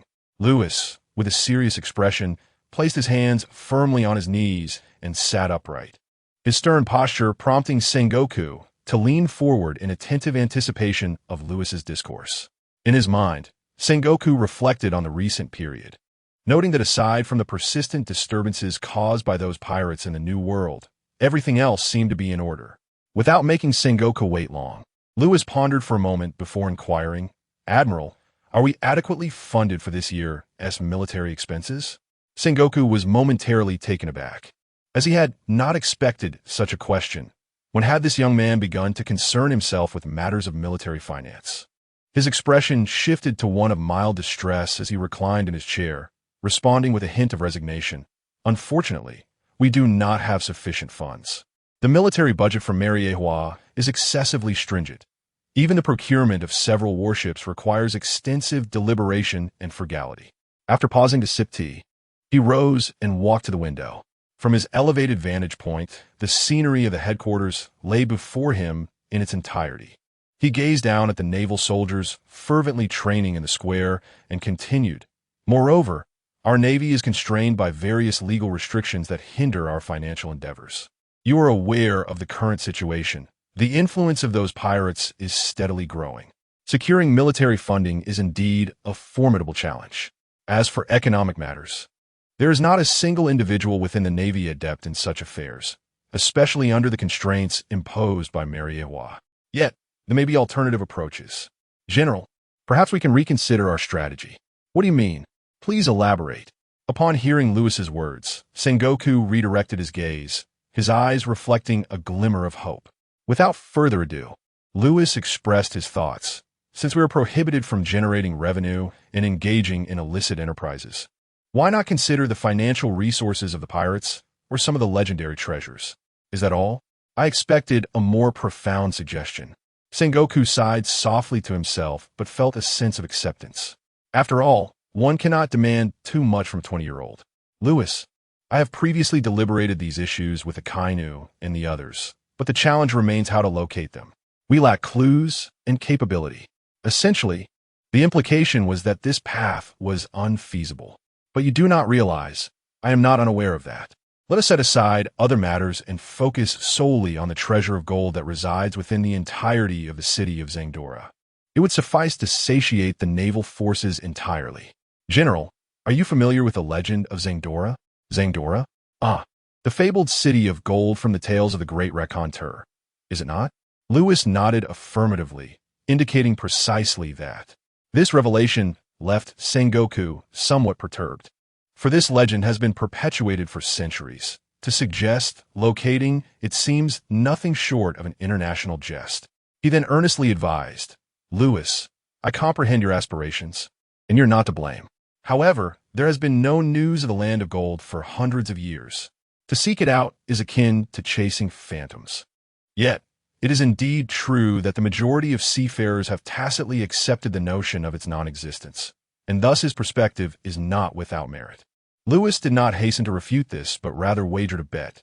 "General, should we succeed in finding it, I have a request." Upon hearing this, Sengoku chuckled dismissively and retorted, "You young rascals still wish to play coy with me. Speak, what do you propose to wager? If we can unearth it, I would like to apply for the position of base commander at a branch of the Grand Line." To be candid, the issue of the base commander is not particularly daunting. Upon attaining the rank of Rear Admiral, one would be assigned to various branches of the Grand Line for training. Lewis could not possibly be unaware of this matter. He merely needed to wait a few years for his qualifications to accumulate sufficiently, after which he would naturally be appointed as a general, a matter of course and inevitability. However, the fact that he specifically brought it up and included it in a wager compelled Sengoku to contemplate further. "Lewis, the position of general is still premature for you," Sengoku remarked with a hint of exasperation. He had come to understand Lewis's true intentions. He was preparing for the promotion to general. Indeed, Lewis had set his sights on that esteemed position. Beyond military achievements and the paramount quality of combat prowess, seniority was an indispensable factor. Moreover, the role of the base commander of the G Brigade was a requisite step within the naval hierarchy for ascending to the rank of general. Sengoku did not outright refuse. For as the adage goes, a soldier who does not aspire to become a marshal is not a commendable soldier. Desiring the position of general was not an issue at this juncture. On the contrary, it should be encouraged. This signified ambition. If the neutral faction were comprised entirely of individuals like Borsalino, it would indeed spell disaster. Teacher Borsalino, there's nothing wrong with idling. Yet, as Sengoku noted, the position of general was too early for Lewis. It would be more appropriate for him to attain that rank upon the transition of the marshal's tenure. By then, Lewis would be in his 40s, excelling in all respects, leaving no grounds for criticism from Mariewa. But what about now? Should he truly agree to this wager? Would it necessitate obtaining approval for the proposal of the 4 generals from above? In this manner, Sengoku could wholly accept the situation, even experiencing a sense of elation. Faced with the convolutions of the warring states, Lewis could likely infer the underlying sentiments and chose not to delve further into this topic. After all, merely alluding to it sufficed. Excessive insistence would be rather unbecoming. Thus, he naturally shifted the conversation, inquiring about Katakuri. Upon mentioning this, our esteemed General Sengoku maintained a calm demeanor and simply uttered the words, "He has been retrieved." Yet, the fury within his tone was unmistakable. He was acutely aware of the intricacies involved, recognizing it as a transaction between Mariewa and Big Mom. Despite his considerable anger, he understood the rationale behind it. Big Mom had leveraged the security of her allied nations as a condition to reclaim her most cherished son. How could Mariewa refuse? Should the situation escalate into dire consequences, resulting in allied nations losing faith in the government, what would become of the celestial gold? The Navy's vast funding is derived from these national taxes. Without financial support, how could the Navy flourish? Reflecting on this, his eyes brightened, and he remarked, "In my opinion, although the matter of the land of gold seems implausible, there are other treasures worth pursuing. Have you heard of the gem glacier from the 8 Treasures Navy in the flower country of the West Sea? Indeed, such a treasure trove nearly slipped my mind. General, I comprehend your intent. I shall set forth immediately. As for the land of gold, we can address that later. Do not rush. I have yet to finish speaking." Upon observing Lewis preparing to depart immediately to supplement the Navy's funds, Sengoku hastily detained him. Noting Lewis's bewildered expression, Sengoku elucidated, "There are considerable treasures within. How do you intend to retrieve them later?"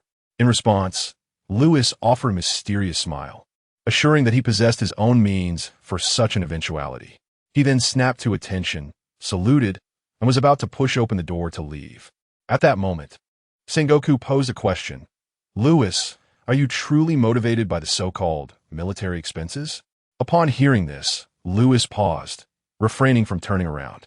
Bathed in sunlight, the characters for justice emblazoned on his back appeared particularly imposing. Without hesitation, he resolutely affirmed, "My heart and actions are as clear as a mirror. All that I undertake is rooted in justice." With those words spoken, he resumed his stride, departing from the room. As his footsteps faded away, The office returned to its tranquil state. After a considerable time, Sengoku finally lowered his head, grasping a pen to scribble on a blank sheet of paper, only to subsequently crumple it into a ball and discard it. He muttered softly, reflecting on Lewis's final proclamation. All is rooted in justice? He then turned his chair, gazing at the plaque adorning the wall, his brow furrowed in contemplation, his thoughts in disarray. Justice reigning supreme over the world. He pondered, will I ever witness justice ascend to such heights in my lifetime? The Navy and the government ultimately transformed into a resigned sigh. Lewis, traversing the path to the headquarters, was blissfully unaware of the reaction of his formidable general during the Warring States period. His mind was consumed with a singular obsession, acquiring wealth, securing riches, or, as he so colorfully expressed, seeking money. He swiftly retrieved his phone from his pocket and dialed a certain gentleman who was still reveling in the casino's festivities. Hello, is this Brother Ishiao? A mission has arisen. You must return promptly. Just one more round. I swear it's my final bet. I'm going big. 1 round? Surely not, just a mere billion. Coughs this time.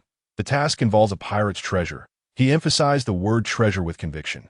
Wait, I'll be there in no time. The effect was immediate. After concluding the call, Lewis made his way directly to the port, presenting the signed documents to the port administrator. Once Ishiao returned and the personnel were adequately assembled, they could set sail for the West Sea without delay.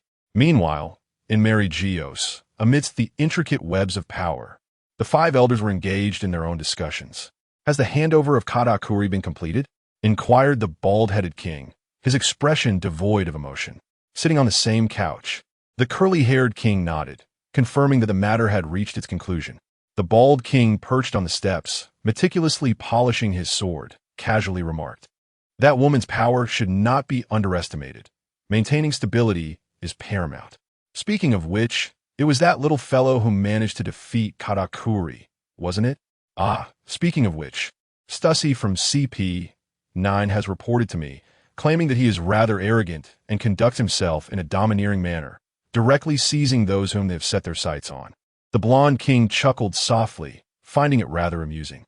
The other four also wore faint smiles, for to them, this was merely a trivial matter of little consequence.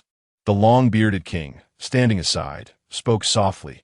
This young man possesses such strength at this tender age. It seems he is not far from the rank of admiral. Such talent is indeed rare in the annals of government history. Does the Navy's stance remain unchanged from before? The curly-haired king sighed in resignation, placing a hand on his forehead, expressing that if they could have incorporated Lewis into CP, they would have done so long ago. Unfortunately, the Navy treats him as a treasure, refusing to relinquish him. Whenever Lewis is mentioned in discussions with Kong or Sengoku, they swiftly change the subject or fall into silence. The bald king adjusted his well-maintained sword, resting it on his shoulder as he gazed into the distance at his 4 colleagues, suggesting, with the upcoming Navy reorganization, should we consider offering him a position? Borisolino's recent behavior has been rather unusual. It seems he is clearing space for that young man. One wonders what he is truly thinking. If there are no issues with his strength, then he could be promoted to admiral. However, careful observation is still necessary. The bald king summarized with the phrase, reconsider. All right, let us take a look. On the vast ocean, a magnificent and formidable warship was slicing through the waves, while seagulls occasionally soared into the sky or skimmed over the water surface. When fatigued, they would perch on the mast, curiously observing the bipedal creatures below, unaware of their activities. Hey, Ishiao, come out and bask in the sunlight. Don't confine yourself in that room, Lewis urged, knocking on Ishiao's door with a tone of consolation. Yet, the manic curve of his lips betrayed his true feelings. Inside, Ishiao buried his head in the blanket, completely indifferent to the misfortune of his so-called brother. It seemed he had succumbed to utter despondency. The thought into Zihua's mind was why he had agreed to the gamble in the first place. He shouldn't have wagered with him. Had he not engaged in the bet, his money would remain intact. Indeed, during the somewhat tedious time aboard the warship, Ishiao had proposed a gamble to Lewis, which was quite simple, just a game of guessing high or low. However, he never anticipated that the seasoned gambler would be thoroughly stripped of everything, including the money he had previously won in Shangbodi. Indeed, it is somewhat disheartening. Seeing the hesitant smile linger without departing, Lewis pondered whether he had perhaps gone too far. Perhaps he should gamble once more, deliberately losing all his money to him. Just as he contemplated this, the accompanying navigator approached, hands waving and jogging, standing at attention to salute with a reverent expression. "Report, Major General. We shall reach our destination in 2 more hours." Upon hearing this, Lewis turned, nodding in acknowledgement with a gentle smile, saying, "Thank you for your hard work." As he passed, he patted the navigator's shoulder, a gesture of approval. The navigator, brimming with excitement, snapped his heels together and exclaimed, "Yes, everything for justice." His gaze fervently followed Lewis's retreating figure. "See, I told you the truth. Lord Lewis is quite amiable towards us humble soldiers." Several soldiers nearby, having observed Lewis's departure, promptly surrounded him, one of them draping an arm around his shoulder with a grin. The navigator nodded vigorously, reflecting on Lewis's approachable nature. Despite his fierce moniker, Blood Lion, he was entirely the opposite, truly remarkable. How splendid it would be if the Navy were under the command of Lord Lewis. Void. Warring states. Do you have any objections to us? Lewis, possessing the ability to perceive with observation hockey, sensed these sentiments and smiled brightly. After all, the feeling of being respected and cherished is truly delightful. However, he did not perceive anything praiseworthy in this situation. The Navy is composed of countless sailors, of whom he is but one. Despite the clear hierarchy, they are comrades bound by life and death. After a brief moment of reflection, he chose not to dwell on this trivial matter any longer and redirected his focus toward the formidable 8-treasure navy. There are 2 crucial points to address.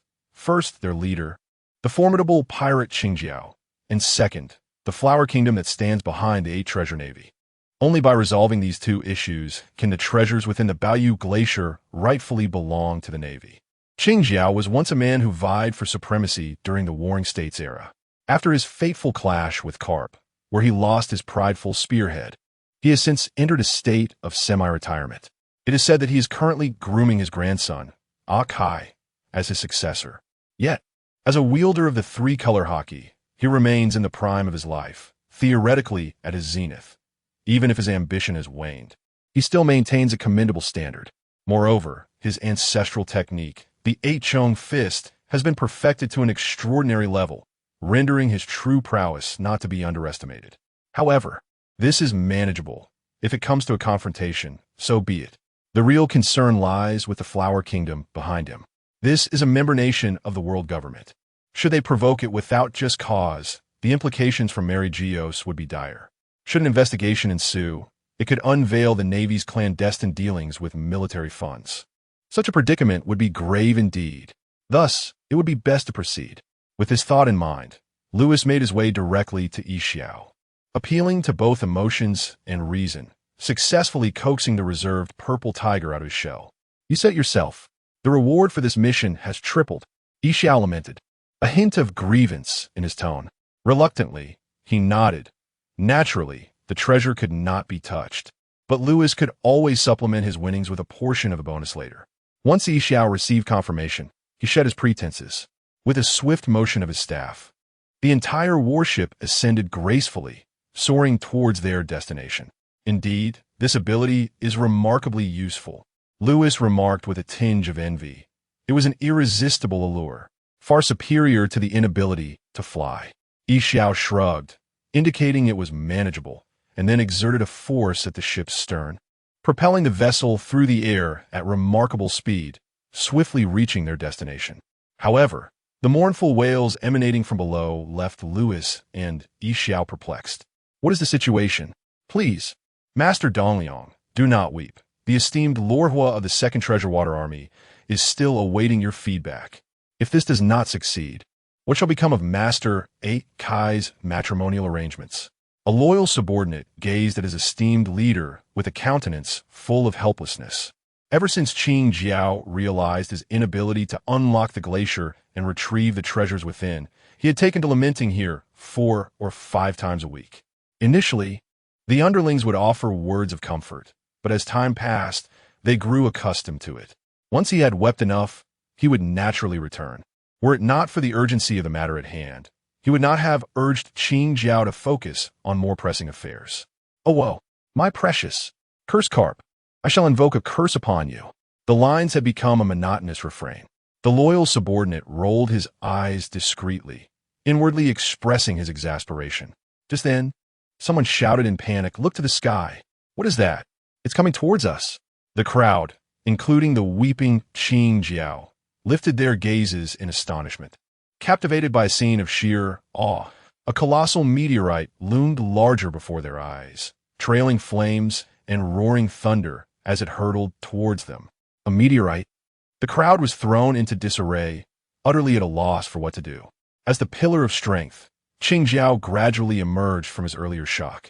His instincts told him that there was something amiss with the meteorite. However, the pressing matter at hand was to resolve the situation. Thoughts flickered through his mind as the meteorite loomed perilously close to the icy surface. Without hesitation, he exerted force in his calves and soared into the air, an aura of dominance coiling around his hand. With a swift motion, he unleashed a punch towards the meteorite. The moment it was struck, the meteorite emitted a deafening crack, prompting Qing Jiao to follow up with another punch using his other hand. Amidst the cheers of the onlookers below, it erupted in a grand display, dust and debris filling the sky. Indeed, he was a legendary pirate, the formidable Qing Jiao.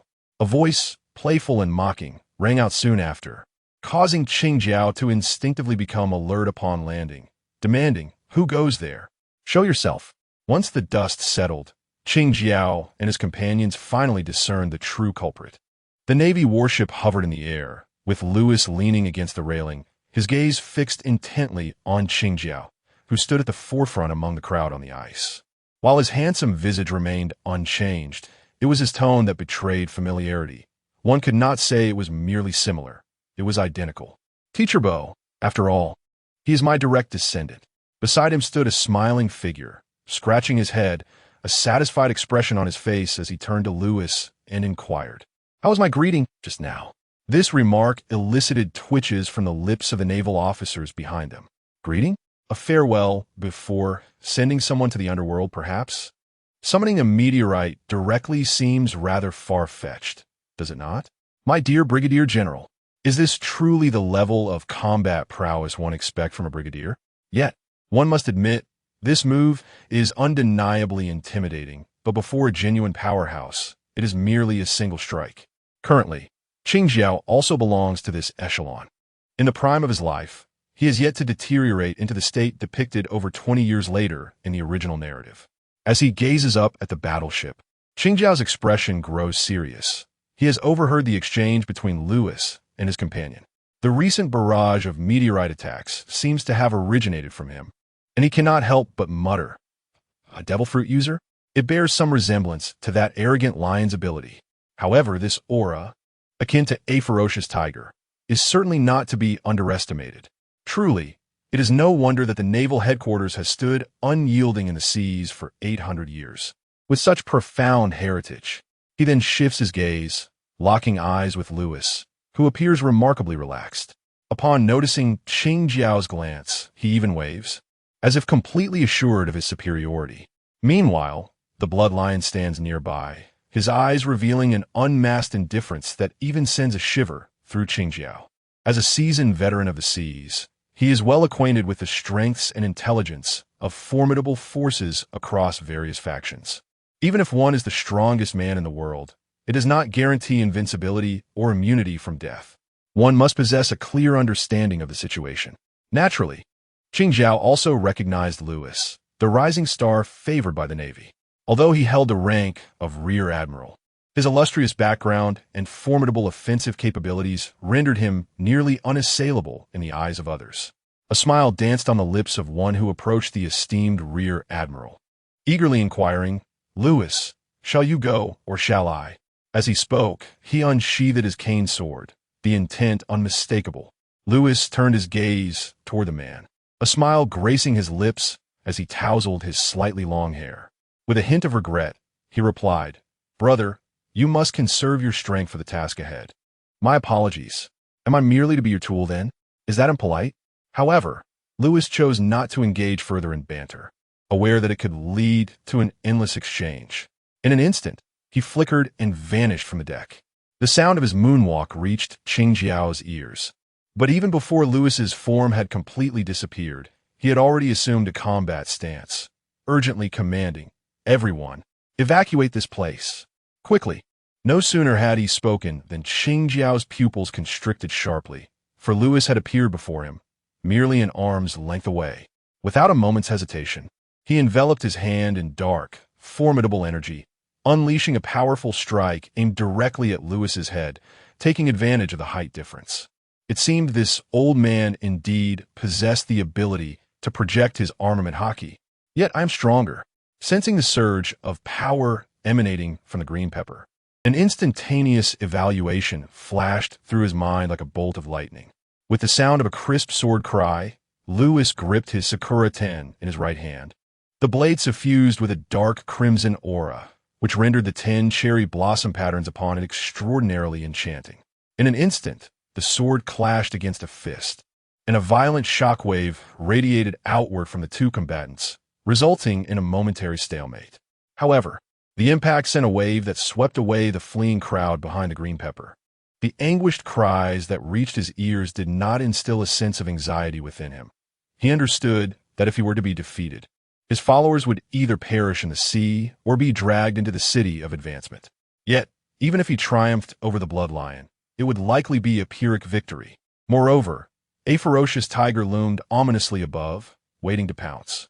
Despite the slim hope, he knew he had to take the chance. With renewed vigor, Lewis, caught off guard, was sent flying by a powerful punch. Observing this, the green pepper did not relent. He pursued with an agility that belied his stature. The naval officers aboard the warship, though concerned for their young general, maintained their composure, their military discipline preventing any overt display of emotion, though the atmosphere grew increasingly tense. Yet, this subtle shift was perceptibly noted by the observant observer, who comforted them, saying, "Rest assured, our young general has yet to unleash his full capabilities."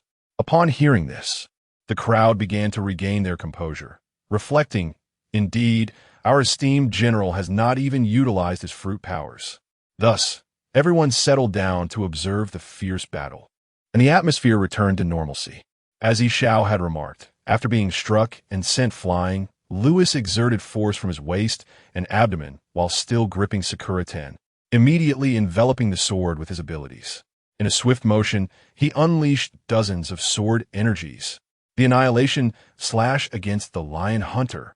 As the sword energies soared through the air, they gradually coalesced into a crimson lion, emitting a thunderous roar, charging forward with the intent to obliterate everything in its path, aiming directly at the green pepper with formidable momentum.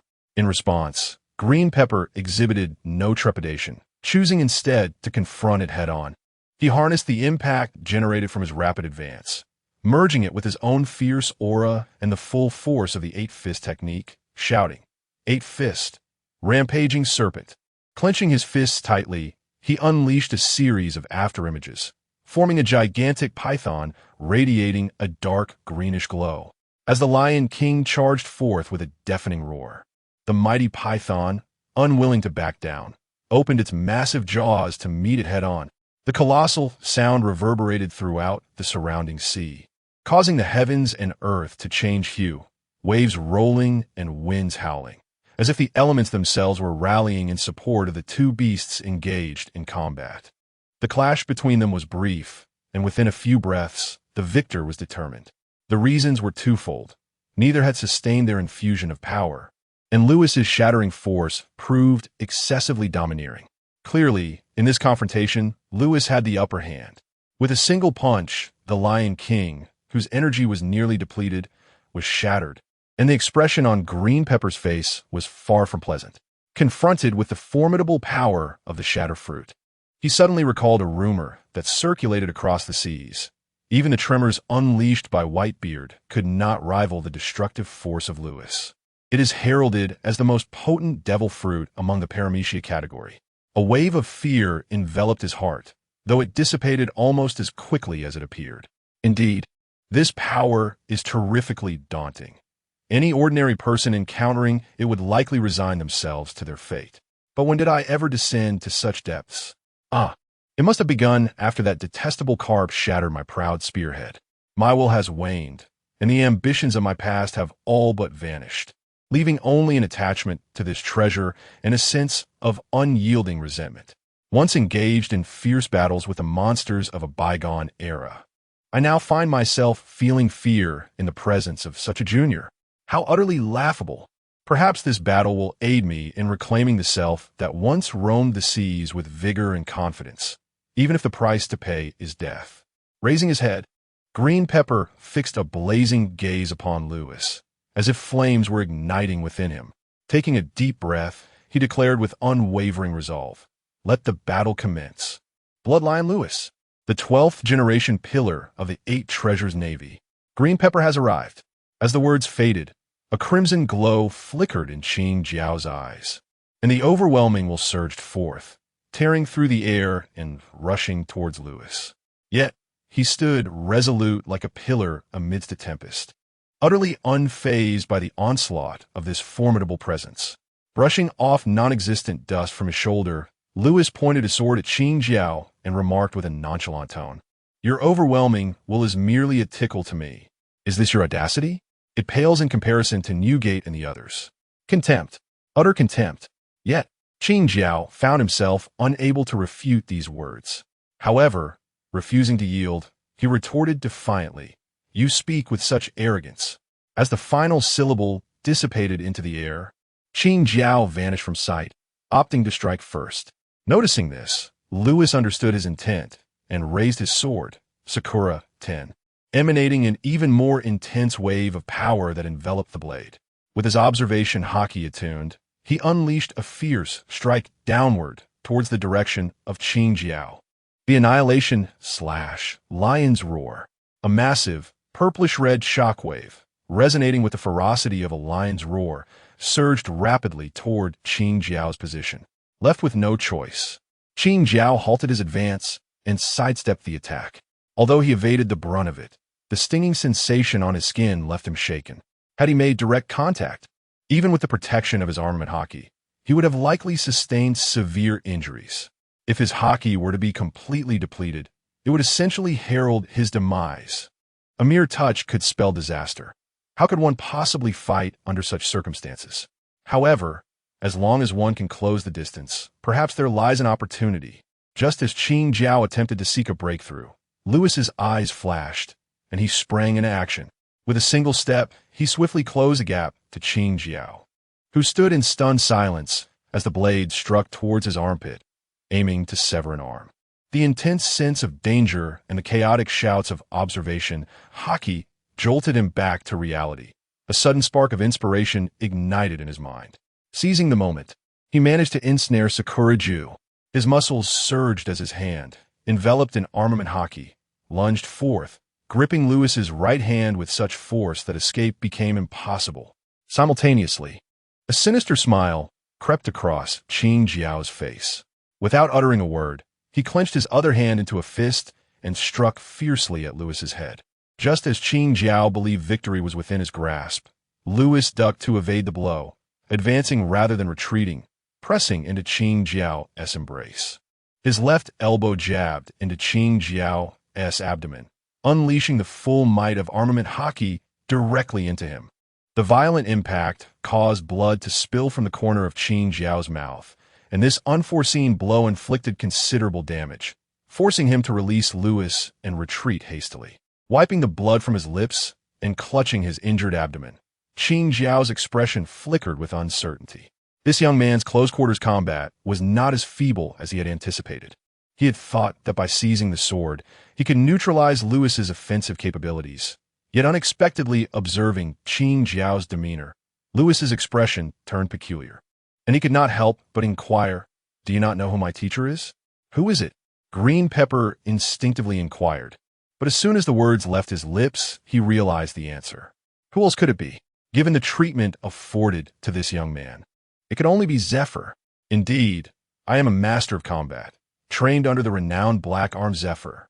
Yet, the swordsmanship is not my strongest suit. Observing Green Pepper's dawning comprehension, Lewis did not conceal the truth, stating plainly, Admiral Black armed Zephyr, not a wielder of a devil fruit ability, yet stands among the world's elite due to his formidable hockey and close-quarters combat prowess, representing the pinnacle of the world government's military might.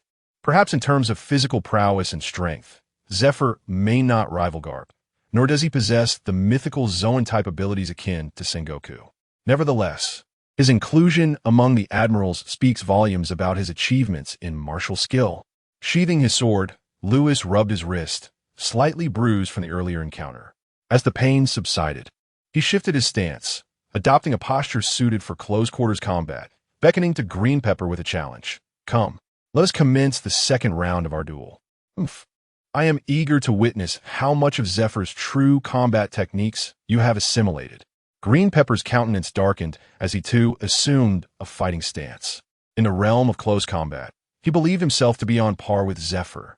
The Eichung Fist, a time-honored martial art passed down through my ancestral lineage, is also a premier fighting technique of this era.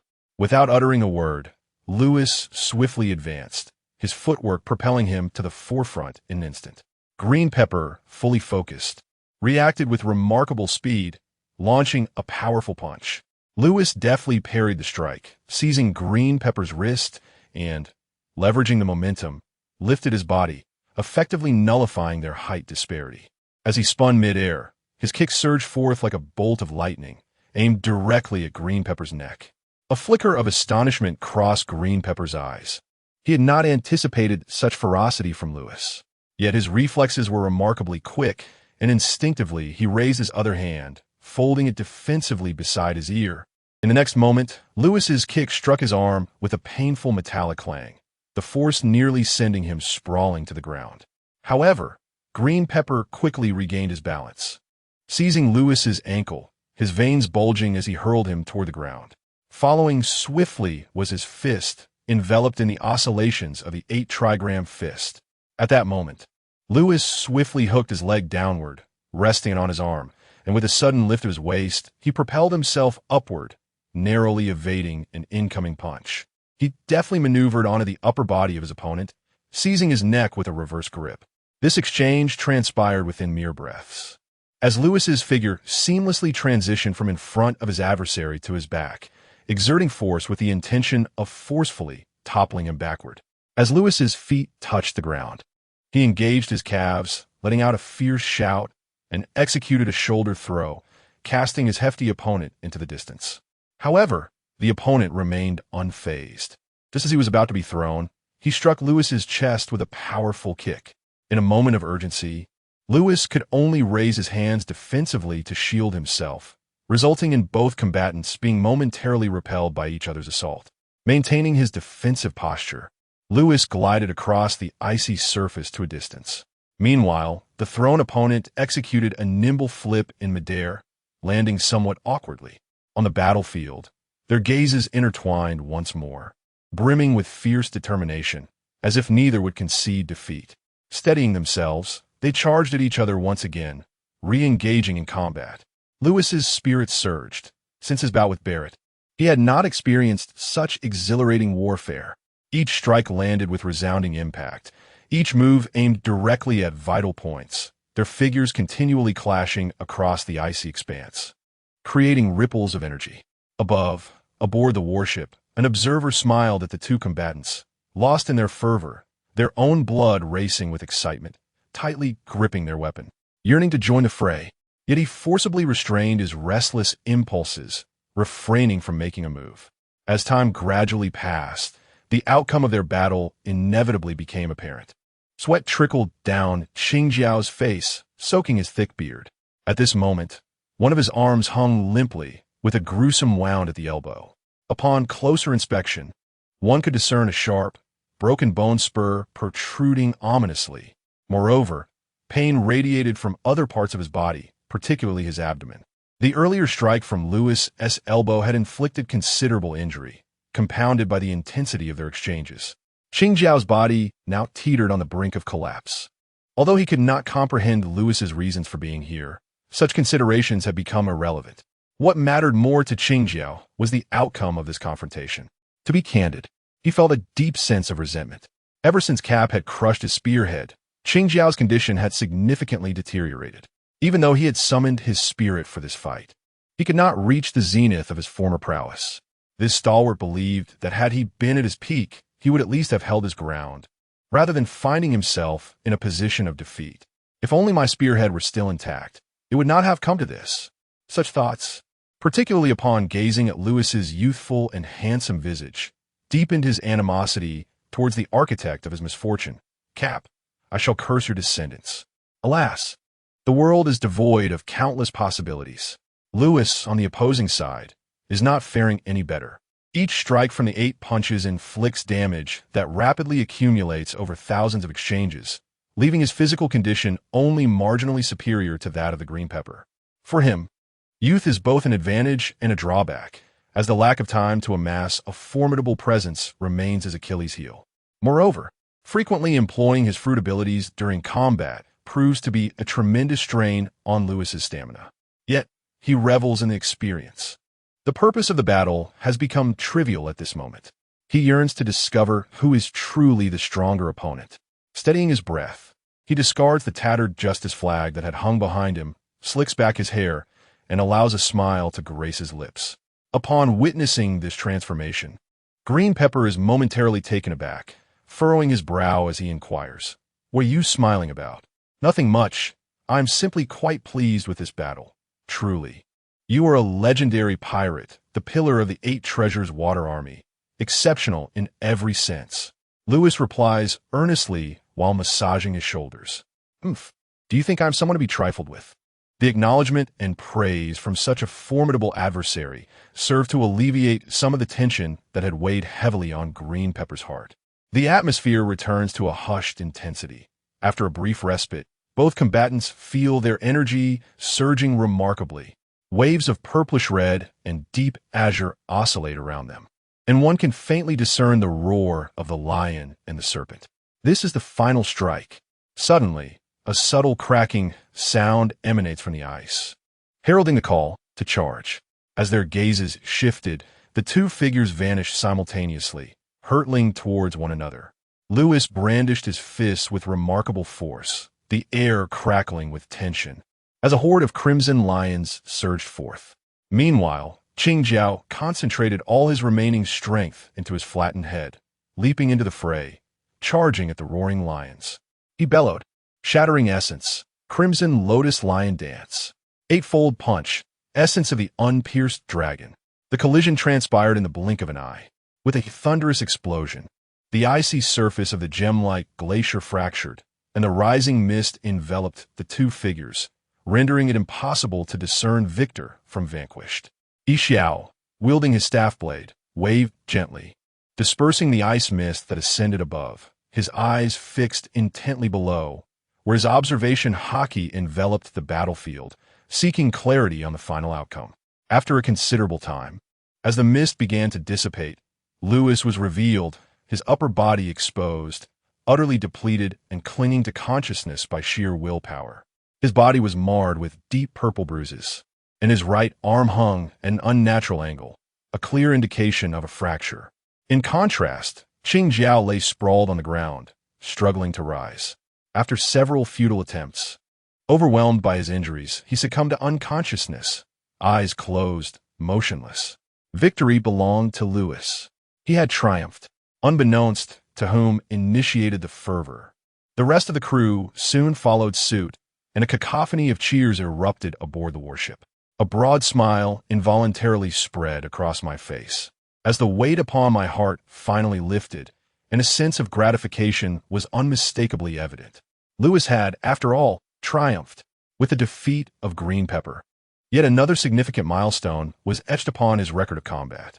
Casting a solemn gaze upon the fallen Green Pepper sprawled on the ground, Lewis refrained from uttering the typical proclamations of a victor.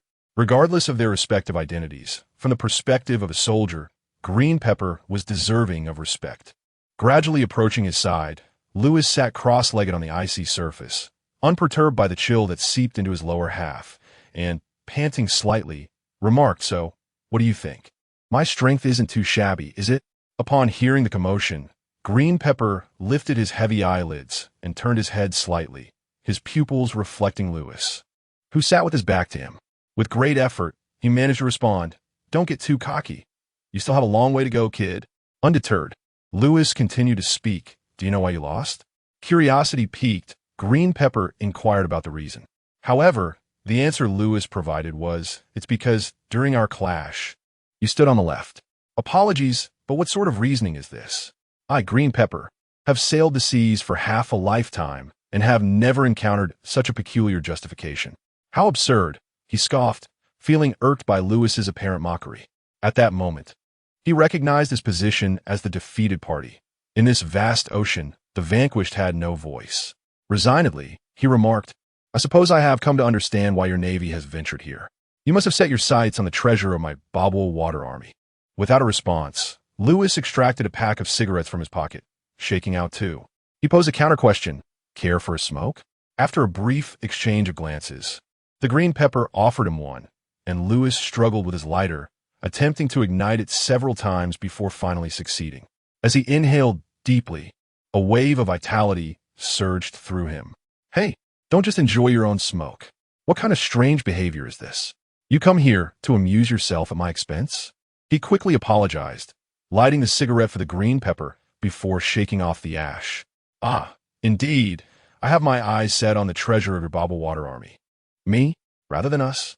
The Green Pepper noted the nuance in Lewis's words, but chose not to pursue the matter further. After a brief silence, he resigned himself, saying, "I concede. According to the customs of the sea, my life and the treasures below are now yours." With that, he closed his eyes, awaiting the final judgment. "Your life is yours to keep. I have no interest in it." Flicking away the cigarette, but he propped himself up on his knees, brushing off the dust from his trousers and casually twisting his neck.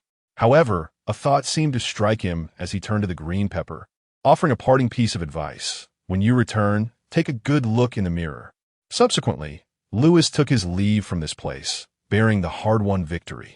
The Green Pepper Man, sprawled on the ground with a cigarette still dangling from his mouth, was momentarily taken aback. "Look in the mirror? What does that mean?" He pondered, though he paid little heed to it. Instead, his gaze drifted wearily toward the sky, the sense of defeat palpable within him. Pillar, pillar. Not long after Lewis departed, his subordinates gathered around the Green Pepper.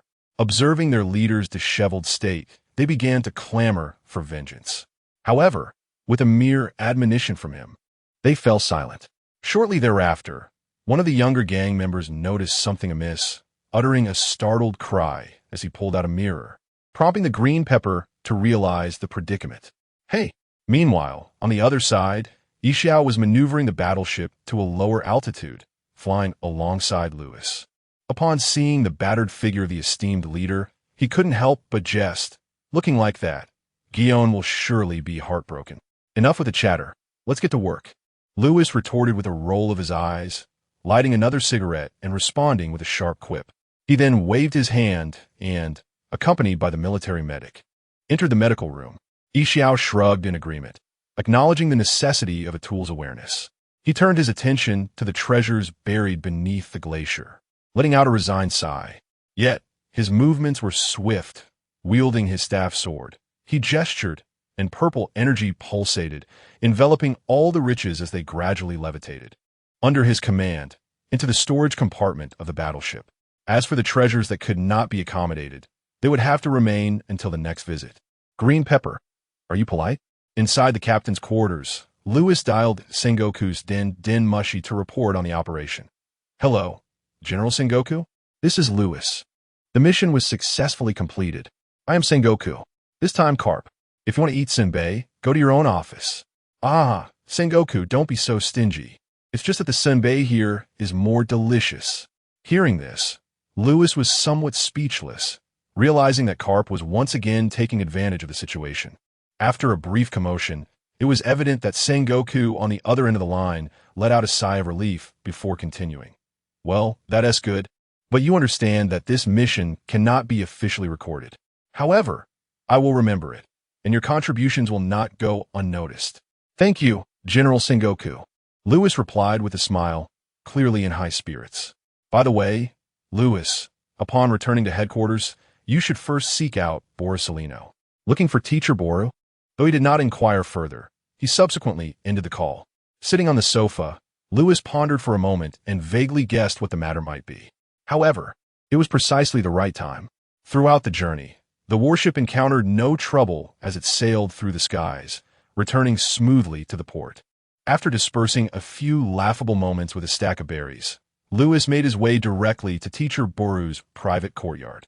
As for the treasures within the hold, under Sengoku's careful arrangements, they had been gradually transferred to a secret warehouse specially established for this purpose, to prevent any potential discovery. After all, with so many eyes around, one must be cautious. There are indeed quite a few in the Navy with government connections. At this moment, Teacher Bo was reclining in a chair with his legs crossed, a teapot beside him still emitting steam, evidently freshly brewed. As he trimmed his fingernails, his gaze briefly flickered to Lewis's arm, which was encased in plaster. With a tone slightly exaggerated, he remarked, "Oh, Lewis, is there something you wish to discuss on this visit? Isn't it permissible to see you without a reason?" Lewis replied with a faint smile as he poured himself a cup of tea. "Indeed it is. However, your hand." He paused, not concealing anything, and proceeded to articulate the details of his current mission. Upon hearing this, Borisellino expressed a sense of wonderment. He had not anticipated Lewis's growth to this extent. Unlike Barrett or Katakuri, both of whom were undeniably strong, they still maintained a certain distance from the older generation. Their reputations were noteworthy, with claims of rivaling Rayleigh or being the perfect man of the Charlotte family. But such assertions were merely entertainment. In contrast, Lewis had successfully triumphed over the formidable Green Pepper of the previous era. Although Green Pepper was not at his peak, considering his age, Lewis's accomplishment was indeed remarkable. Truly worthy of being my chosen successor, Borisellino mused. Yet, the issue of military funding loomed large in his thoughts. This matter was a significant taboo for the government. A misstep could lead to turmoil and repercussions of considerable magnitude. Lewis remained silent, understanding that Teacher Bo's contemplation encompassed the implications behind this mission. He was not surprised by this insight. As for whether to offer support, it was amusing to note that, apart from Teacher Bo, he himself was the largest figure among the neutral faction. Even the venerable Stolo Berry must take a step back. In other words, the opinions of these two individuals encapsulate the entire direction of the neutral faction's actions. Although their influence may not rival that of the Hawks or Doves, it is certainly not to be underestimated. For quite some time, Lewis has been acutely aware of certain behaviors exhibited by Borisellino, who seems to merely clock in and out of work, indulging in tea and wellness at home. He embodies the true essence of slacking off. Yet, this may also serve as a manifestation of his stance, indicating a reluctance to vie for the position of admiral. Moreover, attaining such a rank would not afford him the luxury of idleness, as he would then be confronted with an array of peculiar governmental tasks.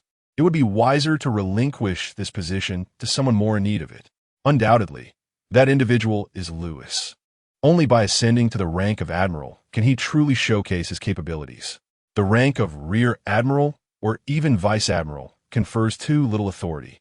Sengoku's intention in sending him here is to facilitate a substantial dialogue between Lewis and Borisellino. Otherwise, discord between the leaders of the factions could lead to complications. Simultaneously, it serves as a probe into Borisellino's stance on the sensitive issue of military funding. However, Sengoku may be overly concerned, as he is already cognizant of Borisellino's recent apathetic demeanor. Nonetheless, for the sake of prudence, it is best to seek confirmation. Lewis, have you truly contemplated this? It is rare for Teacher Bo to adopt such a serious tone, although he still retains a hint of humor. I'm quite clear in my thoughts. If this continues, the Navy shall no longer be the embodiment of justice. Thus, a change must be enacted, and only by attaining the rank of admiral can I implement my vision. Lewis responded with a serious demeanor and a resolute tone. Their gazes locked for a brief moment before Borisellino averted his eyes. He clearly perceived the unshakable determination within Lewis's heart. If you are resolute in your pursuit, I, Borisellino, shall undoubtedly support you. This was a pact forged between men. Subsequently, the topic shifted away from this matter, and they delved into mundane conversation, particularly about the sentiments shared between him and Guillaume. As a result, Louis found himself flustered and hastily excused himself. Was it somewhat premature to contemplate such matters at merely 20 years of age? Louis pondered as he departed the courtyard, setting his course towards Sengoku. Upon receiving the mission report from Louis, Sengoku scrutinized him from head to toe. Encountering green pepper posed no issues, particularly since it was within his territory. Initially, he had envisioned a stealthy approach, with Louis utilizing his abilities to breach the ice layer and discreetly seize the treasure. However, to his surprise, they had engaged in direct combat, and Louis emerged victorious. Green Pepper, while formidable with his spiked weaponry, had indeed proven to be a challenge. Sengoku reflected on how, in his efforts to defeat him, Garp had even dedicated time to rigorous training. The new generation eclipses the old. With a hint of admiration, Sengoku remarked, "Well done. Isn't this a testament to your exceptional leadership?" Louis replied with a playful grin. "Without your guidance, I would never have considered the existence of the treasure within the glacier." Sengoku chuckled and playfully scolded him, gesturing towards Louis without elaborating further. Yet he couldn't help but notice that since their heartfelt exchange, this young man had become increasingly irreverent in private. Nonetheless, perhaps that was a positive development. The thoughts returned to the task at hand as I flipped to the page detailing the treasure's valuation. Our general from the warring states began to calculate how many warships could be procured with this wealth. After a while, rubbing his temples, he sighed inwardly. One could only say it was barely adequate, sufficient for a time. The treasure, abundant as it may be, is substantial only from a personal perspective. However, when considered in the context of the naval forces as a whole, it appears rather insufficient. The expenses for warships, cannons, ammunition, and swords are manifold. This merely scratches the surface of the equipment dilemma. Resorting to illicit means is ultimately not a sustainable solution. A stable source of funding is imperative. But how to achieve this? As these thoughts swirled, my gaze inadvertently drifted towards Louis. Seeing him leisurely sipping tea with an air of nonchalance ignited my frustration. "Do you have any ideas?" "Regarding military funding. After all, you are the one who brought it up. If you, Louis, do not present a plan, I, from the warring states, shall not let you off the hook." Listening to the somewhat exasperated inquiry from our general, Louis appeared somewhat bewildered. What is happening? Has he lost his mind? I have not provoked him. Such was his thought, yet he knew that voicing it might very well result in a severe reprimand. Certainly, there would be no pleasant outcome. However, on the other hand, Louis himself was also contemplating the matter, feeling a sense of helplessness, as he had yet to devise a solution. Nevertheless, the general had anticipated this. If he could readily provide a plan upon inquiry, would that not reflect poorly on my intellect? Waving his hand dismissively, he urged Louis to depart quickly and declared, "I will not concern myself with the details. You must present me with a proposal." "Well, you are indeed a formidable figure. I cannot provoke you, so I shall retreat." With a subtle roll of her eyes, she stood at attention, saluted, and departed. Nevertheless, complaints aside, this matter requires careful contemplation. Even if we were to discover the fabled Golden Land or other legendary treasures, such resources are not infinite. There will inevitably come a day when they are exhausted. What then? How shall we sustain the colossal military expenditures? Rubbing his temples, Louis found himself besieged by a multitude of concerns. Upon returning to his office, he was greeted by the sight of a pair of long, immaculate legs casually draped over his desk, the owner's high heels nowhere in sight. The proprietor of those legs was engrossed in reading the newspaper while savoring some rice crackers, occasionally bursting into hearty laughter, utterly devoid of any divine demeanor. If you present yourself in such a manner, the image of the goddess of the Navy headquarters will be utterly tarnished, Louis could not help but remark. Upon hearing her boyfriend's voice, Guillaume waved her hand dismissively, asserting that since she had already captured his heart, the perception of her image was of little consequence. She cared not for the opinions of those odious men. Then, as if realizing something, Guillaume abruptly lifted her head, a subtle smile gracing her lips as she gently inquired, "What is the matter? Are you displeased with me?" A glaring danger sign flickered above Lewis's head. Of course not. I am merely considering your well-being. By the way, what newspaper are you reading? Are there any noteworthy headlines lately? Lewis, the charming gentleman, struggled to swallow his words, offering a disingenuous smile as he deftly shifted the conversation. Here, take a look for yourself. Guillaume rolled her eyes in a striking manner, disregarding his attempt to divert the conversation. After handing over the newspaper, she rose to boil water for tea. Lewis quietly exhaled in relief and began to peruse the newspaper, murmuring the contents aloud. Today's horoscope. Rather unremarkable. A woman gave birth to 10 babies? Is this akin to dumpling making? Incredible. My hawk has resumed his habit of challenging dojos. Victorious in all encounters. Kaido is on a drunken rampage, destroying an uninhabited island. How typical. By the way, what else in the headlines today? Let me see. Shock and awe. The 9 snake pirates engage in such acts towards men. What could their intentions be? Has the UC Shock Department established a branch here? Lewis stared at the eerily familiar headline in exasperation, feeling somewhat speechless. Nevertheless, he patiently continued reading, skimming through the entertainment news with a casual mindset, only to find himself even more speechless.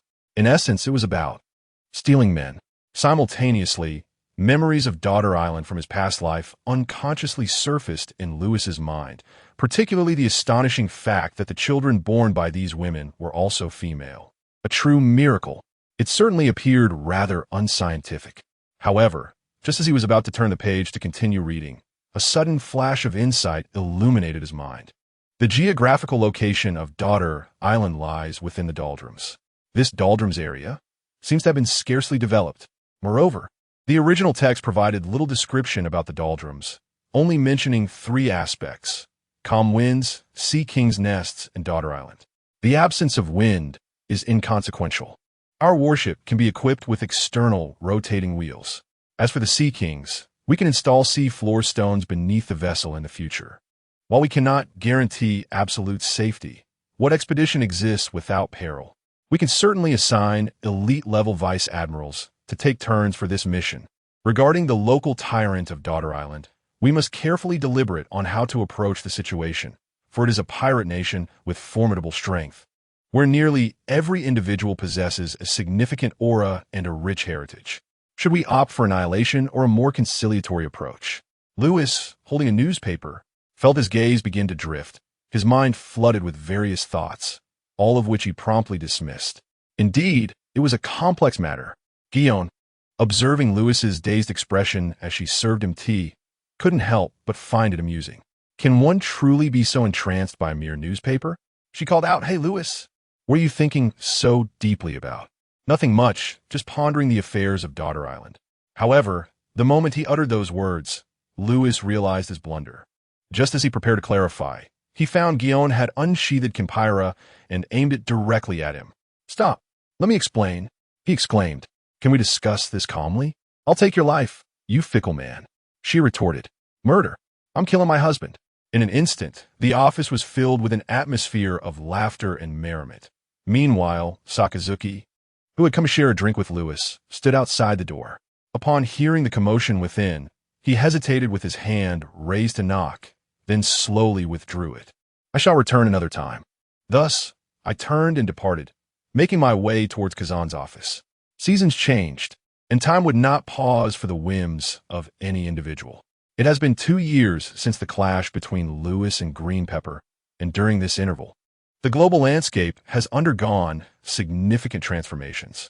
Foremost among these changes is the escalating turmoil among the pirates of a new world, which has grown increasingly volatile. The new ruling class, spearheaded by Charlotte Linlin and Kaido, has begun to stir unrest, primarily targeting the established powers led by Whitebeard and Shiki. Especially Shiki, having lost an arm, has become a prime target, facing relentless challenges from various pirates eager for fame and fortune. Their fates, however, have been dire. Either they were absorbed into the Flying Sky Pirates or met a watery demise. Within this new ruling class, Kaido seems to fare better, continuing to operate solo, effectively serving as a disruptive force. In stark contrast, Charlotte Linlin's ruthlessness knows no bounds. she has mercilessly eliminated former ROK's pirates comrades, John and Wang Ji, and subsumed their remaining forces under her command. In a fleeting moment, she has emerged as the unparalleled force, a paragon of success over these past 2 years. Yet, Katakuri, since his defeat at the hands of Lewis, has remained conspicuously absent from the seas, leaving one to wonder what schemes he may be concocting. The defeat of Charlotte's once esteemed champion has remained a secret, known only to the Navy present at the time, and thus has not graced the pages of any newspaper. After all, at that time, the news regarding the complete annihilation of Shiki's Grand Fleet was almost ubiquitous. Any available space for publication was inevitably surrendered to this story. However, a few isolated factions seemed to have acquired knowledge of this event from obscure sources, yet their awareness remained limited. Primarily, Lewis's illustrious career following his induction into the Navy overshadowed this incident, given his remarkable accomplishments at such a young age. His victory over Katakuri was regarded as a trivial matter by many. Aside from the pirates, the Navy itself has been quite active over the past 2 years. Following the acquisition of the treasure from the iceberg, Sengoku did not conceal this information. After reporting it to Admiral Akainu, he promptly summoned the highest echelons of the Navy, including Crane, Zephyr, and the trio of Dog, Chicken, and Monkey, to deliberate on how to utilize this newfound wealth. Lewis naturally attended this conference. The uninformed attendees expressed their astonishment upon learning of his direct victory over Green Pepper. The rapidity of his power enhancement was astonishing. Among the trio of Dog, Chicken, and Monkey, Teacher Bo had long since chosen to take a back seat, while Kazan reacted in a more composed manner. The primary concern, however, lay with Sakazuki, who was filled with a sense of urgency. In terms of ambition, the Great Red Dog was undoubtedly the most prominent among them. Initially, from the perspectives of age and experience, Lewis appeared to Sakazuki as merely an exceptionally talented junior. Yet, given the current circumstances, it seemed increasingly likely that Lewis would vie for the position of admiral alongside the three of them. However, there were only 3 admiral positions available, 1 carrot for 1 hole. It was only later, during a drinking session with Teacher Bo, that he realized Lewis had no intention of competing for the next admiralcy, thus alleviating the weight that had burdened his heart. Returning to the matter of resource utilization, after extensive deliberation, a decision was ultimately reached. During the Warring States period, Crane proposed the establishment of an intelligence consortium by the Navy in the dark underbelly of the world following the aerial reconnaissance. However, over the past 2 years, there has been little progress, leaving the Warring States faction rather exasperated. Despite possessing wealth, they lacked the necessary expertise, and the only capable strategist, Crane, was not suited for such an environment, an utter misallocation of talent. Nonetheless, for Lewis, the most significant achievement over these 2 years was his promotion to Vice Admiral. From graduating the boot camp at the tender age of 17 to now being 22, he had dedicated a full 5 years to bridging the status gap with his peers, including Guillaume. Between them, there would no longer be any disparity in rank. With his promotion, Lewis confidently integrated Guillaume, a beaming Bastille, and Kesha into his specialized task force. As a man determined to vie for the position of admiral, it was essential that he surrounded himself with loyal allies. Previously, as a rear admiral, he lacked the authority to make such decisions, but now, with the rank of vice admiral, it was imperative to establish a solid foundation. The admiral of the Warring States understood the aspirations of a young man newly elevated to a high position, eager to make his mark and showcase his capabilities. In a spirit of mentorship towards Lewis, the admiral approved his personnel adjustments and officially designated the unit as the Navy Special Operations Force, abbreviated as the Navy SEALs. The mission of this elite unit would be to address unforeseen circumstances at sea, ensuring that the Navy's vital forces could respond promptly without being hindered by other commitments. Apart from Guillaume, the other 3 individuals were also promoted to the rank of Major General within 2 years. Notably, Yi Xiao, with his formidable prowess, began to shine prominently in the eyes of the world. His aggressive style, akin to that of a fierce tiger, coupled with his attire of a purple bathrobe, earned him the moniker Violet Tiger Yi Xiao. At that time, Lewis jested that a name like Purple would be more fitting, which sounded quite endearing. However, Yixiao firmly rejected such a soft and adorable title, questioning how it could possibly suit him. At this moment, Louis had received his first assignment following his promotion to lieutenant general, and together with Yixiao, he set off towards their destination, the South China Sea, the Kingdom of Sobel.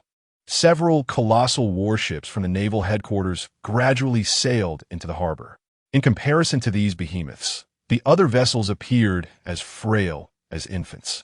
Once docked, the gangway was lowered, and Louis, draped in the grand cloak of justice, with the insignia of a lieutenant general adorning his broad shoulders, descended from the ship. Compared to 2 years prior, Louis had indeed experienced another growth spurt, surpassing 3 meters in height, eclipsing the likes of Garp and Sengoku from the older generation, achieving a commanding presence in terms of stature. Beneath the grand cloak, he donned a deep blue suit tailored for him by Guillaume, complemented by a white shirt and a deep red tie, exuding an air of elegance and extraordinary charisma. His matte leather boots struck the dock with resolute authority, and beneath his brown sunglasses, his blue eyes surveyed the unfamiliar land, his handsome visage adorned with a hint of contemplative emotion. He retrieved a special cigarette from his pocket, placed it between his lips, and, after igniting it, turned his head to call out behind him, "Let us go, Yixiao. We should first pay a visit to CP0. Sighing, Yixiao, now more composed than 2 years prior, expressed his discontent. Louis chuckled softly, refraining from further remarks. It was quite natural for this elder brother to harbor an aversion towards CP. Who could genuinely appreciate them? Probably no one. Yet he offered a comforting word. It's an unavoidable circumstance. As long as one remains within the system and attains a certain stature, interactions with them are inevitable. After all, we are still part of the same brotherhood under the same leader. According to the intelligence gathered from the mission, the Sobel kingdom had plunged into chaos. Upon entering the port city, one could immediately sense the desolation and decay surrounding them. Louis, however, paid little heed, leading Yixiao and a squad of naval soldiers swiftly to a hotel. As they stepped into the hotel, Louis noticed several agents clad in white suits, their faces obscured by various peculiar masks, stationed in the courtyard, serving as sentinels. Clearly, the white suits, white cloaks, and sinister masks were unmistakable signs of CP0. These rascals seemed to disregard Louis and his companions entirely, neither greeting them nor obstructing their passage. Dismissing their presence, he forcefully pushed open the door to the hotel and entered. The curtains shrouded the windows, allowing only a faint beam of sunlight to alleviate the somber atmosphere within. A faint scent of blood lingered in the air, while the room was in disarray, with the sofa, table, and other furniture smashed and strewn about, fragments scattered everywhere. At the same time, 2 members of CP0 were mercilessly beating a man pinned down on the bed. Louis's observation skills revealed that the man's breath was alarmingly faint. Behind him, a figure named Yixiao furrowed his brow at the scene, saying little as he adjusted the fallen sofa, allowing Louis to take a seat while he stood behind him. Arms crossed, Louis, the charming gentleman, first removed his cherry blossom cigarette, then reignited it, crossing his legs and resting his head on his hand, expressionless as he observed the enthusiastic performance of CP0. Meanwhile, the sound of high heels clicking against the floor echoed from the staircase, and a graceful silhouette slowly descended. Oh my, Lord Louis is indeed swift. You've arrived here in just 3 short days. Could it be that you missed me, Stussy? Indeed, the woman descending from the stairs was Stussy, unchanged since their meeting at the orphanage. Her exquisite beauty remained intact, and the allure and charm she exuded flowed freely, seemingly without restraint. Ah, it has been quite some time, Lady Stussy.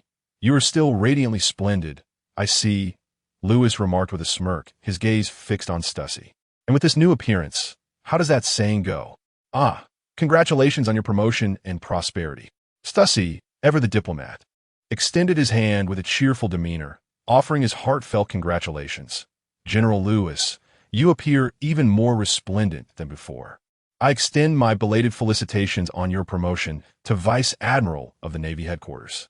The two exchanged pleasantries, reminiscing briefly about shared experiences. Louis's gaze shifted to the unfortunate man being beaten, prompting Stussy to interject at an opportune moment. Very well, take him away for now. We wouldn't want to disturb General Lewis's mood. Yes, Lord Stussy, responded the two CP0 members with utmost respect, each taking hold of the hapless man's arms and dragging him away like a lifeless dog. However, General Lewis had little interest in the internal affairs of CP0, thus he dismissed the scene and directly broached the matter at hand. Lord Stussy, what is the current situation regarding the Sobel Kingdom? Is it confirmed that the tyrant Bartholomew Kuma is inciting a rebellion against the world government? Is he indeed intent on forcibly extricating his nation from the ranks of the affiliated states? The current king of the Sobel Kingdom is none other than the infamous Bartholomew Kuma, a figure later renowned as one of the 7 warlords of the sea. Yet, to be candid, Lewis was well aware that this man was not the so-called tyrant he was made out to be. On the contrary, he possessed an exceedingly gentle disposition. The label of tyrant was, in fact, a fabrication orchestrated behind the scenes by Mariewa, stemming from the king's desire to detach his kingdom from the coalition of affiliated states. Regarding the reasons for secession, after carefully examining the materials related to this mission prior to my arrival, it appears highly probable that the exorbitant costs of celestial gold were unbearable. Alternatively, there could be other factors at play, such as a deep-seated aversion to the corruption of the world government. In any case, one could easily unearth justifications for such actions. However, from the perspective of Mariewa, it is believed that these affiliated nations could be eradicated by pirates. They might be expelled for failing to afford celestial gold, or due to their own mismanagement leading to political and military turmoil, resulting in their demise. The one thing they cannot do is unilaterally choose to withdraw from the ranks of affiliated nations, nor can they publicly express sentiments detrimental to the government. Such actions would tarnish the government's image and authority. Therefore, upon detecting such signs, Mariewa acted preemptively before Kuma could take any action, swiftly formulating a series of plans targeting the Sobel Kingdom and Bartholomew Kuma. The CP organization, being the specialized dark hand, adept at handling unsavory tasks, infiltrated the nation in large numbers, dispersing among various social strata to incite public opinion, stir unrest, and redirect blame towards Bartholomew Kuma. Within less than a year, his previously benevolent image as a ruler who treated his subjects kindly was utterly defamed, transforming him into a tyrant subject to public vilification. In confronting these challenges, he found himself powerless, as his adversaries were professionals in manipulation. The deliberately incited populace launched a movement to overthrow the monarchy, forcing Bartholomew Kuma to resort to the royal army to suppress them, thus solidifying his title of tyrant. Now, the time has come, yet the government still requires a facade to conceal its true intentions. One cannot simply act on a whim, for such behavior would surely instill trepidation among the other member states. The necessary protocols must be adhered to. Nevertheless, Bartholomew Kuma possesses formidable personal strength, and to preclude any desperate actions on his part, it is crucial that CP0 maintains control of the situation. Consequently, the government has tasked the Navy with a political directive to assist the CP agency in executing the removal of Bartholomew Kuma. Our esteemed Admiral Lewis is appointed as the executor of this mission. As for Lewis, upon discerning the underlying motives of this operation, he does not dwell excessively on its moral implications.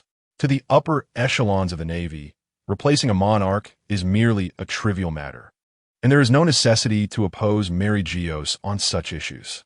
The time for that has not yet arrived. Moreover, the Navy's intelligence division has received reports suggesting that the former Admiral Monkey D.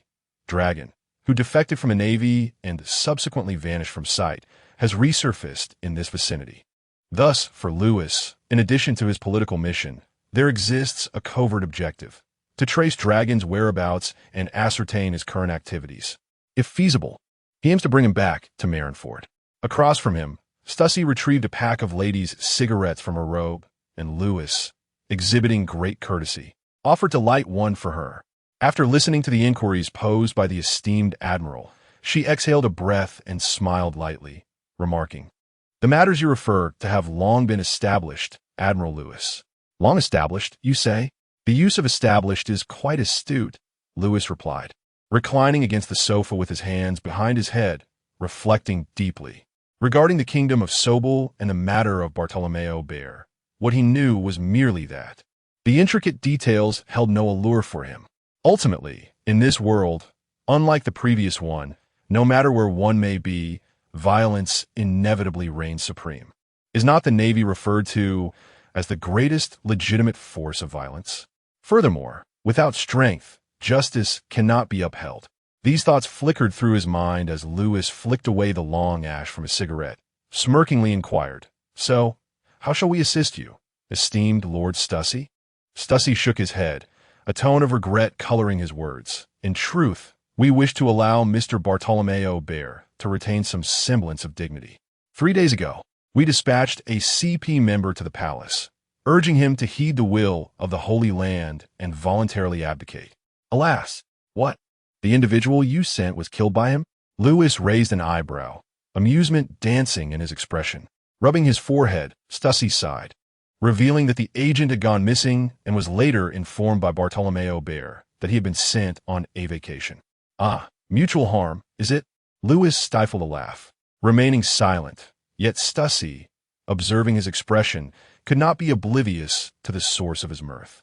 Looking at Lewis with a hint of melancholy, Stussy remarked, "It has been a while, yet it seems your character has taken a turn for the worse, Admiral Lewis. Beware, I might accuse you of slander. How have I become ill-natured?" Lewis genuinely felt perplexed, with a bewitching roll of her eyes.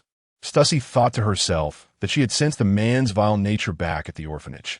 He nearly brought her to her demise. However, our esteemed Stussy had little desire to dwell on past grievances. In an instant, her demeanor shifted. She spoke with gravity. "In any case, Mr. Bartholomew Kuma has rejected our goodwill, and his formidable might is beyond our capacity to subdue. Thus, we require your assistance. Surely, Vice Admiral Bloodline from the Navy headquarters can aid CP-0 in achieving our objectives?" Upon her conclusion, Lewis abandoned his casual air, straightening his posture and resting his hands upon his knees, his smile fading into a solemn inquiry. "Shall we eliminate him?" Yet, Stussy shook her head, narrowing her eyes as she replied slowly, "Sometimes a living person proves far more useful than a dead one, my dear Vice Admiral." Evidently, the intentions of Mariewa did not include the extermination of Bartholomew Kuma. Rather, they aspired for the affair concerning the sovereign kingdom to serve as a classic case, demonstrating to other discontented allied nations the grim fate that awaits those who dare to defy the government's rule. It is indeed rather cruel. Lewis exhaled a puff of smoke, expressing a hint of wistfulness. Stussy remained unresponsive, while the smile of Lewis behind her did little to quell the turmoil within him.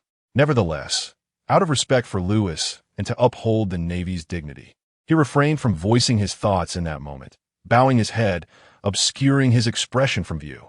Liu Dashwai discarded his cigarette, but at his feet, extinguishing it with a swift motion before rising to his full height, casting a cold, impassive gaze upon Stussy as he inquired, "When shall we act?" "In 2 days. I shall personally invite General Lewis," Stussy replied, lifting her gaze with a smile that betrayed both respect and trepidation. Although she held a slightly superior position to Lewis at this moment, the formidable prowess he commanded compelled her to suppress any trace of arrogance. Without further discourse, she patted Yi Xiao on the shoulder and gently suggested, "Let us depart." Subsequently, the two bid farewell and exited the chamber, accompanied by their soldiers back onto the streets. Lewis, regarding this matter, upon stepping outside, Lewis instructed the soldiers to return to the warship and await orders, while he and Yi Xiao retreated to a secluded area. Yi Xiao, unable to contain his curiosity, immediately posed a question, but Lewis raised a hand to silence him, countering with, "Do we possess any alternative choices? Even if we refrain from intervening, others will inevitably take our place. But what a justice! In this affair, there is utterly no semblance of justice." Yi Xiao's brow furrowed, his tone tinged with fervor. Without providing a direct response, Lewis lit a cigarette and settled onto a discarded metal barrel, the squalid surroundings contrasting starkly with the pristine ideals of justice. He gazed upward at the overcast sky, his voice laden with introspection. "Yi Xiao, do you understand why I am so eager to ascend?" Even though I'm strong now at my age, I should not have climbed to this position so swiftly. It is too rapid. Yixiao leaned against a weathered wall, listening intently without interruption. After pausing for a moment, Lewis continued, "To alter the state of the Navy, mere proclamations of justice are futile. One must occupy a position of authority to truly pursue justice. Admiral, perhaps," he murmured with a faint smile. To become an admiral, or even a marshal, is the only way to instigate change." Lewis spoke with unwavering conviction, devoid of any hesitation. Only power and force can rectify the current circumstances. He went on to elaborate. "Moreover, the Navy is in dire need of various reforms. There is much to change. We must endure in the present moment. Even if it conflicts with your sense of justice, you must comply and adapt. Only then will the lofty sanctum refrain from wielding the punitive hammer of sanctions against us. Only then will those in power perceive us as a compliant entity. We must endure, even when it is unbearable." Yixiao sensed an overwhelming anger within him, a profound rage. With a complex gaze, he regarded Lewis, struggling to reconcile the furious man before him with the Lewis who had previously engaged in light-hearted banter with that CP0 woman. "Lewis," he began to offer an apology, but before he could utter the words "I'm sorry," Lewis waved his hand dismissively, indicating that it was unnecessary. He took a deep drag and exhaled a large cloud of smoke, watching it dissipate into the air. Yixiao contemplated, "The current Navy cannot withstand further turmoil." Subsequently, Lewis fell silent, merely bowing his head in quiet contemplation as he smoked. Yet, beneath his gaze, a weathered hand, calloused and strong, reached out. "Please, allow me one as well. I am quite tempted to indulge." At that moment, he lifted his gaze to meet the countenance of a smiling companion. After a brief pause of surprise, he swiftly handed over the cigarette and lighter. Amidst a flurry of activity, the companion finally managed to ignite the cigarette. However, witnessing his fit of coughing elicited a chuckle from Lewis. Once the companion regained composure, their eyes met, and they both burst into hearty laughter. Lewis slowly rose, brushing off the dust from his attire, and walked alongside his friend as they departed the location. Although the two seemed to sense something amiss, they exhibited no overt reaction, and their conversation remained devoid of any peculiarities. Upon returning to the dock, Lewis instructed his companion to remain on the warship, commanding, "You shall lead the team back to the ship. I have other matters to attend to, and it would be prudent to avoid wandering throughout this country in the coming days. As for the rest, you need not be reminded." The companion raised his hand in a mock salute, feigning seriousness as he replied, "All for the sake of justice." With a smile and a nod, Lewis chose not to elaborate further. Upon reaching an intersection, he turned and departed alone. Watching Lewis's retreating figure, the companion reined in his smile and murmured, "Wishing you swift success, dear Lewis." The capital of the Sobel Kingdom is indeed this port city where Lewis resides. Judging by the sprawling architecture, it is evident that this nation was once quite prosperous. Otherwise, such financial resources would not have been allocated towards such extensive infrastructure. Similarly, the dense clusters of buildings symbolize a population, yet here lies a scene of desolation and decay.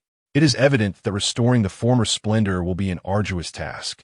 Destruction is far easier than the endeavors of construction and development. As I navigated through a dimly lit alley, I encountered a pack of wild dogs taking refuge in this forsaken place. Among them were those robust, some disabled, others with lifeless expressions, some intoxicated beyond measure, and others whose eyes were filled with venomous hatred. Yet, they all shared a singular trait. An aura of malevolence enveloped them. In such an environment, it is nearly impossible for one to retain their goodness. After all, with survival being such a formidable challenge, who would still concern themselves with law and morality? As for justice, that remains a distant dream, even more elusive than the sun itself. At least they can still bask in its light, but justice is another matter entirely. Such a radiant concept cannot penetrate the darkness of this secluded gutter. "Well, I suppose you've been following me for a while now." Lewis stood in the alley, casually stretching, and then audaciously declared, "So, this mysterious individual, sir, or perhaps madam, it is high time they revealed themselves." With that, He placed a hand on the hilt of his weapon, vigilant of his surroundings. Ah, had I already been detected? I fancied I was quite adept at concealing myself. A deep, unfamiliar voice reached Lewis's ears. He turned to see a figure emerge from the swirling wind beside a trash bin in the alley. It was none other than Monkey D. Dragon. Well, my observation hockey is commendable, but had it not been for the subtle reaction of Smile, I would not have noticed the disturbance in the air. Lewis gazed intently at Dereg and spoke softly. The man before him was clad in a deep green robe, tightly enveloping himself, leaving only his face visible, adorned with a red tattoo on the left side. Lewis began to grasp the situation. The combination of Bear and Dereg was rather easy to deduce, was it not? Tung-Hu smiled. Dereg murmured. He had frequently heard of the rising monster Major General over the past 2 years. Another top-tier powerhouse was about to emerge from the Navy. Dereg mused silently. Yet compared to him, the man standing before him was likely even more formidable. This is indeed our first meeting. Bloodline Major General? Dereg removed his hood. His eyes filled with caution. He was well aware of this rising star within the Navy. Thus, unless absolutely necessary, he would refrain from taking action, as there was little to gain from it. Furthermore, he lacked the confidence to confront this young lion.